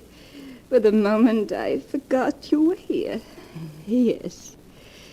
Yes, Chris and I still talk about that masquerade party. You think I might see Uncle Christopher? Yes. But we mustn't wake him if he's asleep. Oh, no, of course not. Here, I'll carry the lamp, Aunt Olivia. His room is at the head of these stairs, on the right. Don't you think you ought to have the house cleaned, Aunt Olivia? Everything's so old and dusty. Oh, Chris won't hear of anything being changed. I do hope he likes this new suit I've ordered for him. He's always been so particular. Was this his room? Yes. Now, be very quiet while I open the door. Chris? Chris, are you awake? We have a visitor. Is it all right for me to come in, Aunt Olivia? Yes. But you mustn't disturb him. I won't. It's so dark in here, and this lamp doesn't give much light. I hope Uncle Christopher doesn't... Oh, you dropped the lamp. He's awake now. Oh, I'm terribly sorry, Chris. I told her not to make any noise. Miss Bradley, where are you? Are you all right? Answer me. Here I am. Yes, good. I come back. Thought I heard you screaming when I come in. It's kind of hard to find my way around this small flashlight. What's wrong? Why'd you scream? Over there. In that corner of the room. Well, there's nothing there but a bed and... Oh, it can't be. Oh, it's horrible. Horrible. A glass coffin with a skeleton in it. Isn't this a lovely suit, Chris? It just came. And I also ordered some fresh cigars for you, darling. Is there anything else you want? And so ends the tale, To Have and to Hold, as it is written in the sealed book. The body of Christopher Drake, which for 40 years had been encased by a glass coffin, was removed from the old mansion and buried.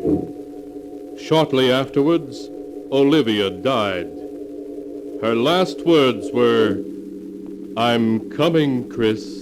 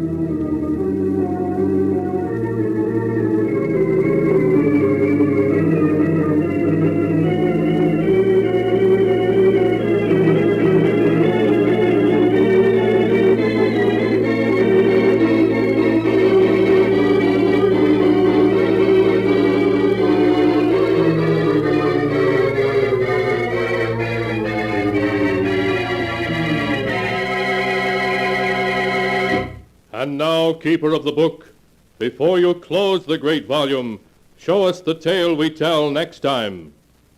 This one. Ah, yes. The strange story of a scoundrel who became wealthy through swindling hundreds of innocent people, only to discover that all his money couldn't protect him from justice. A tale titled Murderer Unknown.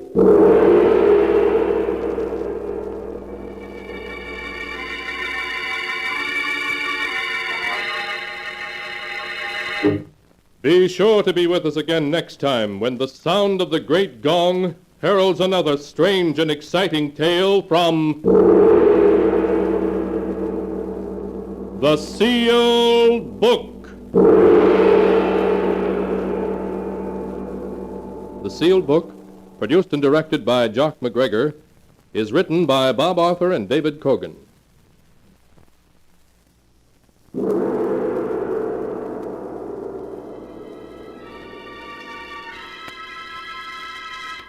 The Sealed Book.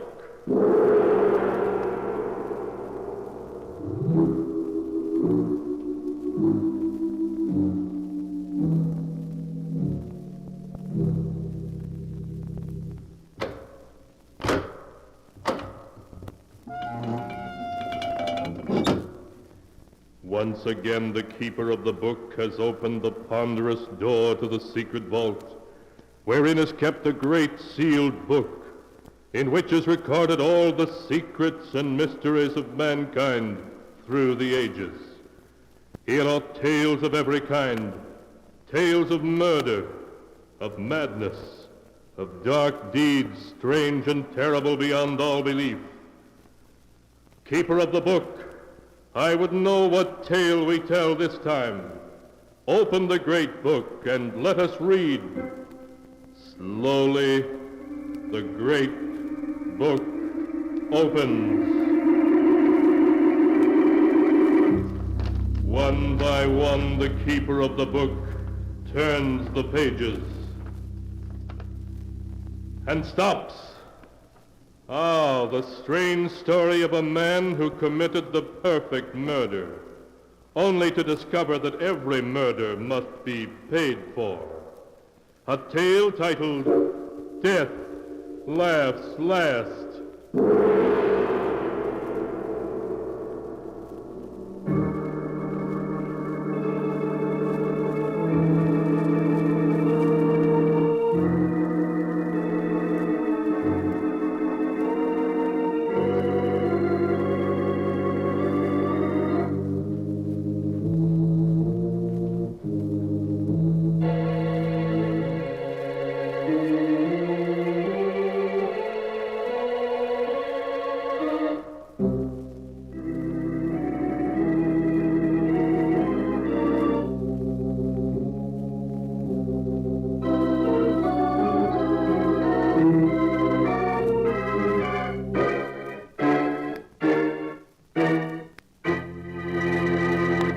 Here is the tale, Death Laughs Last, as it is written in the pages of the sealed book. Our story begins in the office of Dr. Robert Smith. There is a worried look on the doctor's face as he speaks to Edward Harrison. Sit down, won't you, Mr. Harrison? All right, thanks. Now, what is it, Doc? I can see by your face you want to tell me something about Mary, don't you? Mr. Harrison, your wife is dangerously ill. Does that mean she's going to die? I must be frank with you. It does. Unless... Unless what, Doctor? Tell me. If there's a chance in the world, she's got to have it, see? Her only hope is a brain operation. A very difficult and delicate operation. Without it, well, I could only give her 6 months, a year at most. No, it mustn't be. She's got to have the operation, you hear? I must tell you, Mr. Harrison, that only one man in this country has the necessary skill for the operation your wife needs. He is Dr. Howard Richards. I don't care who he is. Get him. I was going to say, naturally, he's in great demand. His average fee for an operation is about $1,500. $1,500? Now, of course, if you can't afford that, he might consider the circumstances. No, I can't afford it. I can afford anything Mary needs. Then I'll get in touch with him at once. Yes, sure. You make the arrangements right away. I'll get a hold of the money. I'll get it to you by tomorrow, sure.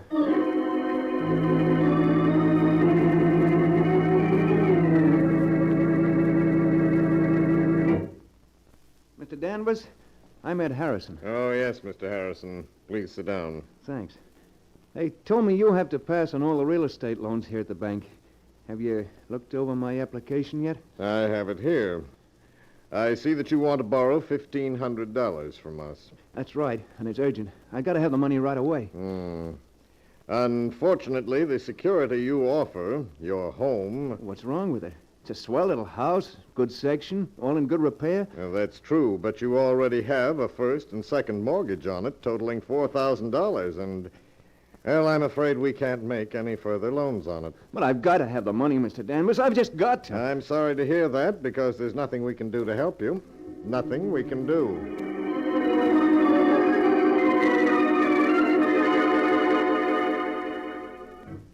You say you're not employed, Mr. Harrison? No, I own a shop. I'm a locksmith. That means you're never certain of your income. If you had a job now, a regular income you could depend on... What are you getting at? You mean you're not going to let me have the money? I certainly wish I could, but under the circumstances, I'm sorry, very sorry, but there's nothing I can do to...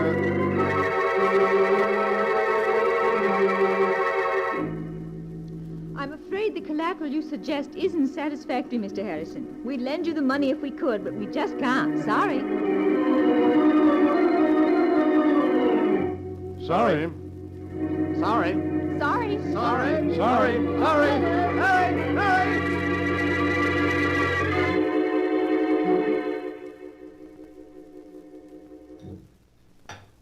Edward, you aren't eating, and you're so quiet. Is anything wrong? What? No, of course not. You're worrying about me, aren't you? Well, no, Mary. I just think about making some changes at the shop and... Darling, please, you don't have to lie to me.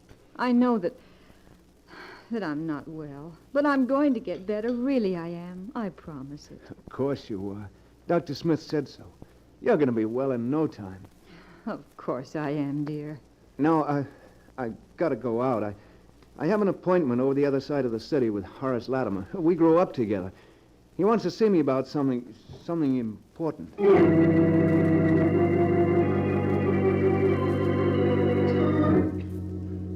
Edward had no appointment with Horace Latimer, but he went to see Horace anyway, for he and Horace had been boyhood friends.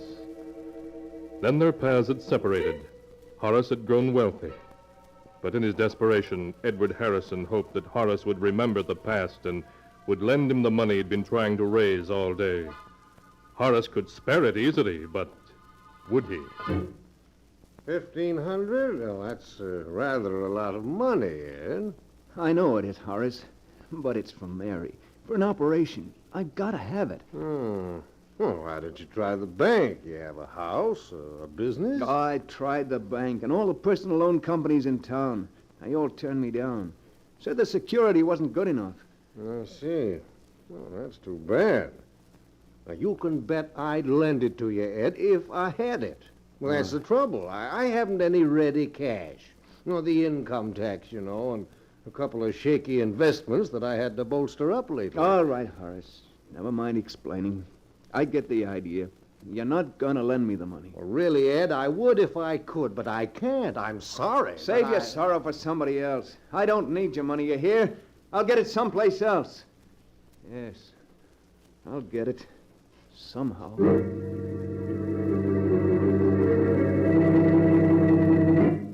After he had slammed out of Horace Latimer's expensive home, Edward stood for a moment on the dark street corner, staring back with bitterness in his face. Sorry. Yeah, you're sorry. In a pig's eye, you're sorry. Oh, what a sap I was to think you were a pal of mine. Yeah, what's that, buddy? Was you speaking to me?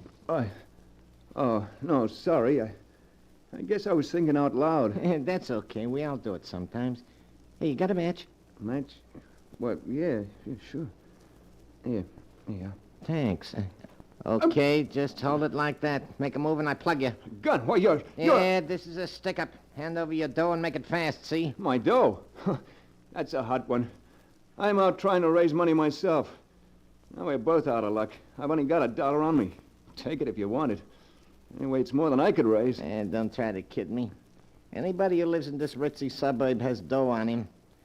Stand still while I see what you got in your pockets. A wallet and a leather case of some kind. You'll find just $1 in that wallet.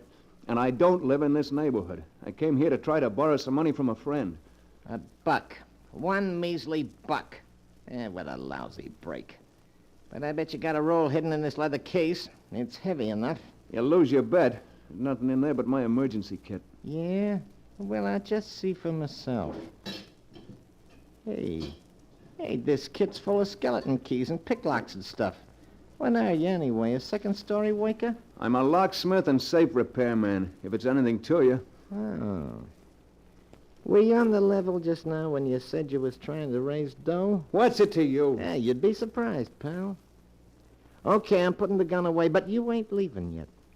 Me and you, we're gonna talk business. Because I got a plan that'll get us both all the dough we need.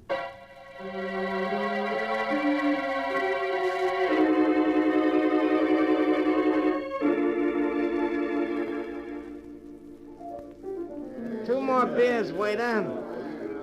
Well, is the deal on my proposition? I don't know, Mike. Sure you do. There's nothing to it. You can open locks and safes. I know where there's a house with plenty of dough in it. But burglary?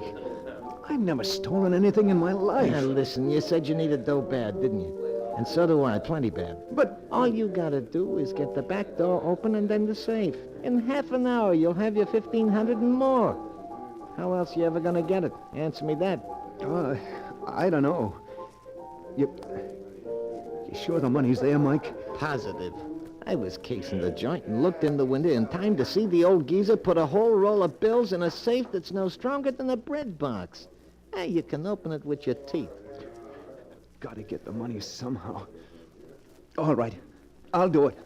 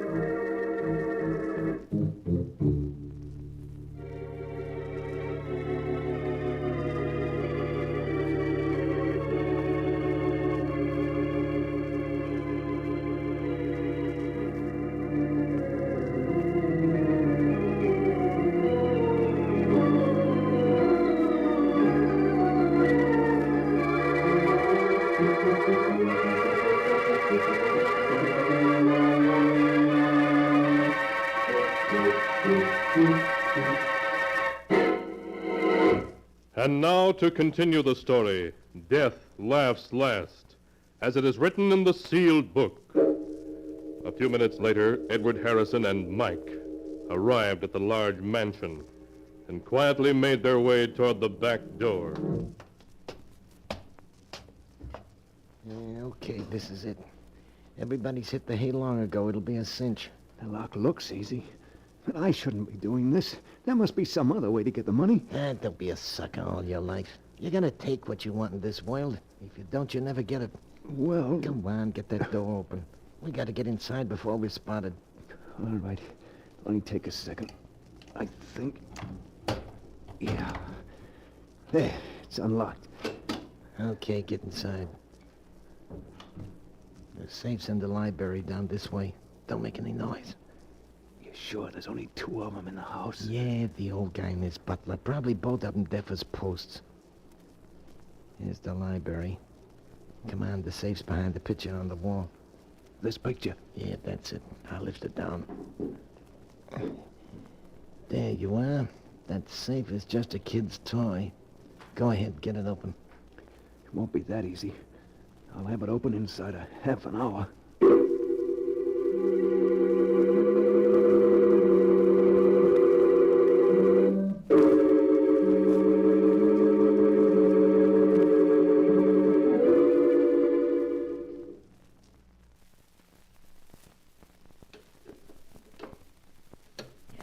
it up. You've been 40 minutes on that thing. It's coming now. There. The safe's open. About time, too. Now, let's see what's in it. Here's the cash box. Will I open it? There, look. Dough, cash, Mazuma. What'd I tell you? There must be thousands there. Easy. Come on, we'll count it and divvy it up. No, never mind. Just give me 1,500. That's all I want. You can keep the rest. Are you kidding? No, that's all I want. Just the 1,500 that I need. Okay, it's your funeral. Here you are. 10, 11, 12, 13, 14, $1,500 bills. $1,500. Yeah, for just an hour's work. Easy money, huh? What do you say we crack a couple of more cribs tonight, huh? No. I just want to get out of here now. Someone's coming. Someone's coming. Here, get behind this door. I'll take care of this. Who's there? Jenkins, is that you? Oh, where's that light switch? Burglars! Jenkins! Jenkins, call the police, quick! Nobody's calling any cops tonight, chum. Help, police! Help! Oh! Maybe that'll convince you. You hit him. What'd you expect me to do, shake his hand? You killed him. That's murder. Yeah, and you're in just as deep as me. Don't forget that. Yeah, I'm an accessory to murder. Cut the guff and let's get out of here. Or do you want to get caught? No, of course not. Then let's get going. Douse that light. I don't hear nothing. Come on, we'll get out the way we come in. But suppose we are caught. Murder. They'll hang us. Yeah, we ain't gonna get caught. We haven't left a clue, not even a fingerprint. Stand still, both of you. I have a gun and I have you covered. The butler. If you move, I'll shoot. I can see you perfectly. Standing on the stairs, he's got a gun. We're caught.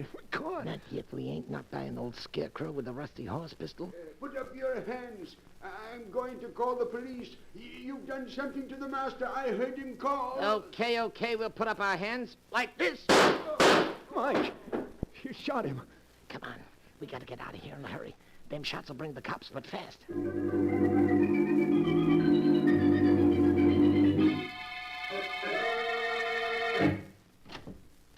Okay, here we are. Come on in. Well, why did you make me come here? Why can't I go home? You heard me. Come on in. What? That's better. Now, take off your hat and stay a while. Why did you make me come here to your room? 2 reasons. The first is I want to make sure you know what it'll mean if you let anything slip. It'll mean a rope around your neck. Get me? Yeah, I know. You don't have to tell me. I won't let anything slip. If I thought you might, I'd slit your gullet right now. I won't.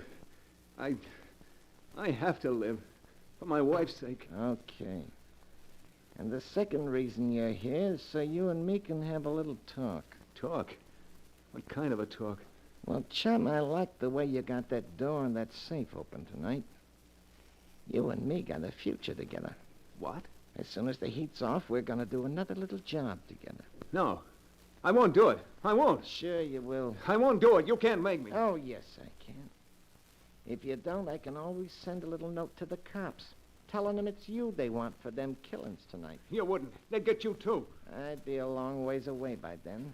But you can't get away. You got a business here and a sick wife. You couldn't leave them. Well, you're going to do what I say? You devil. You... Don't say it. You don't think you can just dip into crime and then back out again without getting your hands dirty, do you? You don't think you can pull a job and then go on as if nothing had happened? You're mixed up in murder, and somebody's always got to pay for murder, one way or another. I only did it for Mary's sake. It don't matter why you did it. You're in it now, and you can't get out. Not without paying in some way. I've got a good mind to go to the police, to confess, to get it off my chest. No, you don't. You see this gun? I'd plug you in a second if I thought... No, you don't. Get away from me. Let go of my hand. Let go. You got me into this. You're not gonna make me go any further with it. I'll take that gun away from you and I'll... You fool. Let go or I'll plug you out. Mike. Mike! He's dead. I killed him.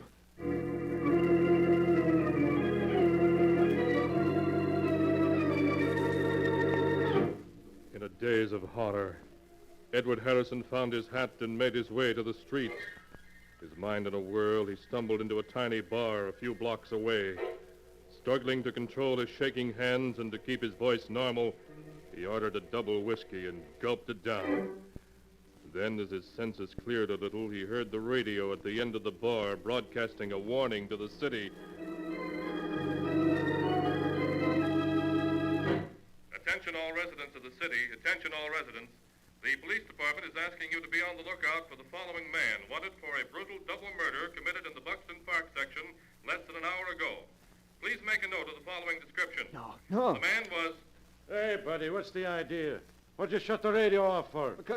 Because I was sick of listening to it, that's why. Oh, is that so? Well, I'm not, see? And I got an idea maybe there was some other reason you didn't want to hear it. So I'm going to turn it back on, see? No, you mustn't. Well, I'm gonna. If you try to make a break for it, I got a gun right here under the bar, see? So now let's hear what that dirty killer looked like. I repeat, be on the lookout for a man of medium height, lean and wiry, with reddish-brown hair, wanted for the double murder in Buxton Park earlier this evening. If you see such a man, report at once to headquarters. We now turn you back to our regular night owl program of popular dance tunes. Lean and wiry with reddish-brown hair, eh? Well, that ain't you. You're heavy-set and black-haired. For a minute there, you had me going. I was positive you was the killer, the way you didn't want me to hear the description. Just jumpy, huh? Well, here, have another drink. On the house. Thanks, but I gotta get home. I need some sleep. Yeah, that's what I need. Some sleep.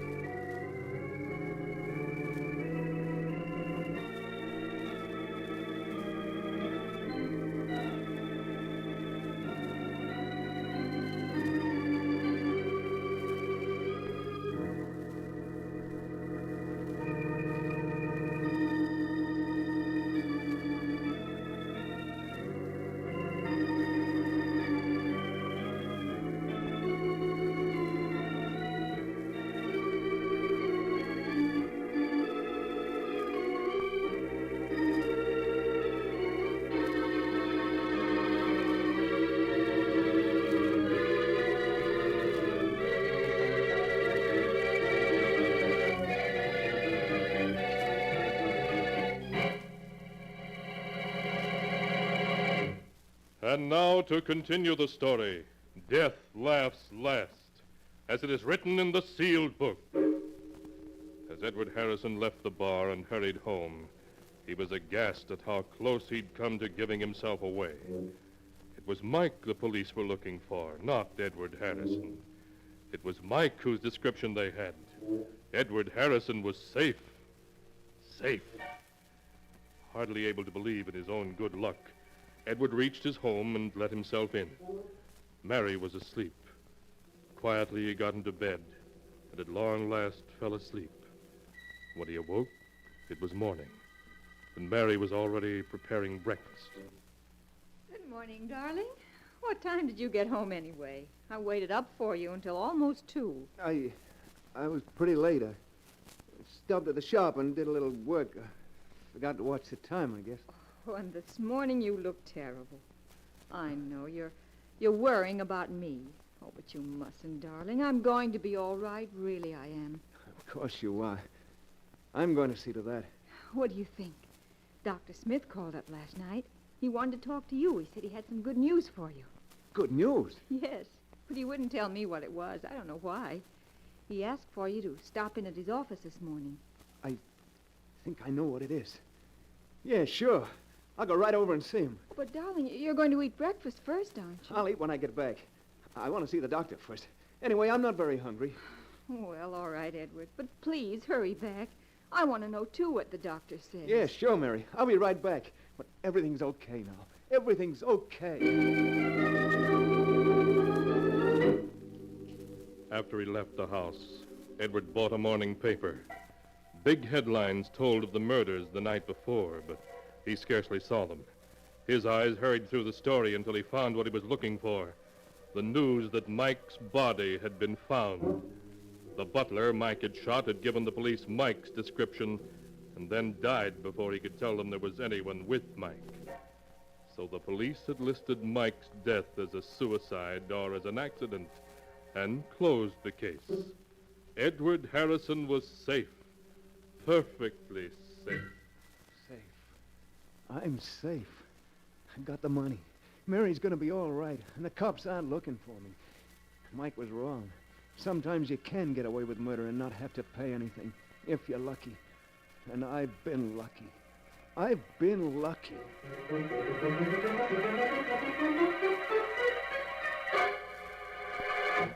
Good morning, Doctor. Mary said you'd phoned and had some good news. Oh, yes, Mr. Harrison.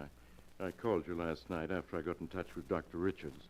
I wanted to tell you that he had agreed to operate on your wife. Oh, that's swell, Doctor. I got the money right here in my pocket. The money, yes. I was also going to tell you that Dr. Richards had said not to worry about it.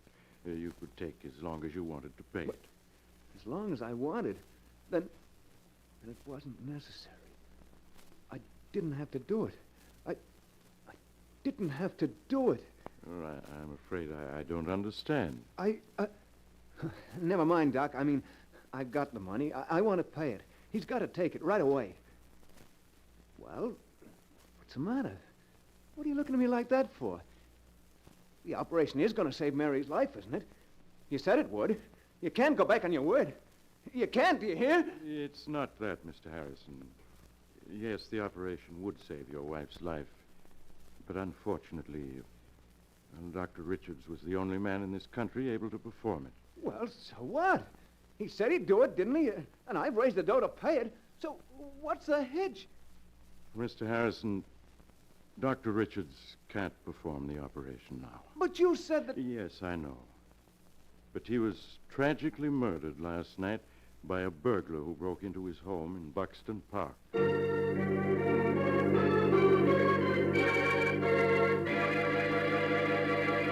And so ends the tale, Death Laughs Last, as it is written in the sealed book. In an effort to save his wife's life, Edward Harrison had helped kill the one man who might have saved her. Twisted indeed are the strands of fate in which destiny entangles mere mortals.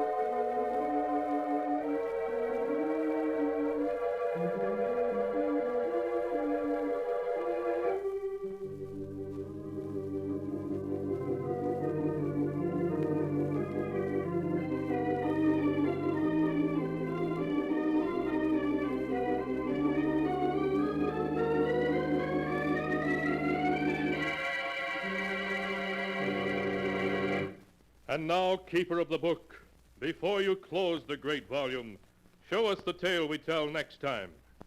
This one? Ah, yes. The tale of a man who was murdered by his wife and her brother, and the strange way he rose from a watery grave to accuse them of his death. The tale is titled, You Only Die Once.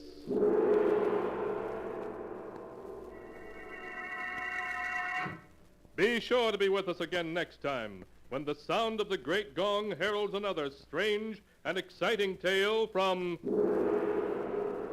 The Sealed Book. The Sealed Book, produced and directed by Jock MacGregor, is written by Bob Arthur and David Kogan.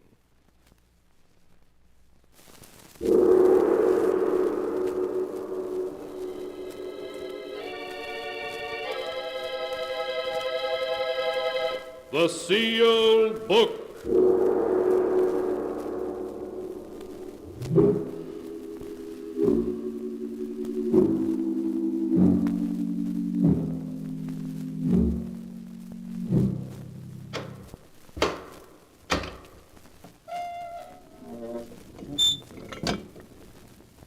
Once again, the keeper of the book has opened the ponderous door to the secret vault, wherein is kept the great sealed book, in which is recorded all the secrets and mysteries of mankind through the ages. Here are tales of every kind, tales of murder, of madness, of dark deeds, strange and terrible beyond all belief. Keeper of the book, I would know what tale we tell this time. Open the great book and let us read. Slowly the great book opens. One by one, the keeper of the book turns the pages and stops. Ah, the strange story of a scientist who delved into the unknown with frightening results. A tale titled Beware of Tomorrow.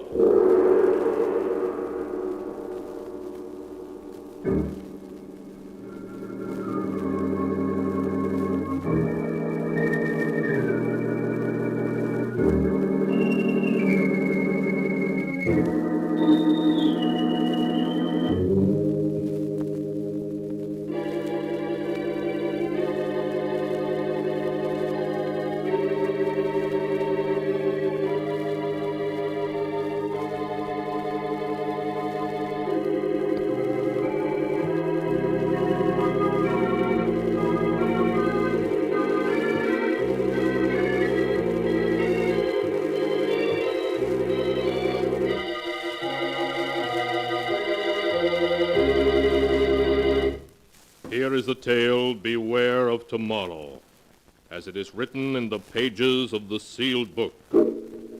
Our story begins as Sheriff Ramsey brings his car to a stop in front of an old mansion in a desolate section of New England. A young man gets out of the car and speaks to the sheriff. Thanks very much, Sheriff, for bringing me out here. That's quite all right, young feller. Do you know Professor Clark?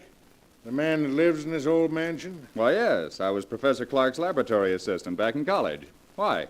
Well, there's been some talk in town of running him and that man of his, that Barton fellow, right out of the county. But what has anybody got against the professor? Well, there isn't a milder man in the world. Well, maybe so. But folks has got wind of what happened at the state penitentiary over in Hillvale last year. Sure, if you're talking in riddles. What did happen? The professor went over there when they hanged Richards, that hold-up killer. And the warden give the professor the murderer's brain. So what? Folks think he's keeping that brain in a big glass jar and making it grow. Oh, that's perfectly ridiculous. Well, I'm not saying I ever believed it. But it'd be a good idea if the professor would give folks a notion of what he's really doing in that laboratory of his with that Barton fellow to help him. Then maybe the talk would die down. I understand. All right, Sheriff, I'll mention it to him. Well, then I'll be getting on. Good night, young fella. Good night.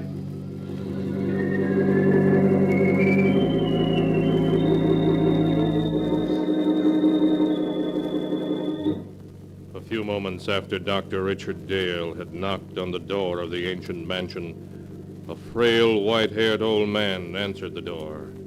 An old man who could hardly speak in his joy as he gripped Richard Dale's hand. He led the way down a long hall to a great room where strange equipment took up almost every inch of space. Retorts and electric furnaces, generators, batteries, great glass vats. Dr. Dale stared around him in intense curiosity as Professor Clark helped him off with his hat and coat. There. Now sit down, Dick. Sit down and let me get a look at you. I got your letter, and it made me so curious I took the first train. You promised me a surprise. Is this it, this amazing laboratory? No, my boy. We'll come to that in a moment, after you've met Barton, my assistant. Oh, Barton! Yes, Professor? Dr. Dale has arrived. I want you to meet him. Why, of course. How do you do, Dr. Dale? How do you do? We've both of us been looking forward to your visit. Yes, the professor's letter made me so curious I couldn't stay away. Barton, is Alpha making some coffee? Yes, he started it when we heard the car. Alpha? Who's he? Our general man of all work. Truly amazing fellow. Here he comes now. What in the world? Shall Alpha serve coffee? Good heavens. I said you'd be surprised, Dick. He's not human. He's a machine, a robot. Yes, my boy. An artificial man made from metal and synthetic brain tissue. A machine man. But walking and then talking. He's not very pretty, but then the professor was mostly interested in making sure he'd work. Well, he must weigh a ton. No, only about 300 pounds. You see, Alpha is mostly aluminum and other light alloys. Inside his aluminum plates are some new batteries I've devised, together with miles of fine silver wire and a dozen electric motors, to give you only the highlights. Shall Alpha serve coffee now? Yes, Alpha. Put it on this table here and pour a cup for Dr. Dale. Alpha, do so. I still can't make myself believe it. Alpha poured coffee. Go on, Dick. Take it. Oh, yes, of course. Thank you. Well, he looks clumsy, but he poured the coffee as well as a man could. Yes, my boy. Alpha has capabilities you'd never suspect to look at him. We won't need you any more tonight, Alpha. You can go back to your room now. Alpha goes. Be sure to switch off your batteries. They're going to need recharging tomorrow. Alpha understands. That's the most incredible thing I ever saw. You see, Dick, like any machine, he's completely inactive when his batteries have been switched off, but his brain continues to function. It's an artificial protoplasm that I spent 8 years creating. It's the only thing that makes him different from any other machine. But it means that Alpha can think. Think like a man. A machine that can walk and talk and think. But Alpha isn't the only surprise I have for you, Dick. He's not? No, I have another one, even more astonishing. But you'll have to wait until morning to learn what that is. Barton will show you to your room, Dick. Of course, Professor. I'll see you in the morning, then. Yes. We'll have a long talk tomorrow. Good night. Good night, Professor Clark. Oh, Dr. Dale. Yes, Barton? Could we talk for a minute before I show you to your room? Why, yes, of course. It occurs to me that the professor forgot to tell you why he asked you here. It was his hope that you'd stay indefinitely and help us carry forward the work we've been doing here. Stay indefinitely? Why? Oh, I have my own work. Now, don't say no yet. Just think, Dr. Dale. Alpha is stronger and more rugged than a man. He needs no rest, no food, yet he can do the work of 3 men. He can plow, reap, run machinery. Think how much drudgery a million like him could lift from mankind's shoulders. Yes. Yes, that's true. And already Alpha is technically old-fashioned. Professor Clark has blueprints for a new machine man as superior to Alpha as an aeroplane is to a bicycle. We want you to help us build them. Well, I'm certainly tempted to stay. Perhaps I could arrange it. Good. Then I'll show you to your room now, if you wish. Yes, I am sleepy. If you'll just come this way.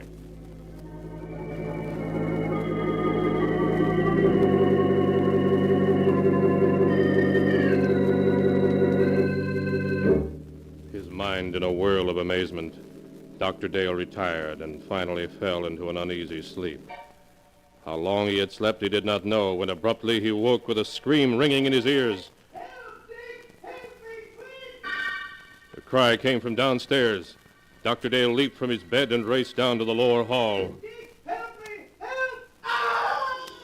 In the lower hall, he found Barton hammering on the heavy door of the laboratory. Professor Clark! Professor Clark, what's wrong? Barton, what's happened? Professor Clark, I heard him call for help. The door's locked. We've got to break it down. Yes, come, put your shoulder beside mine. Right. Are you ready? Ready. Then shove. Oh, once again.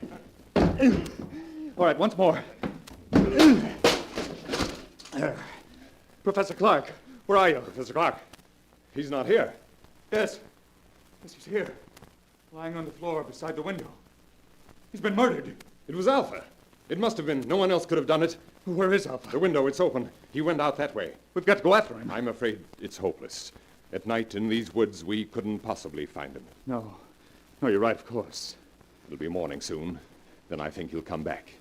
He knows that he can only go for a few more hours before his batteries must be recharged. But, Barton, why did he kill the man who created him? The professor has been thinking of destroying Alpha because he's now technically out of date. Perhaps that's the reason Alpha killed him. Poor Professor Clark. We'll have to notify the police. That is only the sheriff. In any case, I think we should wait until morning and then report the professor's death as an accident. An accident? Yes. If the authorities learn the truth, our research may be stopped. And when Professor Clark has achieved so much, can we let it go for nothing? Why, no, of course not. Dr. Hale, we must carry on his work for him. Yes, that's what he would want. Then you will help me to continue it? You'll stay? Yes. Yes, I'll stay.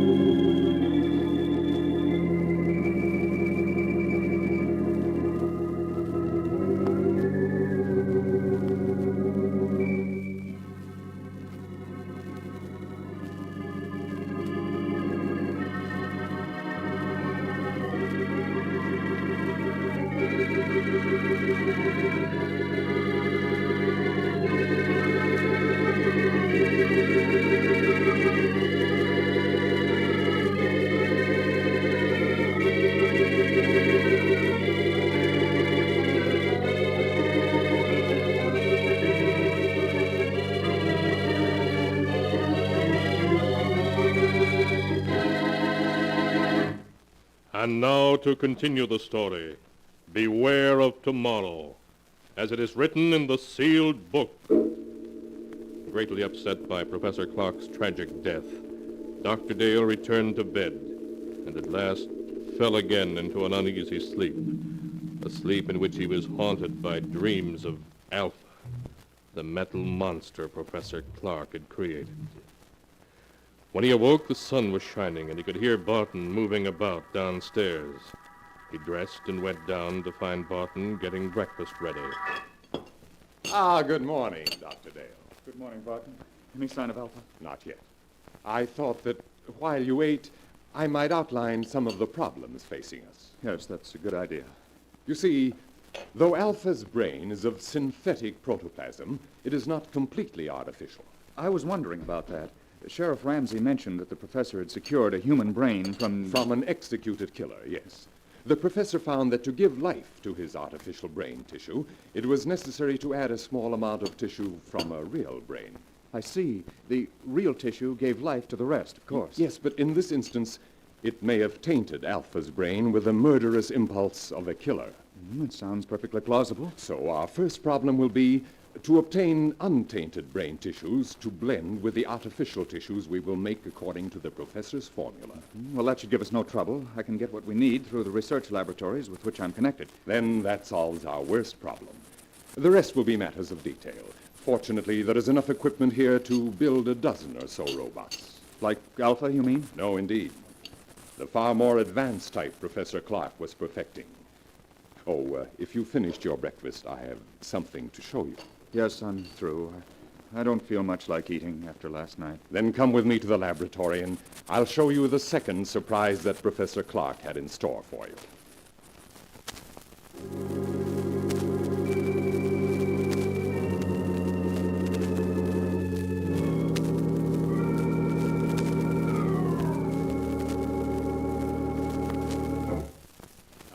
Here we are. Now, what I'm going to show you is in this box. Not another robot? Yes. A second mechanical man the professor built a few months ago. This one, though, was a failure. You mean it wouldn't work? It worked too well. I don't follow you. It was too intelligent. Professor Clark called it Beta, and Beta's brain power was greater than that of any human scientist who ever lived. But Beta was insane. Good heavens. He represented, however, a tremendous technical advance. Look.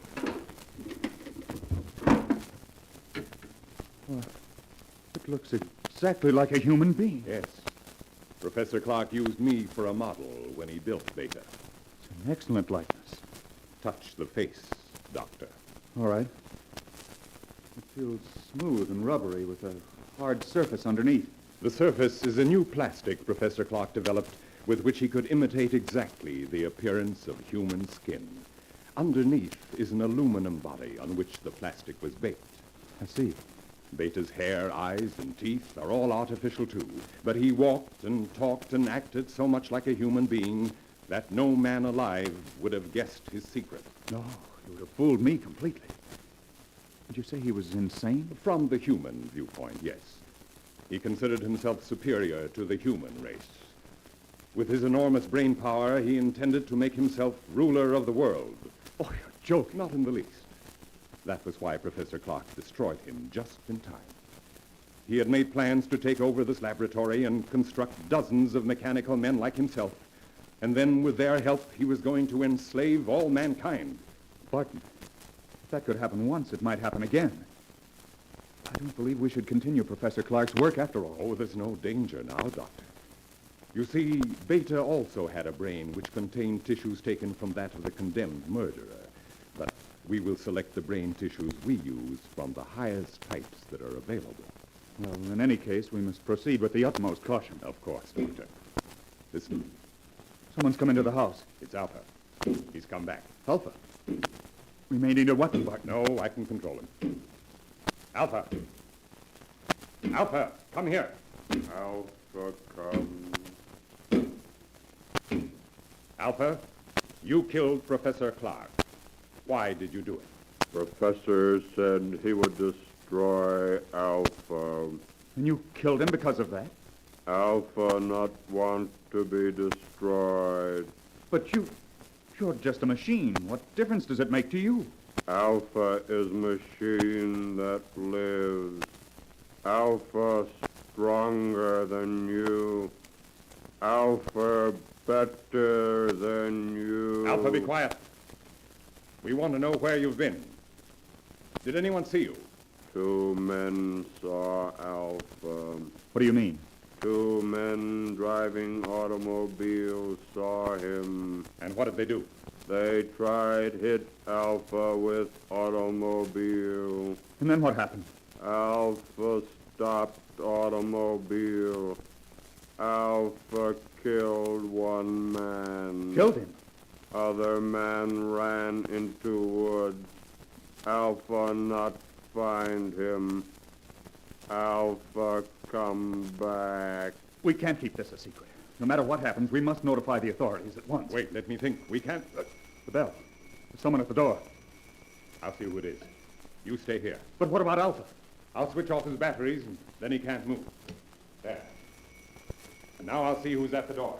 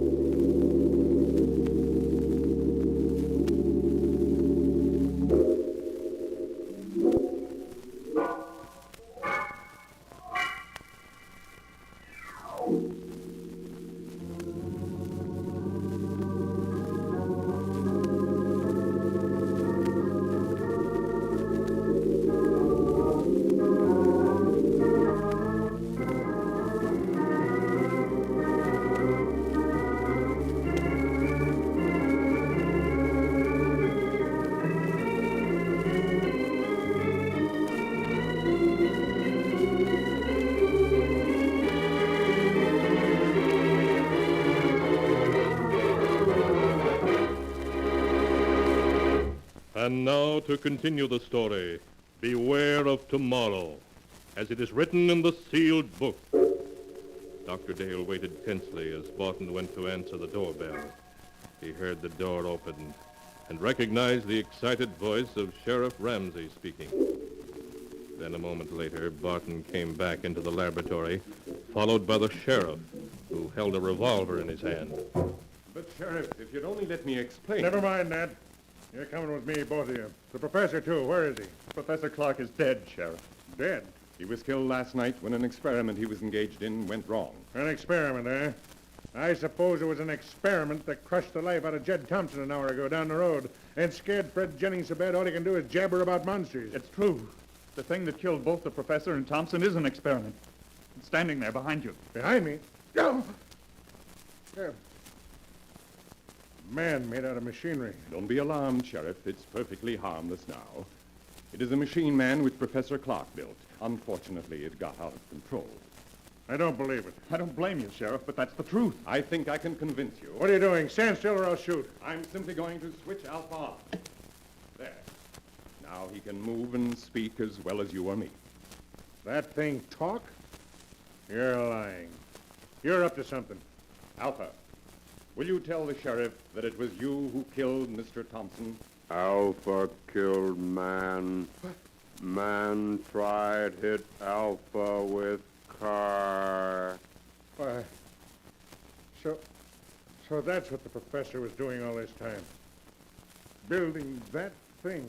Now, Sheriff, surely you realize that we are not murderers. Oh. Maybe not. But you're coming to jail just the same. You're partly responsible anyhow. But, Sheriff... Anyway, it's for your own protection. There's a mob on the way out here, and they're going to burn this place down. I got to put you in jail for your own safety. That mob's ready to lynch you right now.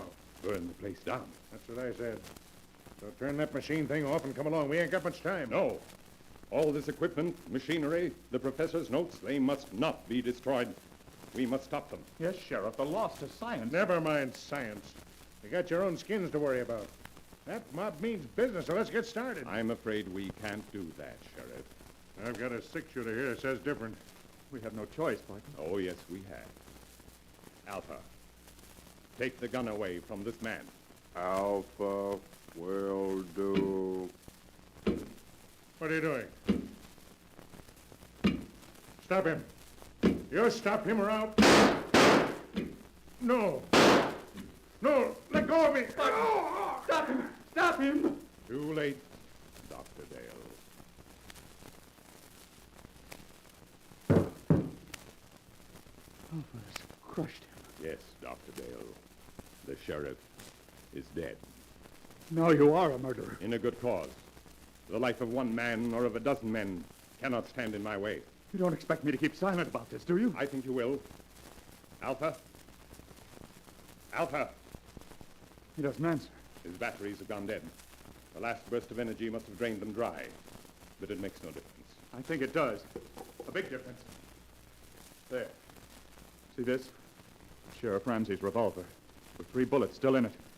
Put your hands up. I must explain something to you, Doctor. You can talk, but if you move, I shall shoot. I only want to say that nothing is going to interfere with my plan to build more of the improved form of robot that Professor Clark perfected before his death. Robots who look and act so much like men, no one can detect them. They'll never be built. I intend to destroy all of Professor Clark's notes. They will be built. By me. I shall build 10, 100, 1,000. Then I shall lead them with their superior intelligence to the mastery of the world.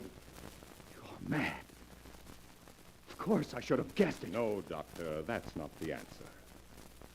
I shall tell you the truth. And then you must die. Stand still or I'll kill you. You remember last night when the professor said he had another surprise for you? An even greater surprise than Alpha? Yes? That surprise, Doctor, was Beta, the second robot. So perfect it looked like a man, but so intelligent that human beings were his children in comparison. But Beta was destroyed. No, Doctor. Beta was not destroyed. But you must be destroyed. Stand back. Stand back, I say. All right, then, I shall shoot. And now, Doctor, your bullets are gone. You aren't even hurt. Bullets cannot harm me. That's what I'm trying to tell you. Beta, the second robot, was not destroyed. But I saw him. What you saw was only an initial attempt that failed. The real Beta still exists. You see, Doctor, I am Beta. You? Yes. I, too, am what you would call a mechanical man. And now, you must die. No. No. Stay away from me. Stay away. No!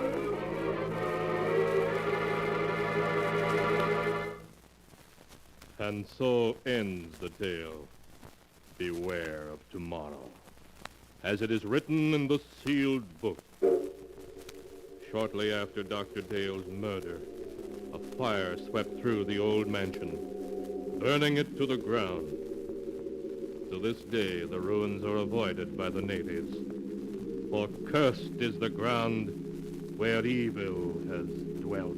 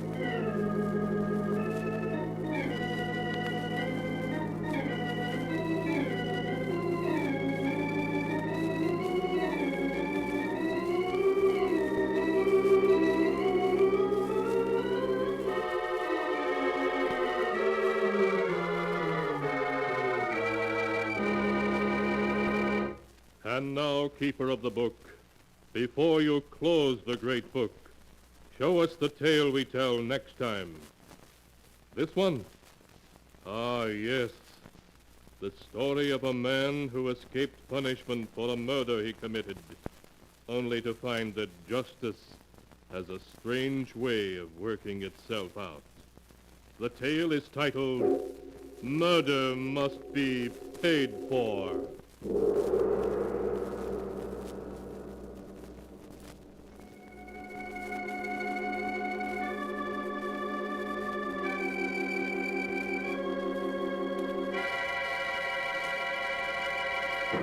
Be sure to be with us again next time, when the sound of the great gong heralds another strange and exciting tale from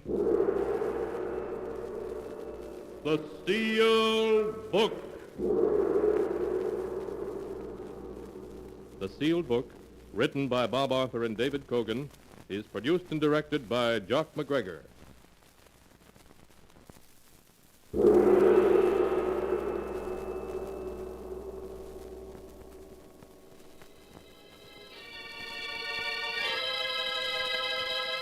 The Sealed Book.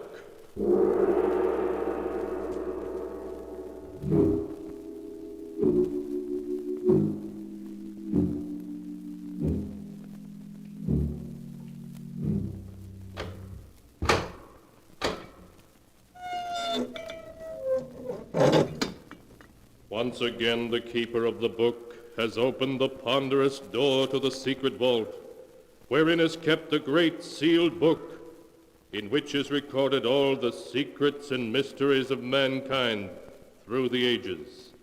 Here are tales of every kind, tales of murder, of madness, of dark deeds, strange and terrible beyond all belief. Keeper of the book, I would know what tale we tell this time. Open the great book and let us read.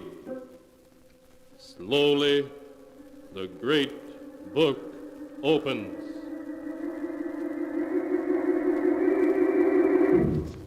One by one, the keeper of the book turns the pages and stops. Ah, the strange story of a man who hated his wife because she loved him too much, with a love that even death could not extinguish. A tale called Till Death Do Us Part.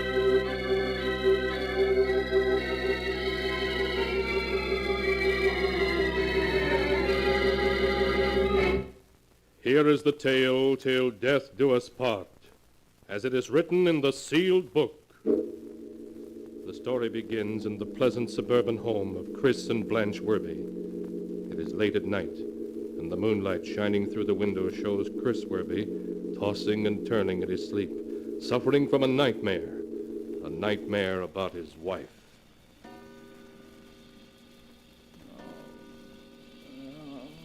Chris, darling, you really must put on this jacket. It's getting chilly. Oh, really, Blanche? I don't need it. Oh, all right, very well. Your wife is on the phone, Mr. Werby. Blanche, this is the 5th time you've called me this morning.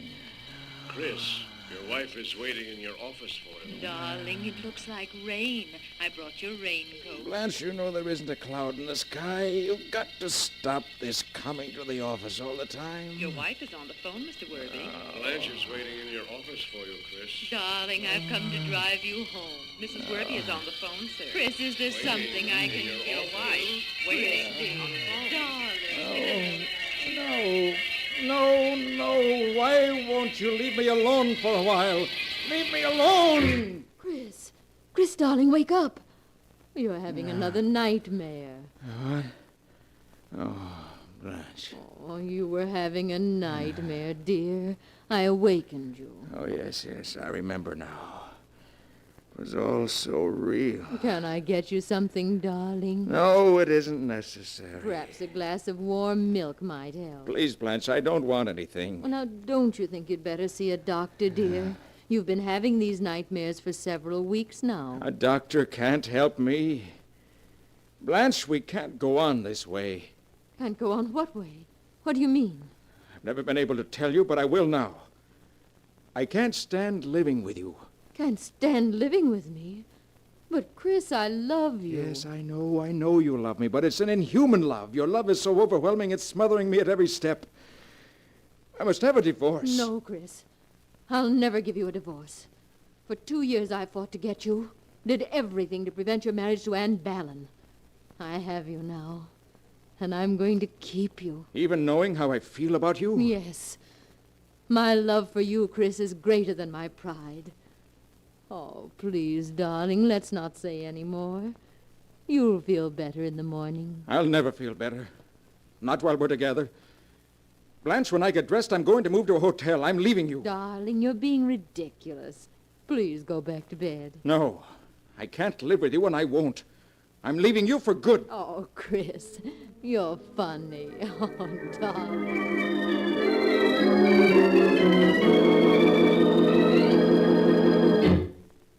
Your wife is outside, Chris, waiting to see you. Oh, no, not again. I'm afraid so, Chris.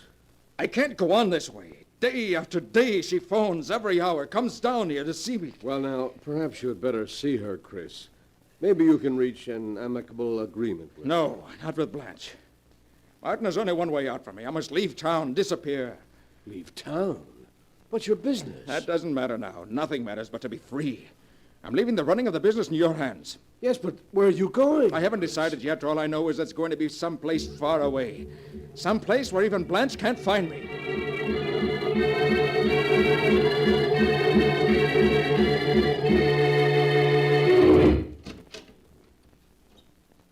Come in, Chris. Hello, Tuffy. Glad you remember me. I sure do. You were the best tackle Yale ever had outside of myself. Well, what are you doing in Texas? Looking for a job? Looking for a job? Are you kidding? What about that flourishing business you've got back in New York? I've left it and everything else behind. My name is Richard Keller now. Chris, you haven't gotten into a jam. I mean, the law isn't after you, is it? No, Tuffy, the law isn't after me. It's a personal matter. Oh. Well, sit down. Tell me about it. Tuffy, I'd rather not talk about it. Not just now. Sure, Chris, I understand. Well, can you give me a job as Richard Keller? Can I give you a job? Why, this company's dying on its feet for men like you. You're hired.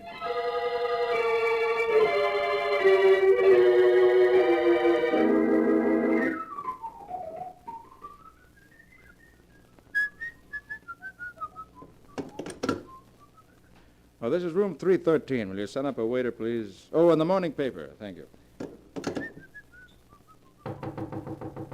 Well, it's fast service. Come in. Hello, darling. Blanche. Yes, darling. How are you? I changed my name. I traveled all over the West before coming here. Never told anyone where I was. How did you find me? Well, I love you, Chris. No matter where you went or how far it was, I'd find you. What do you want? Well, I want you to come home. No, never. I'm not coming back, and that's final. But, Chris, I'm your wife, and I love you. Oh, just give me another chance, darling. I'll do whatever you want me to if you'll only come home. No, it'll just be the same thing all over again. No, it won't, dear. I'll change. Really, I will. Do you remember your objecting to my calling you every hour at the office? Well, I promise I won't anymore. You mean that? Yes, Chris, I do. Won't you please come home? All right. We'll have another try at it. But this is the last time. Oh, Chris, you'll never regret it.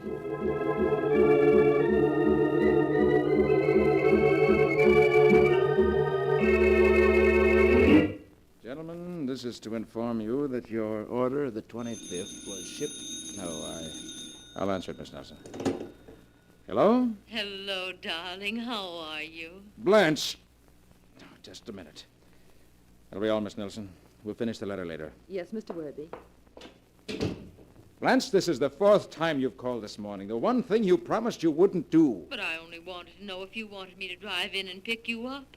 Oh, I'm sorry, dear, if I've upset you. You say that every time you call. I see now that I'll never be rid of the sound of your voice till death parts us. Please, darling, say you aren't angry with me. You know I love you. Chris. Chris. Till death do us part. If she were to die, I'd be free. Free. I could answer the phone and know it wasn't she. Hello? Oh, darling, what happened? We were disconnected, dear. Oh, Chris, I thought something might have happened to you. No, I'm all right, dear. I'm sorry I spoke so harshly to you before. Oh, you know I don't mind, Chris. It's your nerves. You work too hard. Yes. You know, I think I need a vacation. What do you say if you and I go away for a few days? Go to the seashore? Try some deep-sea fishing? Oh, Chris, darling, it'll be wonderful.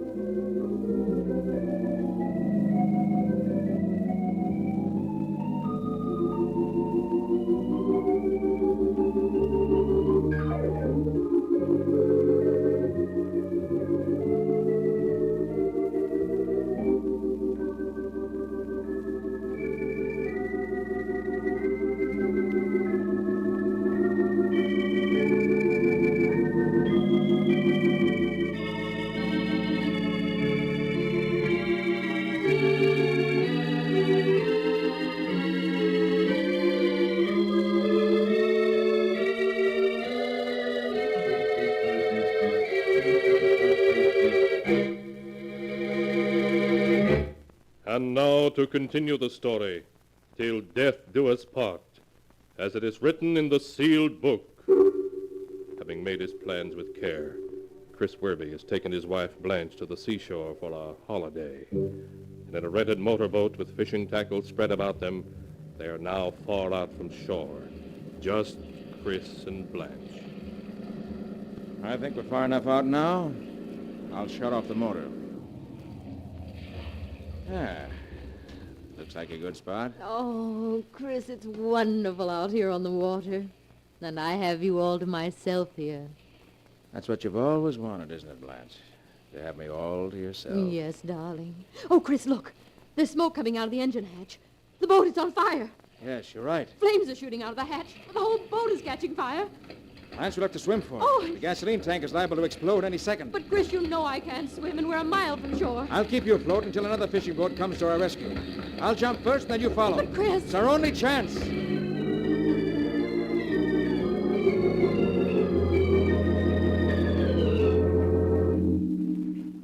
Chris, I'm frightened. Someone on shore must have heard the explosion and seen the smoke. Why don't some boats come? No boats are going to come for you, darling. Chris, what are you saying? When the boats do arrive, they're only going to find me. Chris, you wouldn't let me drown. Oh, wouldn't I? I tried to reason with you, and when that didn't work, I ran away. Oh. But you wouldn't let me alone. Well, this is the only way I'll ever be free of you. You can't do it, Chris. You can't. I love you. It's the only way I can get rid of you, so we're parting now, forever. Oh. This time you won't follow me. I won't let you go. I won't. But you will. No. Don't break that grip. You've been a millstone around my neck long enough. There. Chris, don't let me drown. Save me. This is the end, do you hear? I'm free. I'll never leave you. I'll live.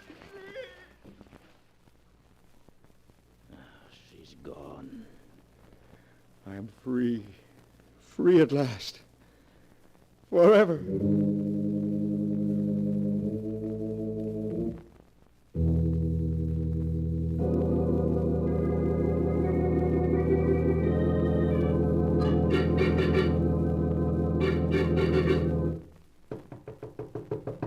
Come in. Excuse me, Chris, but there's a Miss Ballon to see you. A Miss Ballon? Ann Ballon? Yes. Oh, show her in. All right. Ann. Chris. Ann, it's wonderful seeing you again. Oh, it's been 5 years. 6? You left Owensville in 1938. 6 years. Good deals happened in that time. Yes. Oh, I've just learned that you lost Blanche a year ago, Chris. I want you to know how sorry I am. Oh, thank you, Ann. But tell me, how's everyone in Owensville? Well, you might have paid us a visit. Owensville is still only 100 miles away. Well, I've always meant to return for a visit, but after the way I broke our engagement and married Blanche, I was afraid you'd Oh, feel... Chris, you mustn't feel that way. I got over that long ago. Well, how long are you in town for? I'll have you know I am now a resident of this fair metropolis, as of yesterday. I have a job here. Oh, Ann, it's wonderful. You may not know it, but you're going to see a good deal of me. In fact, don't be surprised if I propose to you again. Mighty soon.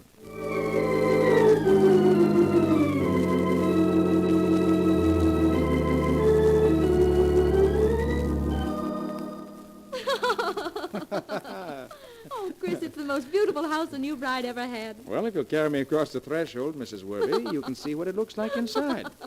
I should be delighted to. Hey!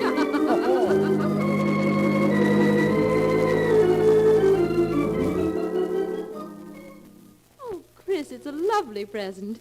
But you shouldn't have spent all that money. What are you talking about?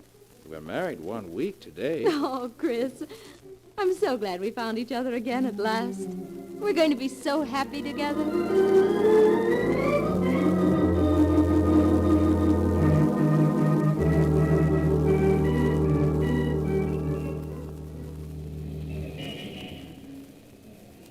Chris? Why, Chris Worby. Why, Sidney Rand. I thought I recognized you. How are you, Chris? Why, I haven't seen you since you left Owensville. Good to see you, Sidney. How are the folks back home? Oh, fine, just fine.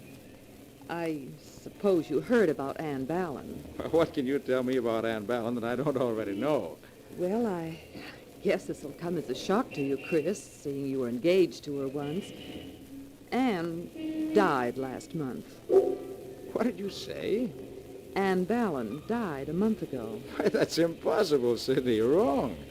Chris, I wouldn't joke about a thing like that. I was at the funeral myself with Sam Morris. But that couldn't be. It all happened so sudden. They never did find out what it was she died from. It certainly was a shock. Ann was so young and beautiful. Now she's dead. It couldn't be. It couldn't be. Chris, what's the matter with you? Chris, why are you so... Dead a month. But Ann came to New York just a month ago. And she married me. She's alive, beautiful, everything I've ever wanted. Oh, Sidney's wrong. They buried someone else, another Ann Ballon. Yes, that must be it. Ann's home, waiting for me, waiting for me.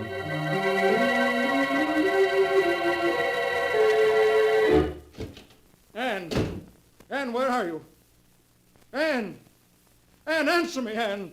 I was at the funeral myself with Sam Morris. Sam Morris. Yes.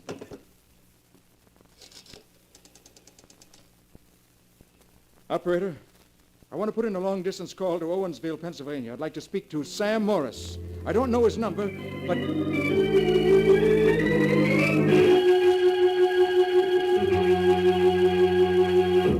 Hello, Sam. Sam Morris? Yeah, speaking. Who's this? Chris Worby.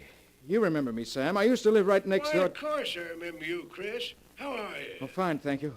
Sam, I want to ask you something. Sure, what is it? How's Ann Ballon? Ann Ballon? Yes. Well, didn't you hear, Chris? She's been dead for over a month. Are you sure? Am I sure? I was at her funeral. But, Sam, couldn't they have buried someone else by mistake? Well, hardly, Chris. I saw her in the coffin just before they laid her away in the family plot. Chris! Chris! couldn't be, and they laid away. It couldn't be. There's someone else lying in the Ballon plot. Must be someone else. Must be. I'll drive out there now. I'll find out who it is.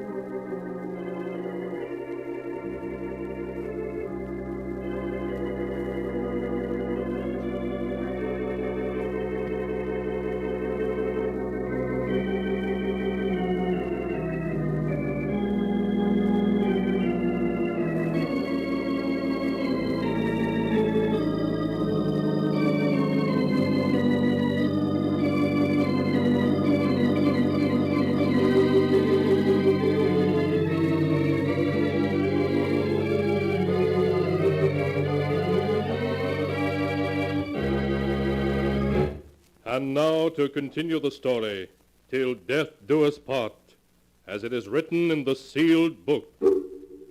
After driving frantically for hours, Chris has reached Owensville, his hometown, and on the outskirts of town, at the entrance to the ancient cemetery, he is arguing with the old caretaker, who has come to the door in nightshirt and trousers. But I tell you, I have to know tonight.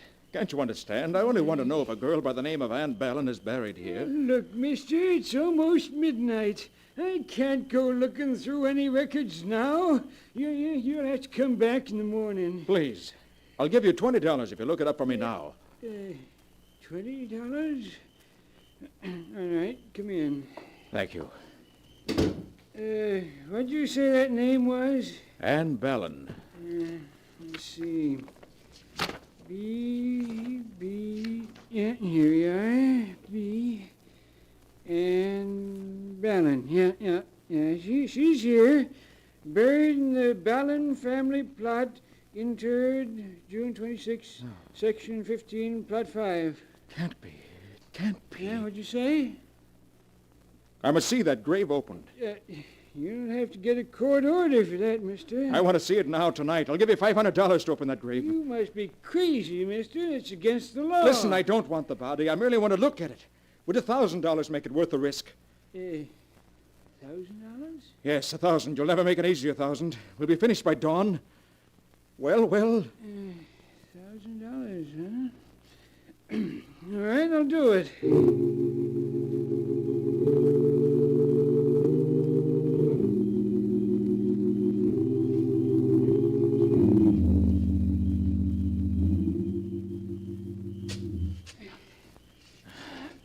Can't have but a little more to dig. A few more shovels full. We should reach the coffin. Blast that moon. Anybody comes past this graveyard, they can see us. You don't have to worry about anyone being around at 3 in the morning. Keep digging. We shouldn't be disturbing the dead. Rest in peace. That's what the minister always says. I've reached it. The coffin. Quick, help me clear all this earth off it so I can open the lid. All right. Anything to get this over with. Hurry up. There, that's enough. All right, now hold up the lantern. I'll open it. All right. There you are. Now go ahead. There. It's unlocked. Well, what are you waiting for? Go ahead and open it. All right. Stand back a bit.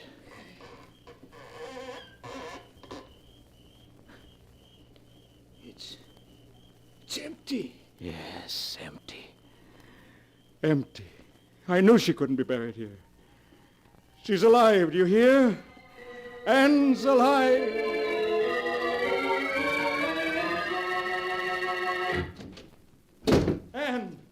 Anne, where are you? Here I am, Chris. Oh, Anne, it's good to feel you in my arms. Why, Chris, you act as though you never expected to see me again. Well, there was a moment when I thought I wouldn't. You remember Sidney Rand, don't you? Sidney Rand? Why, yes, of course. Well, last evening as I was coming out of my office building, I bumped into her. And she started telling me all the news of Owensville. And then she told me that you'd been dead a month. That I'd been dead a month. Yes. And when I got home, you weren't here. Well, darling, it was only my running out of gas that kept me from being home when you arrived. Well, I should have known it was something like that. But I got panicky. Called Sam Morris long distance, and he too said you were dead. Must have gone haywire after that. For I took the first train to Owensville. Chris, you didn't. Yes, I'm afraid I did. Went to the cemetery where your family's buried. And there I found your grave. Yours. Mine? Yes. The tombstone had your name on it. Anne Ballin. What did you do then? I paid the caretaker to help me dig up the coffin. And when we opened it, we found it empty. Anne, what is it? Why are you laughing like that? Anne! Chris, Anne Ballin is dead. Anne, you don't know what you're saying. You're Anne Ballin. No, Chris, I'm not. Look deeply into my eyes, darling. Don't you recognize me? Recognize you? Yes. Don't you know who I am, darling? Do you remember that day at sea? I told you I'd never leave you, remember? No, it can't be. You're Anne, you're Anne. Close your eyes, Chris. Just listen to my voice. Don't you recognize me, darling? Blanche. Yes, Blanche. Blanche in Anne's body. Because mine was lost at sea. No, it can't be. It can't be. But it is, Chris. I couldn't come back in my own body, so I killed Anne to get this one. You killed Anne? Yes, Chris. And then took her body. I did it so that you and I could be together again. No. Forever, darling. Together. Forever. Yes, forever. No. Oh, no, I'll never leave you, darling. Never, never, never. And that is the tale of Chris and Blanche Werby, till death do us part, as it is written in the sealed book. When Chris was sure that Blanche had indeed returned to him, even from the grave, he tried to escape by seeking death himself, throwing himself into the sea from an ocean liner. Weeks later, his body was cast up on the shore, tightly clasped in the dead arms of the body of a woman, later identified as Blanche. So they are buried now, side by side, together forever.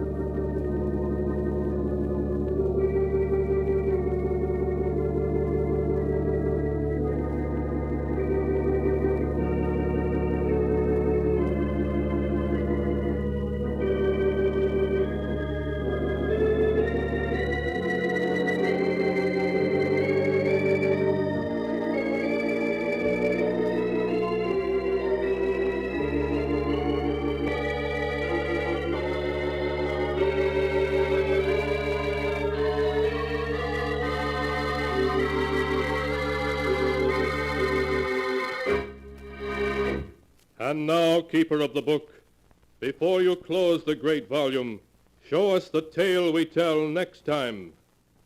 This one? Yes, the amazing story of a man who stole millions and then found he had to steal himself a new face so he could protect those millions, but who discovered that his new face brought with it murder and sudden death. a tale titled The Man with the Stolen Face.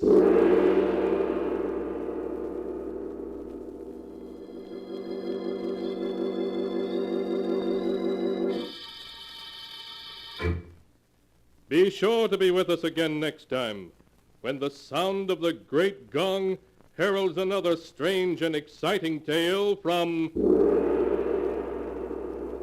The Sealed Book. The Sealed Book, written by Bob Arthur and David Kogan, is produced and directed by Jock MacGregor.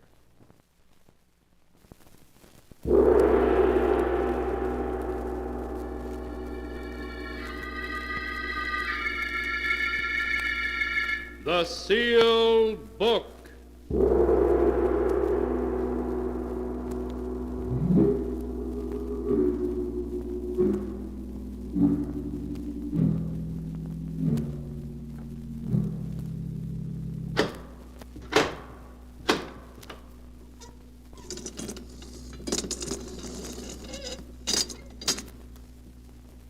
Once again, the keeper of the book has opened the ponderous door to the secret vault, wherein is kept the great sealed book, in which is recorded all the secrets and mysteries of mankind through the ages.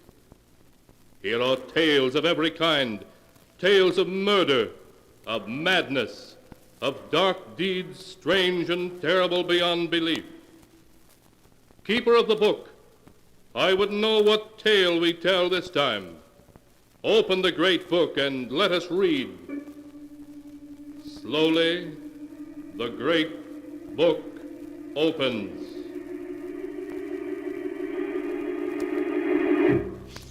One by one, the keeper of the book turns the pages and stops. Ah, the strange tale of a dying man told on his deathbed. A story of madness and horror. A tale called Out of the Past.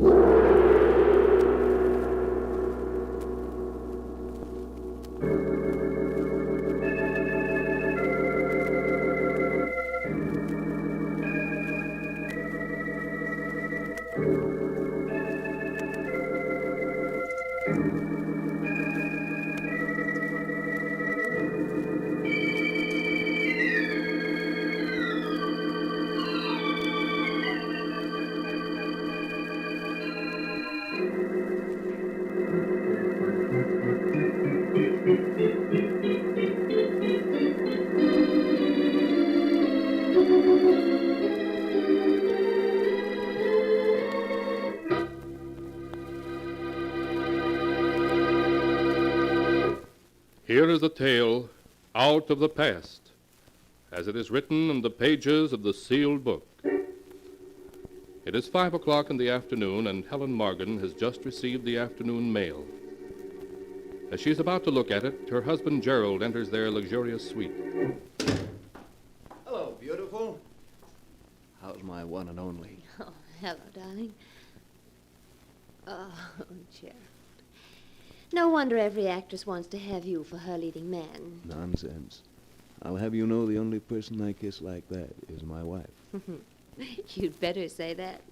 How was the matinee today? Fine. I got 7 curtain calls. I see the afternoon mail came. Anything for me? Yes, there's one letter for me and one for you. Thanks, dear. Mine's a bill from the hotel management. Darling, we're living beyond our means. Oh, now, Gerald, you're not going to start that again, are you? Why, we have over $500,000 in our joint account. I've told you a dozen times, darling, I won't touch that money. It's yours, not mine. Gerald, it isn't a question of it being yours or mine. It's ours. Helen, I made it clear to you when we got married that we'd have to live on the money I earn. All right, Gerald. I wonder who my letter can be from.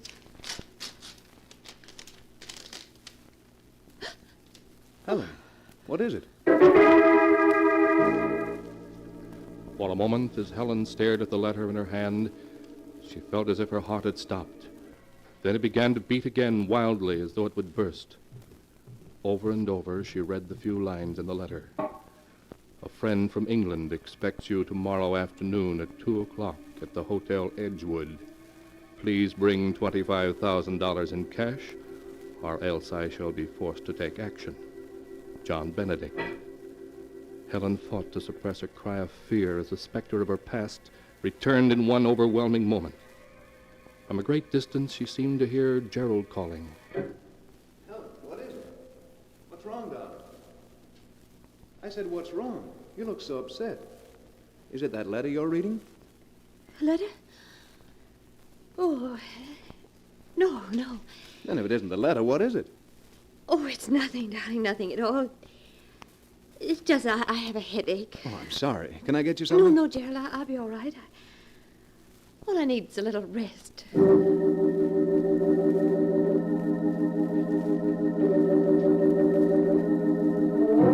Helen noticed the worried look in Gerald's eyes and strove to act natural. That night she lay awake hour after hour, staring at the ceiling, seeing the words of the letter before her, the letter that reached out for her from the terrifying past. The next day, after Gerald had left the apartment, Helen ordered a cab. 20 minutes later, she rushed into the office of Martin Walker, her attorney. Martin, you must help me. I'm in trouble. Great trouble. Helen, what is it? What's wrong? I'm being blackmailed. Blackmail? Yes. By whom? A man named John Benedict. I don't know who he is, but I received a letter from him yesterday afternoon. Well, there's only one thing to do, and that's to go to the police. Oh, no, I can't go to the police. Why not? This man Benedict knows something I can't afford to have exposed. What does he know, Helen? Oh, please don't ask me, Martin. I can't tell you. But believe me, if it ever gets out, it would ruin my marriage. My life. I couldn't stand to lose Gerald. I couldn't. I'd rather die. Now, please, Helen, don't cry. You know there isn't anything I wouldn't do to help you. But as I see it, your only chance is to go to the police. No, I can't. It would ruin everything. Oh, Martin, if you really wanted to help me, you'd do as I ask you. I've got to buy him off. All right, Helen. I think you're making a mistake, but I'll help you. How much money does this Benedict want?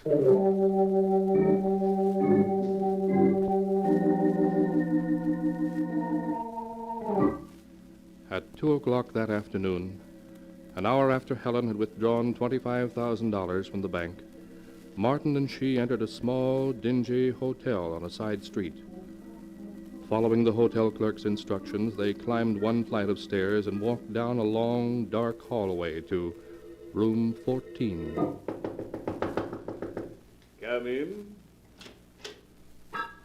As Martin opened the door, revealing a squalid and dimly lit room, Helen saw for the first time John Benedict.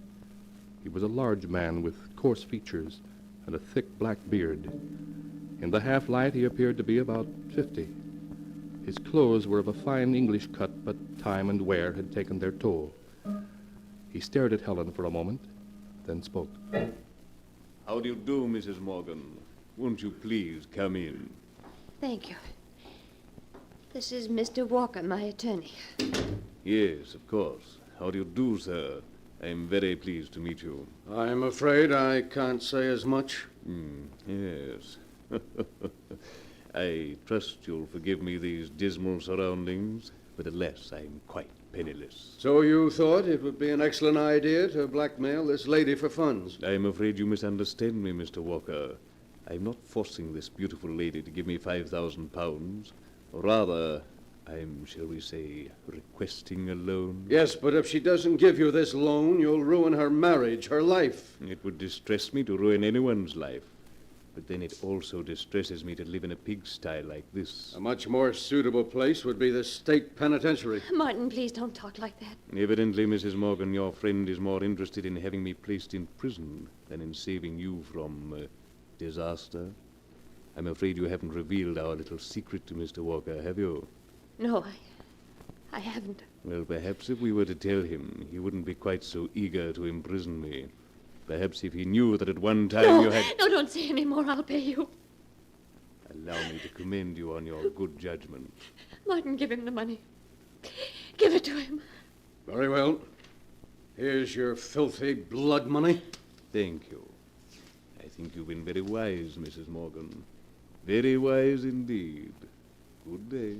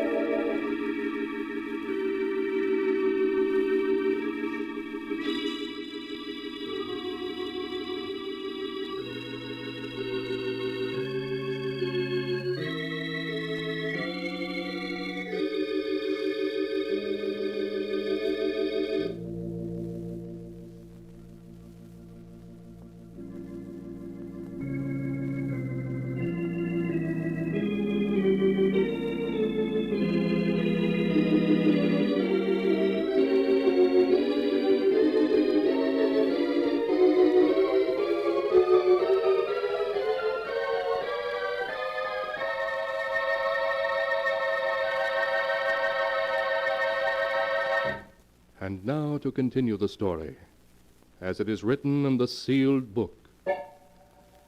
In the days that followed Helen's payment of money, the money Mr. Benedict demanded, she tried unsuccessfully to forget him and the terrifying secret he shared with her.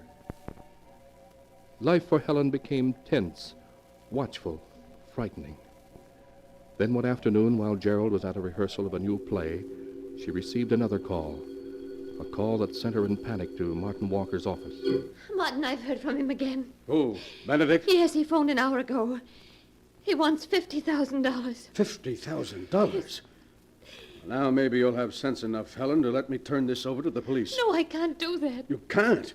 You mean you're going to buy him off a second time? Yes, I must. But you can't, Helen, you can't.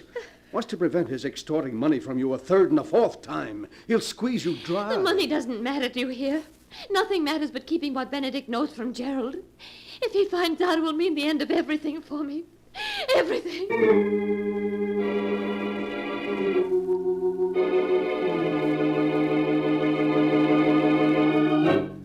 An hour later, Martin and Helen alighted from an elevator at the 23rd floor of the Hotel Bellevue. They walked down the large, luxurious hallway to Suite 23C. Good afternoon, Mrs. Morgan. Oh, I see you brought Mr. Walker. And I was counting on a pleasant afternoon. May I take your coat? No, thank you. Benedict, what do you mean by asking for $50,000 now? We paid you $25,000. That was supposed to keep your mouth shut. Well, it has, up to now. However, now I need more money. Well, you shan't have it. There's a limit to what anyone will pay. Quite true, Mr. Walker, but the limit hasn't been reached, as yet. Mrs. Morgan is very much in love with her husband and would pay considerable more to keep him from learning what I know. He must never know. Oh, you swine. If I had my way, I'd call the police and put you where you belong.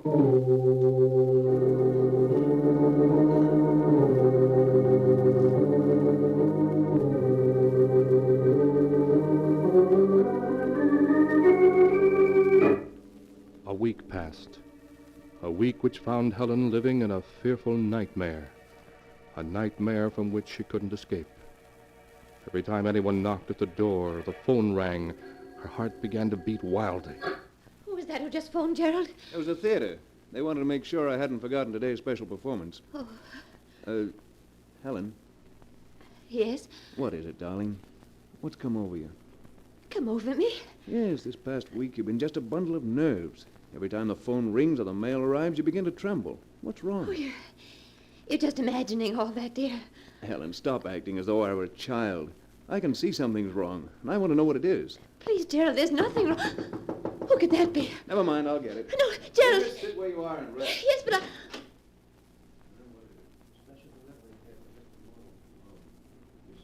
Oh, why doesn't he come back? What's taking him so long? Gerald, who is it? Gerald! Helen, what is it? Why did you scream like that? I didn't scream. Who was it at the door? Well, just a bellhop. He brought this special delivery letter for you. A special delivery letter? Yes, here it is. Thank you. Aren't you going to open it? After all, it's a special delivery. Yes, of course. I never saw anyone so afraid of a letter. Who's it from? Anything wrong? No. No, nothing. Nothing. Don't tell me that. You look as though you were going to collapse. Here, let me see that letter. No. I said give it to me. There. That's better. Perhaps this letter will tell me what's wrong. What? It's only one sentence. I will phone you at 2. There isn't even a signature. Who wrote this note, Helen? I don't know. You must know. Else why would you have gone so pale? I'll phone you at 2. It's almost 2 now. I'll wait for that call. Please, Gerald, you must have faith in me. All these weeks I've had faith, said nothing, hoped you'd tell me what was wrong. Now I must find out for myself. Well, right on time. It's just 2 o'clock. Gerald, please don't answer it. Take your hand off that phone, Helen. No, I won't let you answer. I said take your hand off that phone. No, Gerald, please. Hello? Hello? Hello? No answer. Whoever called hung up when he heard my voice. I suppose you still won't tell me who it is. All right, then. I have to leave for a matinee now. But when I return, we'll have this thing out once and for all. Please, Gerald, I just can't tell you. If you'd only believe me. Goodbye, Helen. Oh, darling. Darling, if only I could tell you. If only I could, but I know you wouldn't want me then. How could you if you knew? Oh, the phone. It must be he again. Hello? Good afternoon, Mrs. Morgan. You promised you'd leave me alone, that I'd never hear from you again. That was only a week ago. Yes, I know. But then I'm always making promises I can't keep. What do you want? I'm tired of your playing cat and mouse with me. I should like you to call on me at 5 o'clock this afternoon. If it's money you're after, I won't pay you another cent. Not another cent, you hear? There's no end to your demands. Ah, but there is, dear lady. I assure you that this is the last time you'll ever hear from me or see me. If I could only believe that. But that's what you promised the last time. I won't be tricked again. I'm not coming, do you hear? I'm not coming. I shall expect you at 5. And don't bring Walker. No, I won't be there. I won't. Hello? Hello? Hello? Hello?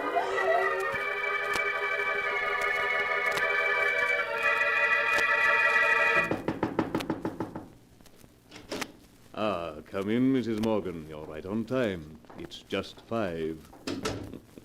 It's good to see you without that bounder Walker around. If I gave you money now, how do I know you won't be asking for more in another week? Oh, that's very simple. Because after you pay me off this time, there won't be any point in my bothering you again. What do you mean? I mean, Mrs. Morgan, that this time I want $500,000. $500,000? Yes. If I'm not mistaken, that's what your balance is. Don't you see, once you've paid it over to me, there'd be no point in my bothering you any more, as you wouldn't have any money left. Simple, isn't it? Oh, you must be mad. I? Oh, no, Mrs. Morgan, not I. Come now, you love your husband and he loves you. There are years and years of happiness before you. If he doesn't learn your little secret, if you're wise, you'll turn the money over to me. But I can't. I can't. My husband and I have the money in a joint account. If I were to withdraw $500,000, he'd know about it at once. Ah, but there's always a chance that he won't find out. But if you don't do as I ask, I assure you he will. Oh, no. No. Yes, Mrs. Morgan. Your husband will learn that while you were in England in 1934, you murdered your sweetheart. I won't listen. I won't listen. But your husband will, and he'll learn that after you committed this murder, you spent the following 7 years in an English insane asylum. No, you can't tell him. You can't tell him. But I will. And what do you think your husband will say when he learns his dear wife had murdered a man and spent 7 years in an insane asylum? No, you can't tell him. Think of what the sensation the tabloids would make out of it. Your husband will have to divorce you. No! So, fainted, have you? That isn't going to help you, Mrs. Morgan.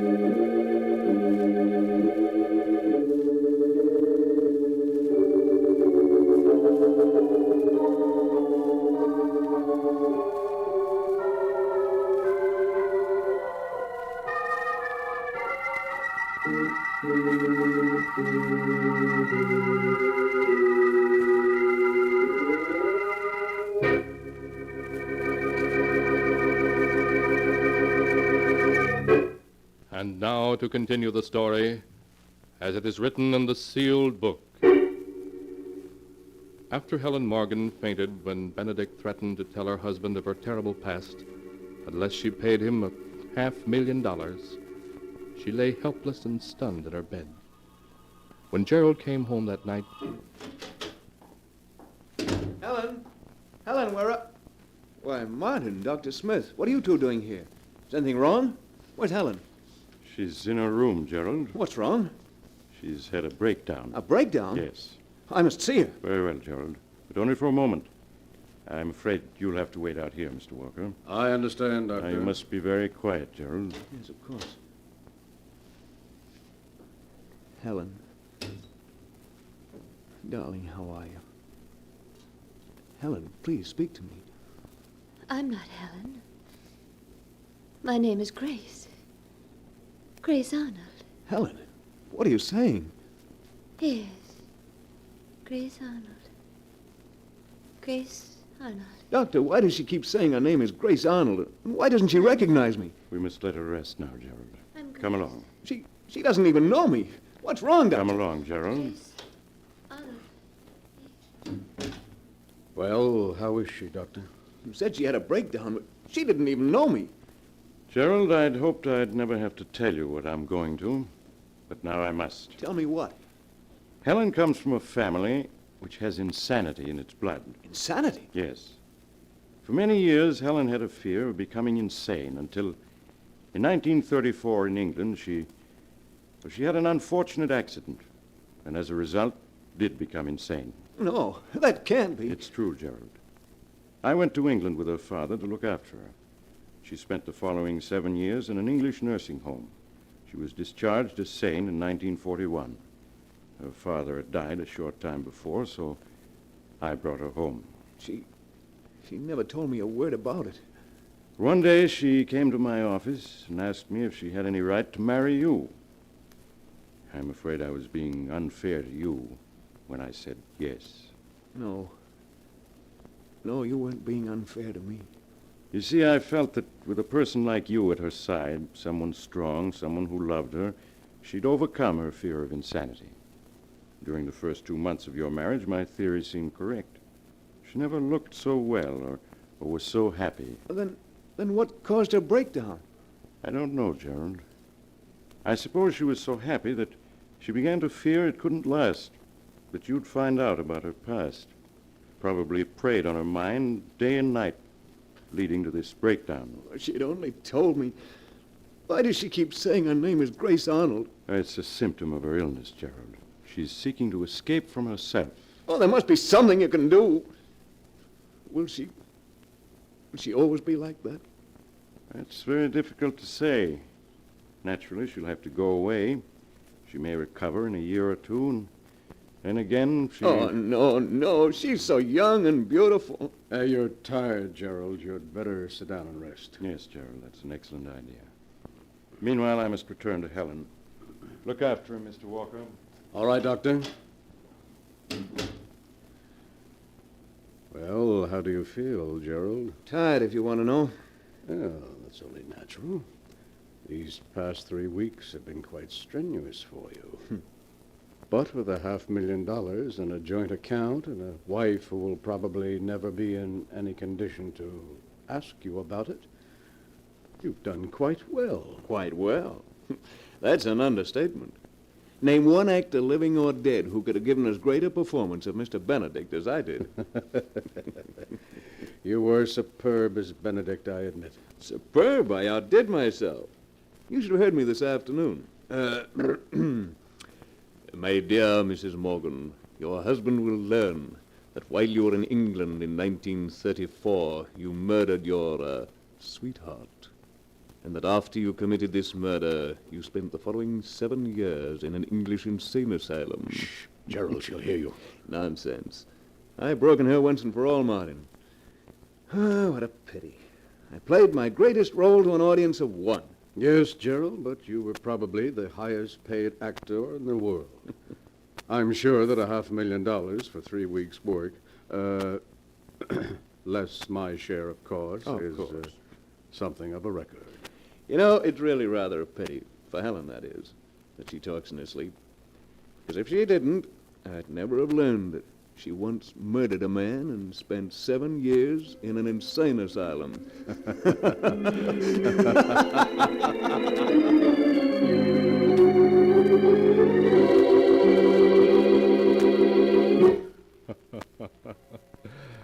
Clever of Gerald, wasn't it? The way he played his wife's love against her. But unfortunately, he never had a chance to enjoy his ill-gotten gains, for 2 weeks later he died as a result of an automobile accident, and on his deathbed confessed to everything. Even after Helen's recovery, which took some time, she was never told the truth about her dear departed husband.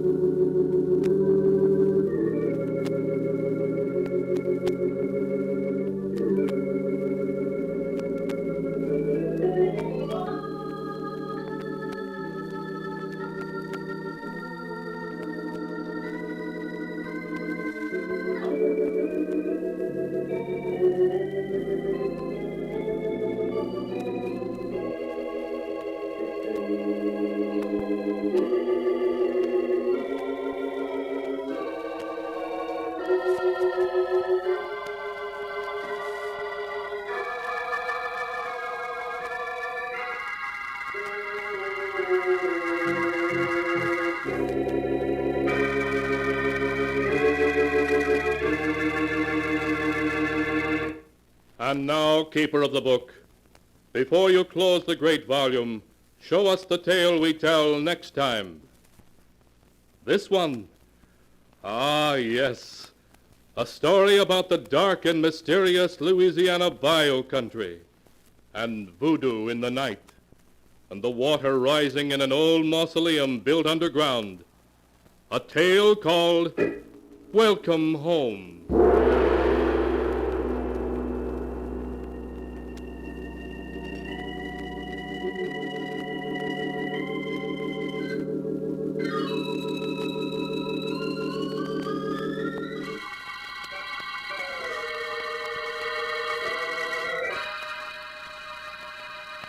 Be sure to be with us again next time when the sound of the great gong heralds another strange and exciting tale from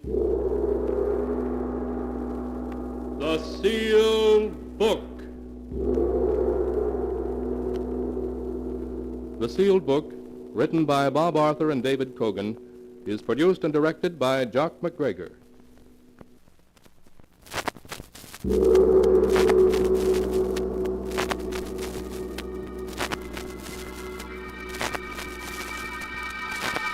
The Sealed Book.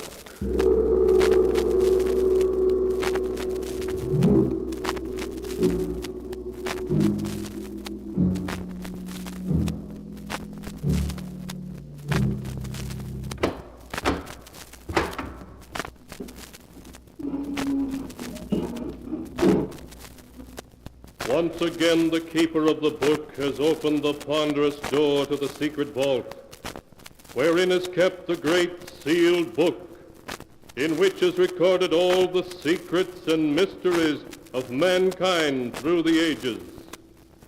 Here are tales of every kind, tales of murder, of madness, of dark deeds, strange and terrible beyond all belief. Keeper of the book, I would know what tale we tell this time. Open the great book and let us read. Slowly, the great book opened. One by one, the keeper of the book turns the pages and stops.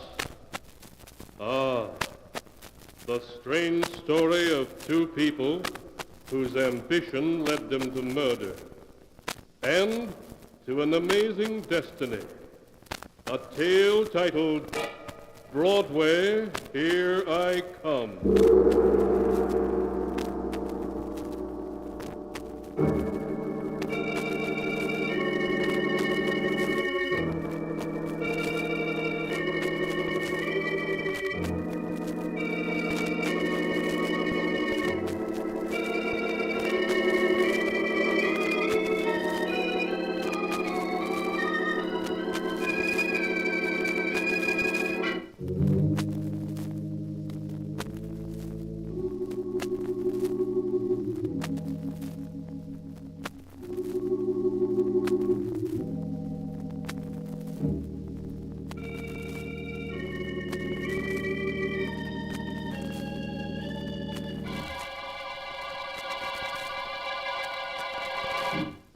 Here is the tale, Broadway, Here I Come, as it is written in the pages of the sealed book.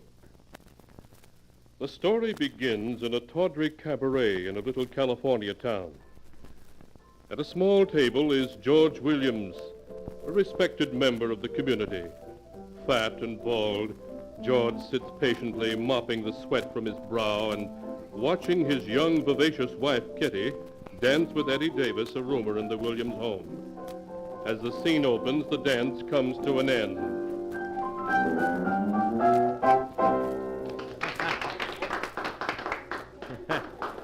Pretty smooth, Kitty.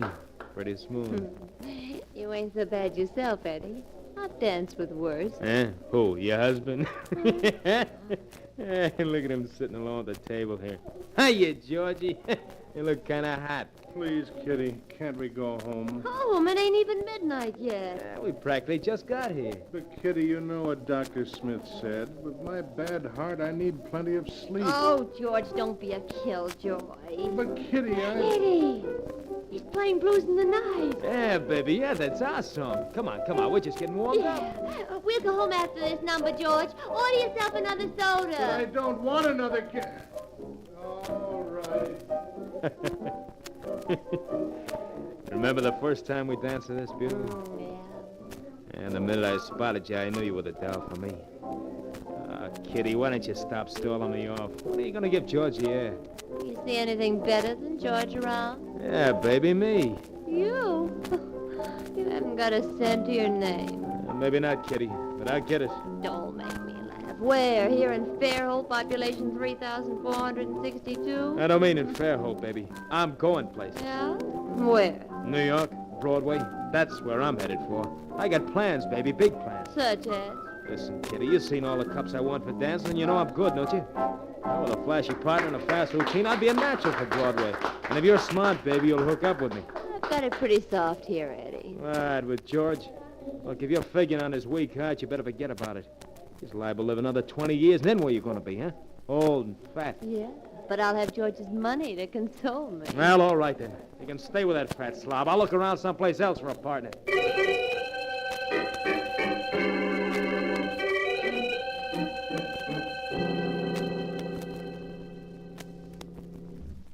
George, why aren't you dressed? It's after 8.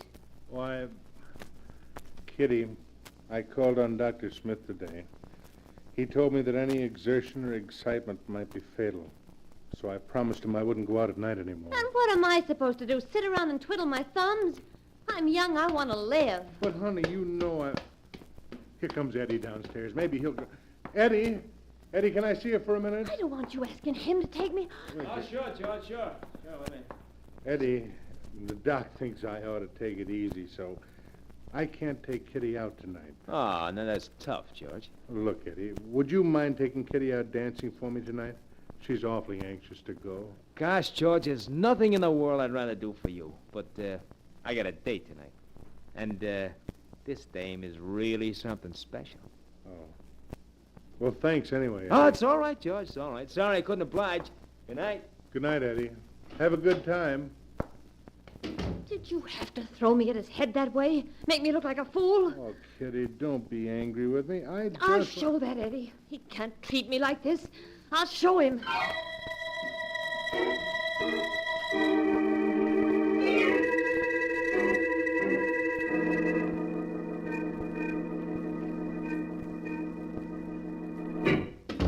Eddie, Yeah? I want to talk to you. All right. Hi, Kitty.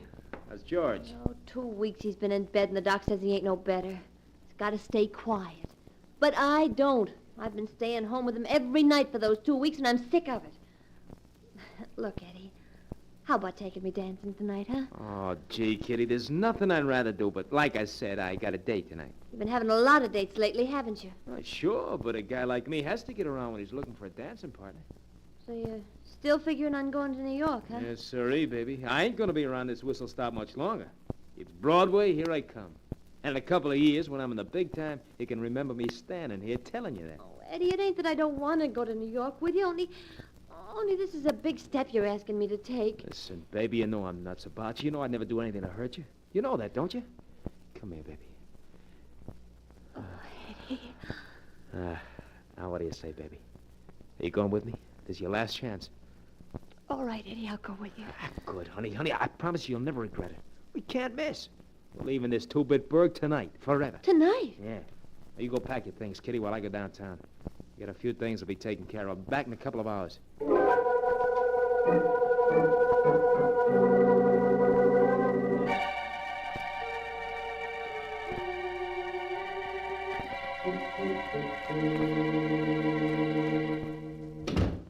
here I am, baby.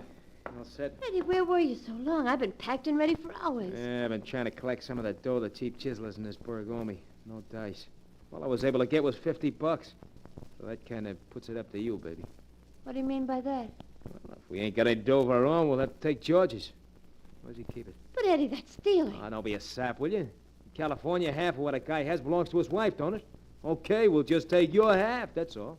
Eddie, you sure we won't get in trouble? Of course we won't. It's your dough, ain't it? Come on, where's George keep it?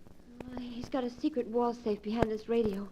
If you push the radio aside, you can see it. Oh, so that's where he's been keeping his little nest egg, huh? Yeah. Let's just take a look at it. There. Well, what do you know? Eddie, how are you going to open it? I don't know the combination. Baby, this moth-eating safe ain't no problem. Just give me an hour to work on, I'll have it open for you.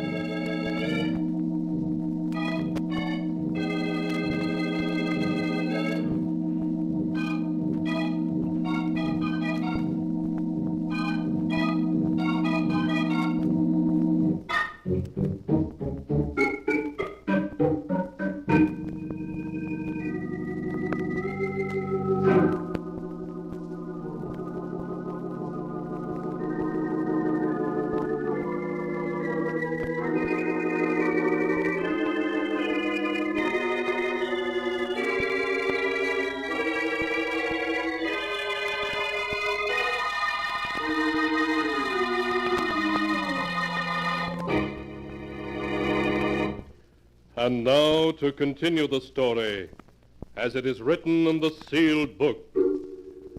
After Eddie had tried for an hour to open the safe, where Kitty said George kept all his money, he was obliged to use force.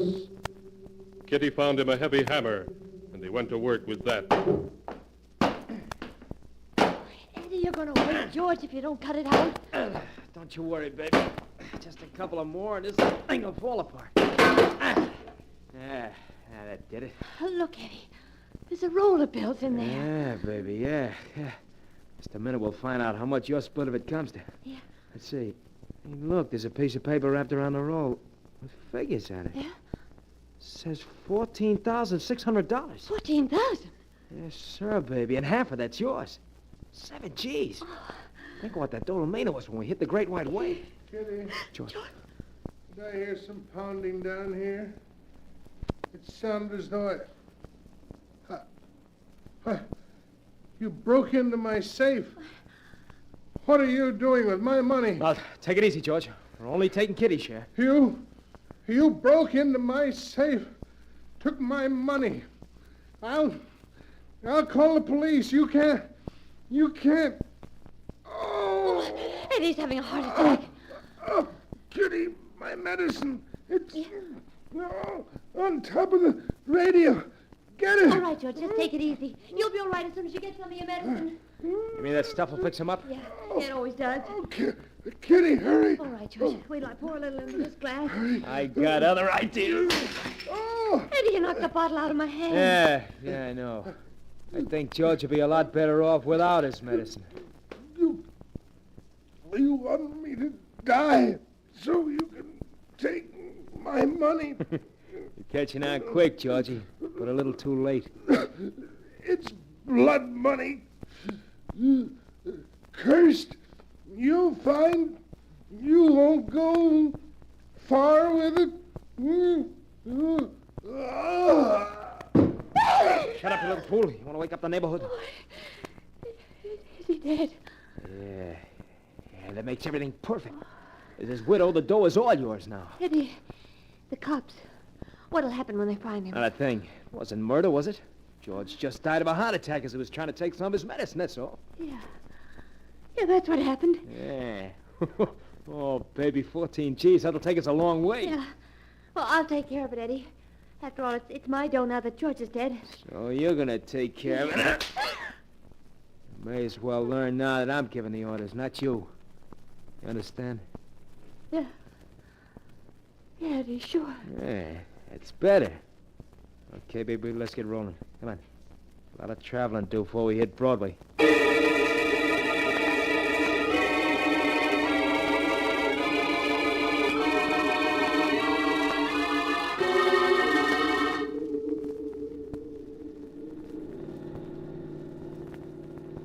How far have we come already, Eddie? About 400 miles, I guess. We're making good time.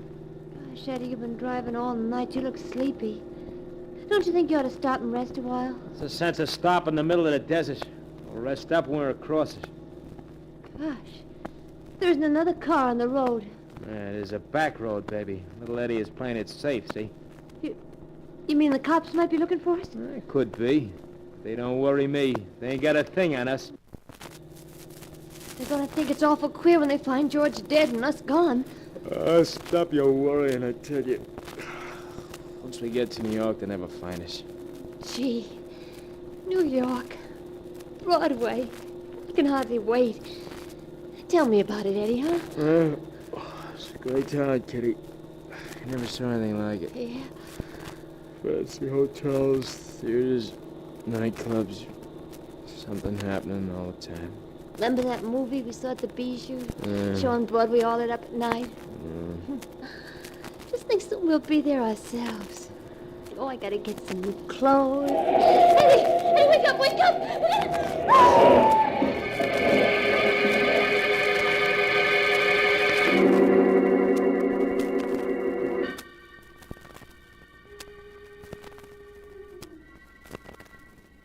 Eddie.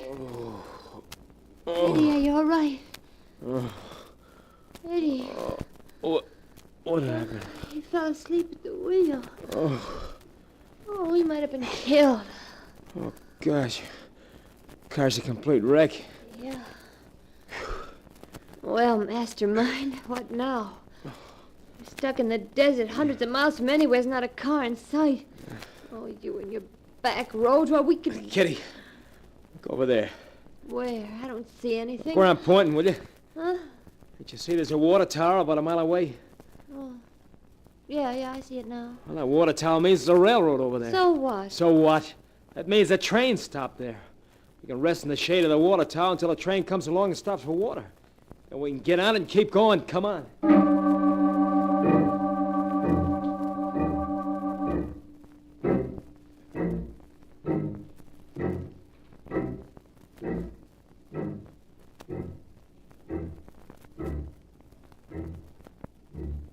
Oh, gosh, Eddie. Oh, the sun sure is hot. I'm getting dizzy. Just keep walking, will you? Yeah. Soon be in the shade of the water tower. Oh, what's so funny? Oh, Eddie, look at us. You've got $14,000 in your pocket. We're tramping across the desert like a couple of bums. Very funny.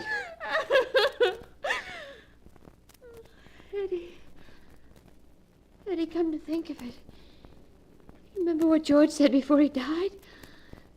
He said it was blood money and we wouldn't go far with it. Oh, what's the matter with you? Is the sun beginning to get... Kitty, you hear that?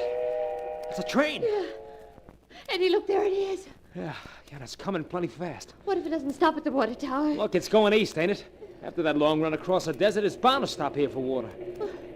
Well, it's a freight train. Well, what'd you expect, the Broadway Limited? But Eddie, how are we going to ride Look, on that? Kitty, it's slowing down. Wait along the tracks here. Yeah, but Eddie, the water tower's a ways up the track. So what? That's where the engine will stop. Well, we're looking for an old boxcar, and this is the place to wait for it. Gee, I never rode the freights before. It ain't exactly like a Pullman, but it'll get us across the desert, and that's what counts. Yeah, see? It's coming to a stop. Keep your eyes peeled for an open boxcar. Yeah. Eddie, there's one. Yeah. It's going to stop right in front of us. What'd I tell you? Come on. I'll help you out. Okay, Eddie. Come on now. Yeah. Now, just a second. Okay, we're all set. About 10 minutes, this baby's going to start rolling. Then it'll be Broadway. Here we come.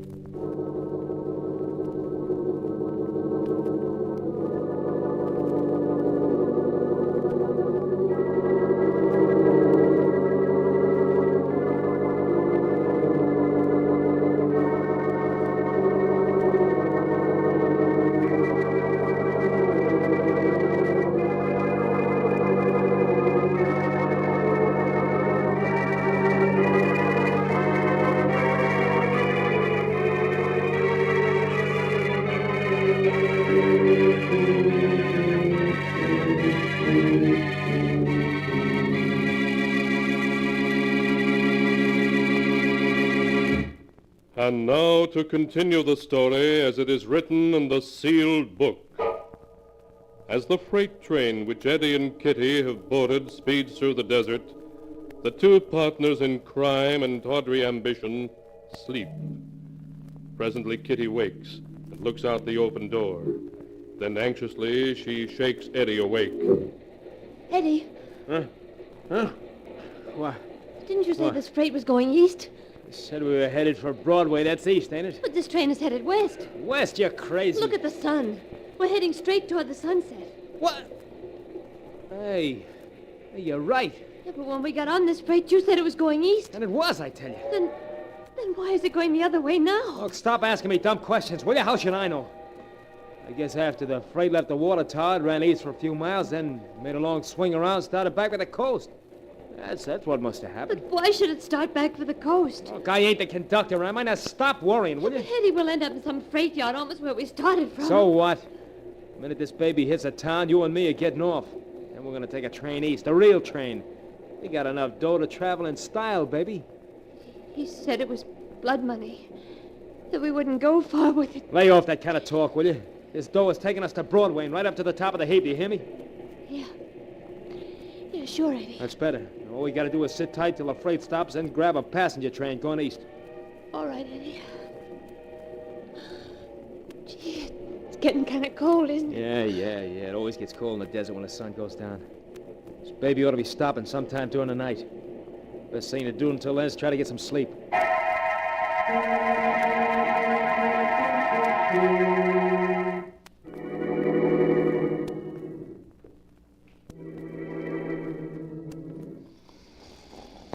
Eddie.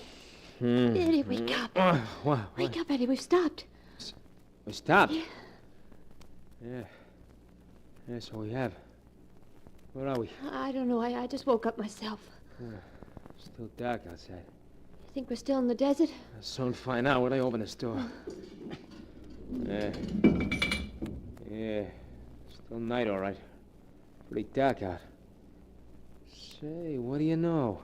What, Eddie? This boxcar's on a siding all by itself. Oh, we were sleeping. They must have unhooked it, pushed it on his siding. You mean the rest of the train is gone? Yeah. Well, at least he didn't leave us on the desert. Parked on a siding and some small whistle stop. I can see trees and a couple of buildings. Eddie, that means in the morning we can get a train out of here and start east. Yeah, sure does, baby. Come on. Let's hop off this car. Yeah. It's pretty late, but maybe there's some place in that two-bit burg we can get a cup of coffee, huh? Funny we haven't eaten for a long time, but I don't feel hungry. I ain't so hungry myself. But we will be when they put some food down in front of us. Here, baby, I'll help you down. All right, Eddie. Yeah. Come on, baby, this way. Well, come on, what do you stand there for? Eddie, look. That building over there. Ah, what about it? It's George's lumber mill.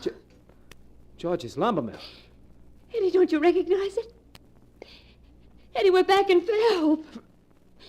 Fairhope? Yeah, you're right. You remember what George said before he died? He said it was blood money. We'd never go far with Shut it. up. Well, he was right. He was right. Here we are back in Fairhope. Oh, right back where we started from. Right back where we started from. I told you to shut up! Maybe that'll bring you to your senses.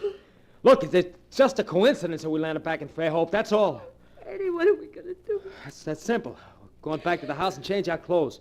And we'll be on our way again. Back to the house? Oh, no. What are you scared of, baby? You're stiff laying on the floor in the living room? George can't hurt you now. Come on. Eddie, I don't want to go back there. Don't be like that. We can't travel in these clothes. Change at the house in 10 minutes, then hitch a ride over to Rockford and catch a morning express east. Now, come on.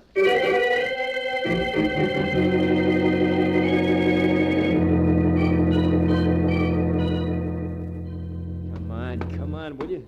It'll be dawn in another hour. Eddie, look. There's a wreath on the door. A funeral wreath. Yeah, means they must have found George. Oh, Eddie, let's not go in. Don't be a sap. There's nothing to be afraid of. Where's my key? Yeah, here it is. Eddie, I'm scared. Yeah, you make me sick. Hey, come on in. Come on in. Nothing's gonna hurt you, I tell you. Put on a light. I never saw such a dame.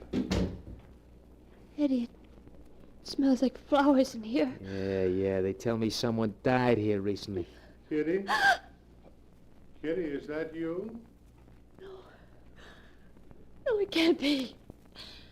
You're dead. Don't be a dope, Kitty. We'd be talking to us if he was dead. So, that heart attack did knock you off, huh, George? I shouldn't talk to you, Eddie, after what you did. Oh, now, come on. It was an accident, my breaking your bottle of medicine, George. In fact, I shouldn't speak to either of you. After the way you murdered me. After we what? Eddie, the funeral wreath. A fine thing. My own wife and my best friend murdering me. The Reaper. And he's dead. No, it can't be. Oh, but I am dead. Maybe you'd like to see me laid out in my coffin. My body's in the living room. I have a beautiful coffin. Eddie is dead. No. They don't believe it. If you'll come this way, I'll show you. They really fixed me up fine. I look 20 years younger. Now wait till I open the door. Here we are. I'm afraid you won't be able to see me too well. These 3 candles don't give much light. Eddie, there's 3 coffins in this room. Yeah, 3 coffins. Oh, didn't you know? No, what? Those other 2 coffins are yours. When your car overturned yesterday out in the desert, you 2 were killed.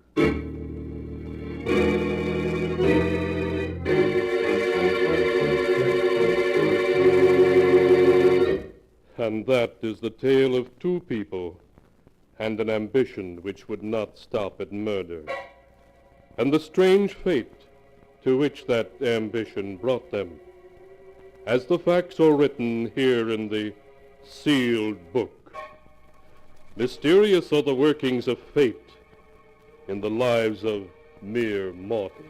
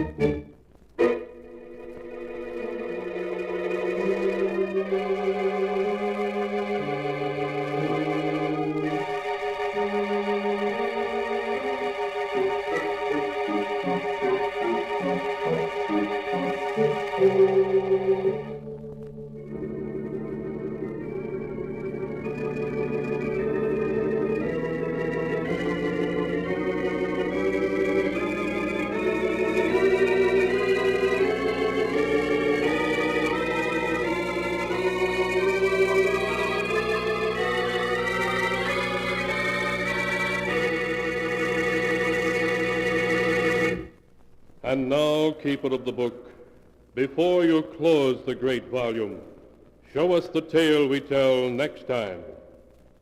This one, yes, an amazing tale of a woman who came from the heart of mysterious Egypt and brought death to those who loved her. A woman whose soul was the soul of a cat. A tale titled The Queen of the Cats.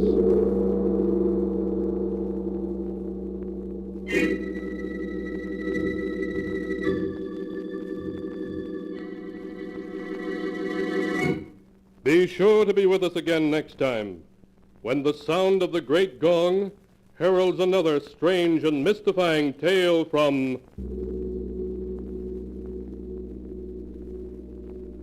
the Sealed Book.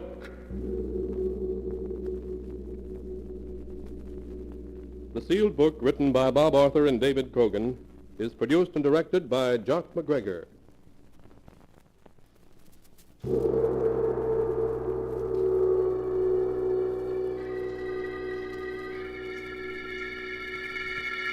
The Sealed Book.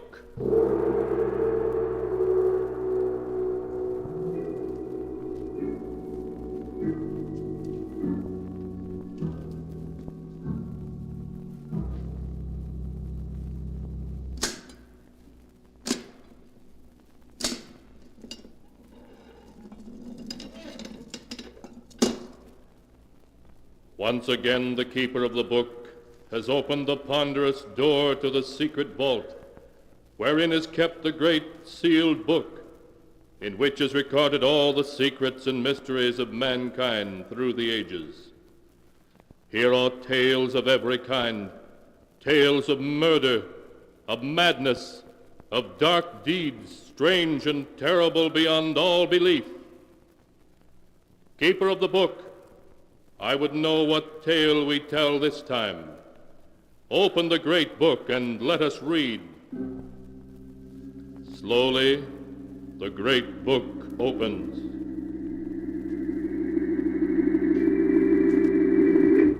One by one, the keeper of the book turns the pages and stops. Ah, the strange story of a man who would stop at nothing to accomplish his ends. A tale called The Accusing Corpse.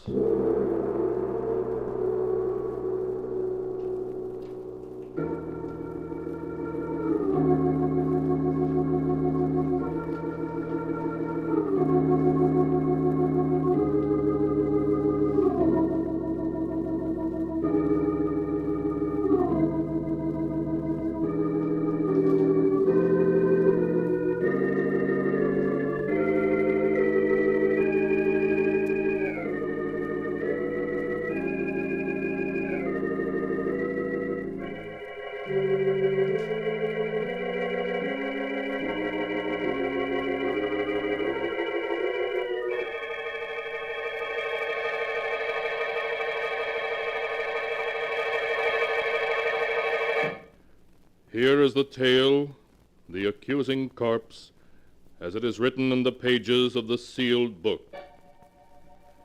Philip Drake, the wealthy stockbroker, is pacing nervously back and forth in the drawing room of his country mansion. His face becomes pale as Vivian, his wife, enters the drawing room, a suitcase in one hand. Well, Philip, I'm all packed and ready to leave. I do hope Vivian, that how can you do this to me? You know I love you, that I'd do anything to make you happy. Oh, Philip, let's not go over that again. Oh, please, darling, don't leave. At least not until your brother Roger's arrived and had a chance to talk to you. He'll be here any minute. Oh, nothing that righteous brother of mine can say will change my mind. Now, would you mind lending me your car to get to town? Vivian, if you leave me, you won't get a cent. Not a cent, you hear? Really? Did you ever stop to think, Philip, that there might be another man? One with more money than you? Another man? Oh, no, Vivian, there couldn't be. And why not?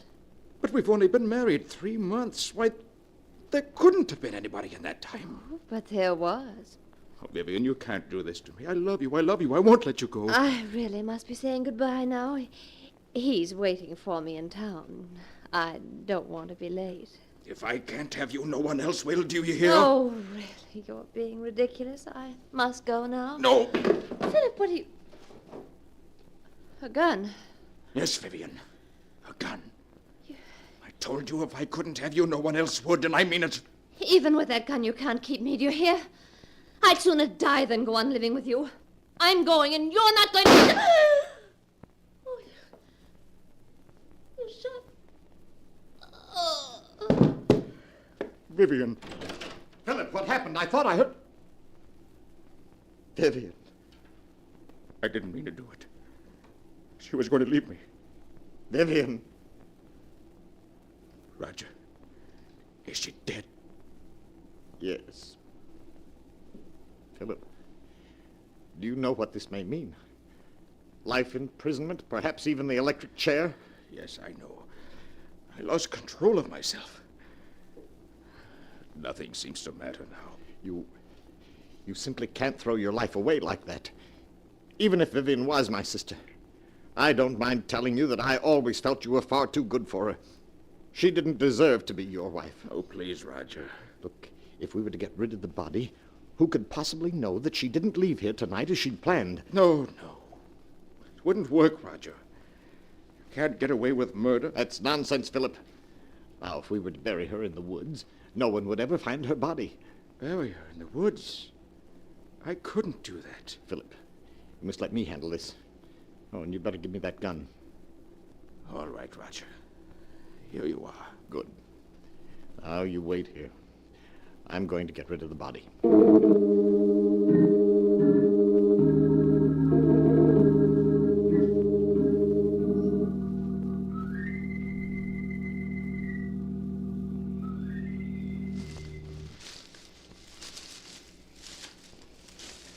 I think this is quite far enough. I'm afraid I'll have to bury you now, my dear Vivian. Put me down, Roger. I'm tired of being carried like a sack of potatoes. All right. There. Oh, and let me congratulate you on your performance as a corpse as I carried you out. Roger, do you think he suspects anything? Of course he doesn't. He's positive that he shot and killed you. It was very clever the way you taunted him into doing it. You've got the gun, haven't you? Certainly I've got it. You don't think I was going to let him discover that the bullets have been removed and blank cartridges substituted, did you? No, not you, Roger. You always know what you're doing. It was a lucky day when you met me. Look, now here's the key to the apartment I rented in town. You'll find my car a quarter of a mile down the road. All right. I'll be waiting for you at the apartment. I'll be there in a few hours.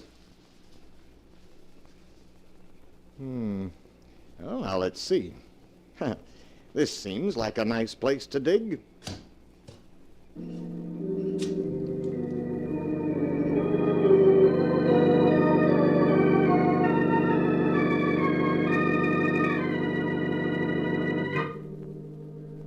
The next morning, Roger called on Philip at his office, and finding Philip very nervous, reassured him that he had hidden poor Vivian's grave carefully. When Philip expressed his gratitude for Roger's help, Roger suggested that Philip could do him a favor in return by lending him $20,000 to swing a business deal. Philip was startled, but after a moment's hesitation, wrote out a check. As he wrote it, Roger smiled. Things were working out just as he'd planned. Roger, did you get it? Well, what does this look like? Oh, darling, that's wonderful. Now we can clear out it. What? Roger, there isn't 100,000 here. Why, no, dear.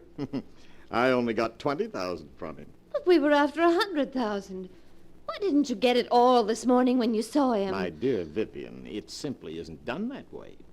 Blackmail is an art that calls for the use of psychology. Philip will give us many times over the money I hold in my hand. All in due time, of course. You mean I'll have to go on hiding in this miserable apartment until you've finished your little game with him? Never being able to leave it for fear someone will recognize me? Oh, come now. You've got the radio, books. Well, I won't spend weeks in this apartment, I tell you. I won't. Oh, my arm. You will do exactly as I say, Vivian. Exactly. Do you understand? Roger, you're hurting me. It's nothing to what I will do if you disobey me. Do I make myself clear? Oh, yes. Yes, I'll do whatever you say.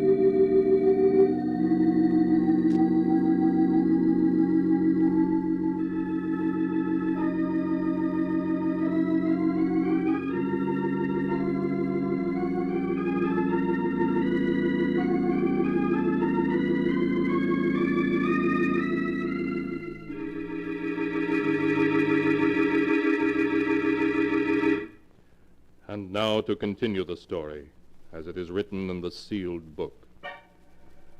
A week passed. A week in which Roger patiently bided his time, for time he knew was working on his side against Philip. Then one morning he called on Philip at his office. Good morning, Philip. How are you? How do you expect me to be? This past week I've been able to think of nothing but Vivian and what happened that night. Philip, you must stop brooding over it. Whatever happened was her fault, not yours. Yes, you're right. Perhaps what I need is a vacation. Of course. A trip would do you a world of good. And if I could afford it, I'd go along with you. You mean you haven't any money? I'm afraid not, Philip. That's what I've come to see you about. I must have $40,000 at once. 40,000? Yes. If I don't get the 40,000, it may mean prison for me. You wouldn't want to see that happen, would you? No, of course not. After all, Philip, I saved you from prison. In fact, I made myself an accomplice to Vivian's murder by not turning you over to the police. Yes, I know, but... You could hardly expect me to remain loyal to you if you weren't willing to help me, could you? I see. Seems I haven't any choice. Very well, Roger. I'll write you out a check.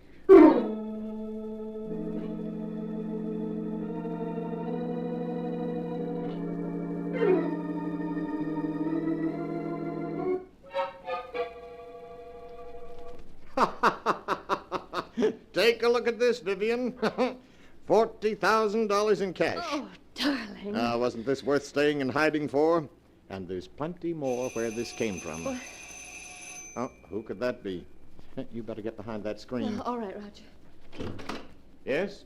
COD for Miss Brown. Comes to $64. Oh, you must be mistaken. There's no Miss Brown here. Well, this is the address she gave. It's in care of Mr. Roger Martinson. That your name? Why, yes, but I Those don't... packages are for me, Roger.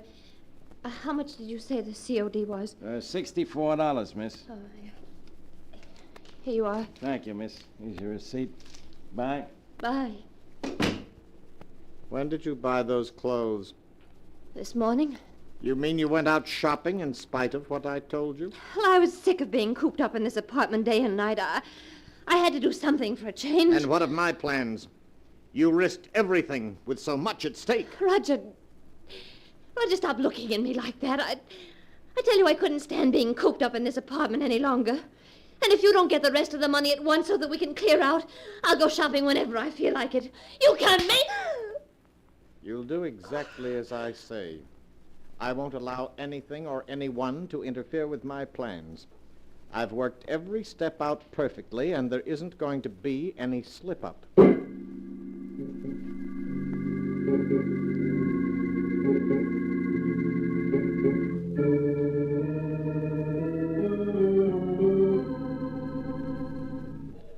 Another week passed. A week in which Roger made no effort to see Philip.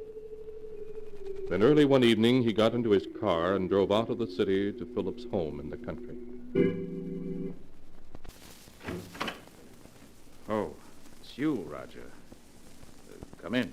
Good evening, Philip. Where are the servants? This is their night off. You're not looking well at all, Philip. You shouldn't remain in this big house by yourself. What difference does it make where I am? Wherever I go, the memories of that night follow. It's hard to believe that it was only 2 weeks ago tonight that I killed her. 2 weeks ago tonight? Why, so it was. By the way, Philip, do you think you might possibly lend me $60,000? 60? Well, you can't be serious. Oh, but I am. But I've lent you that much already. Yes, I know, but I must have more. No. I won't give you another cent. You've blackmailed me enough. Blackmail is a harsh word, Philip. What else would you call it? You're just as hard and grasping as Vivian was. Oh, yes, but you must remember I'm alive and she isn't. I suppose you're glad she's dead. In life, she was worth nothing to you. In death, you were able to get $60,000 for her. In death? How do I know she is dead? Don't be foolish, Philip. You shot her yourself. Yes, but how do I know she was dead? It was you who examined her, you who told me so, and you who buried her body all by yourself. I just wanted to spare you, Philip. Just exactly where did you bury Vivian? As a matter of fact, how do I know the whole affair wasn't staged for my special benefit? You're quite capable of such a scheme? I tell you she's dead, Philip, and buried out in the woods. And I want to see the grave. And the body you say is in it. This is ridiculous. I won't go searching for a grave in the middle of the night. You shouldn't have to search for it, Roger, not if you really dug one. Come along. I won't do it. Why, this is I said come along, Roger. Oh, very well. But I'm not certain I'll be able to find the grave. After all, the woods is fairly large, and it's been 2 weeks since I buried her. It's quite all right, Roger. We'll stay out there until you do find her.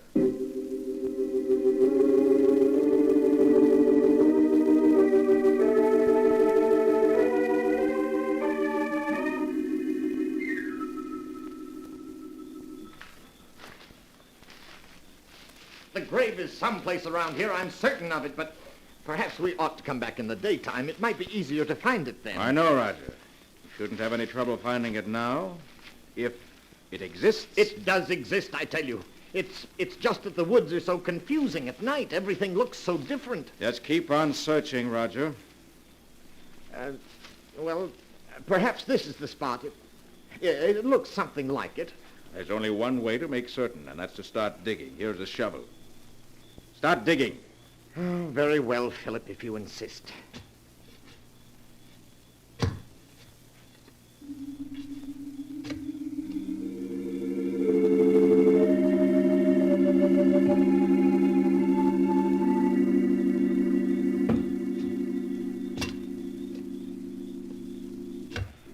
Well, Roger, you've been digging for 20 minutes now, and you haven't uncovered a body. You're a great actor, but I'm afraid this time you've overplayed your role. What do you mean? Vivian isn't dead, and there's no use pretending she is. Everything that's happened was part of a scheme the two of you planned to extort money from me. I tell you she's dead, Philip. And where's the body? I thought this was the spot, but I must be mistaken. I'm sure I didn't bury her any deeper than this, but... Philip, turn the flashlight this way. What is it? Look. Do you see what I've uncovered? A hand. Yes. This is the spot where I buried her. Just a few more shovels full. I'll have her body uncovered. Vivian. No. No, it can't be. But it is Vivian. Look, Philip. Here's the bullet hole under her heart. The bullet hole you made. I don't want to see anymore. I've seen enough. You should trust me a little more, Philip. Everything I did was for your own good. After all, you don't want to go to the electric chair, do you? I don't care what happens anymore. I can't stand having her death on my conscience any longer. I'm going to call the police. Don't be a fool, Philip. You know it can mean the electric chair. I'll take my chances. Anything's better than going on living the way I have these past 2 weeks. I'm going back to the house and call the police. Philip, come back! Philip!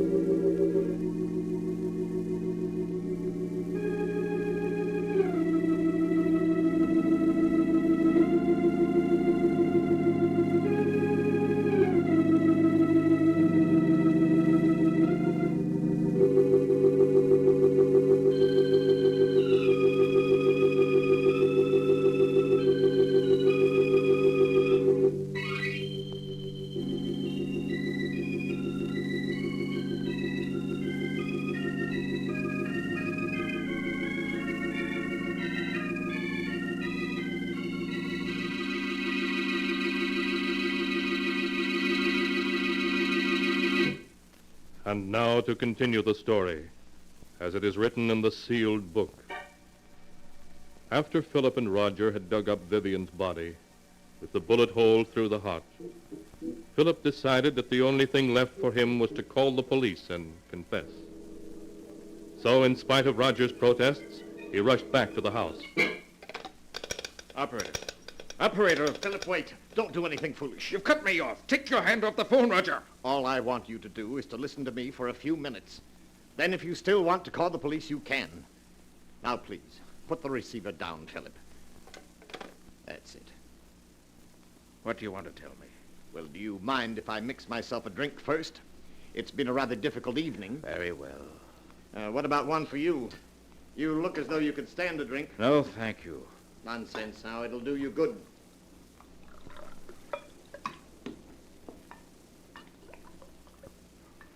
What is it you want to say to me, Roger? Say to you? Oh, yes. Here's your drink. Thank you. Well, what shall we drink to? We'll drink to your good luck, come what may.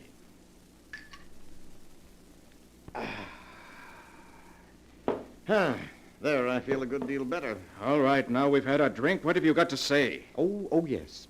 What I wanted to say was, I never let anything interfere with my plans, Philip. I can't allow you to go to the police, and therefore you shan't. It would spoil my plans. It would it? But I'd like to see you stop me. I have, Philip. In a very little while, in fact, in just a few seconds, you'll be dead. Dead? What do you say? Yes, Philip. The drink I mixed you was poisoned. Aren't you finding that it's becoming difficult to breathe? No. You couldn't have... My throat... It burns. Yes, I know, but it'll all be over in a matter of seconds. Now I see it all. You murdered her. Yes, Philip. Just a week ago tonight. She died according to plan. I'll call the police. I'll tell them that... I'm afraid you haven't the strength left to reach the phone, Philip. I will...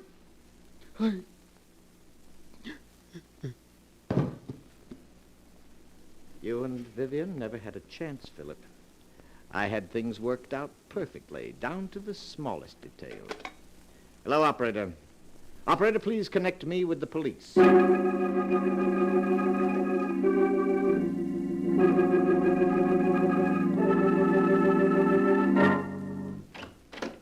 Oh, Inspector, I finished the examination of the body of Vivian Drake and her husband, Philip. Okay, Doc. Oh, this is Roger Martinson. Mr. Martinson, this is Dr. Smith, the county coroner. How do you do, Mr. Hello. I'll be with you in a few minutes, Doc. Just stay here. All right, Inspector. Now, Mr. Martinson, you were telling me how you came to this house 2 weeks ago tonight to see your sister and found she was gone. Yes. My brother-in-law, Philip, told me that she had gone on a vacation. I thought it strange at the time that she should have gone away without saying goodbye to me, as we were always very close. Then days passed, and I didn't hear from her. Was it like your sister to go away and not write? No, and that's what worried me so. The past 2 weeks, Philip kept putting me off when I inquired about Vivian's whereabouts. Tonight I couldn't stand it any longer, and I came to this house to have it out with him. Well, what did your brother-in-law say when he saw you? He was quite agitated at my unexpected arrival. When I threatened to go to the police, he broke down and confessed to having murdered Vivian. When had he murdered her? He told me he'd done it 2 weeks ago tonight. That was the very night I'd come here to see Vivian, and he'd told me that she'd left for a vacation. I see. Go on. Naturally, when he told me he'd murdered her, I was aghast. He led me to the woods and showed me the grave. We returned to the house, and before I could stop him, Philip had taken poison. I then called the police. Well, seems like a plain case of murder and suicide to me. Right, Doc?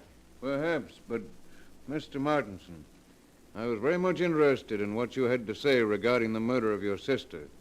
You say that your brother-in-law confessed to murdering her 2 weeks ago tonight. Yes, that's correct.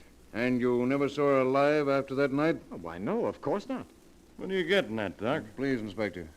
Mr. Martinson, would you mind telling me where you live? Why, at 425 West 106th Street. Tell me, were some clothes delivered to that address? In your care 1 week ago today? Clothes?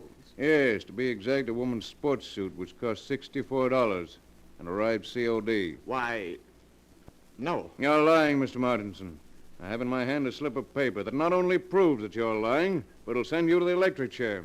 Doc, what are you saying? Yes, Inspector. Mr. Martinson's plan was perfect, but he slipped up badly. He forgot to search Vivian Drake's clothing before he buried her. When I examined her body just now, I found in one of her pockets this receipted bill bearing the date April 9th. That proves beyond a doubt that she was alive 1 week ago, and consequently couldn't have been murdered by her husband on April 2nd, as Mr. Martinson here claims. I know. Yes, Mr. Martinson. It was you who killed her. The corpse has accused you from the grave of murder and has given us proof of your guilt. No, it can't be. I had everything planned perfectly. Perfectly, do you hear? Down to the last detail. I couldn't have failed. I couldn't.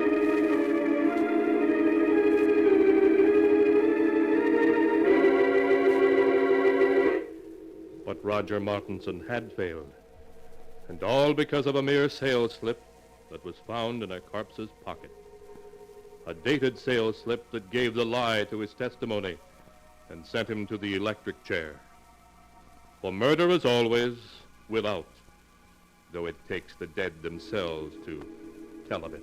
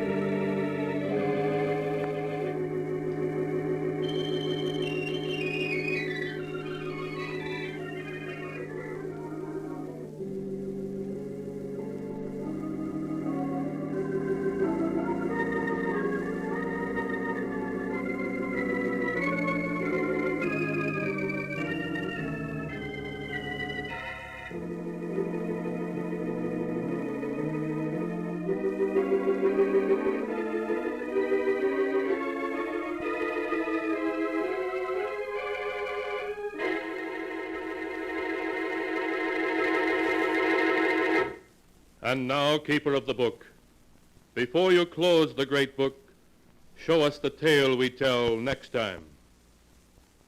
This one? Ah, yes. An incredible story about a young married couple who bought an old New England colonial house. A house that was cursed. Cursed with the evil spirit of a dead woman. A tale called Stranger in the House.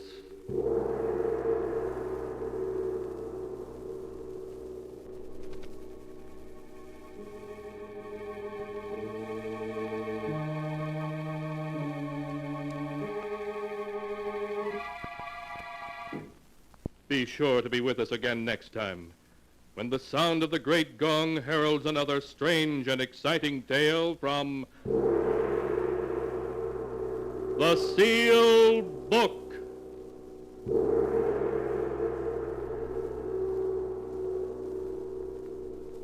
The Sealed Book, written by Bob Arthur and David Kogan, is produced and directed by Jock MacGregor.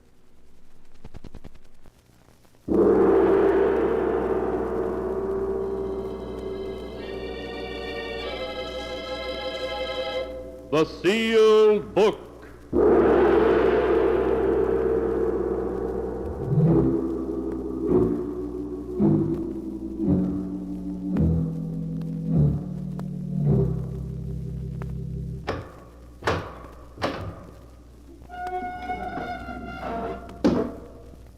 Once again, the keeper of the book has opened the ponderous door to the secret vault, wherein is kept the great sealed book, in which is recorded all the secrets and mysteries of mankind through the ages.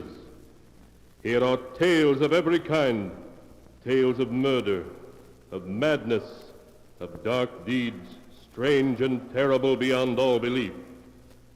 Keeper of the book, I would know what tale we tell this time. Open the great book and let us read. Slowly, the great book opens. One by one, the keeper of the book turns the pages and stops. Ah, the strange story of a man who rose from a watery grave to accuse the living of his murder. A tale titled, You Only Die Once.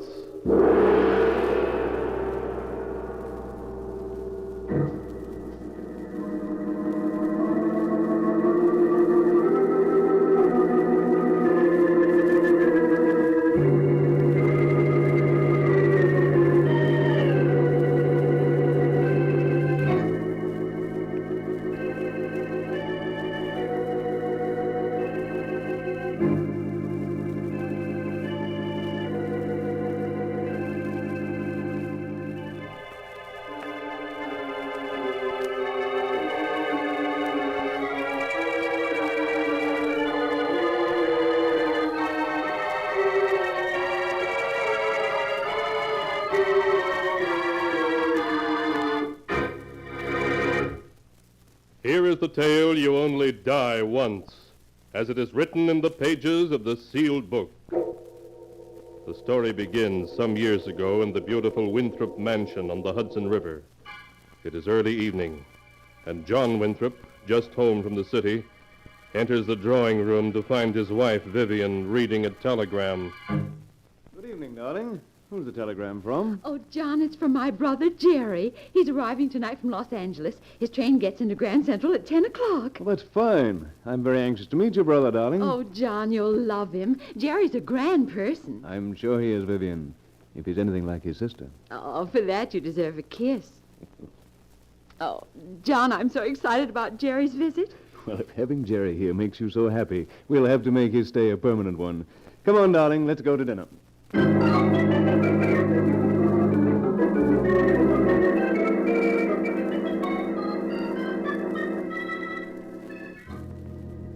Mr. Norton is here, sir. Hello, Jerry. Come in. I'm John, your brother-in-law. Hello, John. Jerry. Oh, Jerry. Oh, it's so good to see you again. Well, stand back and let me look at the bride. Vivian, I've never seen you looking so beautiful. Now, John, you know why I'm so fond of Jerry. Oh, Jerry, dear. What suddenly made you decide to come east? You said nothing about it in your last letter. Well, you know your brother, always making quick decisions. I gave up my position in Los Angeles to come east. I intend to settle down and find a job in New York. In New York? Mm-hmm. Oh, Jerry, that's wonderful. John, did you hear that? Yes, darling, and I think it's a fine idea. As I recall, Jerry, Vivian said you were an executive. That's right. Well, then, I think I've got you a position. You mean you know of an opening? With whom? Myself. You? Yes. For the past week or so, I've been contemplating hiring an assistant. My doctor told me I was overworking and needed one. Oh, there's nothing seriously wrong with you, I hope. No. Just that my heart acts up a bit now and then when I've been working too hard. Well, what do you say, Jerry? Will you accept the position? All right, John. And I'll do my best to be of real assistance to you. No, you don't know how happy this all makes me. John, do you think Jerry might come here and live with us? I think that's an excellent idea, if Jerry is agreeable. Well, there's nothing I'd rather do, but, well, are you sure I won't be in the way? Oh, Jerry, of course not. John and I would love to have you live with us. Of course we would. All right, then. Thank you both very much. Good. Then it's all settled. Well, I must be off to bed. It's almost midnight, and I promised my doctor I'd be in bed every night by 11. I'll be up shortly, John. Oh, take your time, Vivian. I'm sure you two have a good deal to talk over. Good night, Jerry. Good night, John.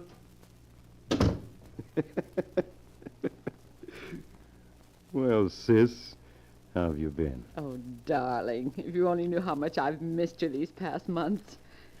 Well, aren't you even going to kiss me? Of course, darling. Oh, darling, I've waited a long time for that. It seems years. It's only been 6 months. How have you been doing, darling? Not bad. Not bad at all. See this diamond bracelet? It was my wedding present from John. What else have you gotten? 2 other bracelets, a necklace, and 4 rings. What's it all worth? Amounts to a little over 100,000. Not bad, considering you've only been married 3 months.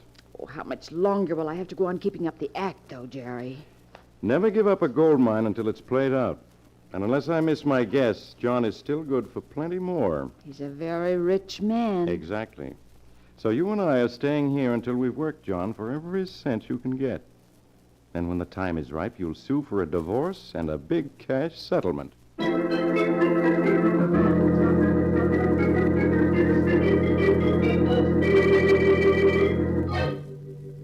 A few months went by. Months in which John Winthrop found himself increasingly happy. Vivian was all that he'd ever dreamed of in a wife. And Jerry, as his business assistant, was invaluable. In his happiness, John lavished gifts on his wife and paid Jerry an exceedingly handsome salary. The three lived in complete harmony until one night late in September. Is that you, Jerry? Yes. How are you, sis? In seventh heaven. Jerry, why didn't you tell me John was leaving for Chicago tomorrow morning? Well, he didn't make up his mind until late this afternoon at the office. Where is he now? He's looking high and low for some papers in a brown envelope. Oh, it must be the Anderson papers he wants. I have them right here in this briefcase. Say, where is he? I'll give them to him. He's up in your room. Up in my room? Yes, when he couldn't find the papers in the study, he went upstairs to see if they were in your desk. In my desk? Yes. Jerry, is anything wrong? I don't know. Let me see. Did I lock my desk this morning before I left for the office, or didn't I? What difference does it make? What difference does it make? It makes all the difference in the world. If he should... You seem to be quite upset, Jerry. Is it because you were afraid I found your desk unlocked, that I might come across these? So, you found them, huh? Yes. What do you have there, John? Merely some newspaper clippings, Vivian. Allow me to read you a couple. The first one is dated 5 years ago, and it's from a New Orleans paper. Underneath a picture of Jerry and you, it reads, Mr. and Mrs. Philip Gordon, arrested for $10,000 jewelry theft at Mardi Gras party. Where did you get that clipping? I found it, along with several others in Jerry's, or should I say Philip's desk. Oh. Allow me to read you another clipping. Mr. and Mrs. Philip Gordon, who pleaded guilty to the $10,000 Mardi Gras jewel theft, were today sentenced to prison by Judge Sawyer. Philip Gordon received a sentence of 3 to 5... I don't want to hear any more. Stop it. You hear? It was very clever of you two to pretend to be brother and sister when actually you were man and wife. No doubt sometime in the future, Vivian was to divorce me and receive a handsome cash settlement. Yes, that's right. We had planned that. But our plans seem to have been spoiled. What do you intend doing? I'm not going to Chicago tomorrow morning. Instead, I'm going to see my attorney and prosecute you both to the full extent of the law. Oh, I wouldn't do that if I were Yes, you. John, think of your reputation and your family name. They'd be dragged in the mud if this ever came out. You wouldn't want to see that happen, would you? You think you can blackmail me into silence, don't you? Well, you're wrong. Come what may, I'm going to see to it that you're both punished. Jerry seems ill. Yes, he does, doesn't he? I'm perfectly all right. I think we've said everything that's to be said. I'm through with words now. First thing in the morning, I'm going to see my attorney and have you both exposed. You're going to learn you made a fool of the wrong man.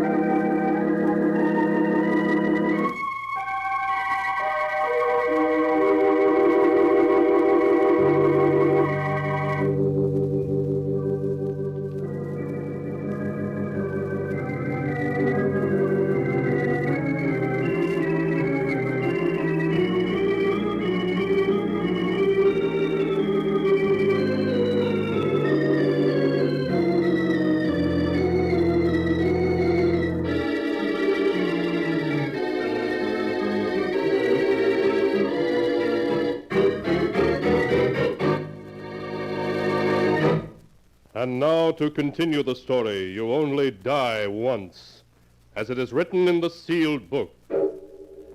After John had gone to bed, Jerry silently paced up and down the drawing room, trying to figure a way out of their dilemma. Vivian watched him anxiously, her face pale and drawn.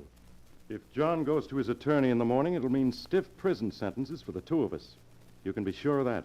Jerry, I couldn't stand going to prison again. To be separated from you.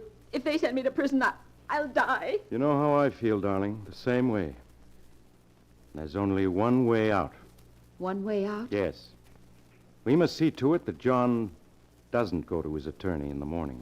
Jerry, you don't mean... Oh, no, Jerry, no. If we don't get rid of him, it'll mean prison. Do you prefer that? Oh, no, but I'm so afraid. There's nothing to be afraid of.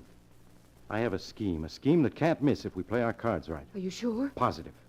The best thing about it is its simplicity. What is this scheme of yours? John's gun is in that desk over there. I'll use it to get rid of him. Once that's done, you and I will carry him down to the boathouse. To the boathouse? Yes. There I'll fasten some weights securely to the body. Then we'll take him out in the launch to the deepest part of the river and drop him in. The weights will take him to the bottom and keep him there. But, Jerry, in a few days they'll start looking for him. They'll drag the river. They'll start looking for him, but they won't drag the river.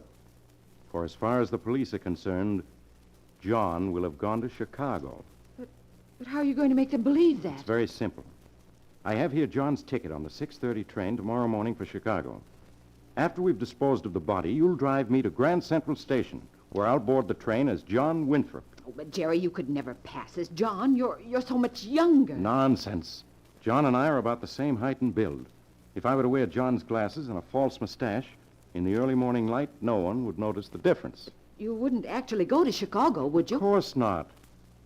After I'd made sure that I was seen by the conductor and the porter at the station, I'd secretly slip off the train at the first stop. Oh, I see. A few days later, we'd notify the police that John had gone to Chicago, and we were worried as we hadn't heard from him. They'd naturally check to see if he'd taken the train. The conductor and porter would satisfy them on that score. The police would begin a nationwide search. But, darling, they'll ask questions, hundreds of questions. All we have to say is that you drove John to Grand Central Station and watched him leave on the train to Chicago. Stick to that story and we're safe, do you understand? Oh, yes, Jerry. Remember, that's all you know. John got the 6:30 train for Chicago, and that was the last you saw of him. All right, darling. I won't slip up. That's the spirit. Now, it's just 11 o'clock. We'll wait 2 hours to give John a chance to fall asleep. At 1 o'clock, we'll go up to his room and do what must be done.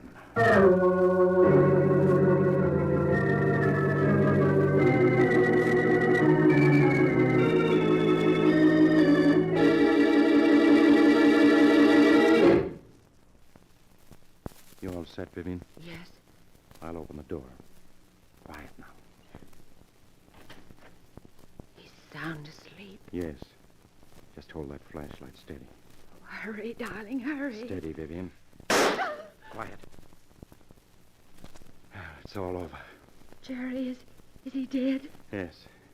He never knew what happened. Why, I'm glad he didn't wake up. I'm so glad he was sound asleep.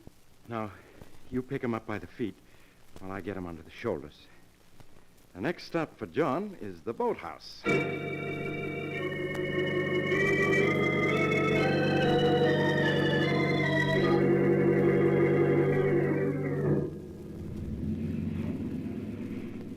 The river's the deepest, just about 50 yards from here, Jerry. Then that's the place for us. Cut the motor when we reach it. We're just about there, Jerry. I'll cut the engine and we'll drift the rest of the way. You'll have to give me a hand with him, Vivian. With these weights around him, he's quite heavy. All right. What do you want me to do? You take his feet while I take him by the shoulders. When I give the word, we'll both lift and toss him over the side. You ready? Yes. Then lift. Oh, Jerry, he's so heavy. Just a little more. That's it. Now, I'll drop him.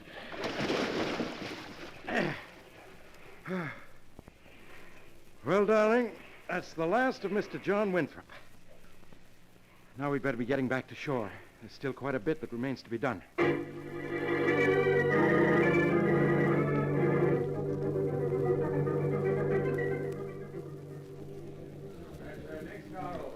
pull down and your collar up, Jerry. Right.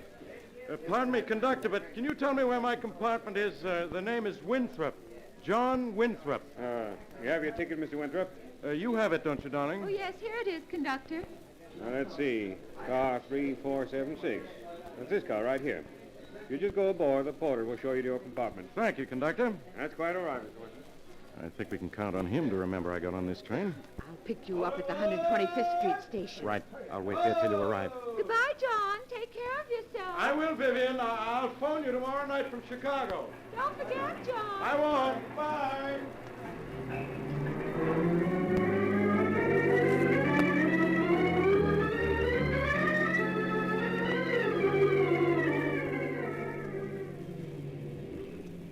Here I am, Jerry. Come on. Let's get in the car and away from here. All right.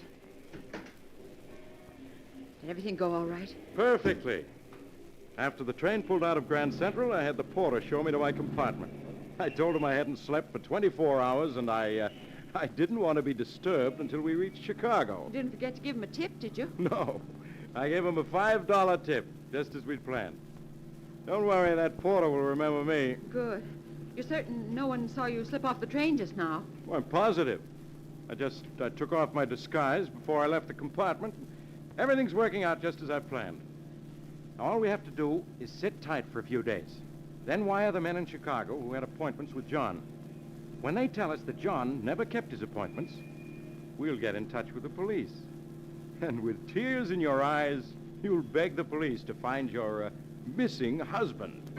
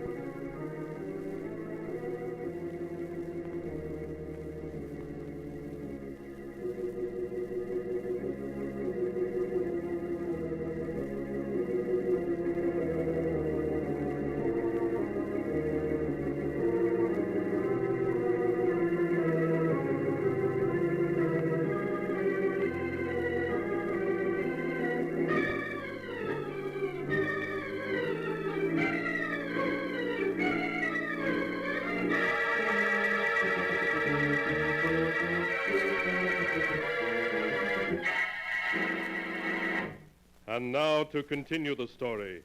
You only die once, as it is written in the sealed book. Following Jerry's plan, 2 days after John's death, Vivian notified the police that her husband was missing.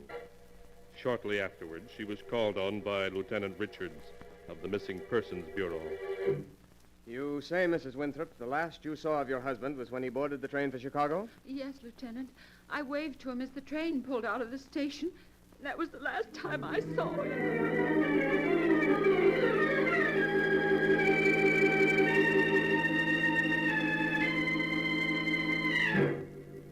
A week passed, and then 2.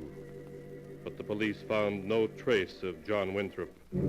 It was as though he had vanished off the face of the earth after he had boarded the train for Chicago. The noted financier was reported seen in half a dozen cities all over the country, but each report turned out to be false. The newspapers played up the strange disappearance of John Winthrop, but after he had been missing a week, the story lost its interest for the public and was quickly forgotten. When 2 weeks had passed, Jerry took Vivian, who was on the verge of a nervous breakdown, away for a rest. Making no secret of their destination, they went to John's mountain lodge, high in the Adirondacks. Would you like a cocktail, Vivian? Yes, Jerry. Oh, darling, isn't it wonderful being up here, just the two of us? It lacks only one thing to be perfect, music. Let there be music and let the wine flow freely. I'll turn on the radio. Here's looking at you, baby. And here's to our good luck. May we always have it. Oh, we're sitting pretty. Someday the police are going to give up looking for John, and then you're going to become a very, very wealthy widow. You really think so, Jerry? Of course. Naturally, it'll take time, but... We interrupt this program to bring you a special news report.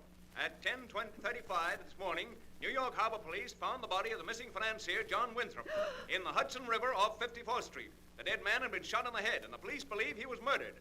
They are looking for his wife, Mrs. Vivian Winthrop, and Jerome Norton, her brother, for questioning. For further details, listen in on our regular news period at... Jerry, how could they have found him? How could they? I tied those weights securely, but somehow the body must have slipped out of the ropes and come to the surface. Jerry, what are we going to do? You heard what that announcer said. The police are looking for us. Yes, I know. And once they take our fingerprints, it'll be the end. They'll learn about New Orleans and that we aren't brother and sister. Oh, Jerry, we just can't stay here. We've got to run for it before they catch us. Run? Where can we run to? Oh, I don't know. Mexico, South America, any place. We have my jewels. They're worth over $100,000. Yes, but what good are they? What we need is cash, and all I have with me is $300. We don't dare go to your bank. They pick us up immediately. Oh, I'm sure there's some place we'll be able to sell my jewelry. I'll pack my things at once. Vivian, there's no sense in running away. How far do you think we'd get? The police are probably on their way here already. Jerry, what's wrong with you? We've got to run away. There's no other way out. There is another way out, if we're willing to take it. What way is that? The easiest and simplest way out of all troubles, darling. Suicide? Oh, no, Jerry, no. Would you rather go to the chair, or even worse, be sentenced to life imprisonment? Life imprisonment? Oh, no, I couldn't stand that. Don't you see, darling, we have no choice. We're gamblers who played for high stakes and lost. Oh, Jerry, I'm afraid. I'm so afraid. It's better than rotting behind bars for the rest of our lives. Don't you agree with me, darling? I know you're right, Jerry, but I don't want to die. I want to live. So do I, Vivian, but... Do you hear sirens? Jerry, the police. They're here already. Yes. A police car and 2 motorcycle police are coming up the road. They'll be here in a minute or two. Oh, Jerry, what are we going to do? We have the choice of going back with them and standing trial for murder, or the other. You know what my choice is. How are you going to do it? Poison tablets. I have them here. I've carried them a long time against just such a moment as this. Will we suffer much? No, darling. A moment or two, then it will be all over. The police are almost here. We haven't much time. All right, Jerry. Now you're being the good loser that I always knew you were. Here's a tablet for you, darling, and one for me. Will one be enough? Yes, more than enough. Don't be afraid, Vivian. Do it quickly without thinking about it. Here, I'll take mine first. There. Now, you take yours. All right, Jerry. That's it. There. That wasn't so hard, was it? No. Well, darling, they're here. But nothing they can do or say can matter to us anymore. We've beaten them, do you understand? They can't touch us. Yes, Jerry. I'll let them in now. Hello, Lieutenant. Come in. You remember Mrs. Winthrop, don't you? You can stop the acting, Norton, or should I say Gordon. We know who you and Mrs. Winthrop are. Oh, so you've already found out, huh? Yes. We did some fast checking this morning after Winthrop's body was fished out of the harbor. I'm going to have to take you both back to headquarters. I'm afraid you're a little late, Lieutenant. A little late? Yes. You see, a minute or so before you arrived, my wife and I took poison tablets. What? In a very little while, we'll both be well out of your reach. Grogan, get the first aid kit from the squad car. Yes, sir. You're wasting your time, Lieutenant.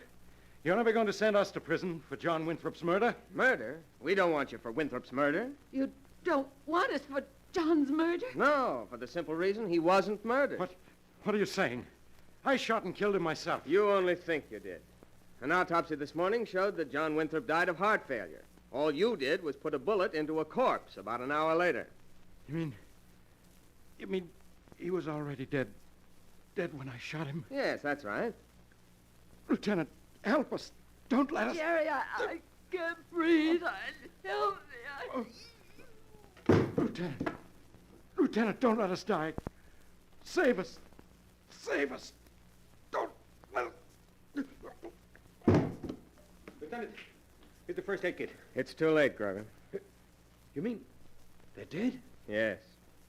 The chief only wanted them for questioning, but if ever two people deserved to die, they did. There was murder in their hearts. Yet I'll be doggone if the law would have been able to do anything to them. We couldn't have held them for murder. Yeah, that's right. It would have been hard to make a charge of bigamy stick with Winthrop dead. I guess about the only thing we could have held them for was mutilation and illegal transportation of a corpse. Yes, justice sure has a strange way of working itself out.